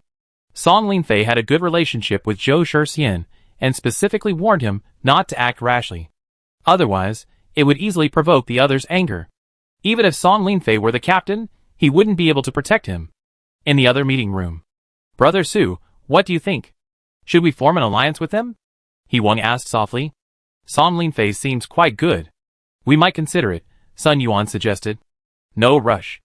The survivors haven't united yet anyway. It's not too late to talk about it when that day comes. Su Chen shook his head.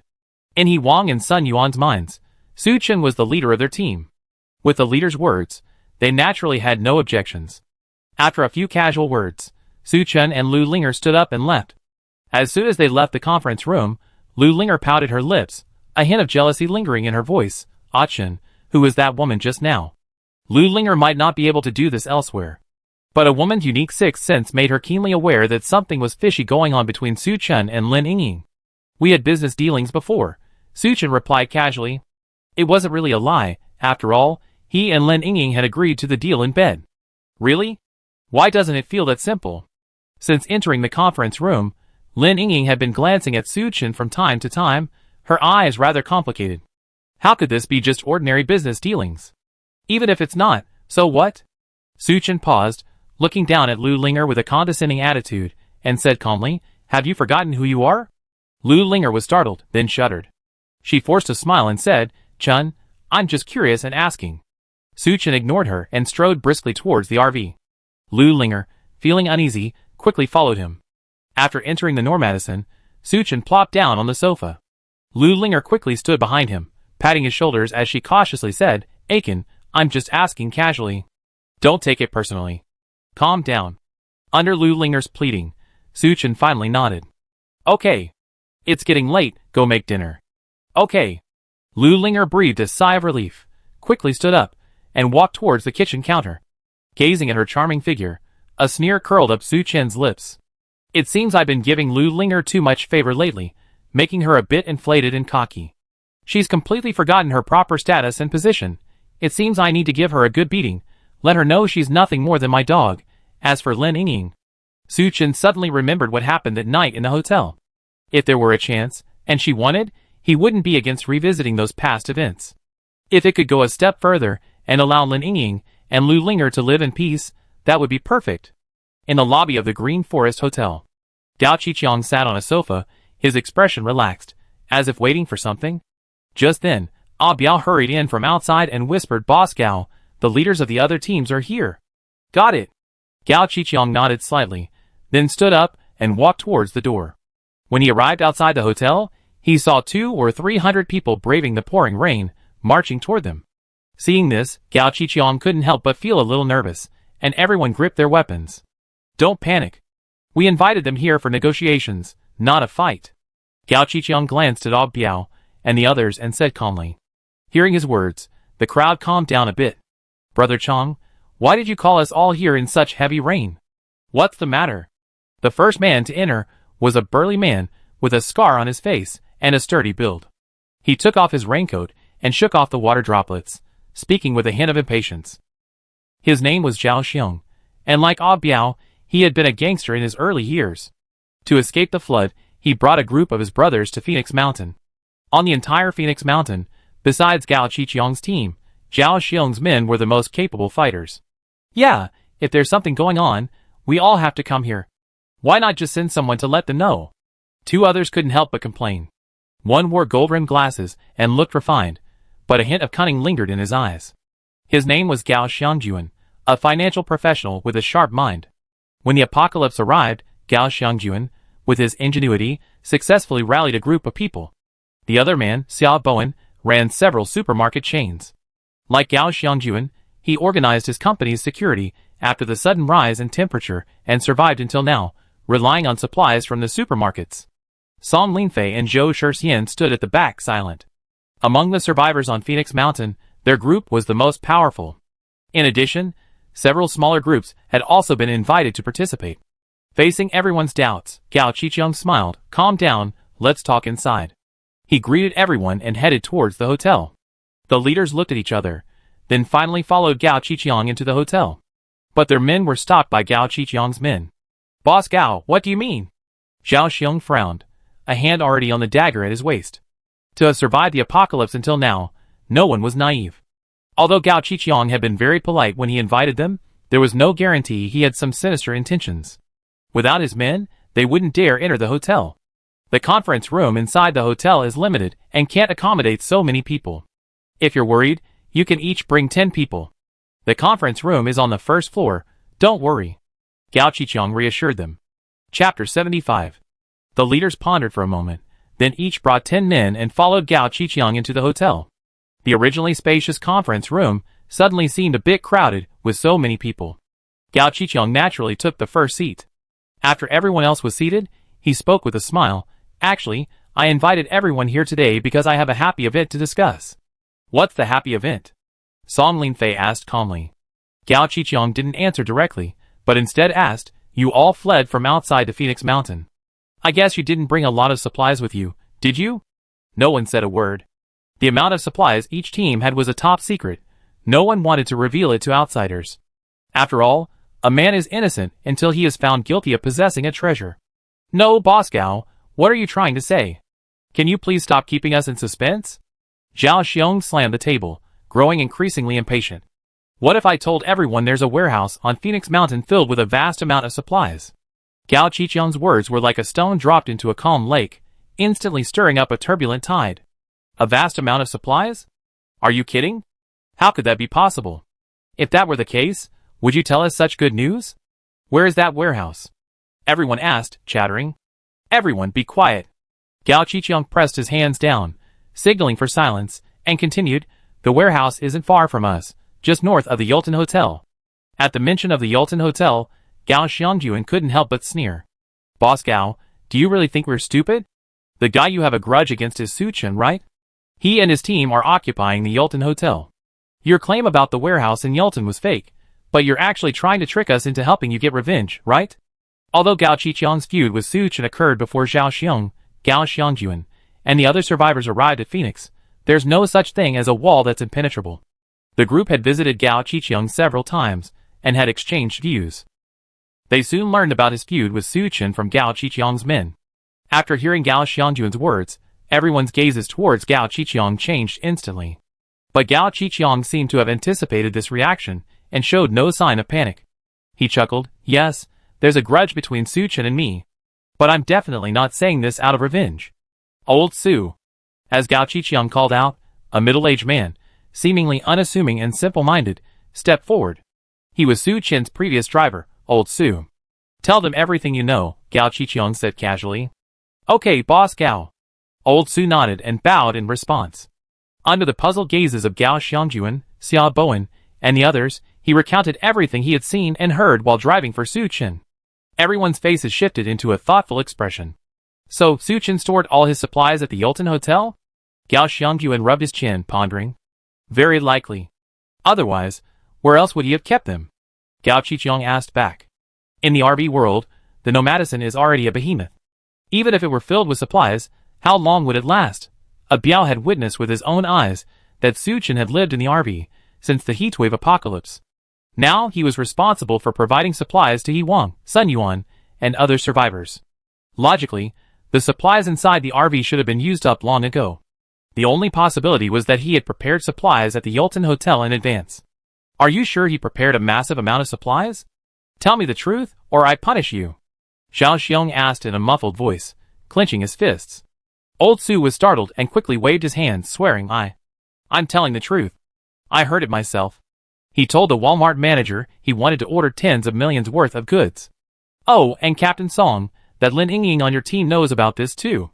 Su Chen contacted her before, and ordered a large batch of medical supplies from her. Everyone's eyes turned to Song Linfei again. Song Linfei nodded slightly. Yes, that's true. And this guy asked me for help buying 4 or 5,000 barrels of gasoline. I haven't heard where he sold it. It's very likely he's hiding it at the Yulton Hotel, Gao Qiqiang added. At the mention of gasoline, all the leaders' eyes lit up instantly. In the apocalypse, food is paramount, but second only to food is gasoline. Without gasoline, cars won't start, and we can't reach further and search for more supplies. People like Xiao Xiong and Xia Bowen were able to drive to Phoenix Mountain only because of gasoline. Otherwise, they would have been drowned by the raging flood. Don't be fooled by the relentless rain outside, turning the world into a vast ocean. But if the high temperatures suddenly disappear like they did before, everyone will have to leave Phoenix Mountain and search for supplies. At that point, gasoline will be incredibly precious. What do you think, bosses? Do you want to join forces to capture Su Chen? Then we can split the supplies. Gao Qiqiang smiled at everyone. Song Linfei didn't express his opinion, simply observing them coldly. Zhao Xiong and Gao Xiangjuan, however, were somewhat tempted, as they didn't seem to have many supplies. But all of this is just speculation, Boss Gao. I heard Su Chen is quite cunning. It seems you suffered numerous setbacks at his hands, Boss Gao. Attacking the Yulton Hotel will likely be costly, with many casualties. What if you're wrong, Boss Gao? The speaker was Xia Bowen. As a chain supermarket owner, he had ample supplies, and the largest number of survivors among the major teams. Thus, he wasn't in a rush to attack Su Chen. After hearing Xia Bowen's words, everyone began to hesitate.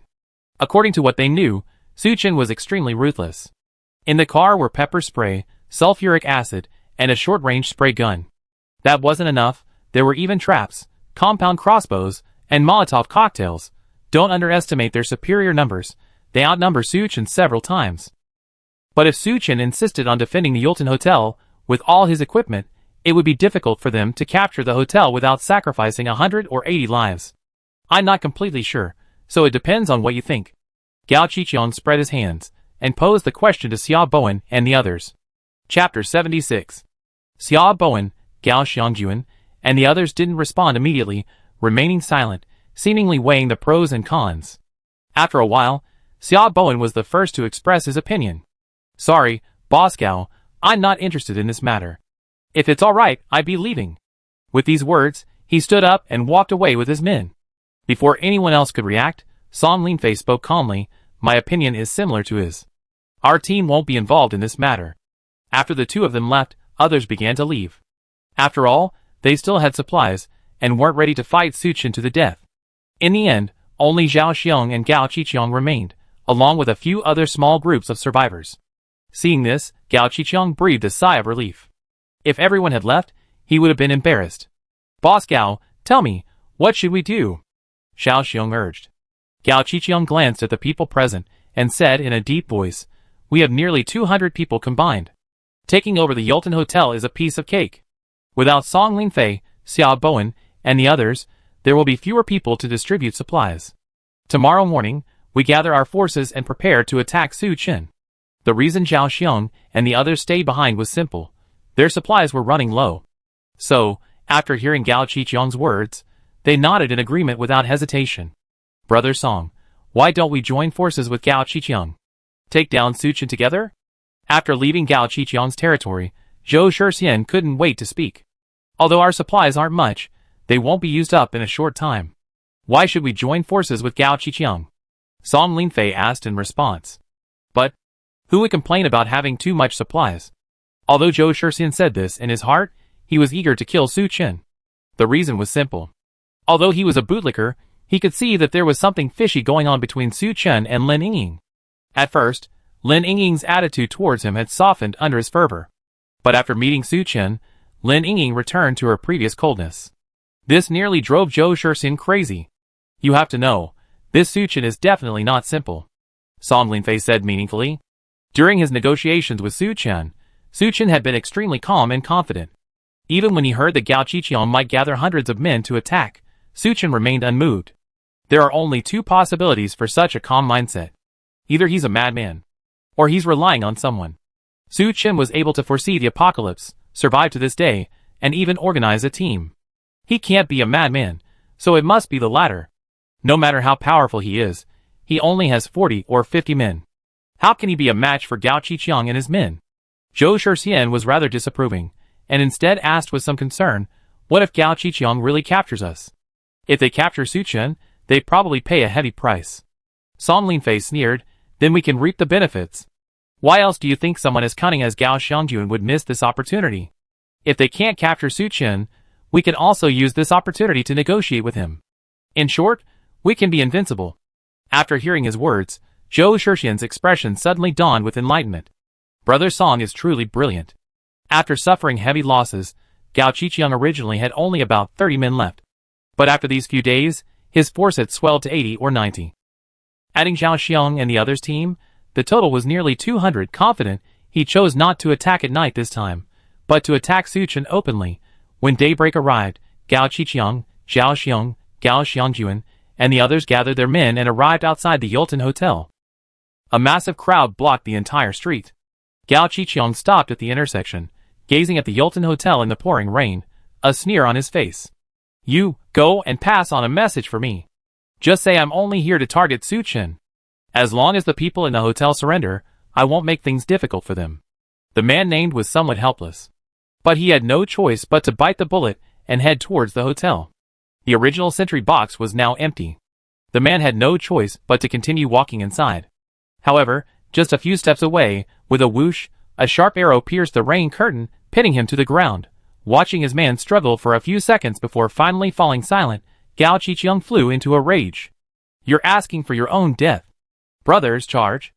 With Gao Qiqiang's command, a huge crowd began to charge towards the hotel.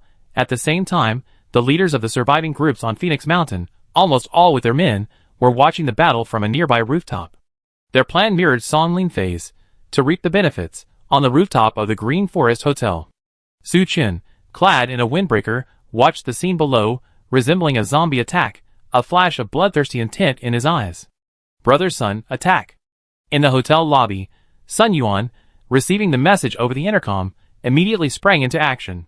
He commanded his men, frantically firing compound crossbows at the enemies outside. The survivors on Gao Qiqiang's side, still carrying iron plates, blast shields, and other items, charged towards the lobby one after another. Although compound crossbows could easily penetrate various protective gear, their reload speed was too slow, and the enemy was simply too numerous.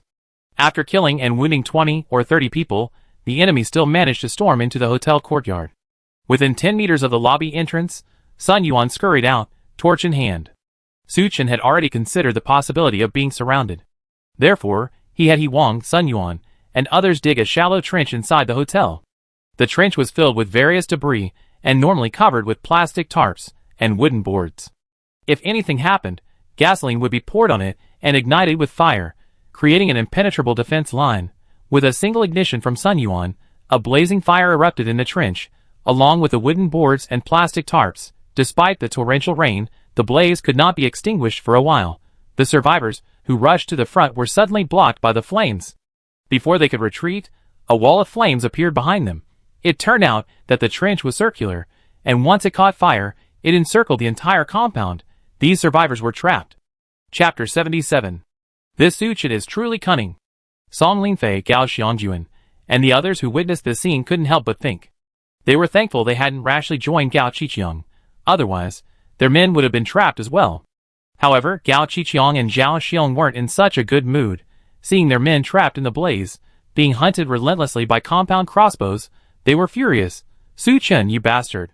Gasoline is such a precious resource, and this is how you're using it. Don't be angry, Boss Gao.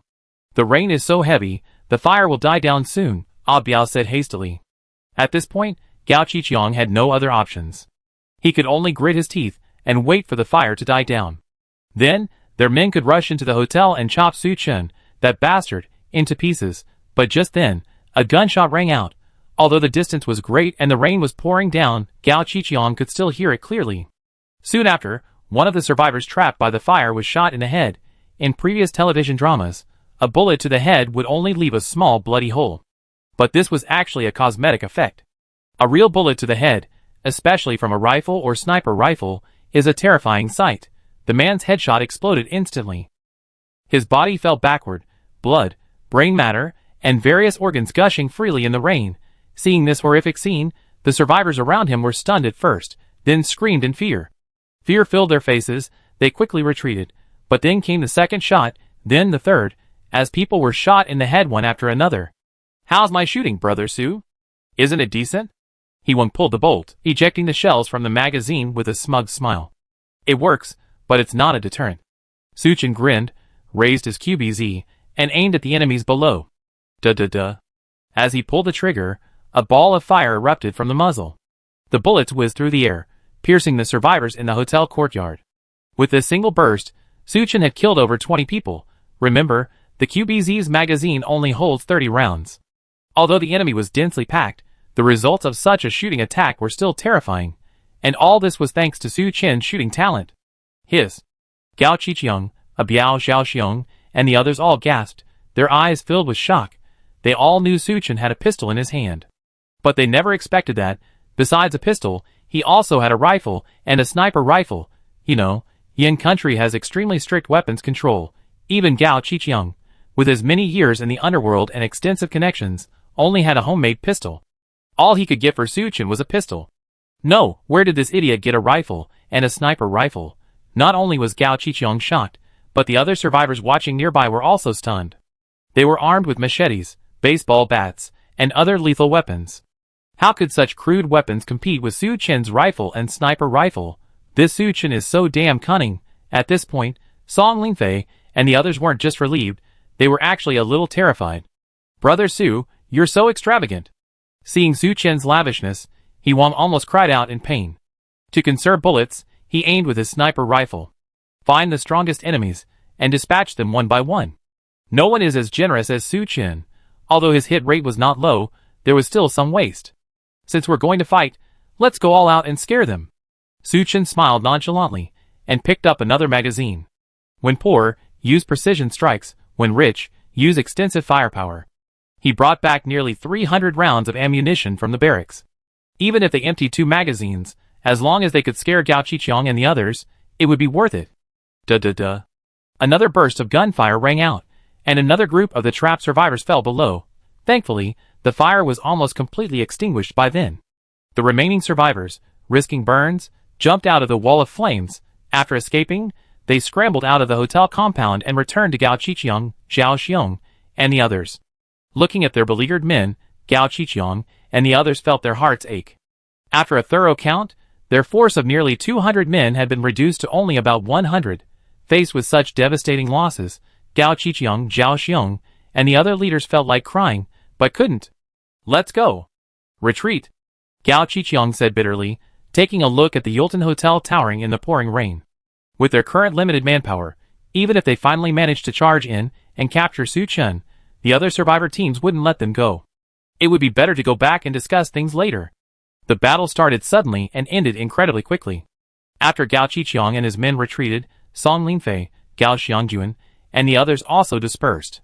However, after witnessing the entire process, they all had the same thought: never provoke Suchin unless absolutely necessary. Back at the Green Forest Hotel, the survivor leader sat dejectedly in the conference room, the atmosphere quite depressing. Seeing this, Gao Qiqiang sighed and said with a look of self-blame, "Today's events are all my fault." "Boss Gao, you can't say that. Who could have imagined that scoundrel Suchin would have a rifle, and a sniper rifle?" Zhao Xiong didn't blame Gao Qiqiang, but instead comforted him. "Yeah, it's all Suchin's fault. He's so ruthless. So many people, and he killed them all." The others also spoke in unison, their words filled with anger towards Suchin. Seeing that the situation was getting tense, Gao Qiqiang hurriedly said, "We suffered heavy losses today. We must unite from now on, otherwise the other teams will definitely target us." "Boss Gao, you're right. I agree to follow you from now on. What are your opinions?" Zhao Xiong was the first to speak up. The other leaders looked at each other, hesitated for a moment, and then agreed. Today's battle had left them all severely weakened. If the other team's leaders were ruthless, they could easily kill them all and steal their supplies. The safest option right now is to follow Gao Qiqiang. Seeing everyone agree, Gao Qiqiang couldn't help but breathe a sigh of relief. "Boss Gao, even though that thief Suchin has a gun, we still have to find a way to get revenge on him," Zhao Xiong said angrily. "Yes, we have to find a way. Whether it's for supplies or revenge, we have to get him." The others, unable to swallow their anger, also spoke up. Chapter 78. "I want to kill that little BS *** too. But under the current circumstances, we really can't do it," Gao Qiqiang sighed. After today's failed attack on the Yulton Hotel, he had truly witnessed Su Chen's terrifying power. He even managed to get a rifle. God knows if Su Chen has any other gadgets. And Gao Qiqiang and the others had no idea how many bullets Su Chen had. If they really wanted to continue the attack, even with their limited manpower, they wouldn't be able to take it down. Do we have to rely on that to continue his arrogance? Zhao Xiong was furious. Ah Biao, standing nearby, chuckled and advised two bosses, calm down. No matter how arrogant he gets, how long can he keep it up? Gao Qiqiang frowned slightly, looking at him and said, what good ideas do you have? We lost so many men today, but that might actually be a good thing. At least we have enough supplies for a long time. Although Ah Biao's words sounded a bit heartless, Gao Qiqiang had to admit they had a point. Originally, they had 200 men, and now half are gone, which is equivalent to doubling their supplies. This can be considered a blessing in disguise. This way, we can outlast the other survivors. When they run out of supplies, Boss Gao can persuade them to attack Su Chen together. They won't refuse. After hearing Ah Biao's words, Gao Qiqiang was silent for a moment, then nodded. Well, that's the only way. Let this be so arrogant for a few more days. Zhao Xiong pounded the table, angrily saying, Yulton Hotel. After repelling Gao Qiqiang's attack, everyone in the lobby cheered loudly. Not only because of their victory, but also because of the reward Su Chen was about to bring them. After returning the two guns to the RV, Su Chen brought He Wang and Sun Yuan to the hotel lobby. Everyone's eyes turned to Su Chen. Su Chen naturally understood their thoughts and smiled, waving his hand. Don't worry, anyone who participated in today's battle will be rewarded. He nodded at Sun Yuan. Sun Yuan stepped forward with understanding and said loudly, Boss Su said I personally cook a twice-cooked pork rice bowl for everyone tonight. Lately, everyone's been eating either Hidaleo's self-heating rice or instant noodles. Even delicacies from land and sea can become greasy after a while, let alone this kind of fast food. Upon hearing that tonight's twice-cooked pork rice bowl would be freshly prepared, everyone's eyes widened and their mouths salivated furiously. That wasn't all. Su Chen slowly added, those who fight most bravely today will receive another reward. Everyone held their breath, their ears perked up, listening to Su Chen's next words. You can choose a can of beer or a pack of cigarettes. Everyone looked incredulous, even wondering if they had misheard. Aside from Lu Linger, there were no women on Su Chen's team. Most people either smoked or drank, and some even did both. Even those who didn't smoke or drink had picked up the habit after living in the apocalypse for so long. After all, these two things can help people relax and relieve their depression. It had only been a short while since the heat began, and the survivors had already used up all their cigarettes and alcohol. They had gotten some supplies while raiding convenience stores. But after so long, both the cigarettes and alcohol had long since been completely consumed. For them, going without cigarettes and alcohol for so long was almost killing them. At the mention of cigarettes and alcohol, their eyes lit up green. Zhou Xinhong. Su Chen called out, and the chubby young man Zhou Xinhong quickly stepped forward. What's your choice? I choose beer. Zhou Xinhong said hurriedly. Su Chen pulled a six-pack of snow beer from a nearby backpack and tossed it directly to him. Zhou Xinhong felt a chill in his hand, and his eyes widened. Wow, it's actually ice-cold beer. Amidst the envious gazes of the crowd, he opened a bottle with trembling hands. Gudong. Zhou Xinhong finished the entire bottle in one breath, feeling incredibly refreshed and eager to venture out into the world. Next, Li Dong. I want cigarettes. Li Dong quickly replied. What brand do you want? Su Chen's words startled everyone. No way, you can even choose a brand of cigarettes? I only smoke Zuanheman, and I only love one person in my life. Choose Zuanheman. Someone whispered. Li Dong shook his head. I want Huazi. Anything else makes me cough. Su Chen also pulled out a pack of Huazi and threw it over. Li Dong tore open the package, lit it, and exhaled a beautiful puff of white smoke. Generally speaking, cigarettes are more addictive than alcohol. Especially for those who smoke for decades, even a pack a day isn't enough. Seeing Li Dong's expression of enjoyment, the survivors nearby were scratching their heads in anxiety. Some of those close to Li Dong shamelessly asked for a cigarette. Some with lesser ties could only approach and smell the secondhand smoke. The situation got a little out of control for a moment. Su Chen rewarded several people in quick succession before closing his backpack. Today's rewards end here. From now on, if you want to eat well, smoke, and drink, you have to be like Zhou Xinhong, Li Dong, and the others, work hard and kill well. Do you understand? Everyone responded in unison, understood. After Su Chen's persistent CPU, the survivors in the team had completely accepted him as their leader. Their current focus was on performing well and leveraging the reward system to earn better supplies. Su Chen was quite pleased with this. Song Linfei, Zhou Shixian, Lin Yingying, and the others were staying in a hotel not far from the Green Forest and Yulton hotels. Like Su Chen's team, they were also renovating and upgrading the hotel. In the original hotel lobby, 7 or 8 elderly people lay on the ground. Lin Yingying kept moving among them, checking on them from time to time. Her beautiful face wore a hint of fatigue. Just then, Song Linfei and his men walked in from outside. Yingying! Brother Song. After a brief greeting, Song Linfei asked, "How's the situation?" "Not very optimistic." Lin Yingying sighed. "If we can't find medicine, I'm afraid." She didn't finish her sentence, but Song Linfei understood her meaning.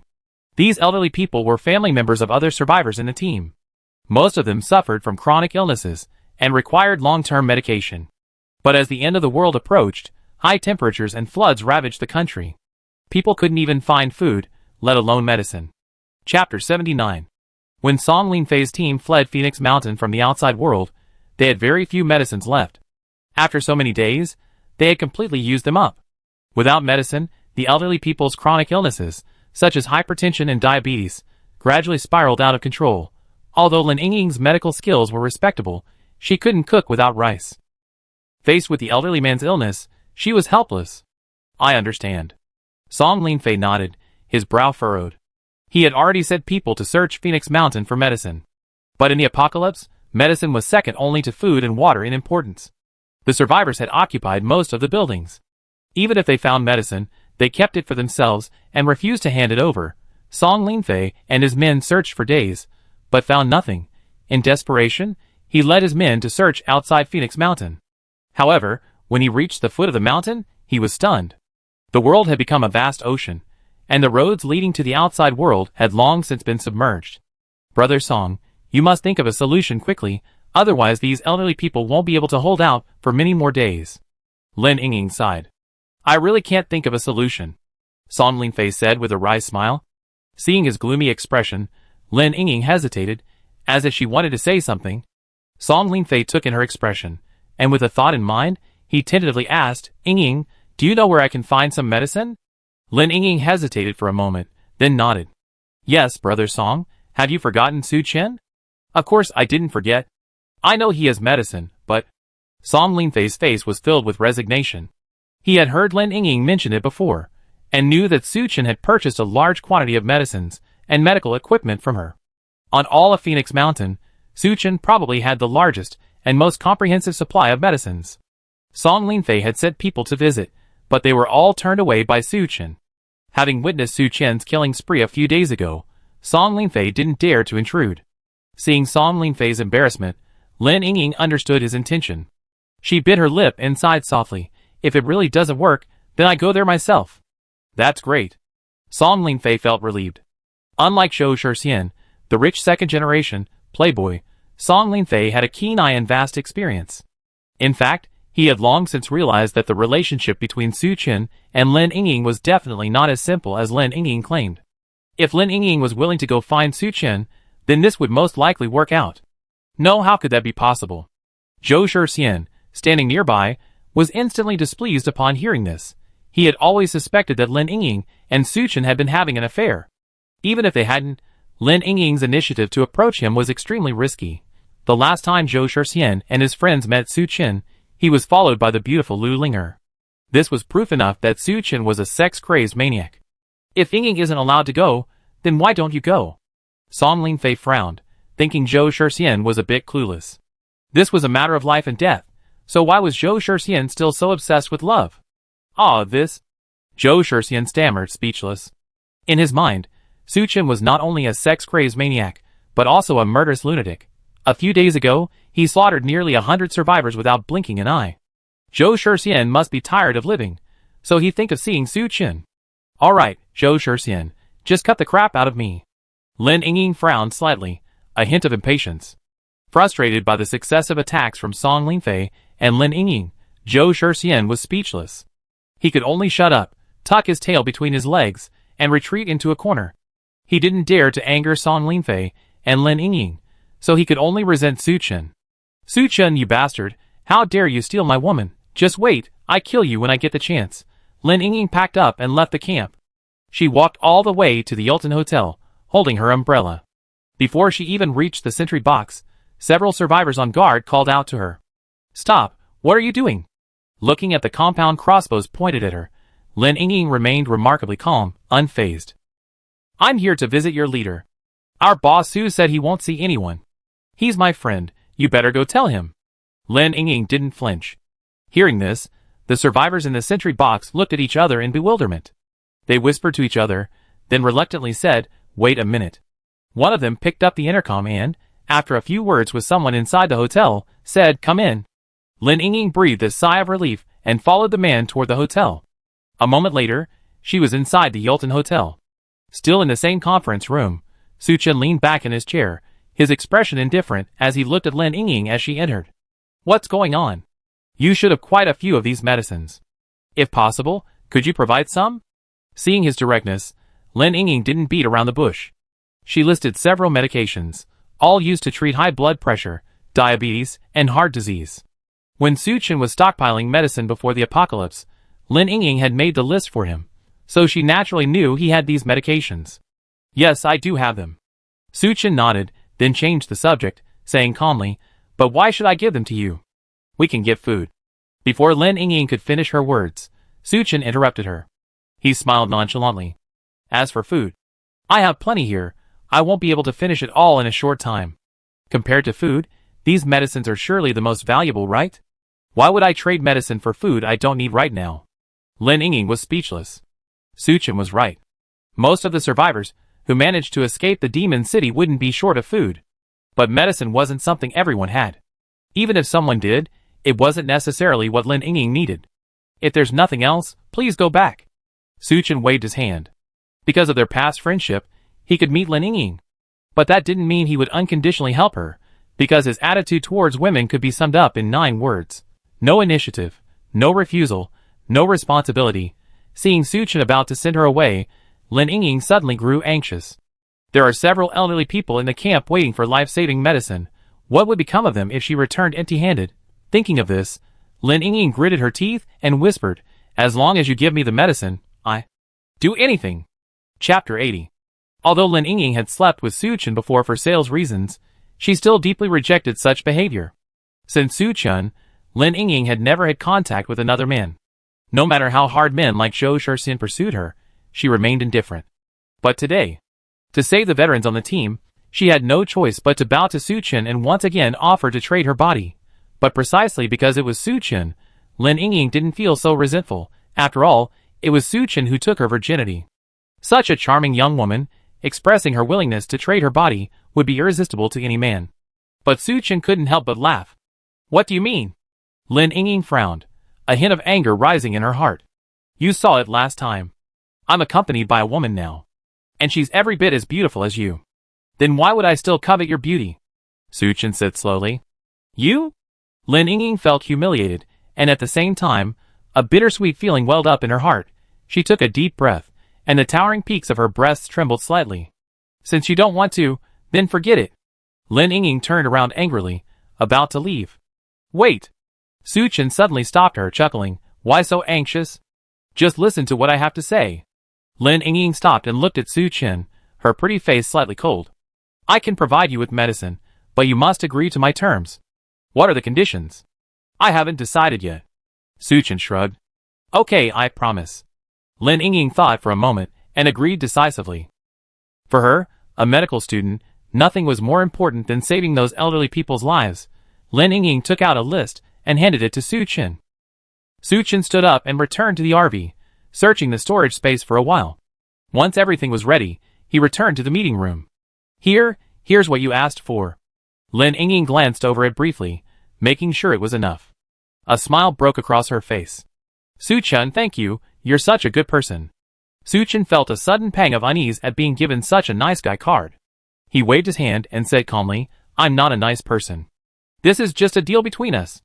Lin Yingying glanced at Su Chen with a complicated expression. But she said nothing more, turned around, and walked out. Watching the door slowly close, Su Chen's lips curled up slightly. The reason he was helping Lin Yingying wasn't just because of their previous fleeting romance. There were three main reasons. First, he coveted Lin Yingying's body. What man isn't lustful? Although Lu Linger was a rare beauty, even the most delicious delicacies would become tiresome after a while. Especially after spending so much time together, Su Chen could clearly sense that Lu Linger was gradually becoming a little too arrogant. He could also use this opportunity to teach Lu Linger a lesson. As for whether it was immoral, don't joke. In times of normal social order, it was normal for wealthy people to have 3 or 4 wives. Not to mention in the chaotic apocalypse, if they only needed supplies, they wouldn't have 3 or 4 wives. If they wanted, they could have 100 women. Second, Lin Yingying studied medicine and her skills are quite good. After Wang Ye's betrayal, and Su Chen broke his leg and kicked him out, the team is now short of a doctor. The team doesn't need a doctor, but it can't be without one. Don't think the survivors are sick right now. But one day, Su Chen and everyone else might get a headache or a fever. By then, it would be too late to find a doctor, but Su Chen wasn't in a hurry. While he knew Lin Yingying's strengths and weaknesses, and Lin Yingying knew his strengths and weaknesses, they didn't have much contact. He needed to examine Lin Yingying, just as he had with Lu Linger, to see what kind of person she was before deciding on his next move. Third, Su Chen provided the medicine with the intention of building good relations with Song Linfei's team. Despite the last massacre that drove back Gao Qiqiang's men, Su Chen knew that all this was only temporary. As soon as all my supplies are used up, I definitely become a target again. Even if I had 2 rifles and hundreds of rounds of ammunition, dealing with so many survivors would be a struggle. The last time Gao Qiqiang attacked, Song Linfei didn't participate and showed a friendly attitude. For safety's sake, it might be a good idea to maintain a good relationship with him to avoid being surrounded by enemies. Lin Yingying didn't dare to pause for a moment, clutching the bag of medicine and quickly returning to the hotel. Song Linfei, Zhou Shixian, and the others were stunned upon seeing so much medicine. They had all escaped from the city, so they knew exactly how valuable these medicines were. A person can survive for about a week without food. But some illnesses can kill people if they don't have medication to control the condition within a day or 2. Yingying, how did you get so much from Su Chen? Song Linfei couldn't help but ask.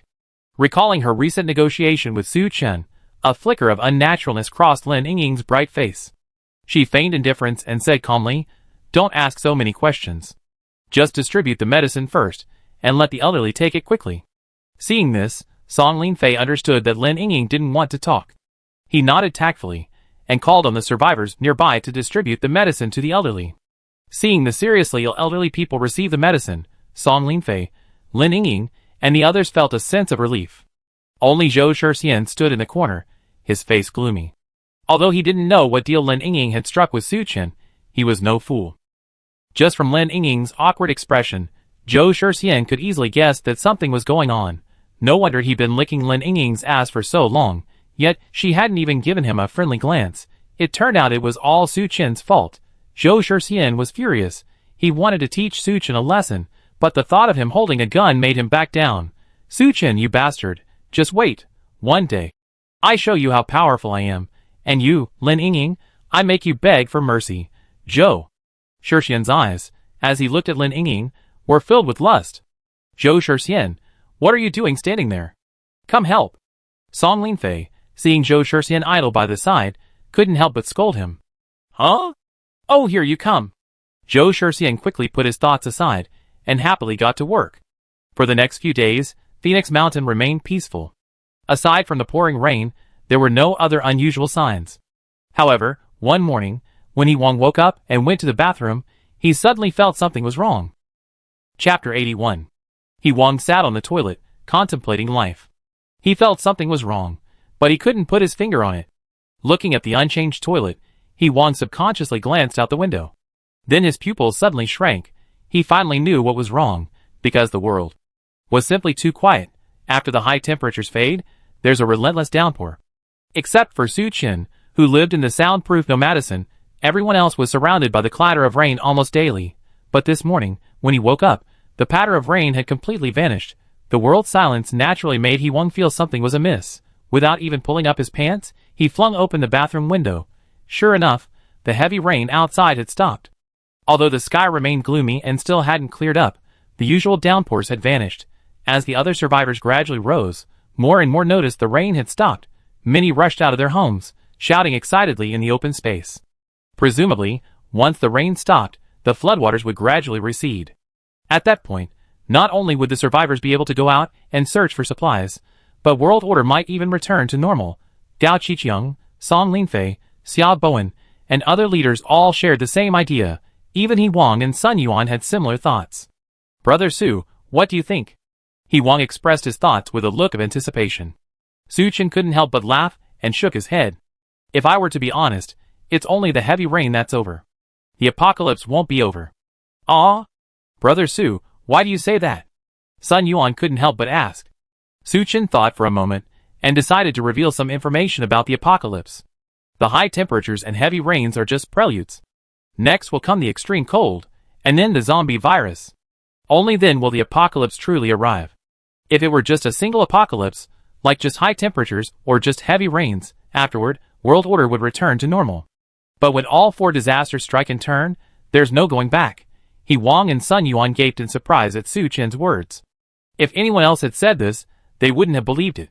But coming from Su Chen, the two couldn't help but believe it, because his advanced preparations for medicine and his stockpiling of supplies all demonstrated his foresight and vision. Then how did you know? He Wang asked subconsciously. Before Su Chen could reply, He Wang quickly waved his hand, saying, "It's okay, I'm just asking. You don't have to tell me." After spending so much time together, He Wang knew Su Chen's character well. If Su Chen wanted to tell them the truth, he would have told them long ago. But since he hadn't said it, it meant he didn't want to. There was no need to press the issue. Su Chen actually liked He Wang's character. He was incredibly righteous, knew his limits, and knew when to advance and retreat. He smiled faintly. "One day I tell you the truth." Su Chen knew they had long been curious about his daily supply. They had simply held back and hadn't asked him. Su Chen wouldn't keep everything from He Wang and Sun Yuan forever, but now wasn't the right time. He didn't trust them enough to entrust his life to them. Okay. The two, though somewhat disappointed, said nothing. By the way, the extreme cold is only 2 days away. You need to hurry and renovate the hotel during these 2 days, Su Chen instructed. When the extreme cold arrives, the temperature will reach a completely different extreme, just like the high temperatures of the past few days. There will be snowflakes and icy winds. Without adequate insulation, you freeze to death in the freezing temperatures. Okay, we make arrangements right away. Seeing Su Chen's serious expression, the two men hesitated and quickly nodded in agreement. After the three of them finished their discussion, He Wang and Sun Yuan left, sending their men to gather everyone. A short while later, all the survivors in the hotel were gathered in the lobby. Starting today, within 2 days, you will use the warm supplies you collected to renovate the hotel, both inside and out. He Wang relayed Su Chen's orders to the survivors present. After hearing this, everyone looked at each other in bewilderment. The heavy rain that had lasted for several days had ceased, and it was now summer. It seemed to them that the temperature would soon rise again. Why had Su Chen asked everyone to use thermal insulation to renovate the hotel? Seeing the confused expressions on their faces, He Wang and Sun Yuan didn't explain much, simply asking them to follow his orders. After Su Chen's long training, the survivors had long since become obedient. Although confused, they still proceeded obediently. They boarded up most of the windows and securely fastened them shut. Then, they laid out a layer of bedding and nailed a layer of wood planks on top. This way, a simple insulation layer was complete. In addition, He Wang and Sun Yuan dispatched personnel to the forest outside the hotel to cut down trees. They planned to build a fireplace in the room to combat the low temperatures. Across Phoenix Mountain, the Yolton Hotel, where Su Chen resided, was undoubtedly the focus of investigation by the other teams. When the leaders learned that Su Chen's men had left the hotel and were heading to the back mountains to cut wood, they were stunned. What is Su Chen doing again? Gao Qiqiang muttered to himself, stroking his chin. Brother Chang, Su Chen's men have left the hotel. This is a once-in-a-lifetime opportunity. Should we? Zhao Xiong made a snapping gesture. Boss Zhao, let's not act rashly. A Biao hurriedly advised, maybe this is a trap he set. A Biao is right, we can't act rashly. After the previous 2 defeats, Gao Qiqiang was extremely wary of Su Chen. Even now, with Su Chen bound and brought before him, he couldn't help but wonder if Su Chen was up to something again. On the other side, Gao Xiangjuan, Xia Bowen, and the others were also bewildered. Ying, what do you think? In the conference room, Song Linfei looked at Lin Ying. As soon as he received the news about Su Chen and the others, he called his men together for a meeting. Of all the people present, Lin Yingying knew Su Chen best, so Song Linfei had no choice but to ask her. Lin Yingying pondered for a moment and whispered, "If you ask me, Su Chen definitely has a purpose behind everything he does." When Su Chen was hoarding supplies and medicine, many people thought he was foolish. But now, look at how far-sighted Su Chen is. "Yingying, aren't you flattering that guy?" Zhou Shixian said sourly. Chapter 82. If it weren't for him, I would have starved to death in the Magic City. Lin Yingying glanced at Zhou Shixian and said calmly. Zhou Shixian was about to say something, but Song Linfei stopped him. "I think what Yingying said makes sense. Yingying, what do you think we should do?" Lin Yingying rested her chin on her hand and muttered to herself, "Did Su Chen send people to search for cotton-padded clothes, quilts, and other supplies before?" It seemed so. Song Linfei tried to recall. Wang Yi had been kicked out of the team by Su Chen because of his laziness. The news that he had sent people to search for warm supplies also spread. First, they sent people to collect warm clothes, then they cut wood. Could it be that extreme cold is about to arrive? Lin Yingying instantly came to a bold conclusion. Is this possible? Song Linfei was a little incredulous. Why not? Lin Yingying's expression was a bit serious. We experienced high temperatures and heavy rain before, so extreme cold isn't impossible. The more she thought about it, the more likely it seemed. She hurriedly said, "Brother Song, we should prepare in advance. We do whatever Su Chen does. Even if it's useless, it's just a little more work." Song Linfei pondered for a moment, then made his final decision and issued the order. Over the next few days, Song Linfei's team, like Su Chen's men, began diligently felling trees. A large amount of wood was carried back to the hotel by both groups. In addition, Song Linfei sent people to collect warming supplies. There weren't many warming supplies on Phoenix Mountain. After Su Chen's team's raids, very little remained. So Song Linfei didn't make a big announcement, operating in secret. Song Linfei is quite clever, after all. Upon hearing this, Su Chen couldn't help but laugh. His decision to send people into the mountains to cut wood couldn't be hidden from the other survivors. But only Song Linfei followed suit, proving he was a bit more resourceful.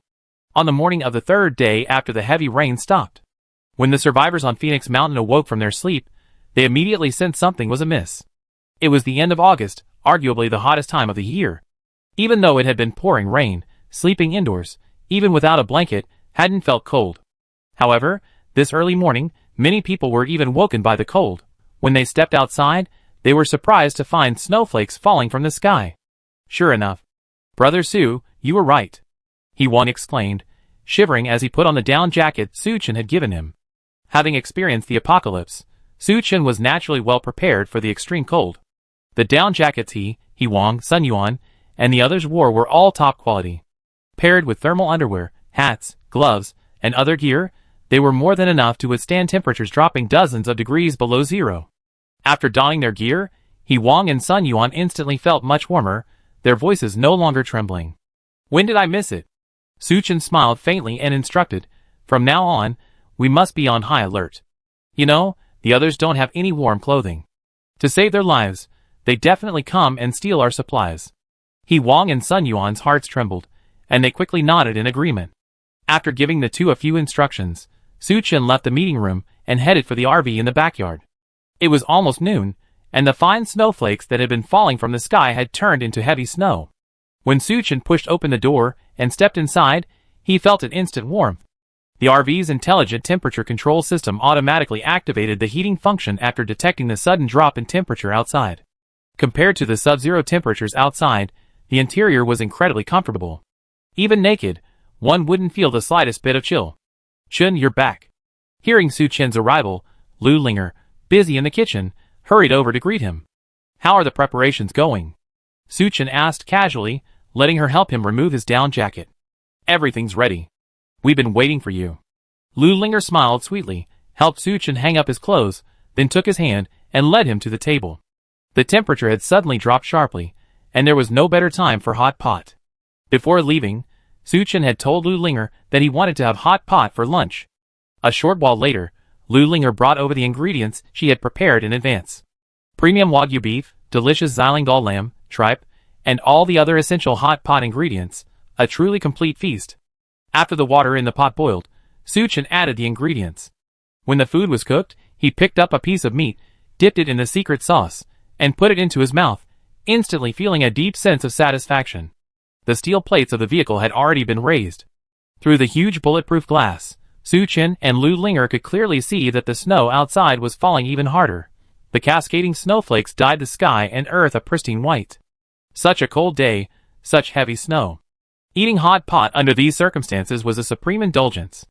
Inside the Yulton Hotel, He Wang and Sun Yuan, who had been warned by Su Chen in advance, gathered the survivors in a room well protected from the cold. They lit firewood and threw it into the fireplace. The originally chilly room warmed up. While it wasn't as comfortable as the Nomadison, at least there was no need to worry about freezing to death. Boss Su is truly farsighted. We were so damn nagging at Boss Su earlier. If he hadn't told us to prepare supplies, we probably wouldn't have survived for more than a few days. The survivors also changed into thick clothes and covered themselves with quilts. They gathered around the fireplace, warming themselves and sighing. At this moment, everyone felt nothing but gratitude for Su Chen. Meanwhile, inside the Green Forest Hotel, unlike Su Chen's team, Gao Qiqiang, Biao, and the others were shivering. They lacked Su Chen's foresight, and naturally couldn't have prepared supplies. When the temperature plummeted, Gao Qiqiang's men were still wearing thin clothing. To stay warm, they, like the survivors from Su Chen's team, huddled together in the same room. But the room hadn't been renovated, and its insulation was extremely poor. A group of grown men huddled together, yet they still shivered from the cold. "Boss, there are no thick blankets in this hotel."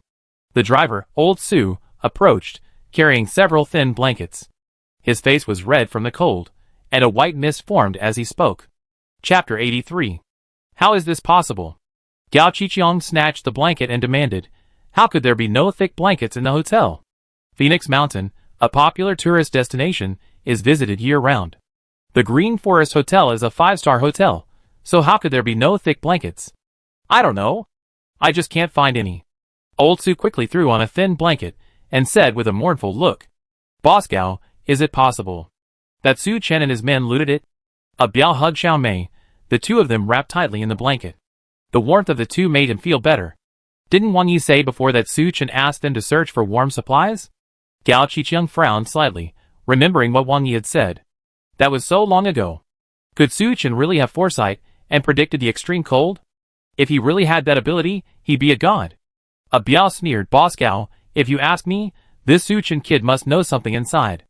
Otherwise, why would he have prepared so many supplies in advance?" After his reminder, Gao Qiqiang also felt it was very possible.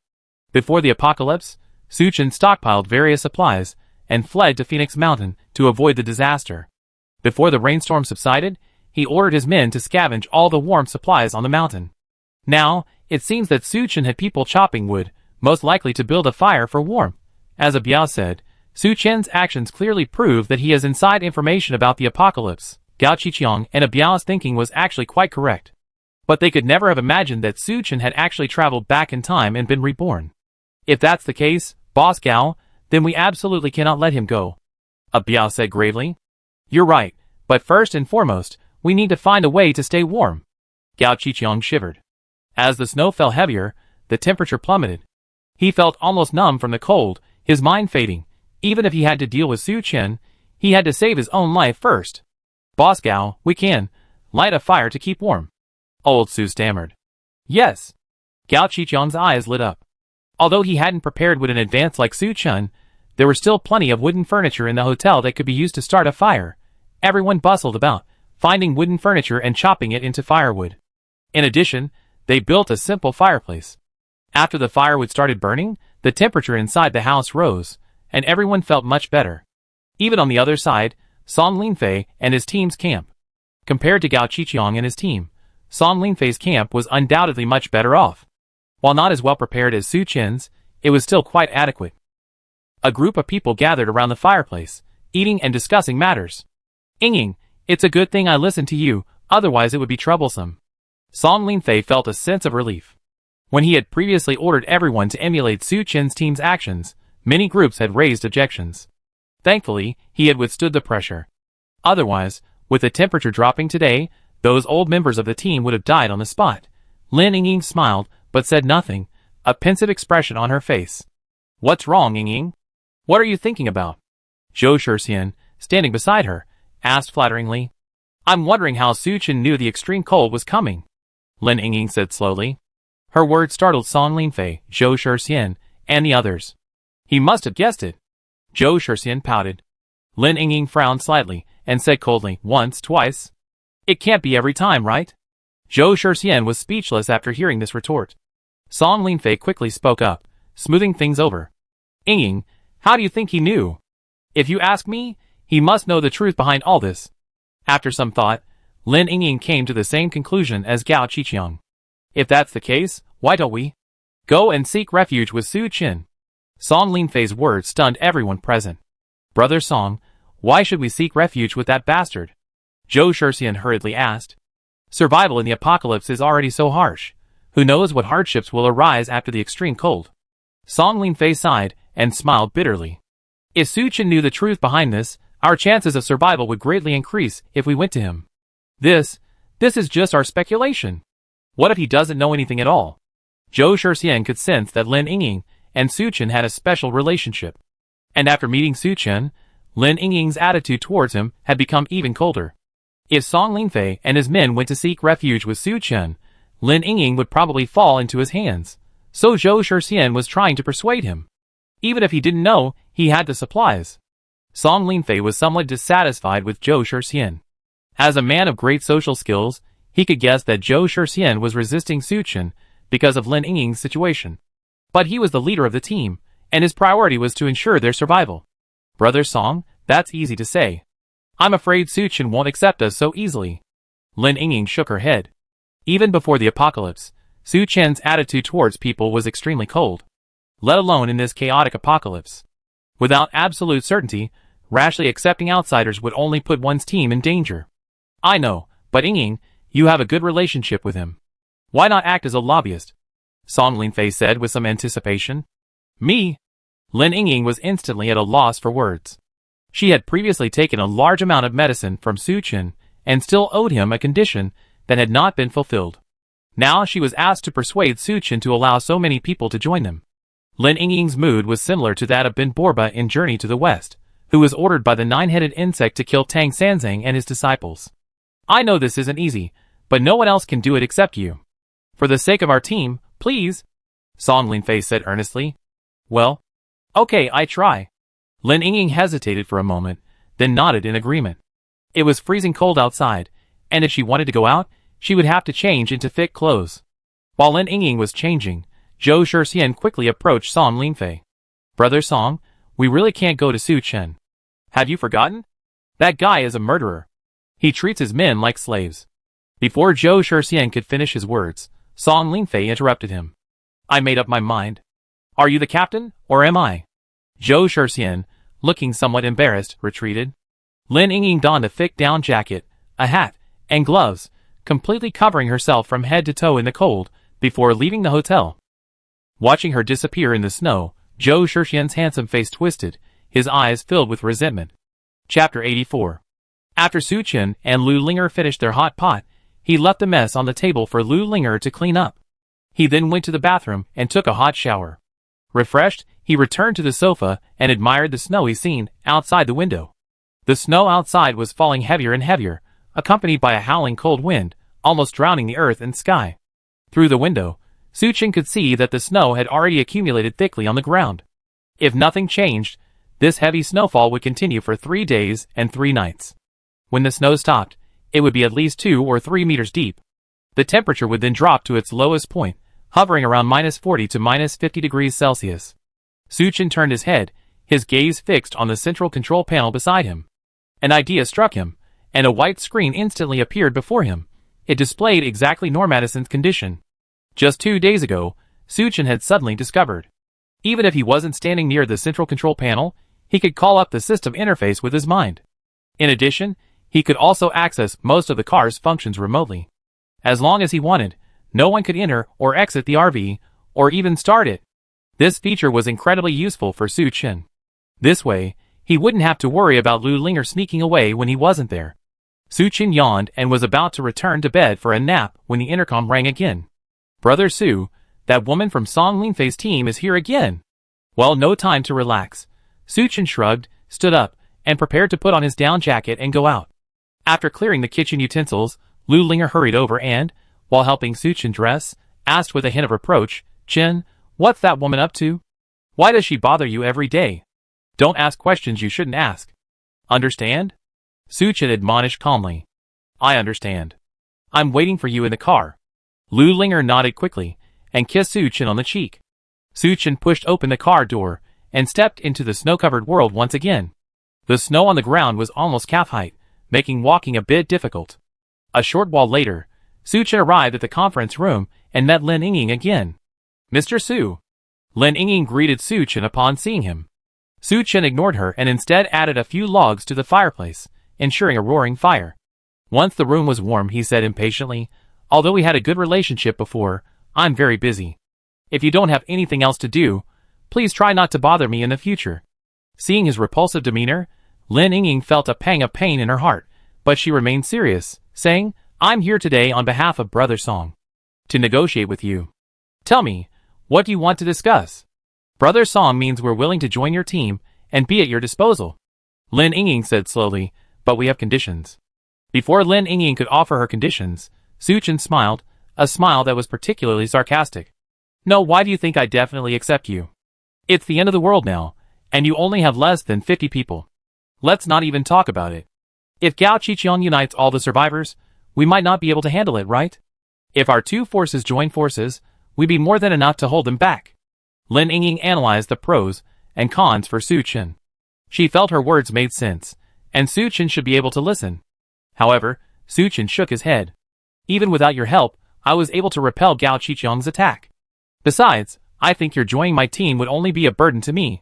Hearing the harsh word burden, Lin Yingying's expression changed. She had wanted to negotiate, but she hadn't expected Su Chen to look down on them.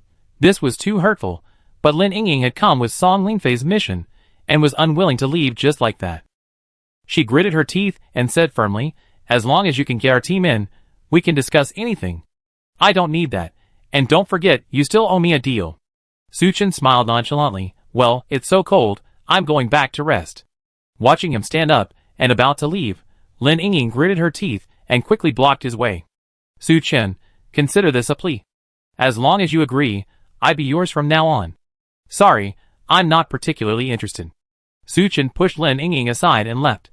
While he had more supplies than he could use up in a lifetime, there was no need to absorb Song Linfei's team. The survivors of the Yulton Hotel, such as He Wang, Sun Yuan, Zhou Xinhong, and others, had all been tested and, after Su Chen's repeated interventions, their loyalty could be trusted. Even so, there had been traitors like Wang Yi and Zhang Ying. Song Linfei's team, with twice the number of members as Su Chen's, was even more complicated. Rashly recruiting them would only add to the instability. As for Lin Yingying, Su Chen still admired her character and abilities. It was just that, in order to save the old members of the team, she offered herself as a bargaining chip in exchange for Su Chen's help. In this respect, she still had a bit of a chastity. You know, in the apocalypse, a chastity is the most undesirable. Because a chastity can not only kill you, but also implicate others. If I really wanted to recruit Lin Yingying, I have to teach her a lesson. After Su Chen left, Lin Yingying, devastated, had no choice but to get up and leave. When she returned to the camp, Song Linfei eagerly greeted her. "Yingying, how are you?" Su Chen was very adamant and rejected my proposal, Lin Yingying said with a wry smile. "Ah? This?" Song Linfei was instantly disappointed upon hearing this. As the team leader, he knew only too well how difficult it was to lead a team through the apocalypse. If he could cling to Su Chen's patronage, it would undoubtedly be much easier. But he hadn't expected Su Chen to refuse so bluntly. "Brother Song, this is all my fault." Lin Yingying felt a little guilty. "How could I possibly blame you?" "Don't take it personally." Song Linfei sighed. "By the way, why haven't I seen Zhou Shixian and the others?" Lin Yingying changed the subject and looked inside the hotel, noticing that several people were missing. "I told them to continue chopping wood," Song Linfei explained. Although they had followed Su Chen's lead and prepared a large amount of firewood, with the cold weather, no one knew how long it would last. When it came to firewood, the more the better. Lin Yingying nodded and hurried over to the fireplace to warm herself. Meanwhile, at the Green Forest Hotel. "Tell me, what do you want from me?" Gao Qiqiang narrowed his eyes, staring at Zhou Shixian before him, and asked in a deep voice. Chapter 85. "Boss Gao, I sincerely want to join you, Zhou Shixian said with a flattering smile. Gao Qiqiang wrapped himself in the blanket and said with a disapproving smile, I remember you were with Song Linfei. Why did you think of joining me? Boss Gao, you don't know? Brother Song is truly foolish. He actually believed a woman and wanted to take us to Su Qin. Hearing Zhou Shixian's words, Gao Qiqiang's heart moved and he hurriedly asked, what exactly is going on? Zhou Shixian told Gao Qiqiang the whole story. Gao Qiqiang frowned after hearing this. Su Qin's team is less than 50 people, and they're already so powerful. If they also recruit all of Song Linfei's people, wouldn't they be so powerful? At that point, it would be almost impossible for him to take action against Su Qin. Gao Qiqiang narrowed his eyes at this thought. How do you want me to help you? I have some prestige in our team, and can rally quite a few people. How about we join forces, and take down Song Linfei and the others? What do you think, Boss Gao? Zhou Shixian gave a sly grin, and laid out his plan. What are your conditions? As a gang leader, Gao Qiqiang knew full well that there were no free lunches. As long as Boss Gao is willing to take us in and hand over that woman, Lin Yingying, to me. Zhou Shixian's offer wasn't excessive. To Gao Qiqiang, a woman meant nothing. If they could destroy Song Linfei's team, they would not only obtain a large amount of supplies, but also, more importantly, they would have to prevent Song Linfei's men from joining Su Qin. Okay, I promise. Let's do it then. How about tonight? Zhou Shixian lowered his voice and sneered, I'm on guard tonight, so Boss Gao can just go over there. Okay, it's settled then. After the two discussed the details, Zhou Shixian left contentedly. Boss Gao, is it possible this kid is trying to trick us? Old Su, standing nearby, couldn't help but ask. After joining Gao Qiqiang, he not only told him about his secret, but also flattered him daily. Gao Qiqiang was very pleased with him, and kept him by his side. I don't think it's likely. Biao shook his head and said gravely, this kid is an obvious fool. There's no way he'd dare to trick us. I think so too. But you better be careful tonight, Gao Qiqiang warned. Yes. Biao nodded heavily. Although the sky had darkened, the snow outside didn't make it particularly dark. After Song Linfei and two of his men patrolled the hotel inside and out, they arrived at the lobby. Brother Song, why aren't you going to bed yet? Zhou Shixian asked enthusiastically. It's okay, just a walk. Don't slack off tonight. Song Linfei patted his shoulder and said seriously. Don't worry, I'm not the lazy type. Zhou Shixian patted his chest and said confidently. Okay, then I go back to bed. Song Linfei and his two men waved goodbye to Zhou Shixian. Watching their backs, Zhou Shixian sneered. To save firewood, Song Linfei and his men connected two adjacent suites. The makeshift stove was built between the two suites. The rooms on this side were occupied by men, while the rooms on the other side were occupied by women. When Song Linfei returned to his bed, most of the people were already soundly asleep. He stretched and slid into bed, but just as Song Linfei fell asleep, a sudden scream rang out. Who are you? Help! In the quiet, snowy night, the scream was particularly piercing. Everyone who was soundly asleep was startled awake. In the dim firelight, they could clearly see a group of uninvited guests in the room. Embracing gleaming blades, they cornered Song Linfei and the others inside.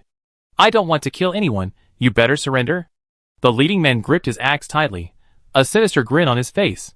Song Linfei instantly recognized him as a Biao, Gao Qiqiang's thug. A Biao, what do you mean? Nothing, I just want to take down your team tonight. A Biao said coldly. Song Linfei's heart sank. How could Zhou Shixian, the night watchman, have led a Biao and the others in so easily? Could he have been murdered? But there was no time to worry about that. If they didn't want to be captured by a Biao and his men, they had to fight back. Thinking of this, Song Linfei grabbed a nearby machete and roared, brothers, fight them. In the apocalypse, danger could befall them at any time. Therefore, whether sleeping or eating, the survivors carried weapons with them. At Song Linfei's call, they all grabbed their weapons and engaged Gao Qiqiang's men.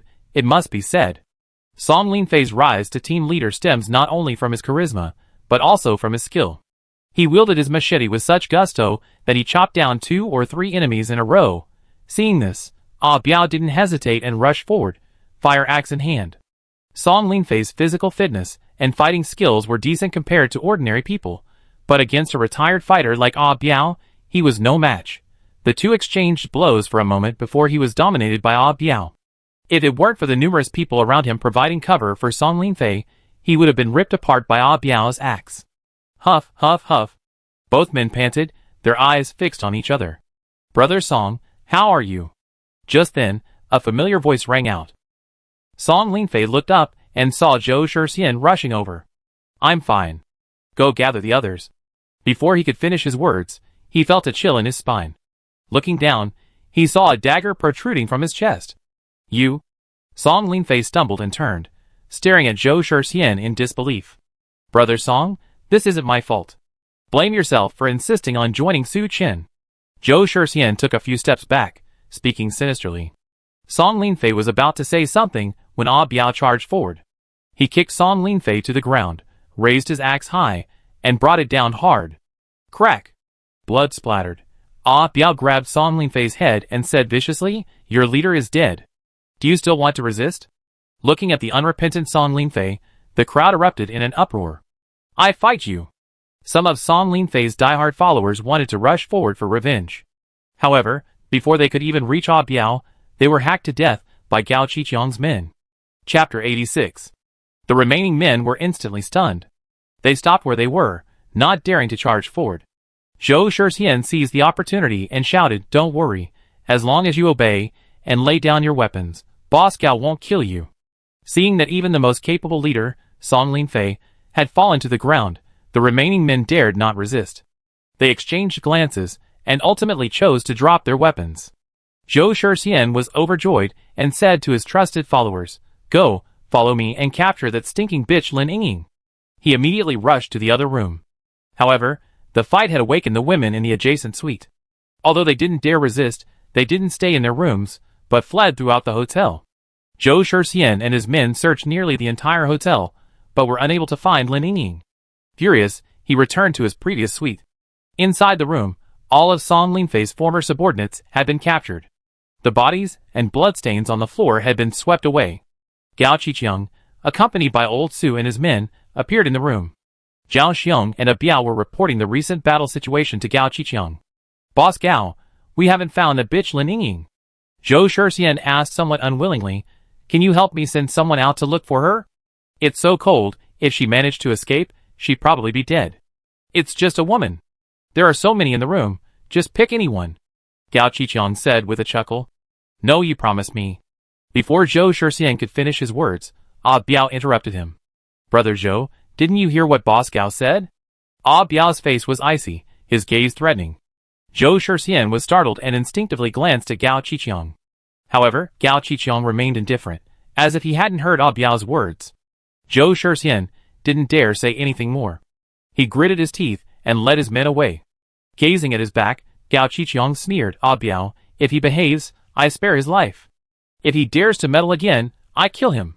Ah Biao nodded knowingly, a flicker of disdain crossing his face. Despite Zhou Shixian's significant contributions in tonight's operation, no one would respect such a traitor. After all, if he betrayed Song Linfei today, how could he be sure he wouldn't betray Gao Qiqiang in the future? Old Su, take your men and clear out Song Linfei's team's supplies. Move our base here tomorrow morning, Gao Qiqiang ordered. Song Linfei, following Lin Yingying's advice, gathered a lot of warm clothing and reinforced his quarters. Compared to the Green Forest Hotel, this place was noticeably more comfortable. Gao Qiqiang planned to abandon the Green Forest Hotel and stay here directly. Yes, Boss Gao. Old Su replied respectfully. But just then, a figure suddenly stumbled in. Boss Gao, no. Something's wrong. Gao Qiqiang froze for a moment, then glanced closely, and saw it was one of the men assigned to guard the Green Forest Hotel. A sense of foreboding settled over him, and he whispered, What's wrong? Our hotel has been attacked. What? Gao Qiqiang was horrified and hurried to the window. Although he couldn't see the Green Forest Hotel, he could faintly see flames rising into the night. His vision went dark, and he nearly fainted. Gao Qiqiang wasn't distressed by the Green Forest Hotel's destruction. He was distressed by the supplies stored inside.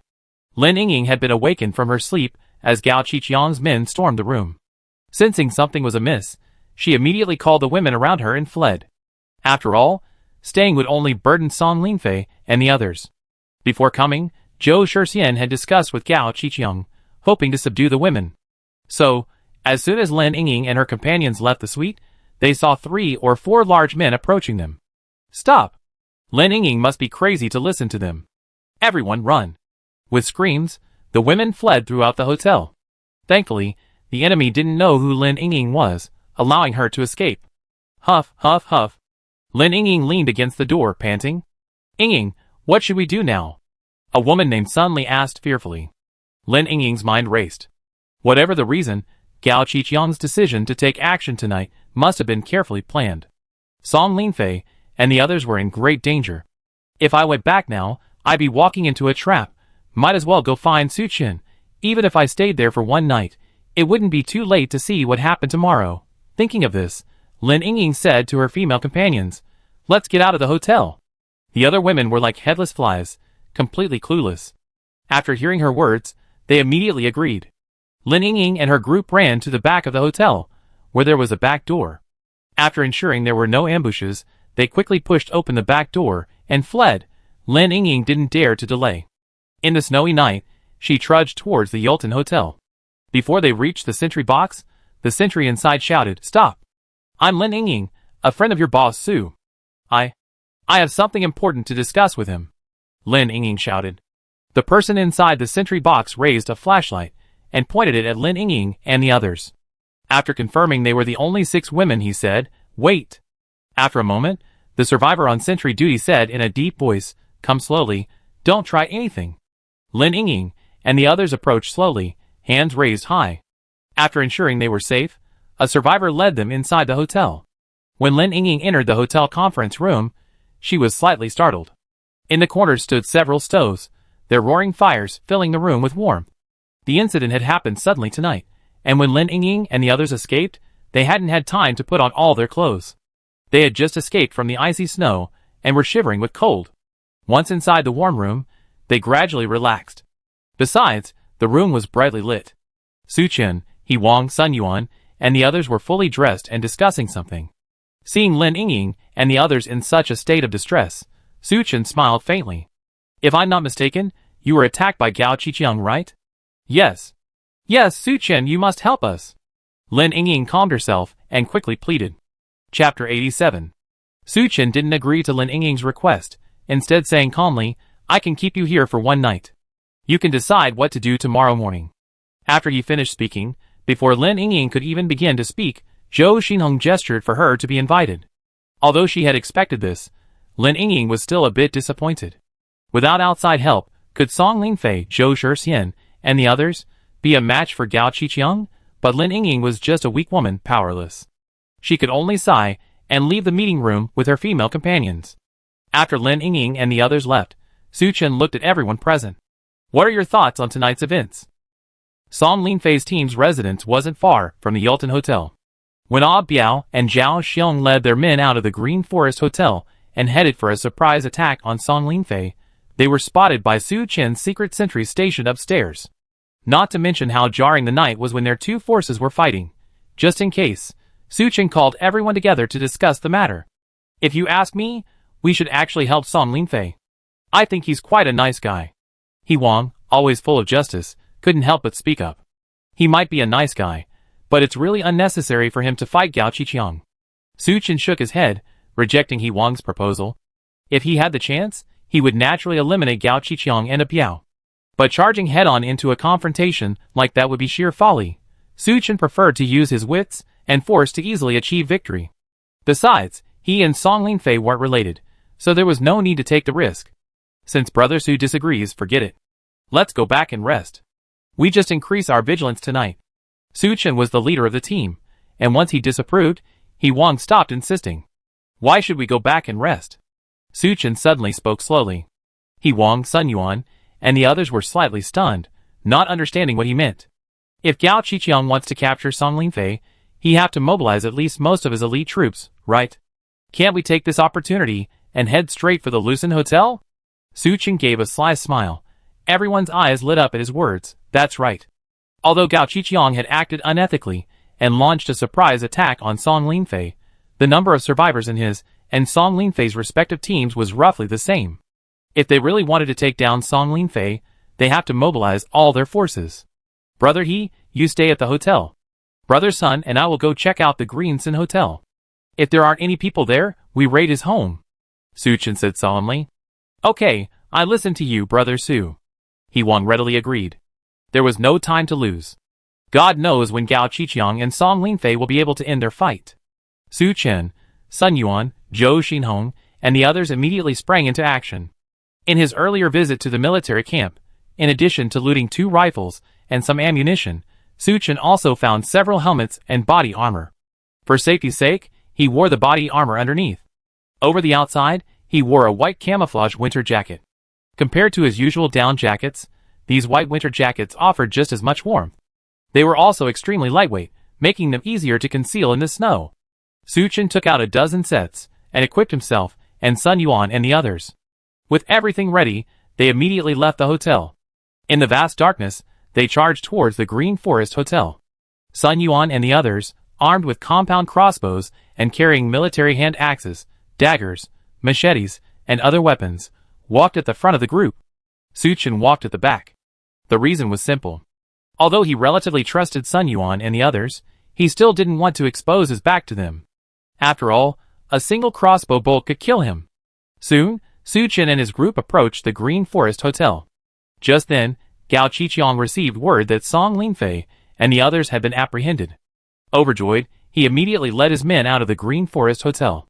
Watching them depart, Su Chen let a sneer play on his face and nodded to Sun Yuan. Without hesitation, Sun Yuan led his men towards the hotel. Although each survivor group occupied a different building, their renovation strategy was the same. For example, Gao Qiqiang followed Su Chen's example, leaving only the hotel lobby entrance open. All other entrances and exits were blocked. Approaching the lobby door, seeing only 2 or 3 shivering survivors huddled together inside, Sun Yuan rushed out without hesitation. With a loud bang, the glass of the door shattered under his powerful kick. Everyone rushed in and began searching the hotel. They later found several survivors gathered for warmth in a room, and mercilessly shot them dead. Brother Su, there shouldn't be many left. Sun Yuan returned to the hotel lobby and reported to Su Chen, their supplies are all piled up in the room. I just checked, and there's still quite a bit. Take everything you can. If you can't, burn everything you can. It was a shame more medicine wasn't there, or else Su Chen would have packed all of Gao Qiqiang's supplies into the RV.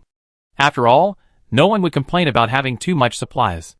After loading enough supplies, Sun Yuan, following Su Chen's instructions, used the jerrycans he had brought and scattered gasoline everywhere, especially on the wooden furniture that had been split open and repurposed as firewood. Su Chen lit a cigarette and took a half drag. Under the distressed looks of Sun Yuan and the others, he flicked the cigarette butt away. With a bang, a blazing fire erupted inside the Green Forest Hotel. Go! Su Chen called out to everyone, and they quickly evacuated. The hotel already contained numerous flammable materials, and the combination of gasoline and firewood quickly triggered a chain reaction. The entire building was engulfed in flames, standing out against the night sky. The survivors from the other teams were also awakened by the blazing flames. Gazing at the burning hotel building, they, unsure of what was happening, immediately began to discuss the situation. As Su Chen and his men advanced, a survivor happened to get up to urinate. Sensing something was amiss, he immediately hid. After Su Chen and his men left, he escaped the hotel before the flames engulfed everything else and reported the incident to Gao Qiqiang. Su Chen, you idiot! Gao Qiqiang's defenses were instantly broken, and he flew into a rage, cursing profusely. He had never imagined that while he had successfully ambushed Song Linfei, Su Chen would rob his home. Chapter 88. Su Chen burned down the Lucen Hotel, but Gao Qiqiang didn't care. He had just taken over Song Linfei's team's hotel, so the worst that could happen was a move. But the problem was, Gao Qiqiang still had a large amount of supplies stored at the Lucen Hotel. Whether these supplies were taken by Su Chen or burned, it would be a huge loss for Gao Qiqiang. Boss Gao, calm down. Song Linfei still has quite a lot of supplies here. Zhao Xiong, standing nearby, quickly spoke to comfort him. Hearing this, Gao Qiqiang's expression brightened considerably. Luckily, they had absorbed Song Linfei's team and obtained a large amount of supplies. Otherwise, with their home raided and their supplies gone, they wouldn't have survived the coming extreme cold. Boss Gao, we finished counting the number of people and supplies. Old Su came running over with a notebook in hand and reported the details to Gao Qiqiang. Warmth aside, Gao Qiqiang's primary concern was food. Song Linfei's team consisted of over 90 people, stockpiled enough food to last nearly 2 months. But Gao Qiqiang's side also numbered nearly 100. With the combined strength of the two groups, their number swelled to nearly 200. The original food supply was now only enough for everyone for a month. This was a problem. Looking at the icy snow outside, Gao Qiqiang's face darkened, as if water could drip from it. If it weren't for that Su Chen, after absorbing Song Linfei's team, he wouldn't have to worry about supplies for at least the short term. Boss Gao, I have a suggestion. A Biao, standing nearby, seemed to notice Gao Qiqiang's concerns and came forward, whispering, Song Linfei's team has quite a few old Bidens. Keeping them here would just be a waste of food. How about? A ruthless look flashed in his eyes, and he made a snapping gesture. That wouldn't be a good idea. These old Bidens are the families of quite a few people. Gao Qiqiang hesitated. Then let's get rid of them all. A Biao said coldly, Boss Gao, you just absorbed their group. If you want them to not dare to resist, you must use drastic measures. Okay, then do as you say. Gao Qiqiang thought for a moment, then finally nodded. Killing those old men and their families together would not only save a lot of food, but also deter others. We can strip them of their clothes and throw them into the snow. It won't be long before they freeze to death. A Biao's words were filled with coldness and ruthlessness. Huh? That wouldn't be a good idea. Why not just kill them? Gao Qiqiang looked at him with some confusion. Although the high temperatures and heavy rain didn't last long. But who knows when this heavy snow and extreme cold will end? The food we have left won't last much longer. Once it's all gone, what will we do next? A Biao asked. You mean? Gao Qiqiang's heart skipped a beat, as if he understood what a Biao meant. The freezing cold outside was a natural refrigerator. If those people froze to death in the snow, their bodies wouldn't rot. That way, they could be used as rations when food ran out. Gao Qiqiang felt a chill on his spine, and he swallowed hard. Though he had killed many people before, he had never used human flesh as rations like a Biao did. This Ah Biao is truly insane. He's not even out of food, and he's already thinking about cannibalism. It seems like when I first met him, his motorcycle was filled with human flesh. Ah Biao seemed to have seen through Gao Qiqiang's thoughts, and quickly said, Boss Gao, I'm just making preparations for a rainy day. We think about it later. After all, in this apocalypse, survival is the most important thing. His last words actually enlightened Gao Qiqiang. Yes. If you can't survive, then what's the point of all these so-called ethics, righteousness, and integrity? Hasn't there been a lot of cannibalism in Yin Nation's history? Then you decide. Gao Qiqiang finally nodded. A silent night passed. The next morning, Zhou Shixian was summoned to Gao Qiqiang's presence. Although he was a little down, because he hadn't found Lin Yingying, Zhou Shixian remained respectful in Gao Qiqiang's presence, who had let his life now be completely controlled by Gao Qiqiang. Boss Gao, I called you here because I have something for you to do. Gao Qiqiang slurped his instant noodles, and casually said, those old Bidens in your team are just a waste of food if we keep them here. I'm going to strip them off, and throw them into the snow. Zhou Shixian's smile froze. No, Boss Gao, what do you mean? We agreed to treat our team members well. Gao Qiqiang put down his instant noodles, and stared at him impatiently. The past was the past, and this is now. If you want to blame someone, blame that Su Chen for burning down the Green Forest Hotel. Zhou Shixian was about to say something when Ah Biao, standing beside him, grasped his shoulder and said calmly, Brother Zhou, don't make things difficult for yourself. Zhou Shixian immediately backed down, feeling bitter inside. Okay, I listened to Boss Gao. That's right. Gao Qiqiang softened his tone and said with a smile, the remaining young and strong men in your team. If they want to survive, let them do this. Zhou Shixian understood that Gao Qiqiang was doing this to get them to show their loyalty. Unable to refuse, he obeyed the order and left. Upon learning of Gao Qiqiang's decision, the survivors of Song Linfei's team were in an uproar. They had never imagined that giving up resistance would lead to such a result. Had they known this, they would have fought to the death with Song Linfei. However, no matter how much they regretted it, it was too late. Unarmed and tied up by Gao Qiqiang's men, they were powerless to resist, under the threat of death. Many of them ultimately chose to surrender. Of the original group of over 90, except for the 20 or so elderly men who were bound to be eliminated, the other half chose to die rather than surrender. Zhou Shixian led the surrendered survivors, stripped the clothes off the elderly and their families, and then pushed them out into the snow. Zhou Shixian, you bastard! You will die a horrible death. Captain Song was so good to you, and you betrayed him. I won't let you go, even if I become a ghost. In temperatures dozens of degrees below zero, standing naked in the snow, the men shouting soon faded. In less than 20 minutes, they were all frozen to death. Chapter 89. Su Chen and He Wang, who were perched on the rooftop of Yulton, witnessed the scene of Zhou Shixian executing his companions. This Zhou Shixian, what a piece of shit! Not only did he join Gao Qiqiang, but he even helped him kill his own people. He Wang wrapped his down jacket around him, and couldn't help but burst into a tirade of curses. Forget it, there's nothing to see. Let's go down. Su Chen called to He Wang. The two put away their binoculars and headed downstairs. Brother Su, I have a favor to ask. He Wang suddenly spoke, his expression a little awkward. Su Chen, observing this, couldn't help but laugh. Brother He, if I'm not mistaken, you're attracted to Wu Li, right? Huh? He Wang was stunned for a moment, his face flushing. No, Brother Su, how did you know? Of course I need to tell you. You're practically writing your thoughts on your face. Su Chen couldn't help but laugh. The Wu Li he was talking about was one of the 5 women who escaped with Lin Yingying.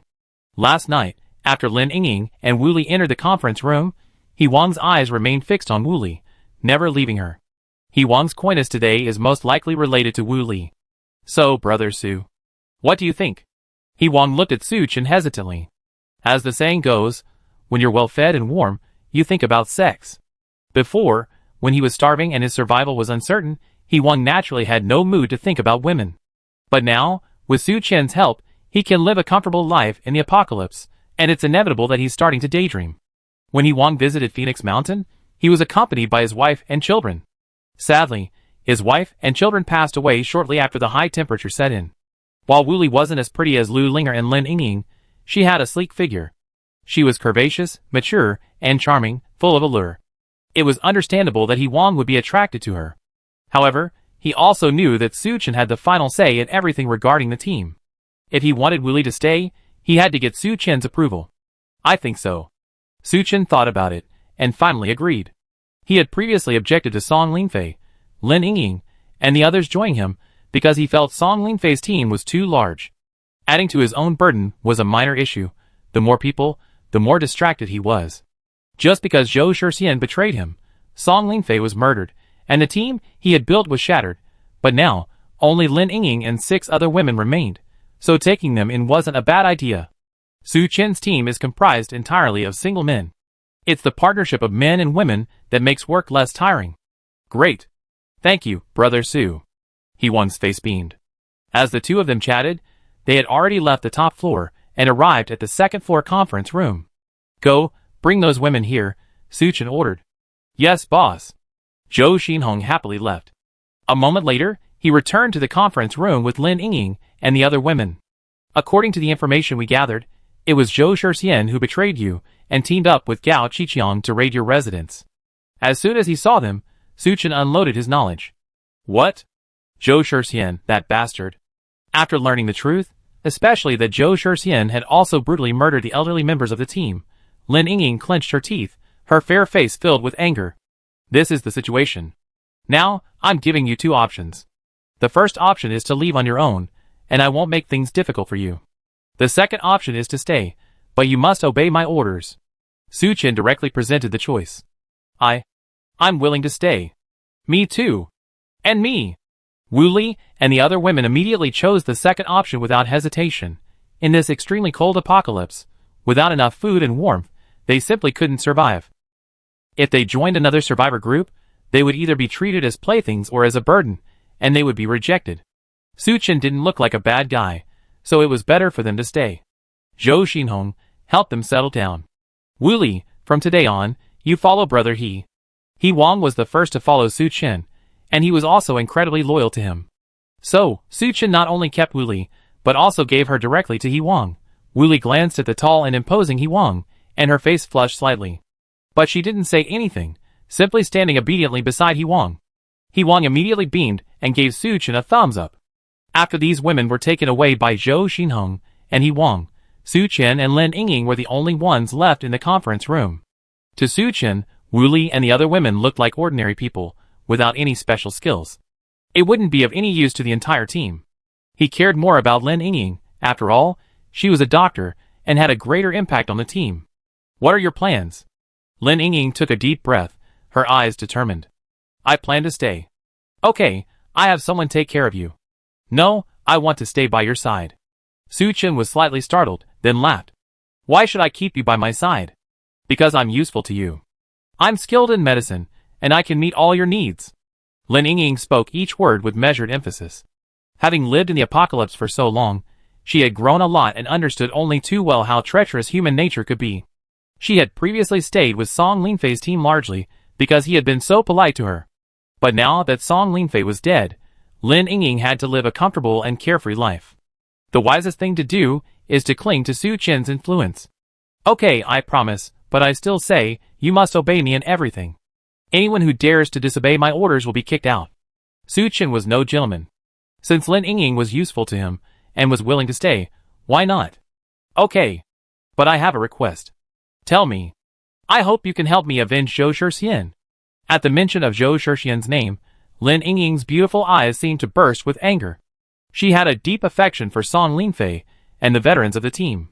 But Zhou Shixian betrayed the team and killed them all. Lin Yingying wished Zhou Shixian would be torn to pieces. I can't promise you that. Su Chen shrugged and said calmly, but Gao Qiqiang and I have a grudge. All I can say is that I do my best. After Gao Qiqiang absorbed Song Linfei's team, his strength grew even stronger. Su Chen is not willing to take this risk for Lin Yingying. Chapter 90. That's good. Lin Yingying nodded in agreement. She also knew that, given Su Chen's personality, his agreement was already quite impressive.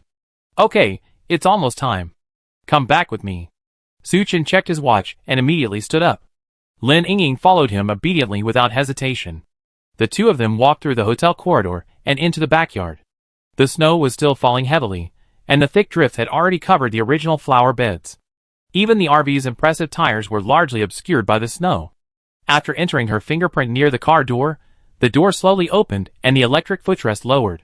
Su Chen stepped inside first. At the sound of the door opening, Lu Linger, who was lying on the sofa watching a TV show, jumped down. Aiken, you're back. Before she could finish her words, she saw Lin Yingying following Su Chen, and the smile on her face froze. Aiken, she'd be living with us from now on. Go upstairs and help her make her bed. Su Chen said this calmly, walked past her, and sat down on the sofa. Looking at Lu Linger, who was still standing there, bewildered, Su Chen frowned slightly. What's wrong? Don't you understand what I'm saying? No, I go right away. Lu Linger came to her senses and hurried upstairs.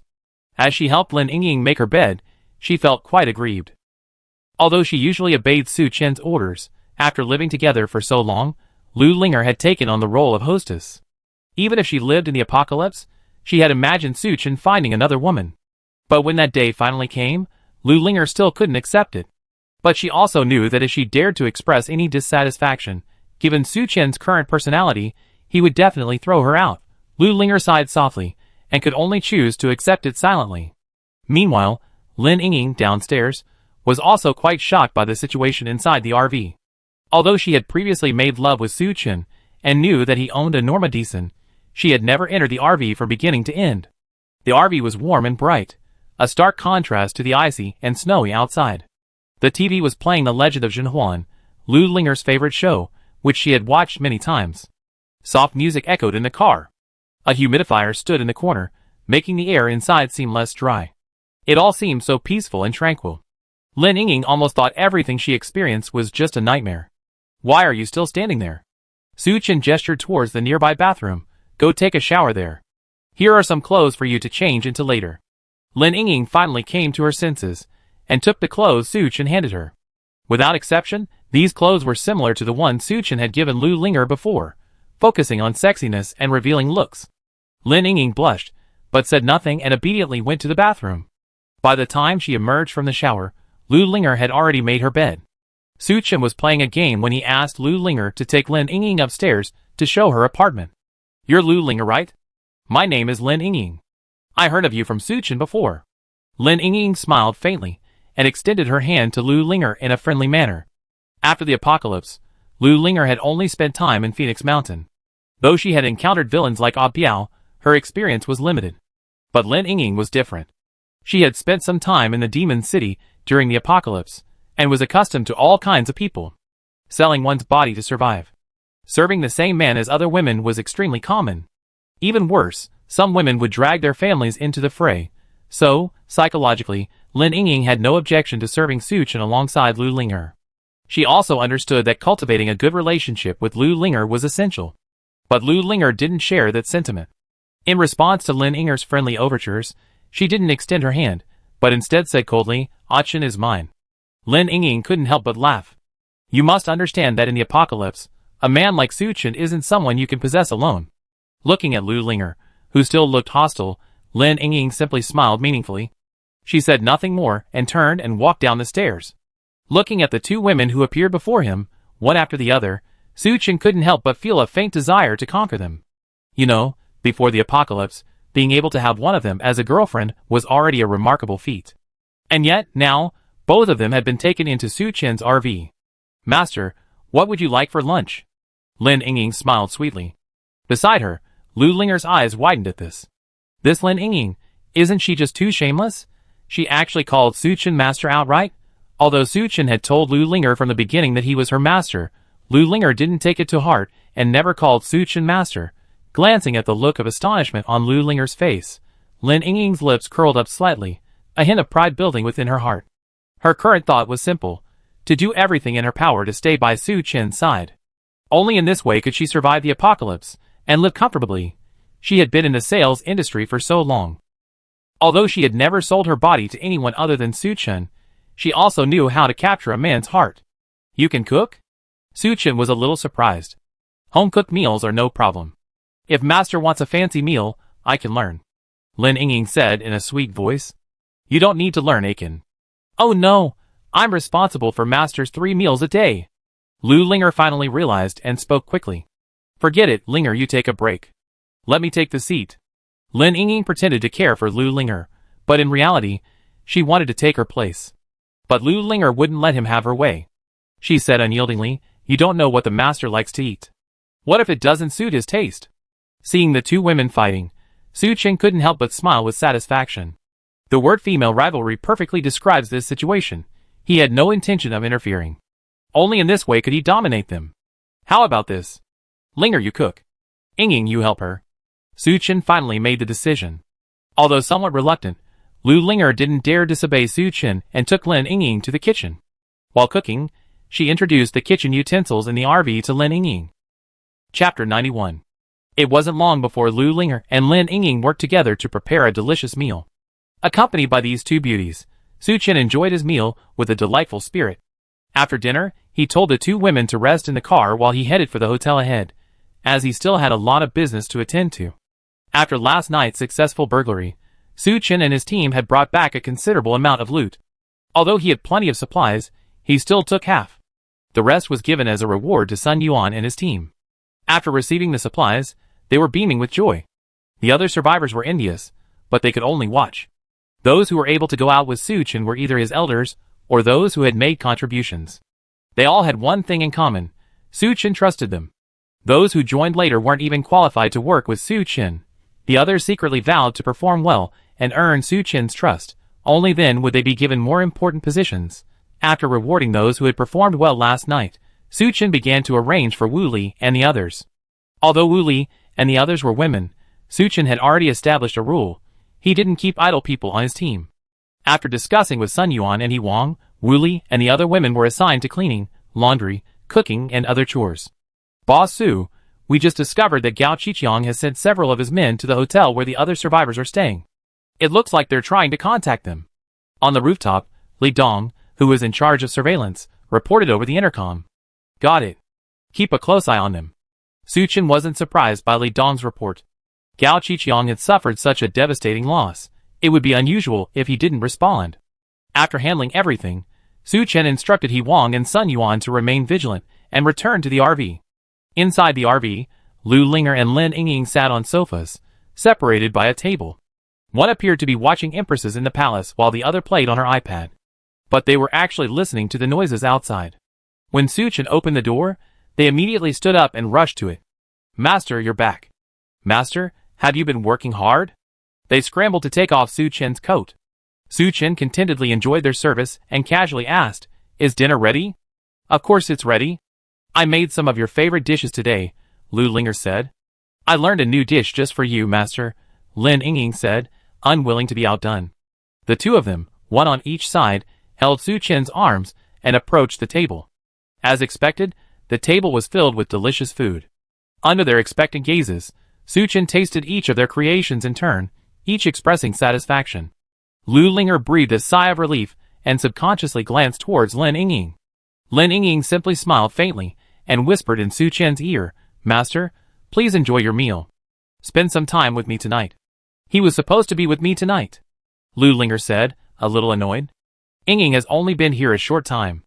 Linger, you have to give her some space, Su Chen said calmly. Hearing his words, Lu Linger felt a little resentful, but she didn't dare say anything, suppressing her grievances. Not long after, the three of them finished dinner. After washing the dishes, Lu Linger lingered upstairs. As she walked, she turned her head and glanced at Su Chen, as if hoping he would ask her to stay. But Su Chen just stared at the TV, showing no sign of speaking. Lu Linger felt a surge of resentment, but she had no choice but to continue upstairs. After she left, Su Chen and Lin Yingying were alone. Lin Yingying, holding a tray filled with bottles and jars, said with a charming smile, Master, I learned a spa massage today. Would you like me to help you relax? You have such a technique? Su Chen was a little surprised, but naturally, he wouldn't refuse. He took off his shirt and slumped down on the sofa. Lin Yingying applied essential oil to her delicate hands and began massaging Su Chen. I had to admit, although Lin Yingying had only recently learned the technique, her technique was incredibly comfortable, and Su Chen's eyes narrowed in delight. Master, how is my technique? Very good. Keep up the good work, Su Chen praised with satisfaction. Hearing his praise, Lin Yingying felt a surge of joy. After all, nothing was more important to her than being pampered by Su Chen, unlike Su Chen, who was enjoying the evening in the RV. Even on the other side, Gao Qiqiang sat in the room, his expression grave. Xia Bowen, Gao Xiangjuan, and several other leaders of the survivors, acting in opposition, sat across from him. Boss Gao, if you're alright, we're leaving, Xia Bowen said impatiently. Gao Xiangjuan and the others remained silent, but their expressions were wary. The reason was simple. Gao Qiqiang's acquisition of Song Linfei had truly made them feel threatened. No one knew if Gao Qiqiang would target them next. If Gao Qiqiang hadn't sent someone to demand a meeting today, with a firm tone, they wouldn't have bothered to come. Chapter 92. Even if they were coming to the meeting, Xia Bowen, Gao Xiangjuan, and the others had already communicated in advance. They all came to tonight's meeting because they were united. I invited you guys here today to discuss the attack on Su Chen, Gao Qiqiang said slowly. Upon hearing this, the bosses exchanged a strange look. Previously, Zhao Xiong and the others had followed Gao Qiqiang to attack the Yulton Hotel. They suffered heavy losses, and are now Gao Qiqiang's minions. Song Linfei didn't bring anyone with him, and the result was that he was ambushed by Gao Qiqiang. Not only did he die, but his team was also taken over by Gao Qiqiang. The bosses were already busy avoiding Gao Qiqiang, so how could they possibly go with him? Boss Gao, we have no grudges against Su Chen. So, I say there's no need for this, right? Xia Bowen gave a dry laugh and politely declined Gao Qiqiang's request. What? Boss Xia won't give us any face? A Biao frowned and said coldly. It's not that we don't give you face, Boss Gao, it's just that we're all afraid of death. Gao Xiangjuan adjusted his gold-rimmed glasses and said sarcastically, Song Linfei's death was truly tragic. At the mention of Song Linfei, Gao Qiqiang didn't get angry. Instead, he chuckled. You all misunderstood. There's actually something else going on. He then briefly recounted the events. Of course, this wasn't entirely factual, but rather modified. According to Gao Qiqiang, Song Linfei was planning to defect to Su Chen, but Zhou Shixian disagreed. As a result, a fierce conflict ensued between the two groups. To stop the fighting, Gao Qiqiang was forced to intervene. But this led to Song Linfei misunderstanding the situation, leading him to attack Gao Qiqiang's men. In desperation, Gao Qiqiang killed Song Linfei. On the surface, his argument sounded impeccable.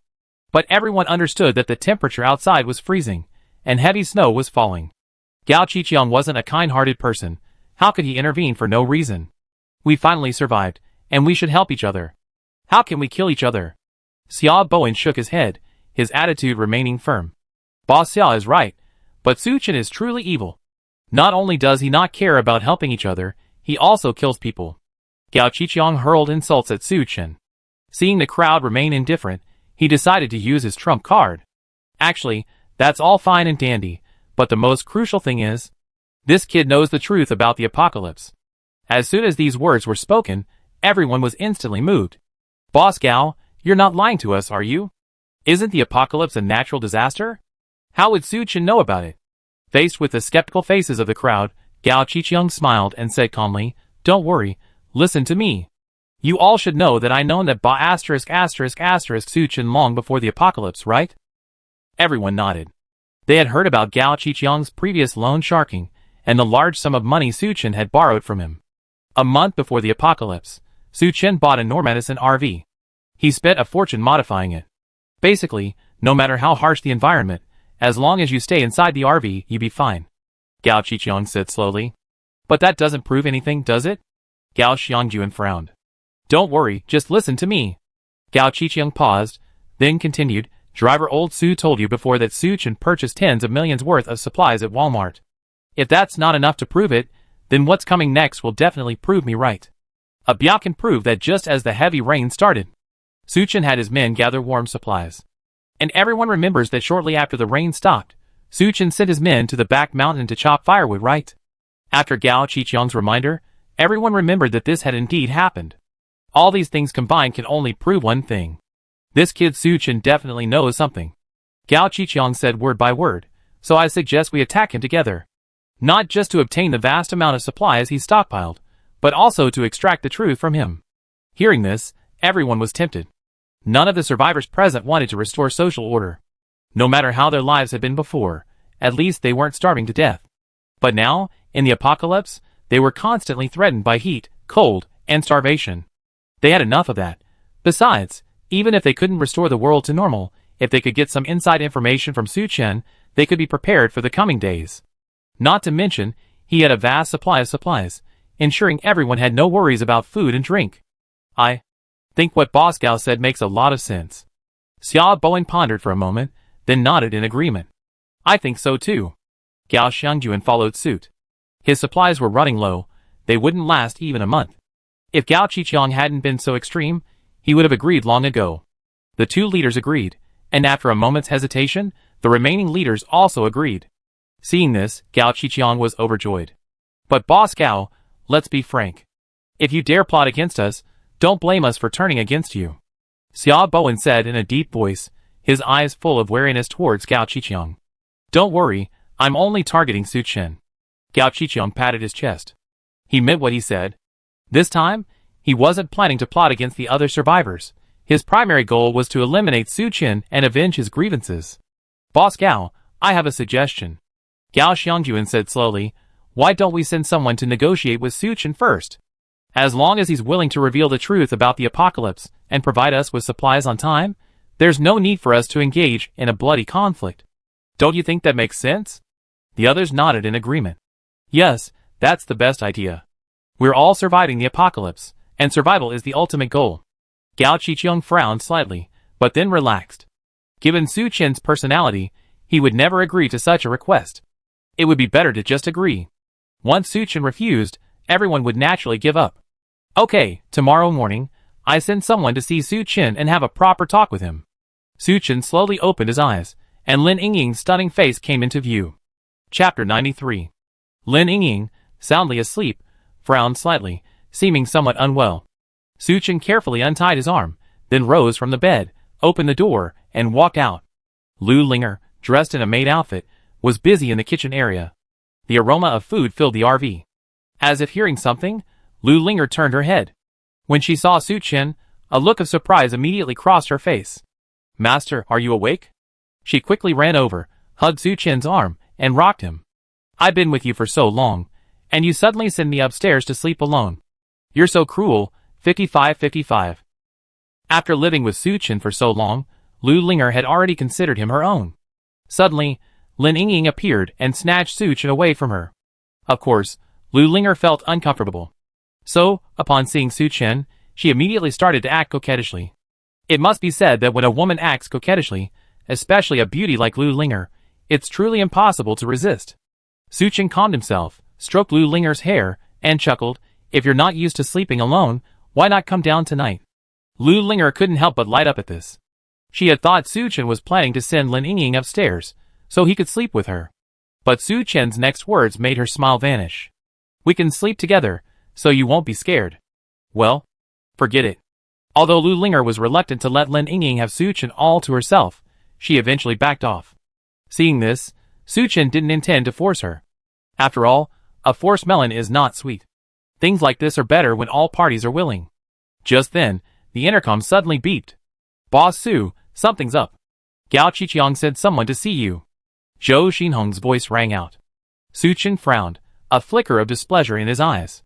Why is Gao Qiqiang like a dogskin plaster, showing up every now and then? I'm going to see Gao Qiqiang.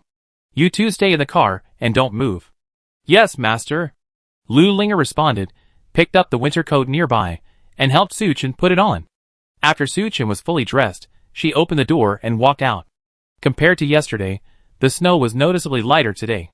But the snow on the ground was getting thicker. At this rate, the snow would stop completely tomorrow. However, the Normedicine's body was already covered up quite a bit.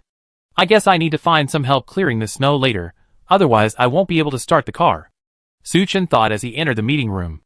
The young man said by Gao Qiqiang greeted Su Chen with a hasty greeting. Hello, Boss Su. Tell me, what does Gao Qiqiang want you to do? Su Chen asked directly. Well, my boss has formed an alliance with the leader of another group.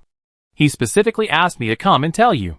If you're willing to tell us the truth about the apocalypse and provide us with supplies regularly, we can coexist peacefully.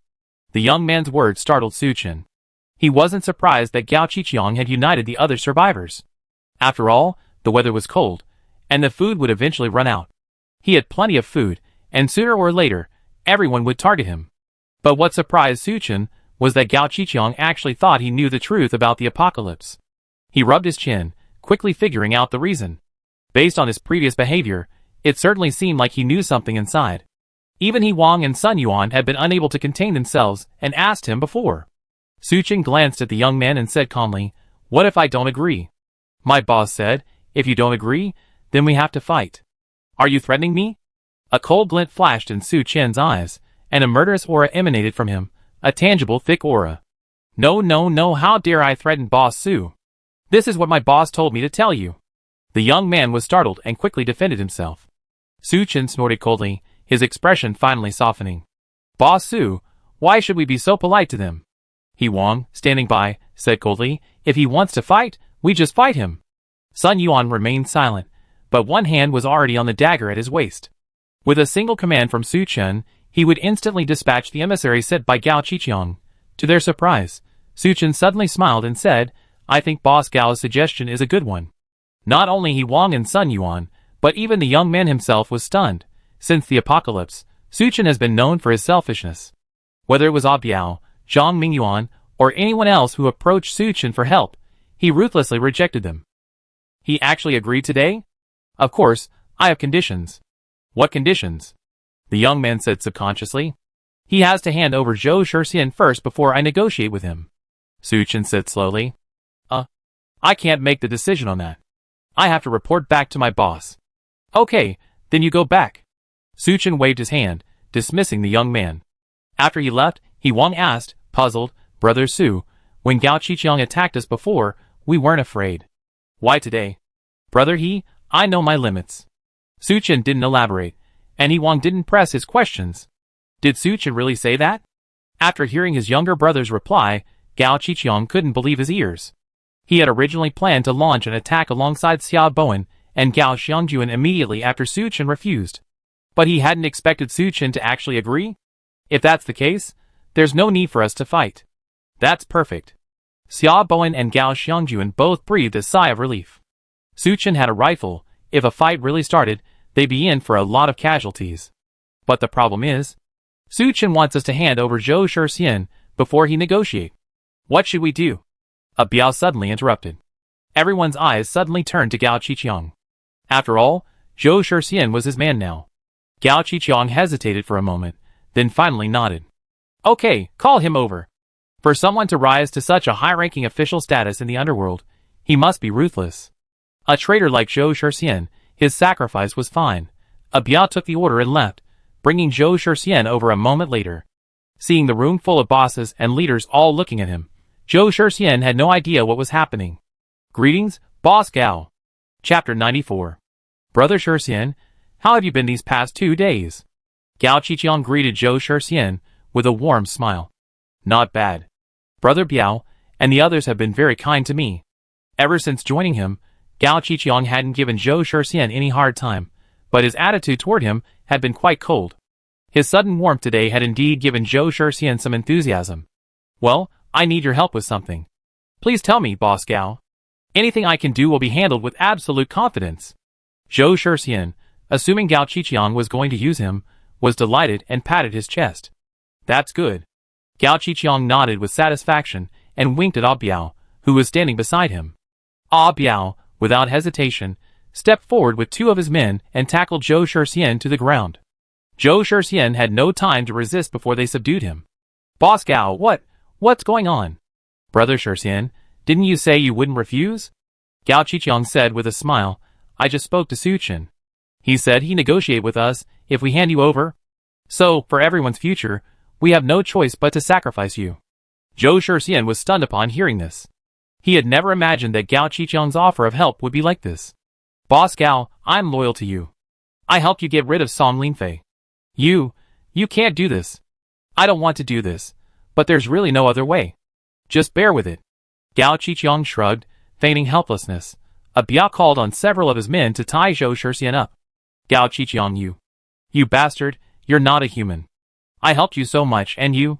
Zhou Shixian, unable to move, was instantly enraged, unable to contain his outburst of curses. Ever since Lin Yingying's escape, Zhou Shixian had spent considerable effort searching for her, but to no avail. None of the several nearby survivor groups had found any trace of Lin Yingying either.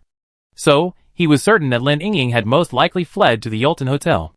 And now that Suchin had specifically requested him to come, it was likely that Lin Yingying was seeking revenge. Gao Qiqiang frowned, and before he could say anything, a Biao, standing beside him, punched him. Zhou Shixian, struck in the stomach, instantly curled up into a ball, unable to utter a single curse. Send him to Suchin. Gao Qiqiang waved his hand. A Biao called a few of his men to carry Zhou Shixian out of the hotel. Through the thick snow, they headed towards the Yulton Hotel. Inside the conference room, Lin Yingying sat beside Suchin, feeling quite puzzled. She wondered what Suchin's purpose was in calling her over. But she knew full well that she shouldn't ask questions, so she didn't hesitate. Just then, the conference room door flung open. Accompanied by a gust of cold wind, Zhou Shixian was carried in by several men. Zhou Shixian and Lin Yingying's eyes met, and they were both stunned. Yingying. Hello. Long time no see. Zhou Shixian, you bastard. A faint rage flickered in Lin Yingying's beautiful eyes. This Gao Qiqiang was truly ruthless. Zhou Shixian had done him a great favor, sacrificing himself as he pleased. Suchin sneered inwardly and said to Lin Yingying, you want revenge, don't you? Now he's right in front of you. Do whatever you want with him. He picked up a fruit knife and handed it to Lin Yingying. Lin Yingying's fair little hand clenched the knife as she slowly approached Zhou Shixian. Watching Lin Yingying approach with a resolute expression, like a goddess of vengeance, Zhou Shixian suddenly felt intimidated. Yingying, I really love you too much. That's why I got carried away. For all the kindness I've shown you in the past, please forgive me. I correct myself later, I definitely will. Lin Yingying was slightly startled, as if remembering the care Zhou Shixian had shown her when she first joined Song Linfei's team. But just then, Suchin slowly said, Yingying, don't forget Song Linfei and those tragically killed elderly people. At this, Zhou Shixian's face paled instantly, and Lin Yingying's eyes grew fierce. Swish. The sharp dagger easily pierced through the clothing and struck Zhou Shixian squarely in the heart. Zhou Shixian's eyes widened, and he wanted to say something. In the end, he couldn't utter a single word. His head tilted, and he died instantly. Suchin stepped forward and released Lin Yingying's grip on the knife. He nodded to Yi Wang and the others, signaling them to dispose of Zhou Shixian's body. Yi Wang and the others were very sensible. They carried Zhou Shixian's body out, leaving the space for Suchin and Lin Yingying. Master, thank you for giving me the opportunity for revenge. Lin Yingying raised her head, a hint of gratitude in her eyes. Don't thank me. This is what we agreed on. Suchin smiled faintly, stroking her hair. Remember, From now on, you must obey me in everything. Yes, master. Lin Yingying nodded obediently, leaning into Su Qian's arms. Okay, you go back first. I have things to attend to. Yes, master. Watching Lin Yingying's retreating figure, Su Qian smiled with considerable satisfaction. Having Lin Yingying personally deal with Zhou Shixian was a test for her. He wanted to see if Lin Yingying would soften her heart and let Zhou Shixian go. If she did, it would mean her heart was beyond redemption, and there was no need to keep her by his side. Now it seemed possible. After Lin Yingying left, Su Qian rested his chin on his hand, tapping the table lightly. After a while, he picked up the intercom. Hello, Gao Qiqiang. Yes, Brother Su, please speak. Gao Qiqiang didn't mind Su Qian addressing him by name, instead laughing heartily. It was as if the previous grudge between the two of them had completely disappeared. Since you expressed your sincerity, we can begin negotiations. Su Qian said calmly, actually, I know no more about the apocalypse than you do. On the other end of the intercom, Gao Qiqiang, Xia Bowen, Gao Xiangjuan, Zhao Xiong, Biao, and others held their breath and pricked up their ears. When I was in college, I had a classmate who was the son of a government official. He told me very subtly that the apocalypse was imminent and asked me to prepare supplies in advance. First, there would be high temperatures, then torrential rain, and then extreme cold. It was because I listened to him that I decided to buy Normedicine and purchase so many supplies. Su Qian must have been bored to tell Gao Qiqiang the truth. The information he revealed was half true, half false, and Gao Qiqiang and the others had no way to verify it. Ah? That's actually the case? Gao Qiqiang and the others on the other end of the intercom were shocked. Chapter 95. Even if he's the son of an official, you're so easily convinced? Besides, how could something like this go on without a fuss? Gao Xiangjuan, the most intelligent and shrewd, immediately questioned. This classmate and I have a life-or-death friendship. Although I didn't believe it at first, he later filmed a video for me, and I saw with my own eyes that he was in the official nuclear shelter. As for why there was no fuss, please use your brain. Su Qian shrugged and said sarcastically, how dare you announce something like this in advance? Everyone thought about it carefully, and it made sense. If it had been announced in advance, there would have been unrest in society, and people would have rushed to the shelter. Then the safety of those important figures wouldn't be guaranteed. Apart from anything else, it was just like Su Qian, an ordinary person. Preparing so many supplies for the apocalypse still caught the attention of others. Everyone immediately believed it. What happens after the extreme cold? What kind of disaster will happen? Gao Qiqiang asked. I don't know. My friend said the country can only predict this much. But one thing is certain, returning to pre-apocalyptic conditions is impossible. Su Qian's words immediately plunged the conference room, where Gao Qiqiang and the others were sitting, into a deathly silence.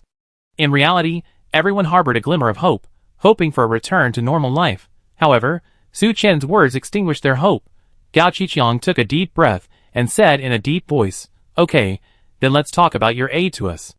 How do you want me to help you? It's simple. We still have nearly 600 people here. Just provide us with enough food. Su Qian couldn't help but laugh at this. No, have you lost your mind? Do you think I can provide food for 600 people? Old Su said you bought tens of millions worth of supplies at Walmart. Gao Qiqiang sneered. Forget 600 people. Wouldn't that be enough to feed 1,000 people for a lifetime? Old Su, that bastard, is such a jerk. I kill him if I get the chance. Su Qian felt murderous intent, but he remained impassive. Old Su is right, but the problem is, I haven't transferred all of these supplies yet. Huh? What do you mean? Gao Qiqiang was stunned. Think about it. How could tens of millions worth of supplies be transported from the Magic City in such a short time? Su Qian asked. Gao Qiqiang and the others looked at each other in bewilderment. They then remembered that, according to old Su, Su Qian had procured all the supplies about 2 weeks before the apocalypse. Having transported tens of millions worth of supplies to Phoenix Mountain in just 2 weeks wasn't difficult. The difficulty lay in doing it quietly. Neither the party manager of the Green Forest Hotel nor the others on Phoenix Mountain had noticed anything. My old classmate didn't tell me the exact time, so I only had time to transport some of the supplies. If it were just a small group, I might consider it. But 600 people. I'm sorry, I can't help. Gao Qiqiang didn't take Su Qian's words seriously, instead sneering, I can't control that much. If you won't give it to us, we have to get it ourselves. Okay, then, come on. The worst that can happen is we both lose. Even if I die, I definitely burn all those supplies. Su Chen responded directly, undeterred. Seeing his resolute attitude, Gao Qiqiang and the others hesitated. Could it be that this was telling the truth? Brother Su, don't be impulsive. We're all peace-loving. Let's sit down and talk. Gao Xiangyuan quickly spoke up, acting as a peacemaker. So how much food can you provide at most? Food for 100 people at most. No, that's too little. We need at least 500. Gao Qiqiang flatly refused. 200? 400?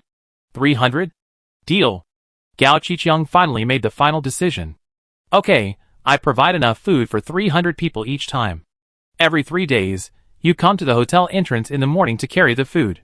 But I can't hold out for much longer, so after the snow melts, you still have to fend for yourself. Su Chen said slowly. Okay, then it's a deal. After concluding his conversation with Su Chen, Gao Qiqiang looked at the other leaders present. Do you think Su Chen is lying? Gao Xiangyuan rubbed his chin and pondered. I think he's definitely not telling the truth, but it's probably close. A brilliant lie is always half-truth. From this perspective, the apocalypse might not end. Xiaobo inside, his eyes a complicated expression.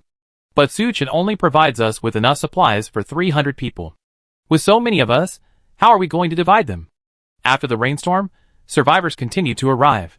It wasn't until the temperature dropped and the snow blocked the roads that no one left the mountain. Though many had died, there were still 600 people. Supplies for 300 people, only enough for half of them. What can we do? You heard Su Chen's attitude. Zhao Xiong scratched his head, annoyed.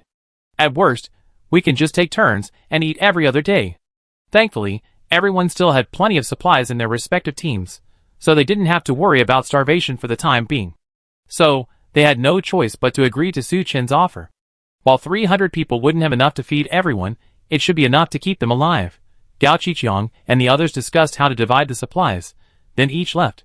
On the other side, Su Chen, after concluding the negotiations, also stood up and left. This morning, he gathered a few survivors, and had them clear the snow around the Normadison.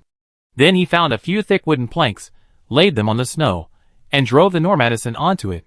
When Su Chen returned to the RV, the two women, busy vying for his favor, were also fawning over him. Ying, besides Gao Qiqiang, do you know anything about the other leaders? A little. Because of her close relationship with Song Linfei, Lin Ying had followed him before and met several of the other leaders. Although not entirely familiar with them, she had a general understanding. Xia Bowen has a relatively stable personality and won't get into a fight unless absolutely necessary. Gao Xiangyuan, on the other hand, is a cunning and treacherous individual. You must be cautious when dealing with him. Zhao Xiong is a reckless man. Lin Ying shared her understanding in detail. Su Chen narrowed his eyes and determined his next move. Chapter 96. Comfortable. Push harder. Gao Xiangyuan leaned back on a sofa, two attractive women standing behind him, giving him a firm shoulder massage. When their team arrived at Phoenix Mountain, most of the larger hotels were occupied by other survivor groups. In desperation, Gao Xiangyuan had to choose a B&B. Compared to the larger hotels, the decor of these B&Bs was undoubtedly much simpler. Although Gao Xiangyuan had his men reinforce the interior and exterior for insulation, and even lit stoves in the rooms, it was still much colder than the hotel where Gao Qiqiang and the others were staying. Most of his men huddled under their blankets, shivering. Gao Xiangyuan turned his head and glanced at the two women behind him, feeling rather annoyed. If it weren't so cold, he would have killed them right there. If only he could have taken over Gao Qiqiang's hotel. Before winter arrived, at Lin Ying's suggestion, Song Linfei had taken great pains to improve the hotel's insulation, both inside and outside. But Gao Xiangyuan could only imagine it. Not only did Gao Qiqiang's team outnumber him, but his men, like Biao and Zhao Xiong, were ruthless fighters who dared to fight and kill. Not to mention Gao Qiqiang had a gun. Just then, a sentry came trembling. "Boss, there's someone outside." Saying, "He wants to see you." "To see me?" Gao Xiangyuan was stunned, then asked, "Is it Gao Qiqiang's men?" "No, I don't know who they are." "Let him come in first."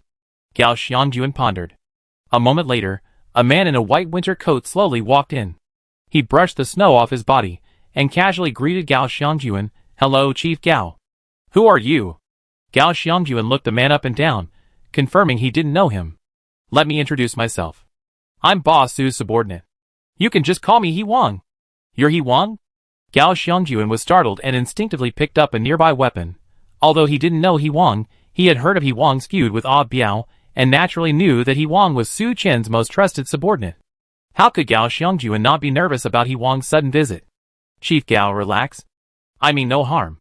He Wang chuckled and explained, I'm here to negotiate with you on Boss Su's orders. Negotiate? Gao Xiongjuan was even more confused. Hadn't they already reached a deal with Su Chen this morning? Why did Su Chen still want to negotiate with him? Could he have other plans? Gao Xiongjuan pondered, remaining calm. How does he plan to negotiate? Supplies for 300 people are still a bit much for Boss Su, He Wang said slowly, so he wants to reduce them. That can't be reduced, Gao Xiongjuan flatly refused. You're kidding. This condition was agreed upon by the leaders, and Gao Xiongjuan had no power to reduce it. Besides, 300 people's food wouldn't be enough for 600. Even if it could be reduced, the others probably wouldn't be able to move. What if we reduce the number of people eating? He Wang asked slowly. What do you mean? A gleam flashed in Gao Xiongjuan's eyes. I'm sure Chief Gao has heard about Boss Su's feud with Gao Qiqiang and Biao. Even if he really had to give away enough supplies for 300 people, Boss Su wouldn't give them to Gao Qiqiang for free. So he suggested, let's team up and take down Gao Qiqiang. He Wang's words instantly sent shivers down Gao Xiongjuan's spine. Kill Gao Qiqiang? Su Chen, that's audacious. But after calming down, he felt it wasn't impossible. He had about 100 men, and Su Chen had 40 or 50. Plus, Su Chen also had rifles and sniper rifles, as well as various strategic supplies. If they really joined forces, taking down Gao Qiqiang wouldn't be impossible. What specific action should we take? That's up to you, Chief Gao. Boss Su will only be your support. He Wang shrugged. So you're just going to do nothing and let me take the lead? If we succeed, Su Chen gets his revenge, but if we fail, it's none of Su Chen's business, right? Gao Xiongjuan was both angry and amused, completely speechless about Su Chen. High risk means high reward. He Wang chuckled and tossed over a bag. Here's a walkie-talkie for you to contact our Boss Su. Boss Su also gave you some supplies as a token of his goodwill. Gao Xiongjuan opened the bag, his eyes fixed on it. Besides the walkie-talkie, there was also a pack of huazi and a bottle of Maotai. Wow. Since the apocalypse has been here for so long, Gao Xiongjuan's cigarettes and alcohol have long since been completely gone. As a longtime smoker and a heavy smoker, he long been craving it. But since he couldn't find it, he could only endure it. Su Chen's gift of huazi and Maotai was like timely help. Gao Xiongjuan didn't hesitate a moment, opening a pack of cigarettes, lighting one, and taking a delicious drag. While holding the cigarette in his mouth, he casually opened the Maotai and took a sip from the bottle. As the rich, mellow liquor washed over him, Gao Xiongjuan felt a surge of warmth. What a treat it was to be able to hold a cigarette in one hand and a drink in the other during the apocalypse. The men nearby, smelling the smoke and alcohol, instinctively glanced over. When they saw Gao Qiqiang smoking and drinking, their eyes lit up. Boss, let me have a sip. Boss, I want a sip. Please, just one. Looking at his men staring at him eagerly, Gao Xiongjuan felt a pang of regret. He'd forgotten that he had quite a few heavy smokers and alcoholics among his men. If he had known, he would have hidden himself and enjoyed it secretly. Gao Xiongjuan pondered for a moment, but ultimately couldn't bring himself to do it. He took out half a carton of cigarettes and poured out 2/3 of his liquor, distributing it among his men. Hey, smoke slower, drink slower. Looking at his men scrambling for supplies, Gao Xiongjuan's heart felt like it was bleeding. But he couldn't refuse to distribute them. If his men rioted, his position as leader would be in jeopardy. Chief Gao, Boss Su said that if you agree to cooperate with him, you can add a carton of cigarettes and a bottle of liquor to every distribution. He Wang said with a smile. Gao Xiongjuan then remembered that He Wang hadn't left yet, and He Wang's words had tempted him. I'd be leaving first. Chief Gao, think it over. If you agree, you can contact Boss Su. He Wang said this and turned to leave. Gao Qiqiang was left with a solemn expression, lost in thought. Elton Hotel. After He Wang returned, he went to Su Chen and told him what had happened. Brother Su, why do I feel that Gao Xiongjuan won't be fooled? Sun Yuan rubbed his chin and pondered. Chapter 97. No, I say he'd definitely fall for it. Su Chen, however, remained unfazed, a meaningful smile playing on his face. He and Gao Qiqiang already had a grudge. This time, Gao Qiqiang had gathered hundreds of men to threaten him. He had repeatedly troubled Su Chen like this. This had completely irritated Su Chen to the point of murdering him. Su Chen had agreed to Gao Qiqiang's terms simply to paralyze them. Then he could use this opportunity to divide the survivors and eliminate Gao Qiqiang. After Lin Yingying briefed Su Chen on the leaders of the survivors, Su Chen ultimately chose Gao Xiangjuan. Gao Xiangjuan was cunning, scheming, and a typical selfish individual. But it was precisely this kind of person who could be tempted by profit. Sure enough, Su Chen's suspicions were spot on. He had barely finished talking with He Wang and Sun Yuan when the intercom on the table rang. "Hello, Boss Su?" Gao Xiangjuan's voice came over the intercom. "So Chief Gao agreed to my request?" Su Chen said casually. "Hey, your request is really a bit excessive. Boss Gao is the person I respect the most. No. You have to raise the price." Hearing Gao Xiangjuan's words, Su Chen's smile was full of sarcasm. "How do you raise the price? I have so many brothers under my command. You have to give me 10 packs of cigarettes and 10 bottles of wine every time." Gao Xiangjuan immediately made an exorbitant request, raising the price tenfold. Su Chen didn't get angry, but said calmly, "You're dreaming? I don't have that much cigarettes and wine. 2 packs of cigarettes and 2 bottles of wine at most. If it doesn't work, then forget it. I find someone else." His resolute attitude actually intimidated Gao Xiangjuan. "Okay, as you say.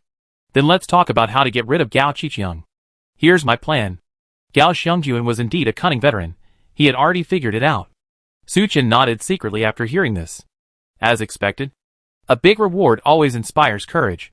Then follow your plan. I hope we can have a pleasant cooperation. After finishing his meeting with Gao Xiangjuan, Su Chen stretched.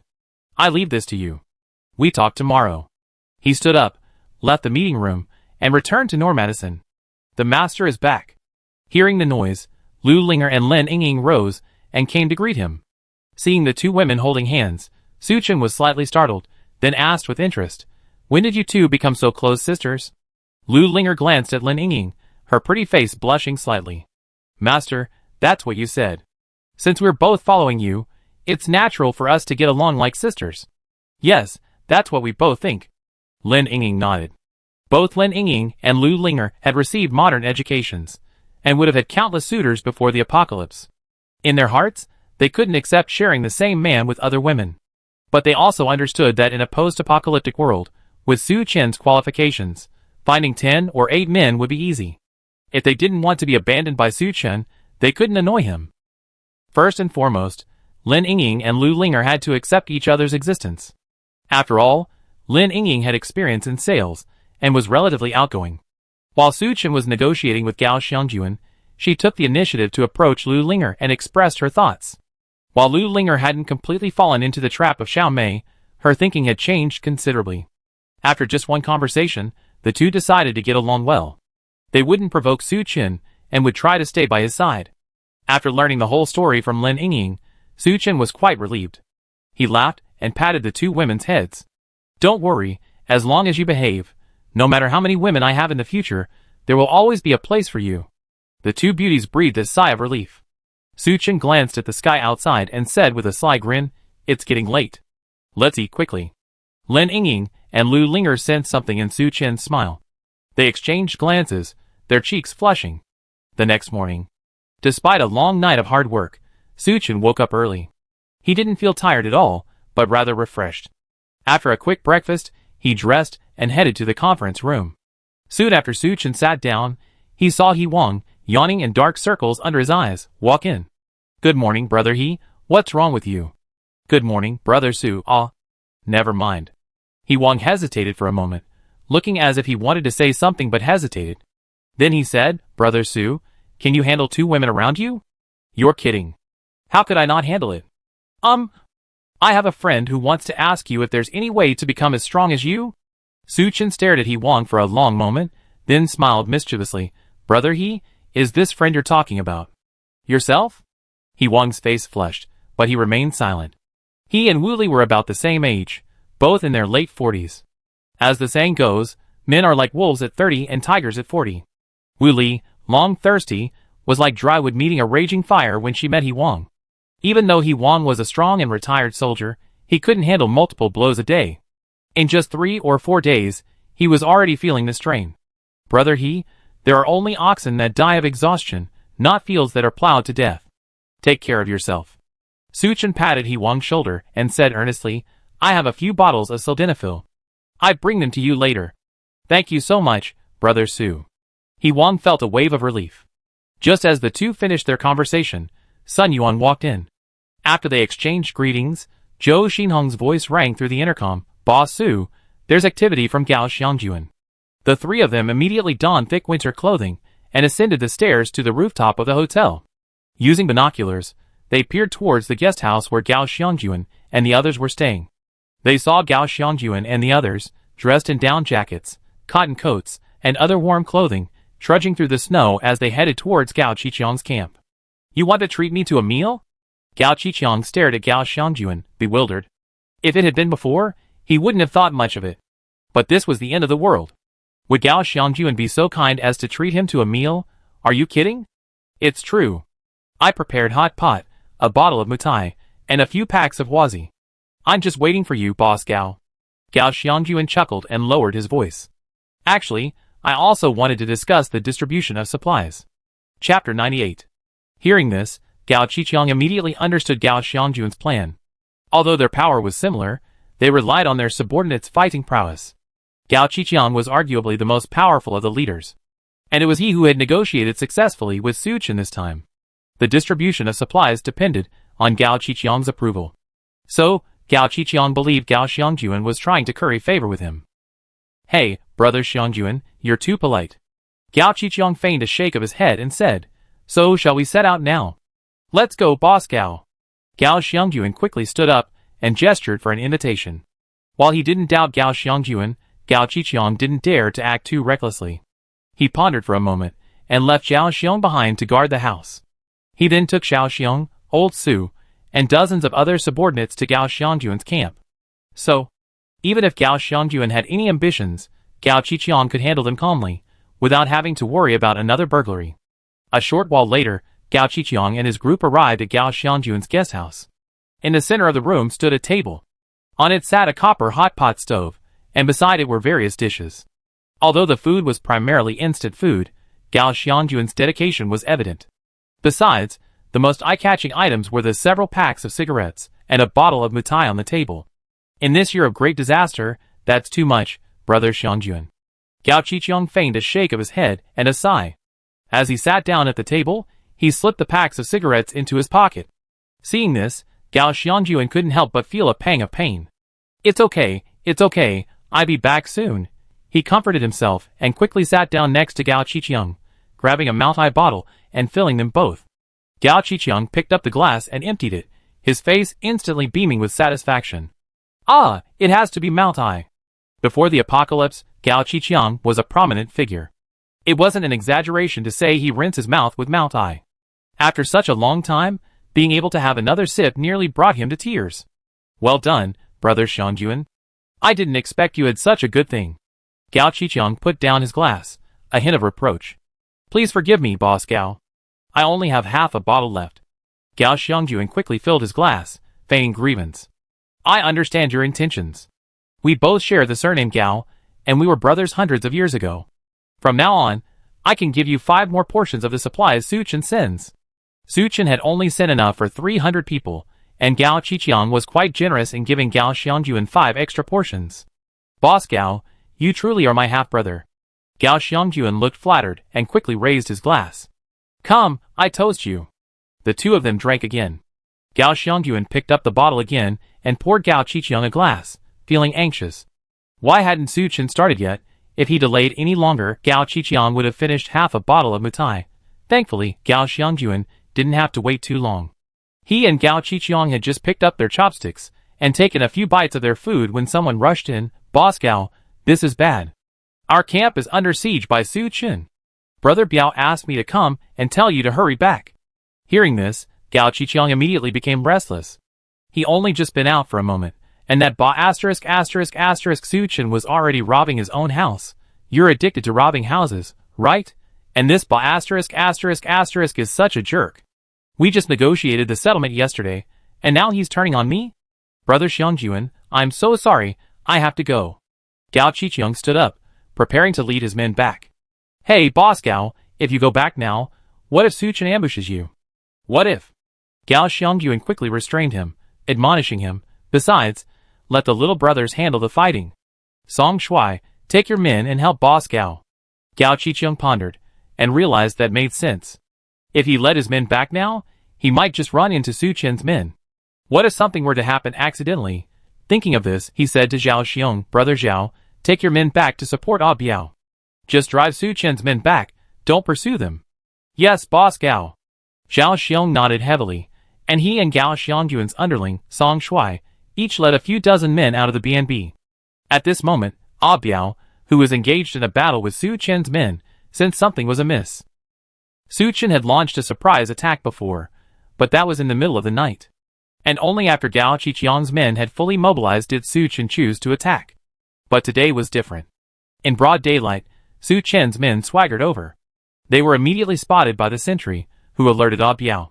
The two sides didn't engage in close combat, but rather, they hurled projectiles at each other from a distance. Despite the ferocious fighting, Ah Biao's side suffered few casualties. Only two unlucky men, unable to dodge in time, had their clothes ignited by Molotov cocktails that landed nearby.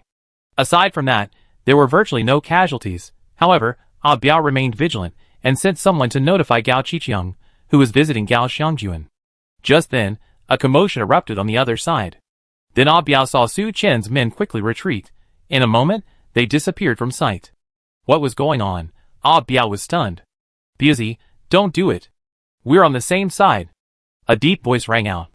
Ah Biao looked closely, and saw Zhao Xiong and Gao Xiangyuan's underling, Song Shuai, leading their men from a distance.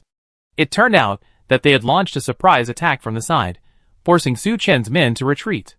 Busy, how much damage have we suffered? Zhao Xiong asked with concern. Not much. Ah Biao shook his head. That's good. Su Chen, that bastard, has absolutely no credibility. Luckily, we reacted quickly today and didn't let him succeed. Zhao Xiong snorted. Seeing Ah Biao's serious expression, he asked in confusion, what's wrong? Is there something else wrong? I don't know. Ah Biao felt something was amiss, but couldn't put his finger on it.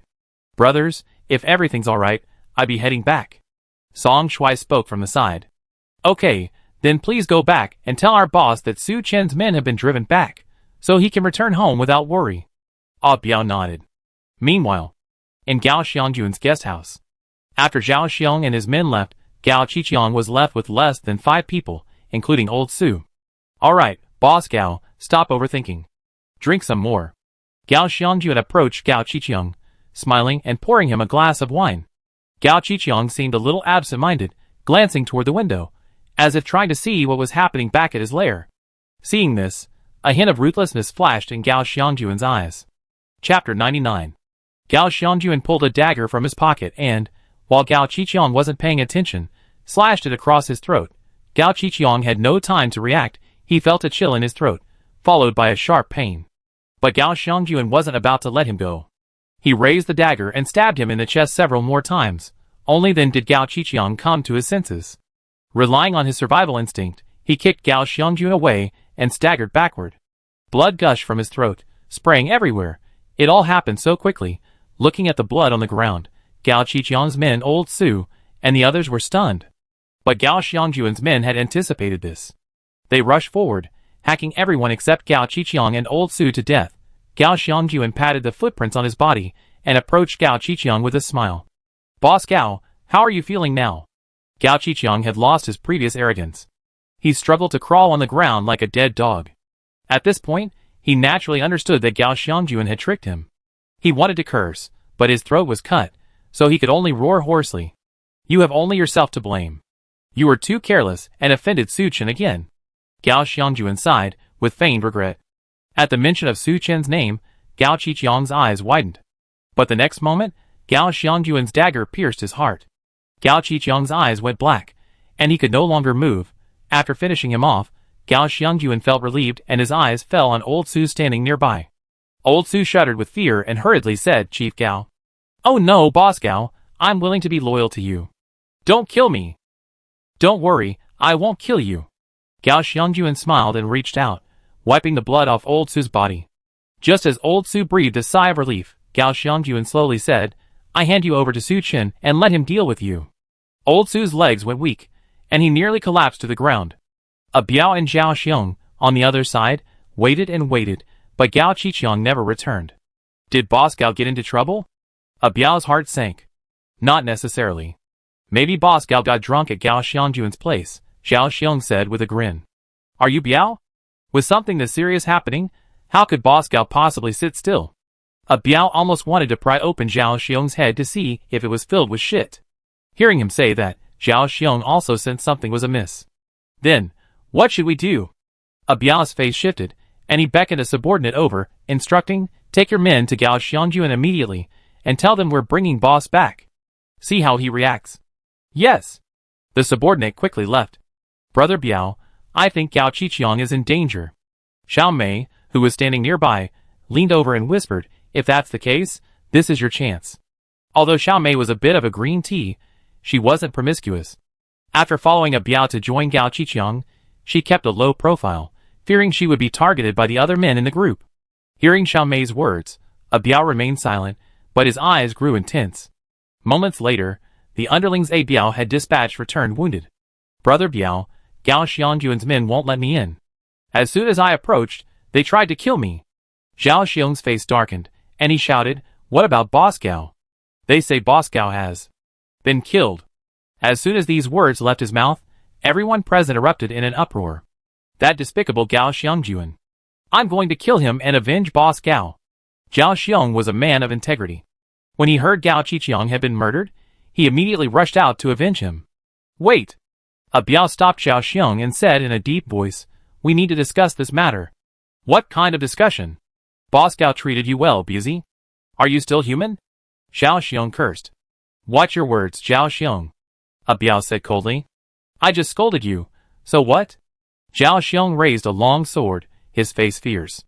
Alright, if you want revenge for Gao Qiqiang, I won't stop you. Biao narrowed his eyes, folding his arms across his chest, seemingly unwilling to stop Zhao Xiong. Zhao Xiong glanced at him suspiciously, and shouted to his fellow minions, come on, let's go avenge Boss Gao. However, to his surprise, aside from the dozen or so close associates who had joined him, none of Gao Qiqiang's minions responded. The scene froze for a moment. Just because you want revenge for Gao Qiqiang doesn't mean everyone else does. Biao sneered. After his brother Gao Qiqiang's death, Gao Qiqiang had become too lazy to handle the affairs of his team. Biao was both quick-witted and skilled. So Gao Qiqiang delegated most of the tasks to Biao.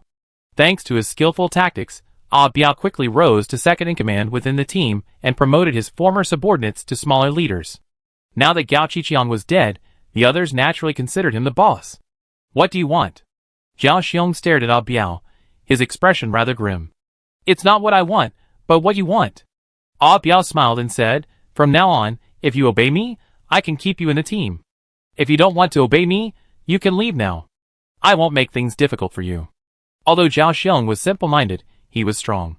The men under his command were also quite skilled. If a fight really broke out, Biao would also pay a heavy price. So Biao's plan was to keep him if possible. If he couldn't, he would expel him.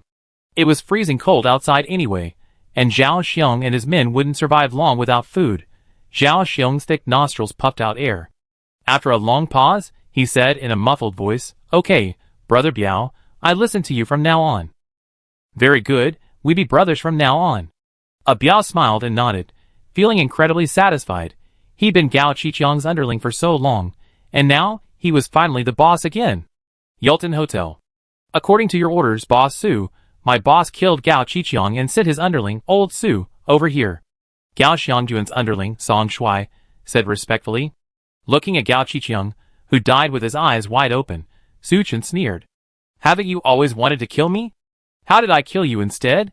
He turned his gaze to Old Su standing beside him. Old Su trembled with fear and said hoarsely, Boss Su, I kill him. Su Chen gave the order without hesitation. Although Old Su had only driven him for a few days, he had been polite to him. But Old Su betrayed Su Chen outright, making him the target of all the survivors. Su Chen would show no mercy to such a traitor. Chapter 100. Crack. Sun Yuan raised his knife and stabbed it directly through Old Su's heart. Old Su's eyes widened. He struggled for a moment, and finally died. Watching Old Su being killed, those present felt no pity, but rather a sense of relief. In a Doomsday world, the worst thing to do is be soft-hearted, especially towards someone like Old Su. If Su Chen didn't kill old Su today, what if old Su harbored a grudge and betrayed him later? That would be troublesome. The safest option was to kill him outright, and put an end to it once and for all. Boss Su, we done everything you ordered. Our boss asked me if we can settle the agreed upon supplies? Song Shui said with a smile. That's easy. Su Chen nodded slightly, and winked at Sun Yuan beside him. Sun Yuan understood, stood up, and walked out of the meeting room. A short while later he returned, followed by 7 or 8 men. What puzzled Song Shui was that Sun Yuan and his men hadn't brought any supplies. Instead, they were all carrying compound crossbows. Boss Su Yu. What do you mean? Song Shui's heart sank, a sense of foreboding rising. But in response, sharp arrows shot out one after another. Swish, swish, swish. After a volley of shots, Song Shui and his men were reduced to skewered limbs. Throw their bodies to the backyard. Remember, tie them up with nylon rope, just like before, Su Chen ordered. Like Zhou Shixian, who had been killed earlier, his body hadn't been disposed of. Su Chen had them tied up with nylon rope and thrown into a small courtyard at the back. Everyone was quite puzzled. Why tie them up with ropes if they were already dead? But since Su Chen didn't say anything, no one dared to ask. According to Su Chen's instructions, the bodies of old Su, Song Shui, and the others were tied up and carried away. After cleaning up the scene, He Wang smiled and praised, "Brother Su is truly incredibly clever." With just a small price to pay, he eliminated that Gao Qiqiang. But even though Gao Qiqiang is dead, won't the other survivor teams unite again? Sun Yuan asked with some concern. Don't worry, with Gao Qiqiang gone, their alliance will surely crumble. Su Chen sneered. Indeed. From the beginning, Su Chen had no intention of providing Gao Qiqiang and his men with supplies. Compared to the vast amount of supplies in his storage space, 300 people's worth wasn't much. But Su Chen didn't like the feeling of being blackmailed. He pretended to agree to Gao Qiqiang's request, but in reality, he wanted to divide the survivor teams. Although Su Chen disliked Gao Qiqiang, he had to admit that he held the highest prestige among the survivors' leaders. With his death, suspicion and distrust would inevitably grow among the remaining survivors. This was also why Su Chen dared to kill Song Shui and turn against Gao Xiangjuan. Su Chen, you bastard! In the guest house. Upon learning of the murder of his younger brother, Song Shui, Gao Xiangjuan flew into a rage. He had taken a great risk to help Su Chen eliminate Gao Qiqiang, solely for the sake of supplies. But he had never expected Su Chen to go back on his word. Shocked, I sat up in my dying state, realizing I was the clown. Boss, we can't let Su Chen go. Yeah, he's such a jerk. The other minions were also furious. Like Gao Xiangjuan, they were still thinking about the Huazi and Matai they agreed to buy with Su Chen. Since you're not keeping your word, don't blame me. Gao Xiangjuan took a deep breath and ordered his minions, you guys, contact Biao, Xia Bowen, and the others immediately. Tell them I was previously deceived by Su Chen. Now I'm going to fight Su Chen. If they're willing to help me, I can provide them with supplies. After we take over the Yolton Hotel, let them pick Su Chen's supplies first. Given Gao Xiangjuan's unscrupulous personality, offering such an offer was a huge investment. This showed the depth of his resentment towards Su Chen. Yes, big brother. Several minions quickly donned their down jackets and headed towards the other survivors' camp. Not long after, they gradually returned. But the news they brought back was extremely grim. Biao had already sent someone to inform Xia Bowen and the others of Gao Xiangjuan's plot to kill Gao Qiqiang.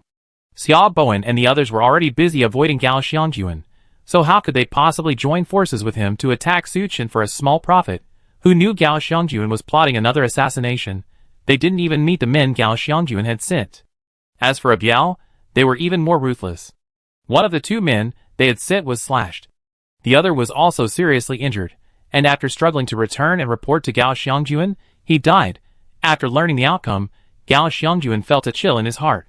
Not only did Gao Xiangjuan fail to obtain supplies, he also forged a mortal feud with Biao, Zhao Xiong, and the others, and consequently, offended Xia Bowen and other survivor teams. This is truly a case of stealing a chicken and losing the rice. Su Chen, just wait for me. Gao Xiangjuan gnashed his teeth, his face filled with resentment. Achoo! Su Chen inside Medicine sneezed involuntarily. Master, what's wrong? Did you catch a cold when you went out? Lin Yingying, standing nearby, hurriedly asked with concern. Ever since Su Chen helped her eliminate Zhou Shixian, she had become even more obsessed with him. It's probably not a cold. I guess Gao Xiangyuan is scolding me, right? Su Chen chuckled, not taking it seriously.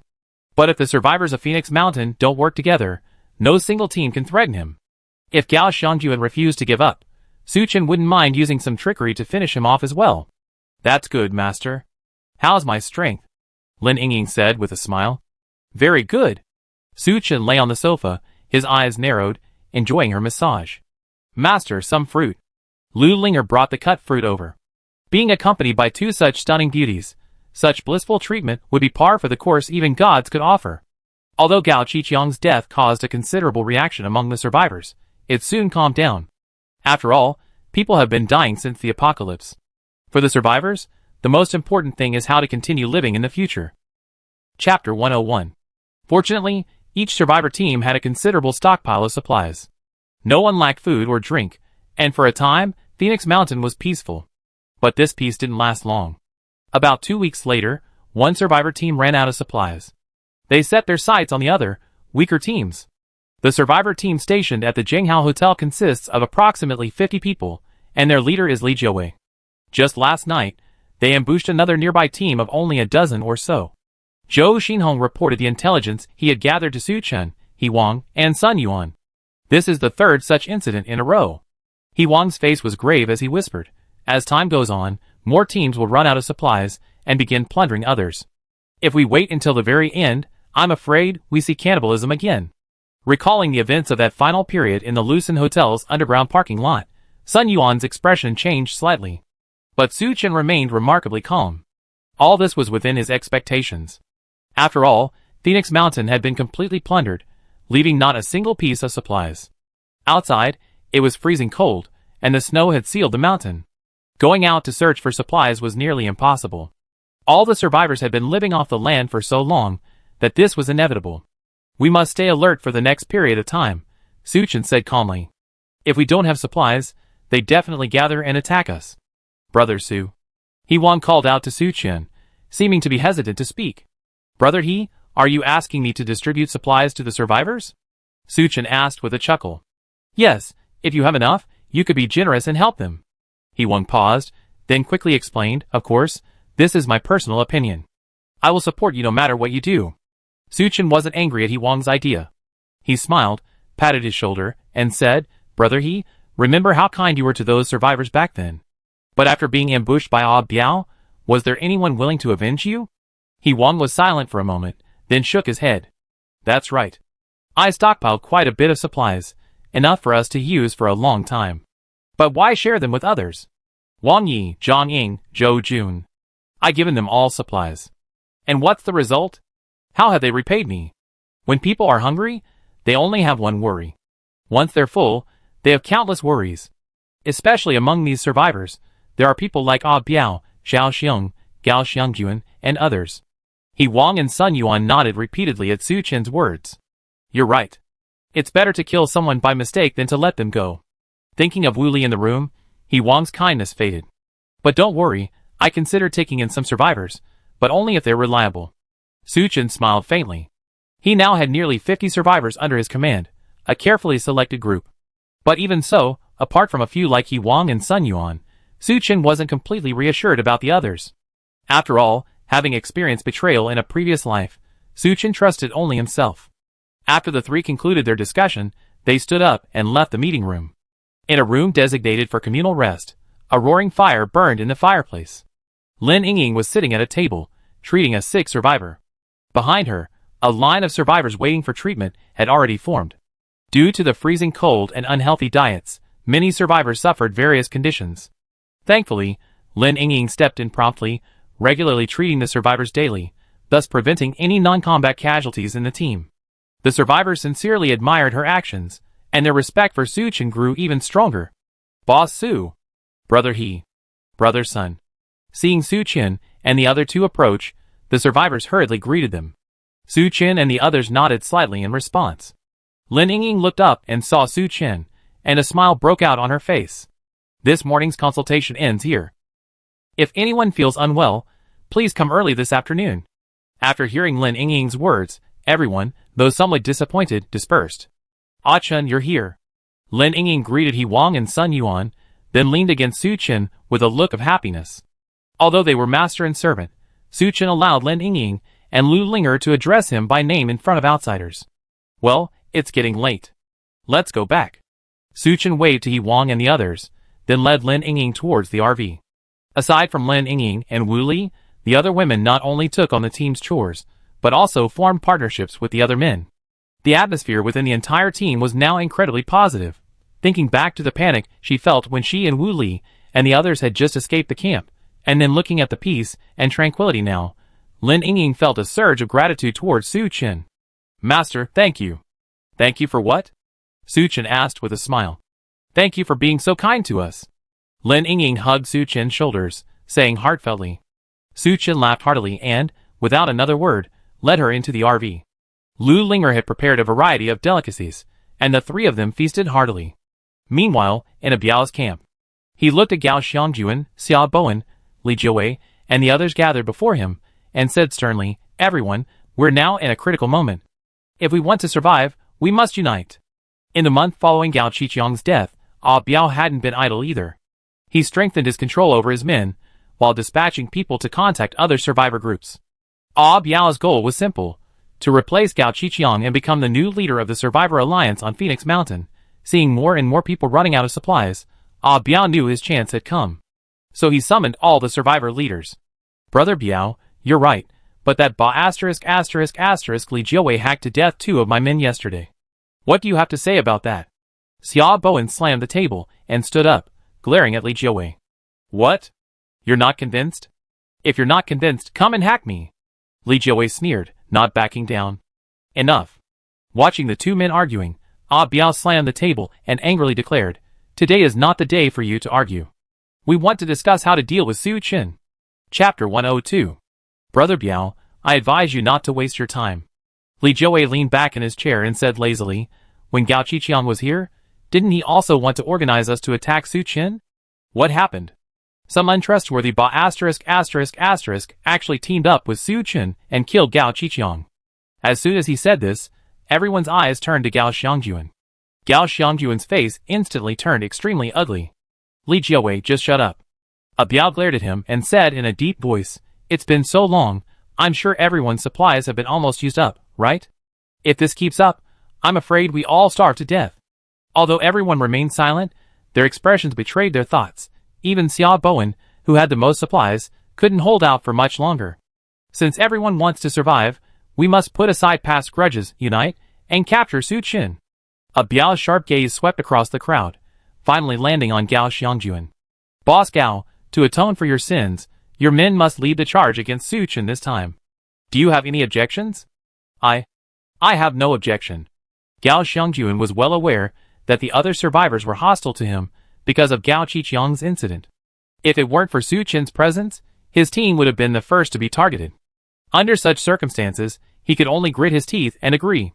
"Do the rest of you have any objections?" Biao glanced at the other leaders. Everyone glanced at each other and shook their heads. Although they all disliked Gao Xiangjuan's willingness to lead the charge against Su Chen was the most appropriate. "Then let's make a deal. This time we attack the Yulton Hotel. Anyone who dares to betray us again will be killed. Understand?" Biao's expression was grim, his tone filled with murderous intent. "Understood." The surviving leaders responded involuntarily. "Very good, everyone go back and make preparations.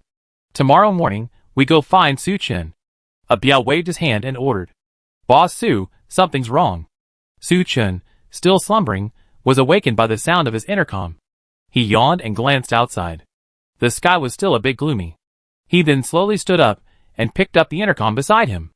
Thanks to the car's climate control system, even though his sturdy frame was naked, he didn't feel the slightest bit of cold. "What's wrong, Zhou Xinhong?" Su Chen asked gravely. "A crowd has suddenly started gathering outside our hotel." Zhou Xinhong's voice was thick with nervousness. "Got it. I'll be out now." Su Chen turned to glance at Ermiai, who was still soundly asleep. He didn't bother her. After changing into winter clothing, he packed his pistol, QBZ, and QBU rifles, and left the RV. Zhou Xinhong naturally notified He Wang and Sun Yuan of the emergency outside the hotel. Su Chen arrived at the conference room, met with the two, and immediately ascended to the rooftop. The blizzard had long since subsided. The thick snow had even reached the second floor of the hotel. Due to Phoenix Mountain's location, the snow was relatively tolerable. In some inland areas, the snow was even 7 or 8 stories high. With the help of a high-powered telescope, Suchin could clearly see that many survivors had gathered at the intersection outside the hotel. Other survivors continued to arrive, like ants, from all directions. Soon, the intersection was filled with a dense crowd. This is trouble. Hee-Won's expression grew nervous. So many survivors couldn't have gathered for no reason. It's very likely, as Suchin had said yesterday, they were trying to plunder their own supplies. Brother Sun, go down and command the brothers. Be careful of the enemy's attack, Suchin ordered. Yes. Sun Yuan immediately descended the stairs without hesitation. The others in the hotel also received the news and began to take precautions. Seeing the survivors gather, Biao couldn't help but smile with satisfaction. Although he had been an executive at Mingyuan Group before the apocalypse and considered himself successful, in the final analysis, he was just Zhang Mingyuan's dog. Yet, after the apocalypse, he could now command hundreds of men at once. What a heroic spirit. Let's go! Biao commanded with a wave of his hand. Everyone's eyes fell on Gao Xiangjuan. Given his helplessness, Gao Xiangjuan gritted his teeth and nodded to his men. His 100 or so men reluctantly headed towards the Yulton Hotel. But they had only taken a few steps when they heard a gunshot. A bullet struck the foremost survivor, sending a shower of snowflakes flying. That single shot instantly frightened all the survivors present into a state of panic. They quickly fled in all directions, hiding behind buildings to avoid the incoming gunfire from the hotel. Useless. All of them. Biao, watching from behind, was so angry that his teeth were itching. Brother Biao, don't be angry. Let's be polite first and talk to Suchin first. Xiao Mei, standing nearby, tried to comfort him. Biao took the intercom Suchin had given him from Gao Xiangjuan and said in a deep voice, Suchin. It's Biao. Answer me now. Suchin was startled by Biao's voice, but then he understood. It seems that after Gao Qiqiang's death, this kid Biao has taken his place. I didn't expect you're still alive, Brother Biao. It's true that good people don't live long, but evil lives on. Suchin's tone was filled with sarcasm. Stop the verbal taunts. Biao, unmoved, sneered, our supplies are almost gone now, so you only have 2 options. First, hand over half of your supplies immediately, and we all live in peace. Second, we storm the hotel, kill you, and then take the supplies. You decide which path you take. Suchin smiled at Biao's offer.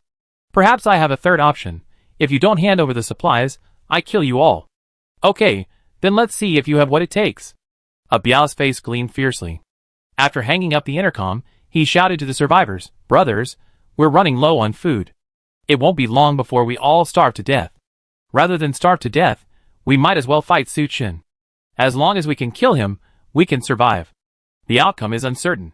You and I are all insignificant. Charge. At Biao's instigation, the fearful survivor's eyes lit up with a green light. Chapter 103. A roused survivor leaped from his hiding place. But before he could even take 2 steps, a gunshot rang out, and his head exploded, falling to the ground. The others around him, too busy to react with anger or sadness, rushed out. Bang, bang, bang. Accompanied by a series of gunshots, several survivors who had rushed out fell to the ground. Someone, unconvinced, quietly peeked out to observe the situation on the hotel rooftop. But within 3 seconds of his head being exposed, it was immediately blown off. The others present were stunned. He was killed instantly after his head appeared. This was a complete rip-off, wasn't it? Hee-Won, standing next to Suchin, was also in disbelief. Although he knew Suchin was a natural marksman, this was just too abnormal. Just before he fired a single shot, Suchin, with his sniper rifle, pointed and shot everyone who showed their heads. Even Hee-Won, a former shooting champion in the army, would be outdone by such terrifying reaction speed. Biao and the others outside the hotel were also in a state of panic. If everyone had rushed towards the hotel from the beginning, there would have been nothing to fear. But now everyone was hiding behind the building. Whoever got out first would be dead. Under such circumstances, no one was willing to show their faces easily. Gao Xiangjuan, where are your men? Let them charge. Li Jiawei yelled at Gao Xiangjuan. It's not that I don't want to. It's just that I can't command them right now, Gao Xiangjuan said helplessly. Although he was the team leader and had the final say, the team members wouldn't listen to him about going to their deaths. Forget it. Charging like this would only mean losing our lives in vain. Biao waved his hand, quelling the quarrel. Why not wait until nightfall? It was daytime, and the view was excellent. From his rooftop position, Suchin had a perfect view. He fired, the survivors below looking like targets. Waiting until nightfall to attack would be more effective. The quarrel ceased, and they returned for a brief rest. Seeing the enemy outside retreat, Sun Yuan and the others inside the hotel couldn't help but cheer. Having experienced similar things before, Sun Yuan and the others knew full well that if they allowed the enemy to storm the hotel, their fate would be horrific. Boss Su. Greetings, boss. Boss Su is truly impressive. He scared them off. When Suchin and Yuan came down together, everyone rushed to greet them with the utmost respect. We can't be careless. If I'm not mistaken, they wait until nightfall to attack. Unlike Sun Yuan and the others, Suchin wasn't particularly pleased. His expression remained composed. Ah Biao has gathered so many survivors. He won't return empty-handed just because he fired a few shots. Zhou Xinhong, take your men to the rooftop and observe the other survivors. Report immediately if anything seems amiss. Zhou Xinhong, without hesitation, immediately followed Su Chen's orders and headed straight for the rooftop with a few of his men. The rest of you, take this time to rest. I'm afraid there's going to be a fierce battle tonight, Su Chen instructed the others. Yes, boss. Everyone responded in unison. After all this turmoil, daybreak had already arrived. I wonder what Lu Linger and Lin Yingying prepared for him. Su Chen patted his hungry stomach and headed for the backyard. Just then, a survivor, Li Dong, suddenly rushed over. His face was pale, as if he had seen something extraordinary. Su. Boss Su, no. Something's wrong. Su Chen's heart skipped a beat, and he whispered, I know. Take me over there. Li Dong was stunned for a moment. Although a little frightened, he still led Su Chen towards the backyard. The hotel's backyard was divided into two areas, A and B. Area A was the office area, now used by Su Chen to store the Normedicine. Area B connected to the hotel's kitchen and the freight elevator. Previously, it was used to transport various items into the hotel. It was to Area B that Li Dong took Su Chen. After the blizzard arrived and the temperature plummeted, Su Chen had Area B sealed off, prohibiting anyone from entering or leaving. The other survivors, though curious, said nothing. After all, it was so cold, so everyone preferred to stay in the common room, warming themselves by the fire. After a short while, the two of them, one in front of the other, arrived at a warehouse. Even through the iron gate, they could still hear roars coming from within. Boss Su, the corpses inside, have actually revived. Li Dong swallowed and stammered. The bodies of Zhou Shixian, Lao Su, Song Shuai, and others who had been killed earlier had not been abandoned but were placed in the warehouse in Area B. Su Chen assigned Li Dong and several other survivors to take turns guarding the area. If there was any movement, they were to notify him immediately. Just now, Li Dong suddenly heard a noise inside the warehouse. Curious, he opened the door and saw Zhou Shixian and the others, long dead, resurrected. Upon seeing Li Dong, they roared wildly and tried to rush over. Thankfully, Su Chen had previously ordered the bodies of Zhou Shixian and the others to be tied up with nylon rope, preventing them from moving. Frightened to the point of peeing, Li Dong dared not delay and immediately returned to inform Su Chen. I know, you don't have to be afraid. Just open the door, Su Chen said calmly. Seeing his composure, Li Dong's panic subsided slightly. Hearing the roars from within, Li Dong gritted his teeth and opened the door.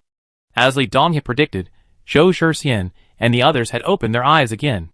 At the sound of the door opening, they instinctively looked over. Upon seeing Su Chen and Li Dong, they immediately let out a low roar and struggled desperately.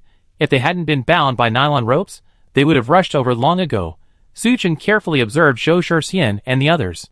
Although they had been dead for so long, the extremely low temperature had preserved Zhou Shixian and the others' bodies remarkably well, showing no signs of decay.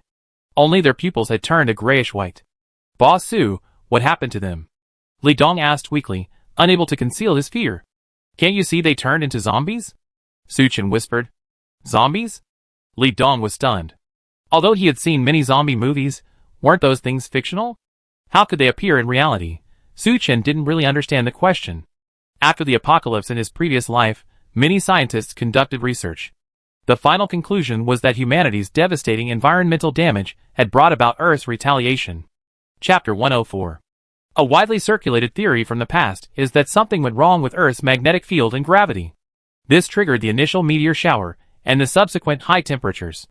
The persistent high temperatures for several days not only evaporated a large amount of ocean water, but also melted the glaciers at the Earth's poles, leading to the relentless rainstorms. Sea levels rose, submerging large tracts of land.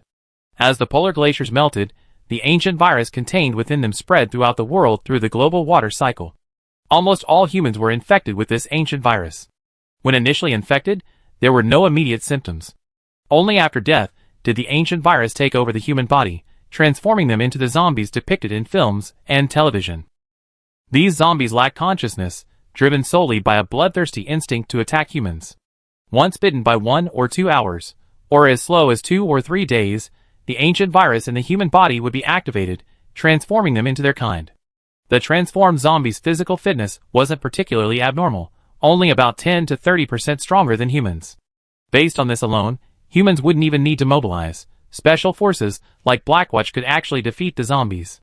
But the problem was, after the baptism of intense heat, torrential rain, and extreme cold, social order had collapsed, and the world's population had decreased by over 30%. Such a massive zombie swarm was simply beyond the reach of the scattered humans left. To survive, the survivors built high walls and established cities of survivors. During this period, many scientists attempted to uncover the truth behind the apocalypse and restore the world to its pre-apocalyptic state. However, the world was already in chaos, and the remaining leaders of the survivors were scheming against each other for survival resources. Ultimately, nothing was done. Strange. Logically, these infected corpses should have revived at the end of the extreme cold. How could it be so early? Suchin stroked his chin and observed Zhou Shixian and the others before him. Then he slapped his forehead, a look of realization on his face. Normally, the bodies of the deceased survivors would be either buried in a pit or simply dumped in the wilderness. But in either case, they were covered in snow. The world of ice and snow was like a giant refrigerator. The bodies of the survivors, along with the ancient virus within them, were frozen. Only when the extreme cold was about to end and the temperature gradually rose would the zombies activate. Suchin dumped the bodies of Zhou Shixian and the others into a warehouse, and sent Li Dong and others to keep watch. He wanted to receive timely notification if the zombies revived. But he had overlooked the fact that the temperature inside the warehouse was significantly higher than outside. This also caused the ancient virus to awaken prematurely. Boss Su, how do we deal with these zombies? Although Li Dong had seen many zombie movies before the apocalypse, watching a movie and experiencing it firsthand are two completely different things. Looking at the zombies roaring and trying to rush over and bite him, Li Dong's legs went weak with fear, fearing the nylon rope wasn't strong enough. If Suchin hadn't been there, he would have turned and fled. You, go get brother he and the others. Suchin thought for a moment and ordered. Yes. Li Dong didn't hesitate a moment, turning and sprinting away. A short while later, He Wang, Sun Yuan, and the others rushed over upon hearing the news. When they saw the zombies, the kind you only see in movies, their faces changed dramatically. Boss Su, what's going on? Is that a zombie? It doesn't seem very powerful. Not powerful. How about loosening the ropes and trying again? When they first saw the zombies, everyone was quite frightened.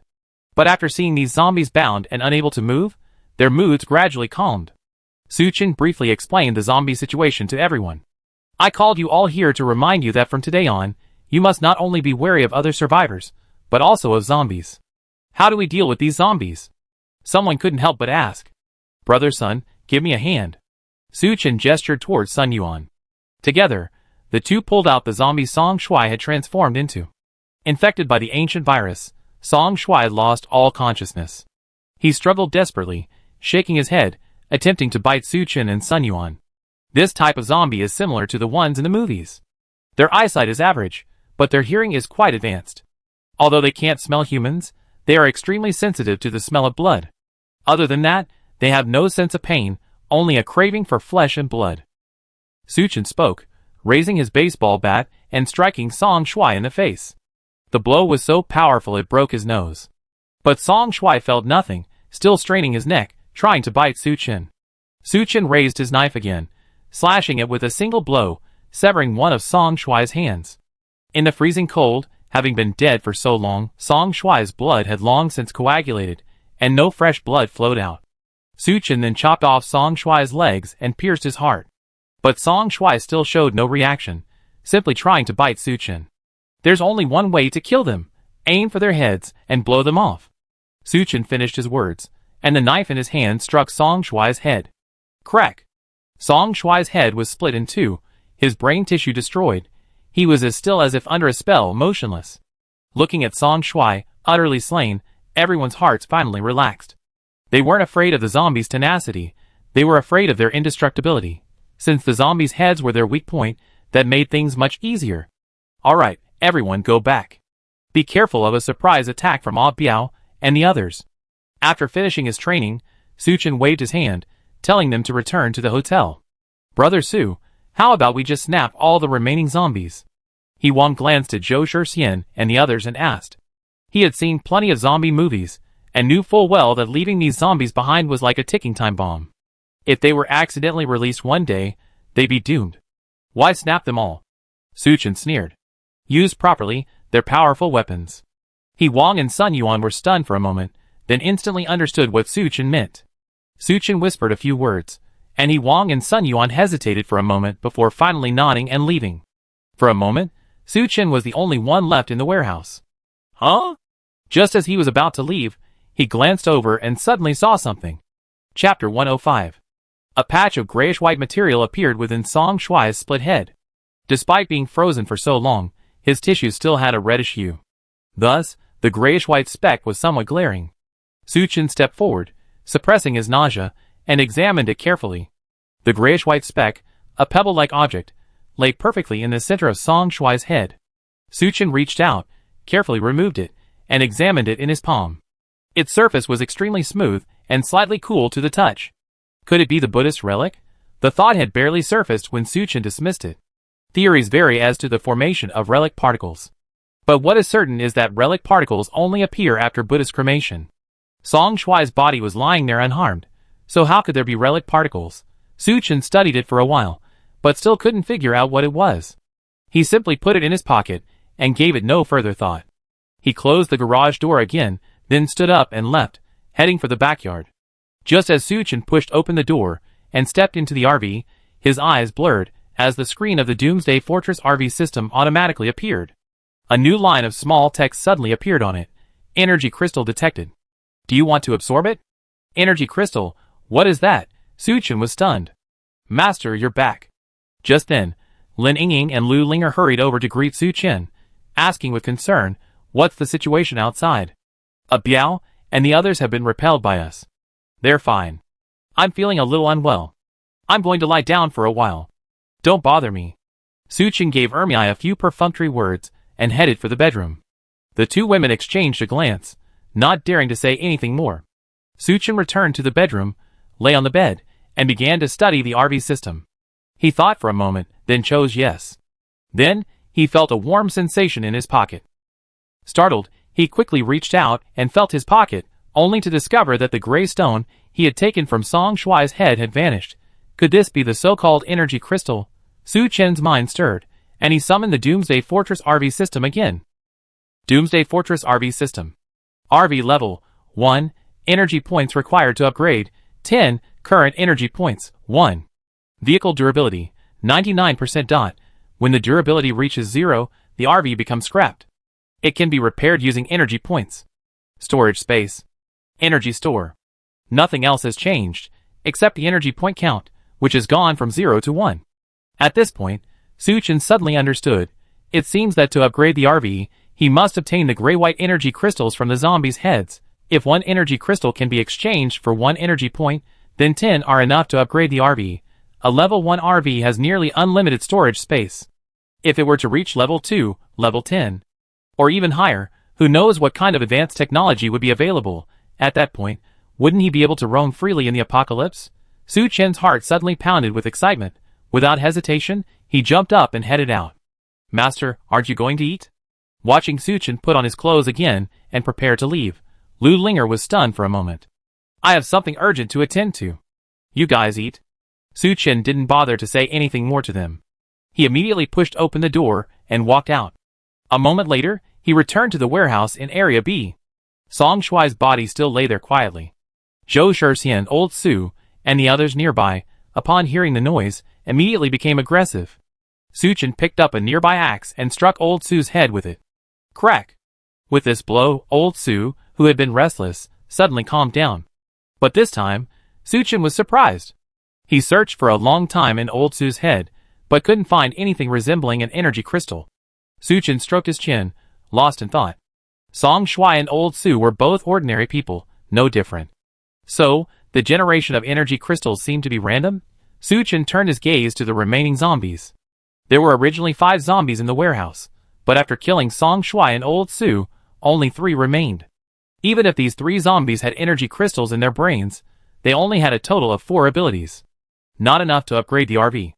It would be better to stick with the original plan and use them as weapons. As Suchin thought this, his eyes gradually turned cold. On the other side, the Survivor Alliance. The leaders gathered at a Biao's hotel, enjoying the food provided by Gao Xiangjuan. Well done, Boss Gao. I didn't expect you to have such good stuff hidden away. A Biao puffed on a cigarette, puffing away. I usually don't smoke this, but today I'm offering it to you, the bosses. Gao Xiangjuan forced a smile. Suchin had previously given him a pack of cigarettes, but he'd been reluctant to smoke the remaining half, having kept it as a treasure. He was bringing it out today to build good relations with the other bosses. Smoking a cigarette more precious than gold, everyone's attitude towards Gao Xiangjuan softened considerably. Just then, one of his men suddenly ran in. Boss!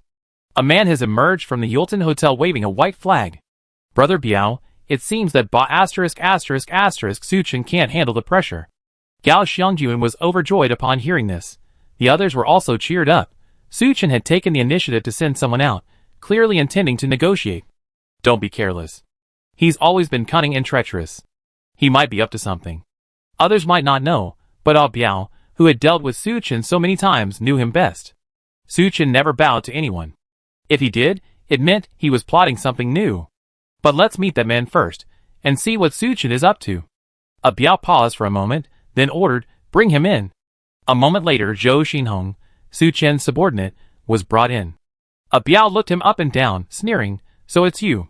Tell me, what does Suchin want you to do? Our boss Su has said he's willing to live in peace with you all. And to allay your concerns, he can provide a box of supplies. Zhou Xinhong stated his purpose directly. Hearing this, Biao became even more confused. Suchin is so sincere, is he really afraid? That's not his character. Xiao Mei, standing by, seemed to notice Biao's hesitation and whispered, Brother Biao, why don't we just agree to it first? If Suchin is really willing to give us supplies, that would be great. If he refuses, we won't lose anything. We can just continue our attack. Chapter 106. Biao thought about it, and felt that what Xiao Mei said made sense.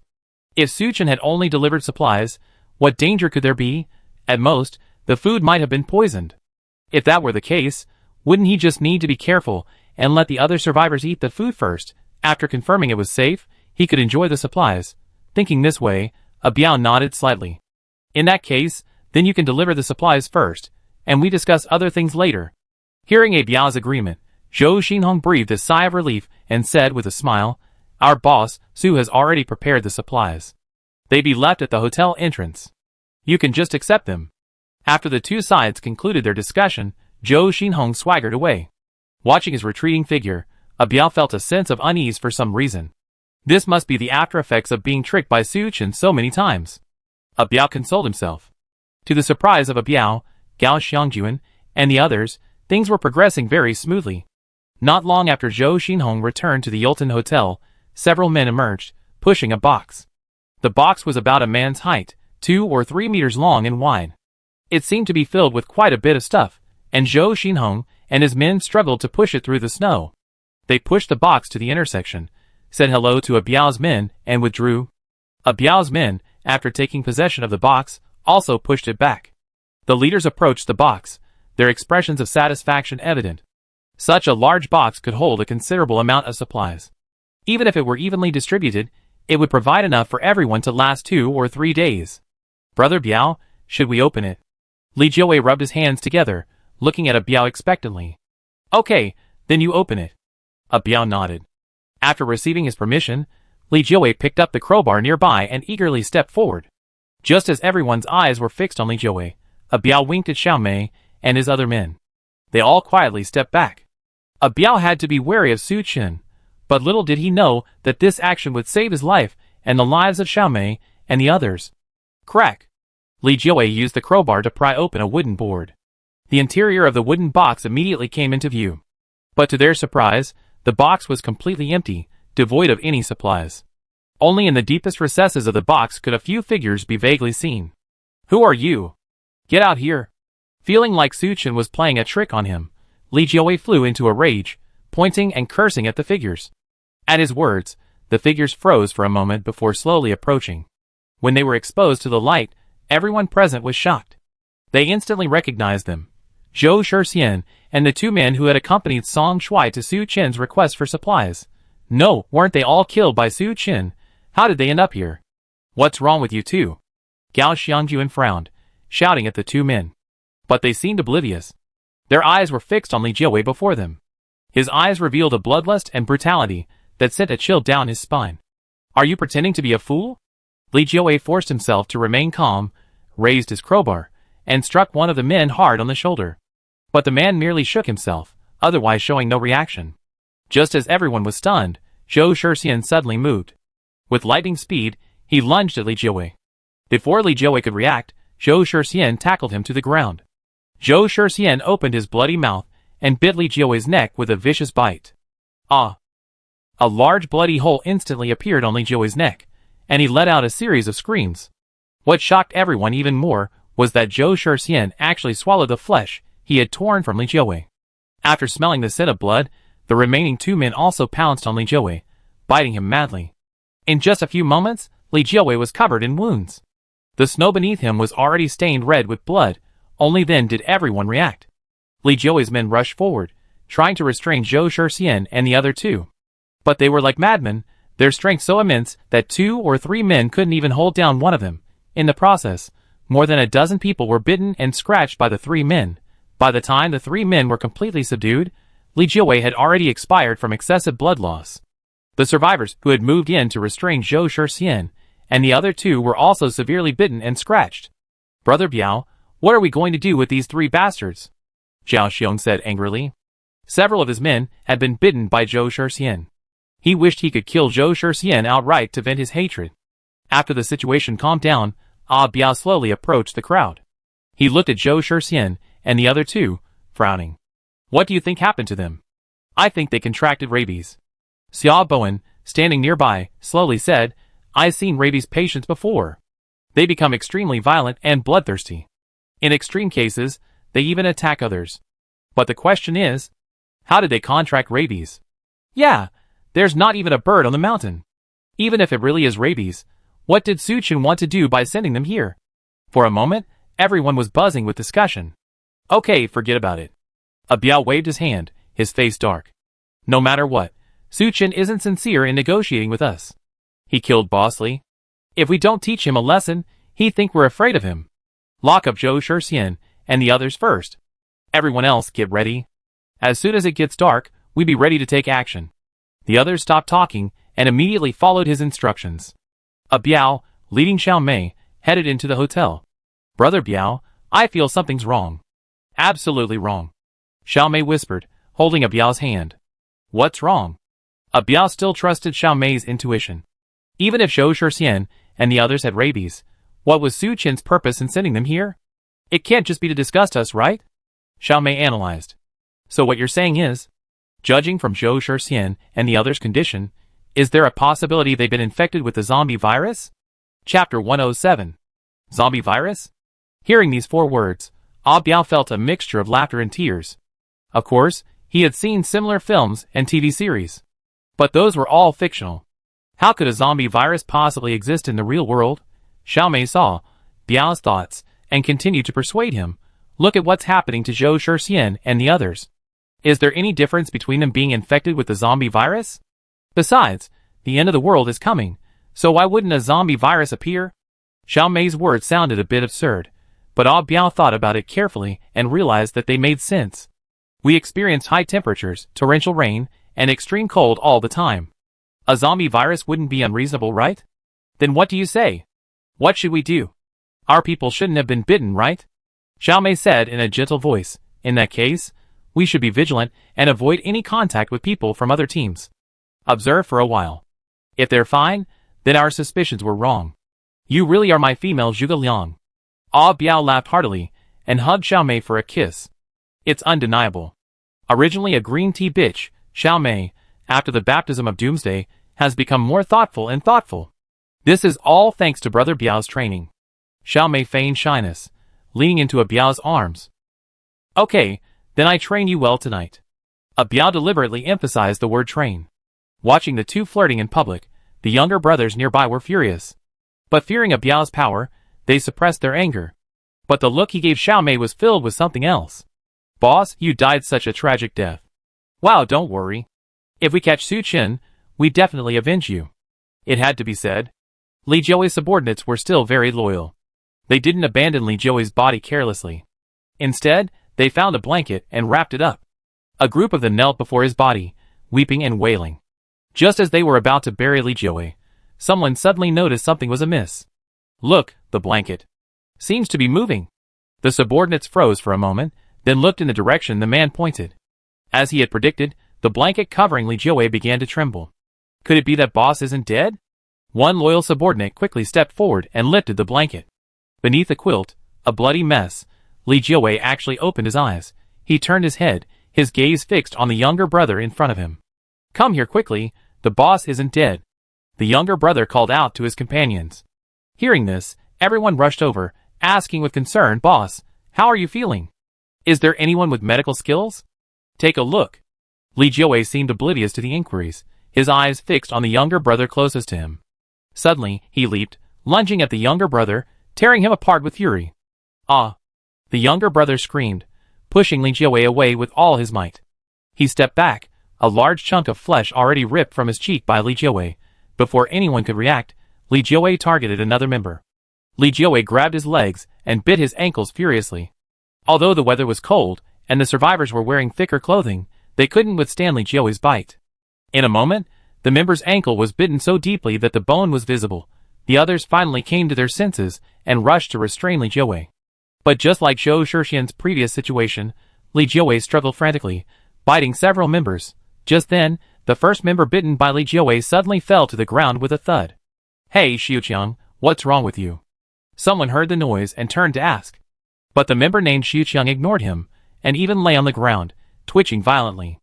A worried member rushed forward. At that moment, Xiuqiang suddenly stopped twitching and flinched open his now grayish-white eyes. Before his companion could react, Xiuqiang leaped up and bit him on the neck. The rest of the companions were also stunned. They had just restrained their big brother, but why did Xiuqiang go berserk? Xiuqiang, your magic cape. Without a choice, two more of them tried to restrain Xiuqiang. However, at that moment, the younger brother whose ankle Li Jiuwei had bitten also fell to the ground and convulsed. A moment later, like Xiuqiang, he stood up again and rushed towards the others. To avoid his bite, two of the younger brothers quickly released their grip on Li Jiuwei and dodged to the side.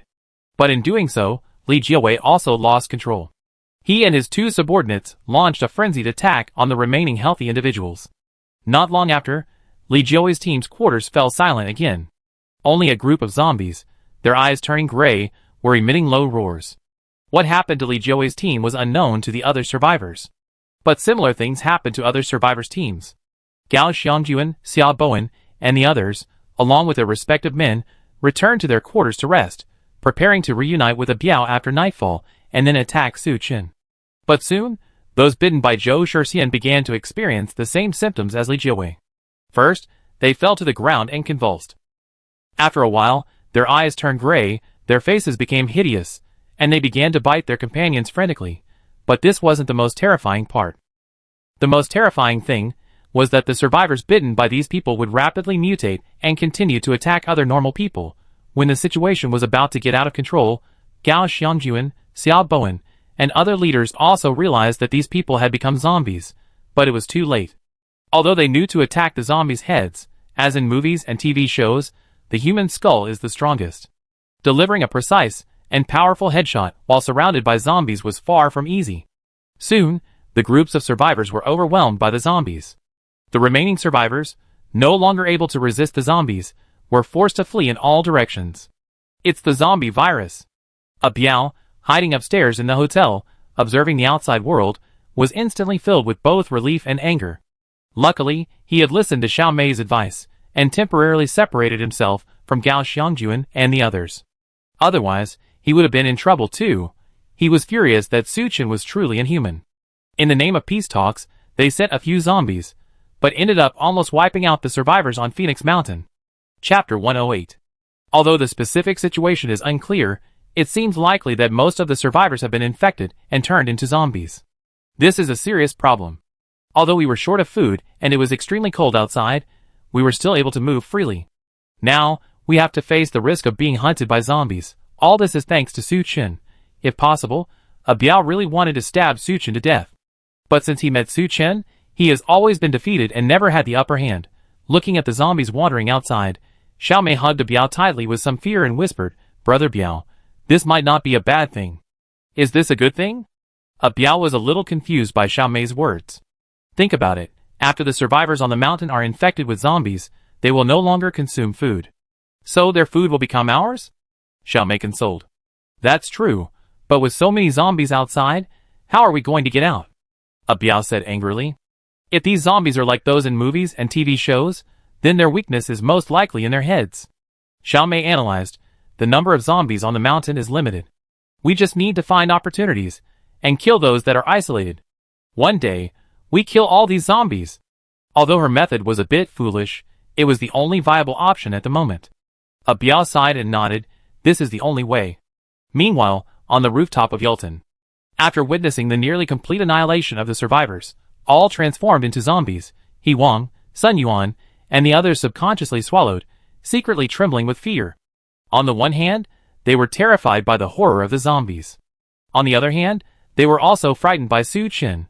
Although Suchin had previously mowed down hundreds of survivors with his rifle, but remember, killing with a rifle and turning them into zombies are two completely different things. Never betray Suchin again, or else, your fate will be no better than those survivors outside the hotel, He Wang and Sun Yuan secretly vowed. Suchin had no idea what they were thinking. He couldn't help but smile, as he watched the zombies slowly wandering through the snow. There were 500 or 600 survivors on the mountain. After this round of infection, there were at least 300 zombies. Even if 1 out of 10 zombies had an energy crystal in its head, that would be 30 energy crystals. Upgrading the RV's Doomsday Fortress system to level 2 would be more than enough. But the problem facing Suchin was how to hunt these zombies.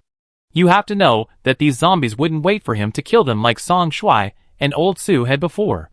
If he used the QBU and QBZ, the loud gunfire would easily attract all the surrounding zombies.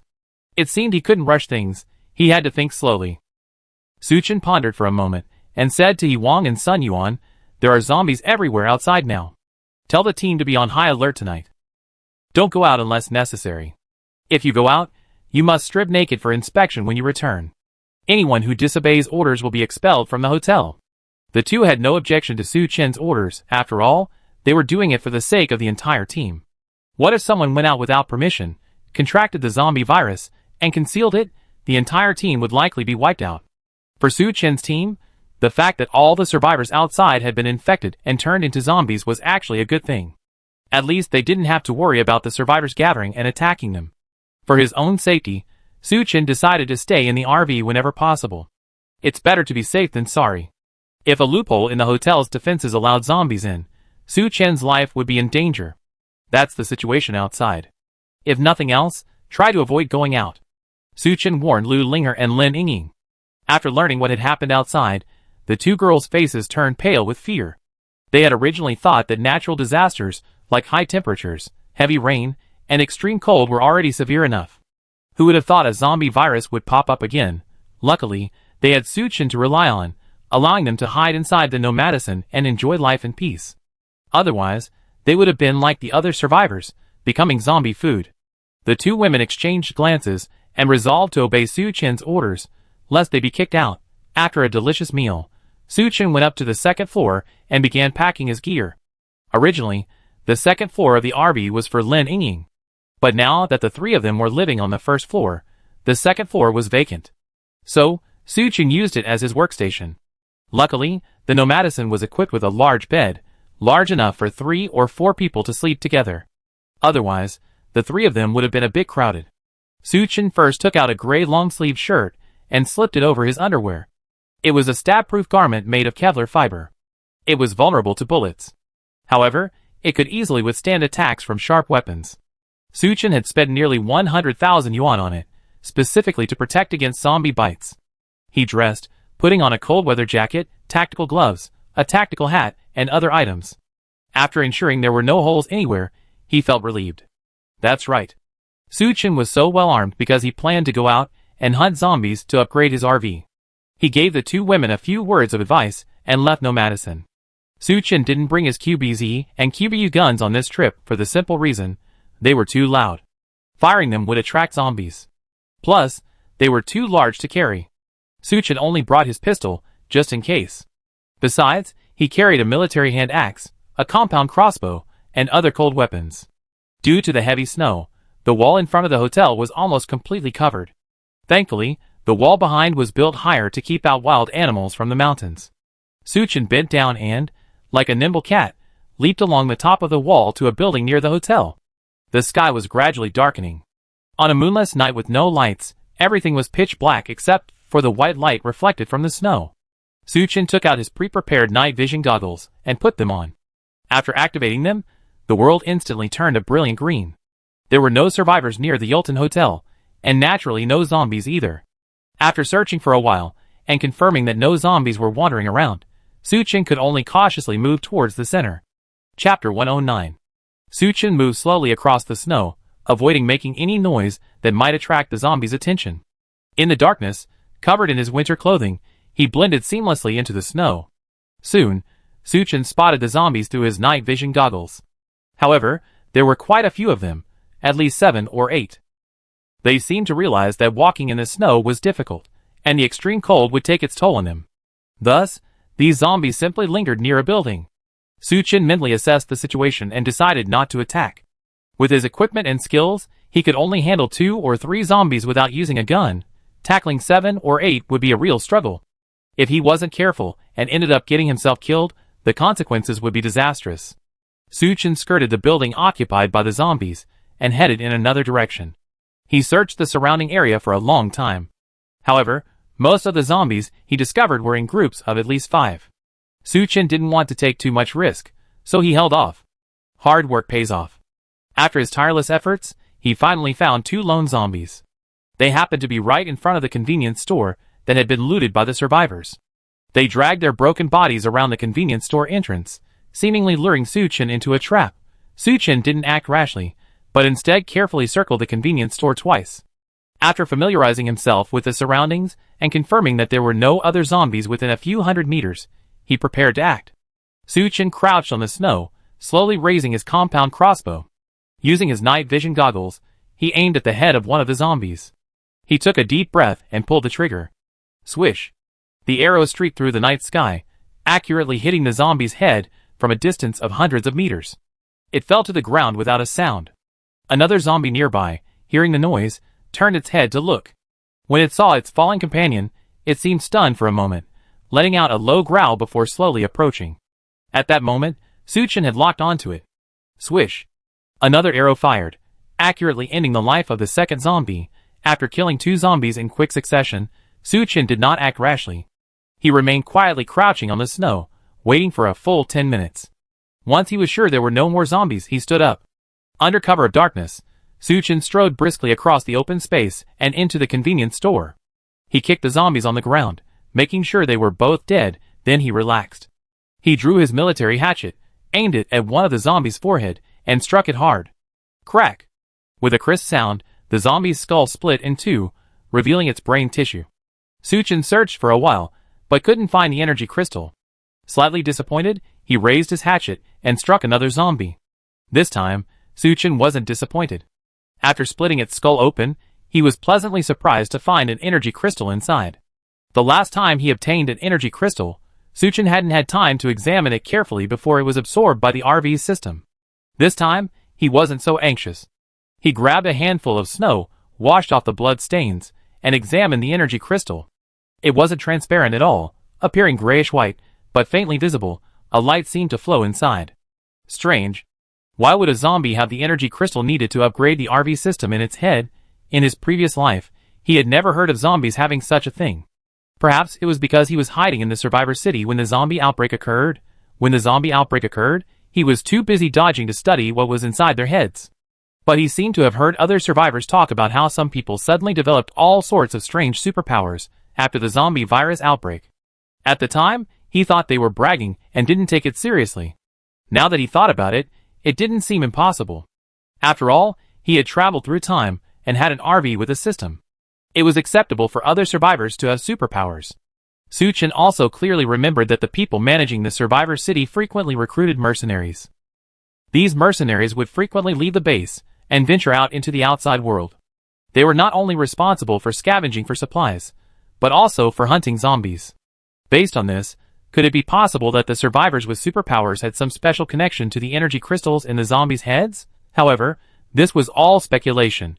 Suchin had no direct evidence. For him, the most important thing right now was to quickly obtain the energy crystals and upgrade the RV's systems. At that moment, a sudden gust of wind rustled behind Suchin's head. Alarm bells rang in his heart, and he instinctively dodged to the side. But it was too late.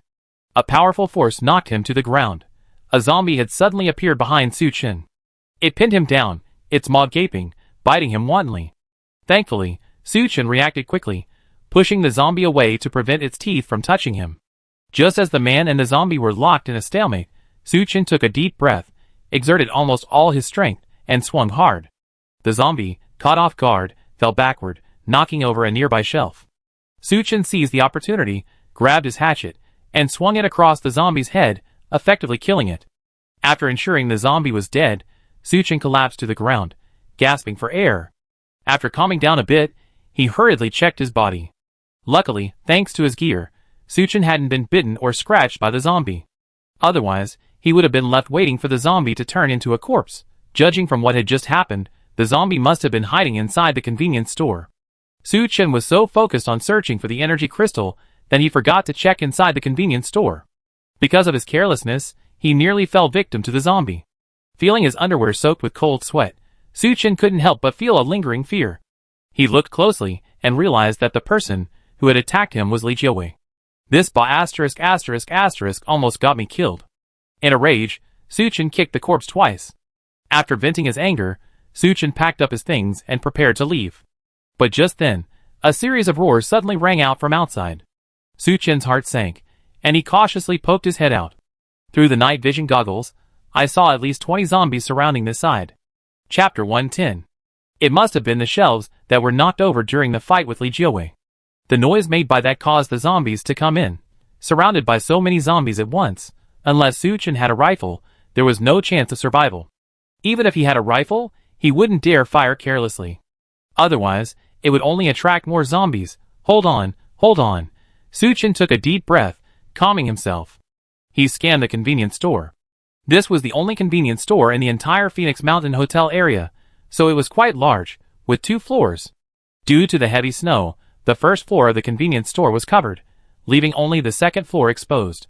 Suchin climbed through the broken window on the second floor to get inside. A store this large must have an employee rest area and a restroom. He would see if there was a way out from there. Suchin wouldn't confront these zombies head-on unless it was absolutely necessary. He quickly walked toward the back of the convenience store. Fortunately, aside from Li Jiawei, there were no other zombies hiding inside. Suchin first visited the rest area, which was a mess, save for a single window with security bars. He frowned and quickly headed for the restroom. The restroom, however, was in the same situation as the rest area. Although there were windows, there were also security bars. Suchin couldn't help but feel a little discouraged. You said you installed security bars in the rest area, but you also installed them in the restroom. Are you afraid people might steal your shit? Just then, Suchin could hear the faint roar of zombies from the rooftop. His heart tightened, knowing he had to hurry. Otherwise, if the zombies discovered him and trapped him inside the convenience store, that would be troublesome. Suchin quickened his pace and headed for a door in the corner. When the door opened, Suchin was stunned for a moment, then a look of joy crossed his face. It was as if there was always a way out. This room turned out to be the convenience store's warehouse. Although the supplies inside had long been looted by the survivors, fortunately, the door at the back of the warehouse, used for unloading goods, was ajar. Suchin opened the door and was greeted by a thick layer of snow. The first floor of the convenience store was already covered in snow, and naturally, the outside of the warehouse door was also covered in snow. Although the snow was extremely deep, it was still easy to dig a path with tools.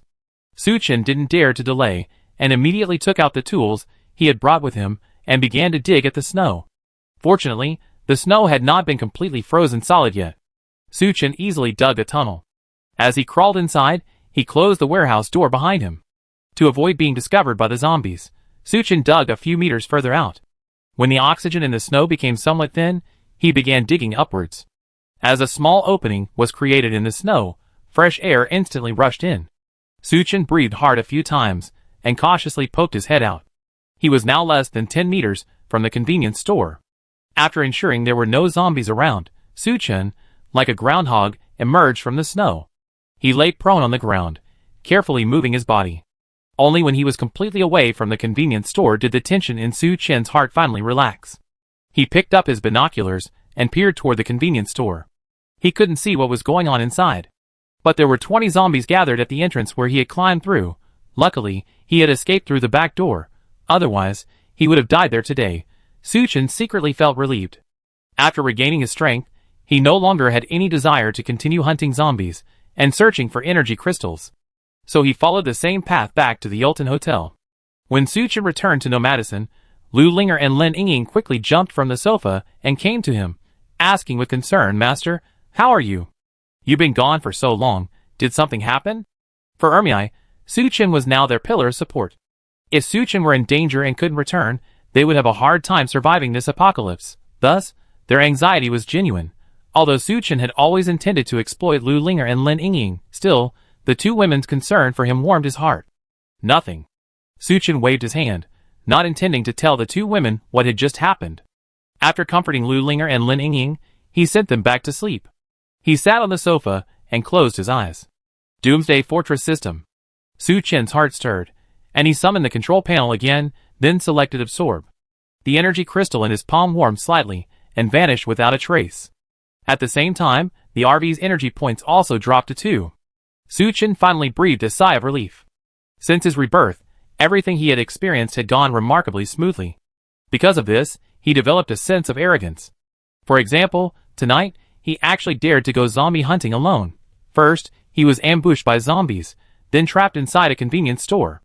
Though he made it back to the RV safely, it was a wake-up call for him. He must not be so careless in the future. Upgrading the RV was important, but his life was more important. But if he didn't go out hunting zombies, how would he obtain energy crystals to upgrade the RV? Su Chen pondered for a moment, and a light bulb suddenly lit up in his head. The next morning, Su Chen got out of bed, washed up, and put on his gear before heading to the common room. At that moment, Sun Yuan was organizing his men to distribute breakfast to the survivors. On weekdays, Su Chen mainly provided instant noodles to the survivors, as they were convenient and easy to eat. Only close associates like He Wang, Sun Yuan, and Zhou Xinhong could occasionally change their tastes and indulge in bread, canned food, and the like. But even so, the survivors in the team were deeply grateful to Su Chen. Seeing him approach, they hurriedly greeted him. "Boss Su." "Hello, big brother." Looking at the survivors slurping before him, Su Chen couldn't help but laugh. If they knew he'd been vomiting meat lately, and was even considering switching to instant noodles, would they be furious? "Brother Sun, I have something to announce." "Call everyone over," Su Chen said casually. "Oh sure." Sun Yuan didn't think twice, and quickly summoned all the survivors to Su Chen's presence. "I'm sure everyone's tired of food like this, right?" Su Chen raised his instant noodles and said with a smile, "Would you like something better?"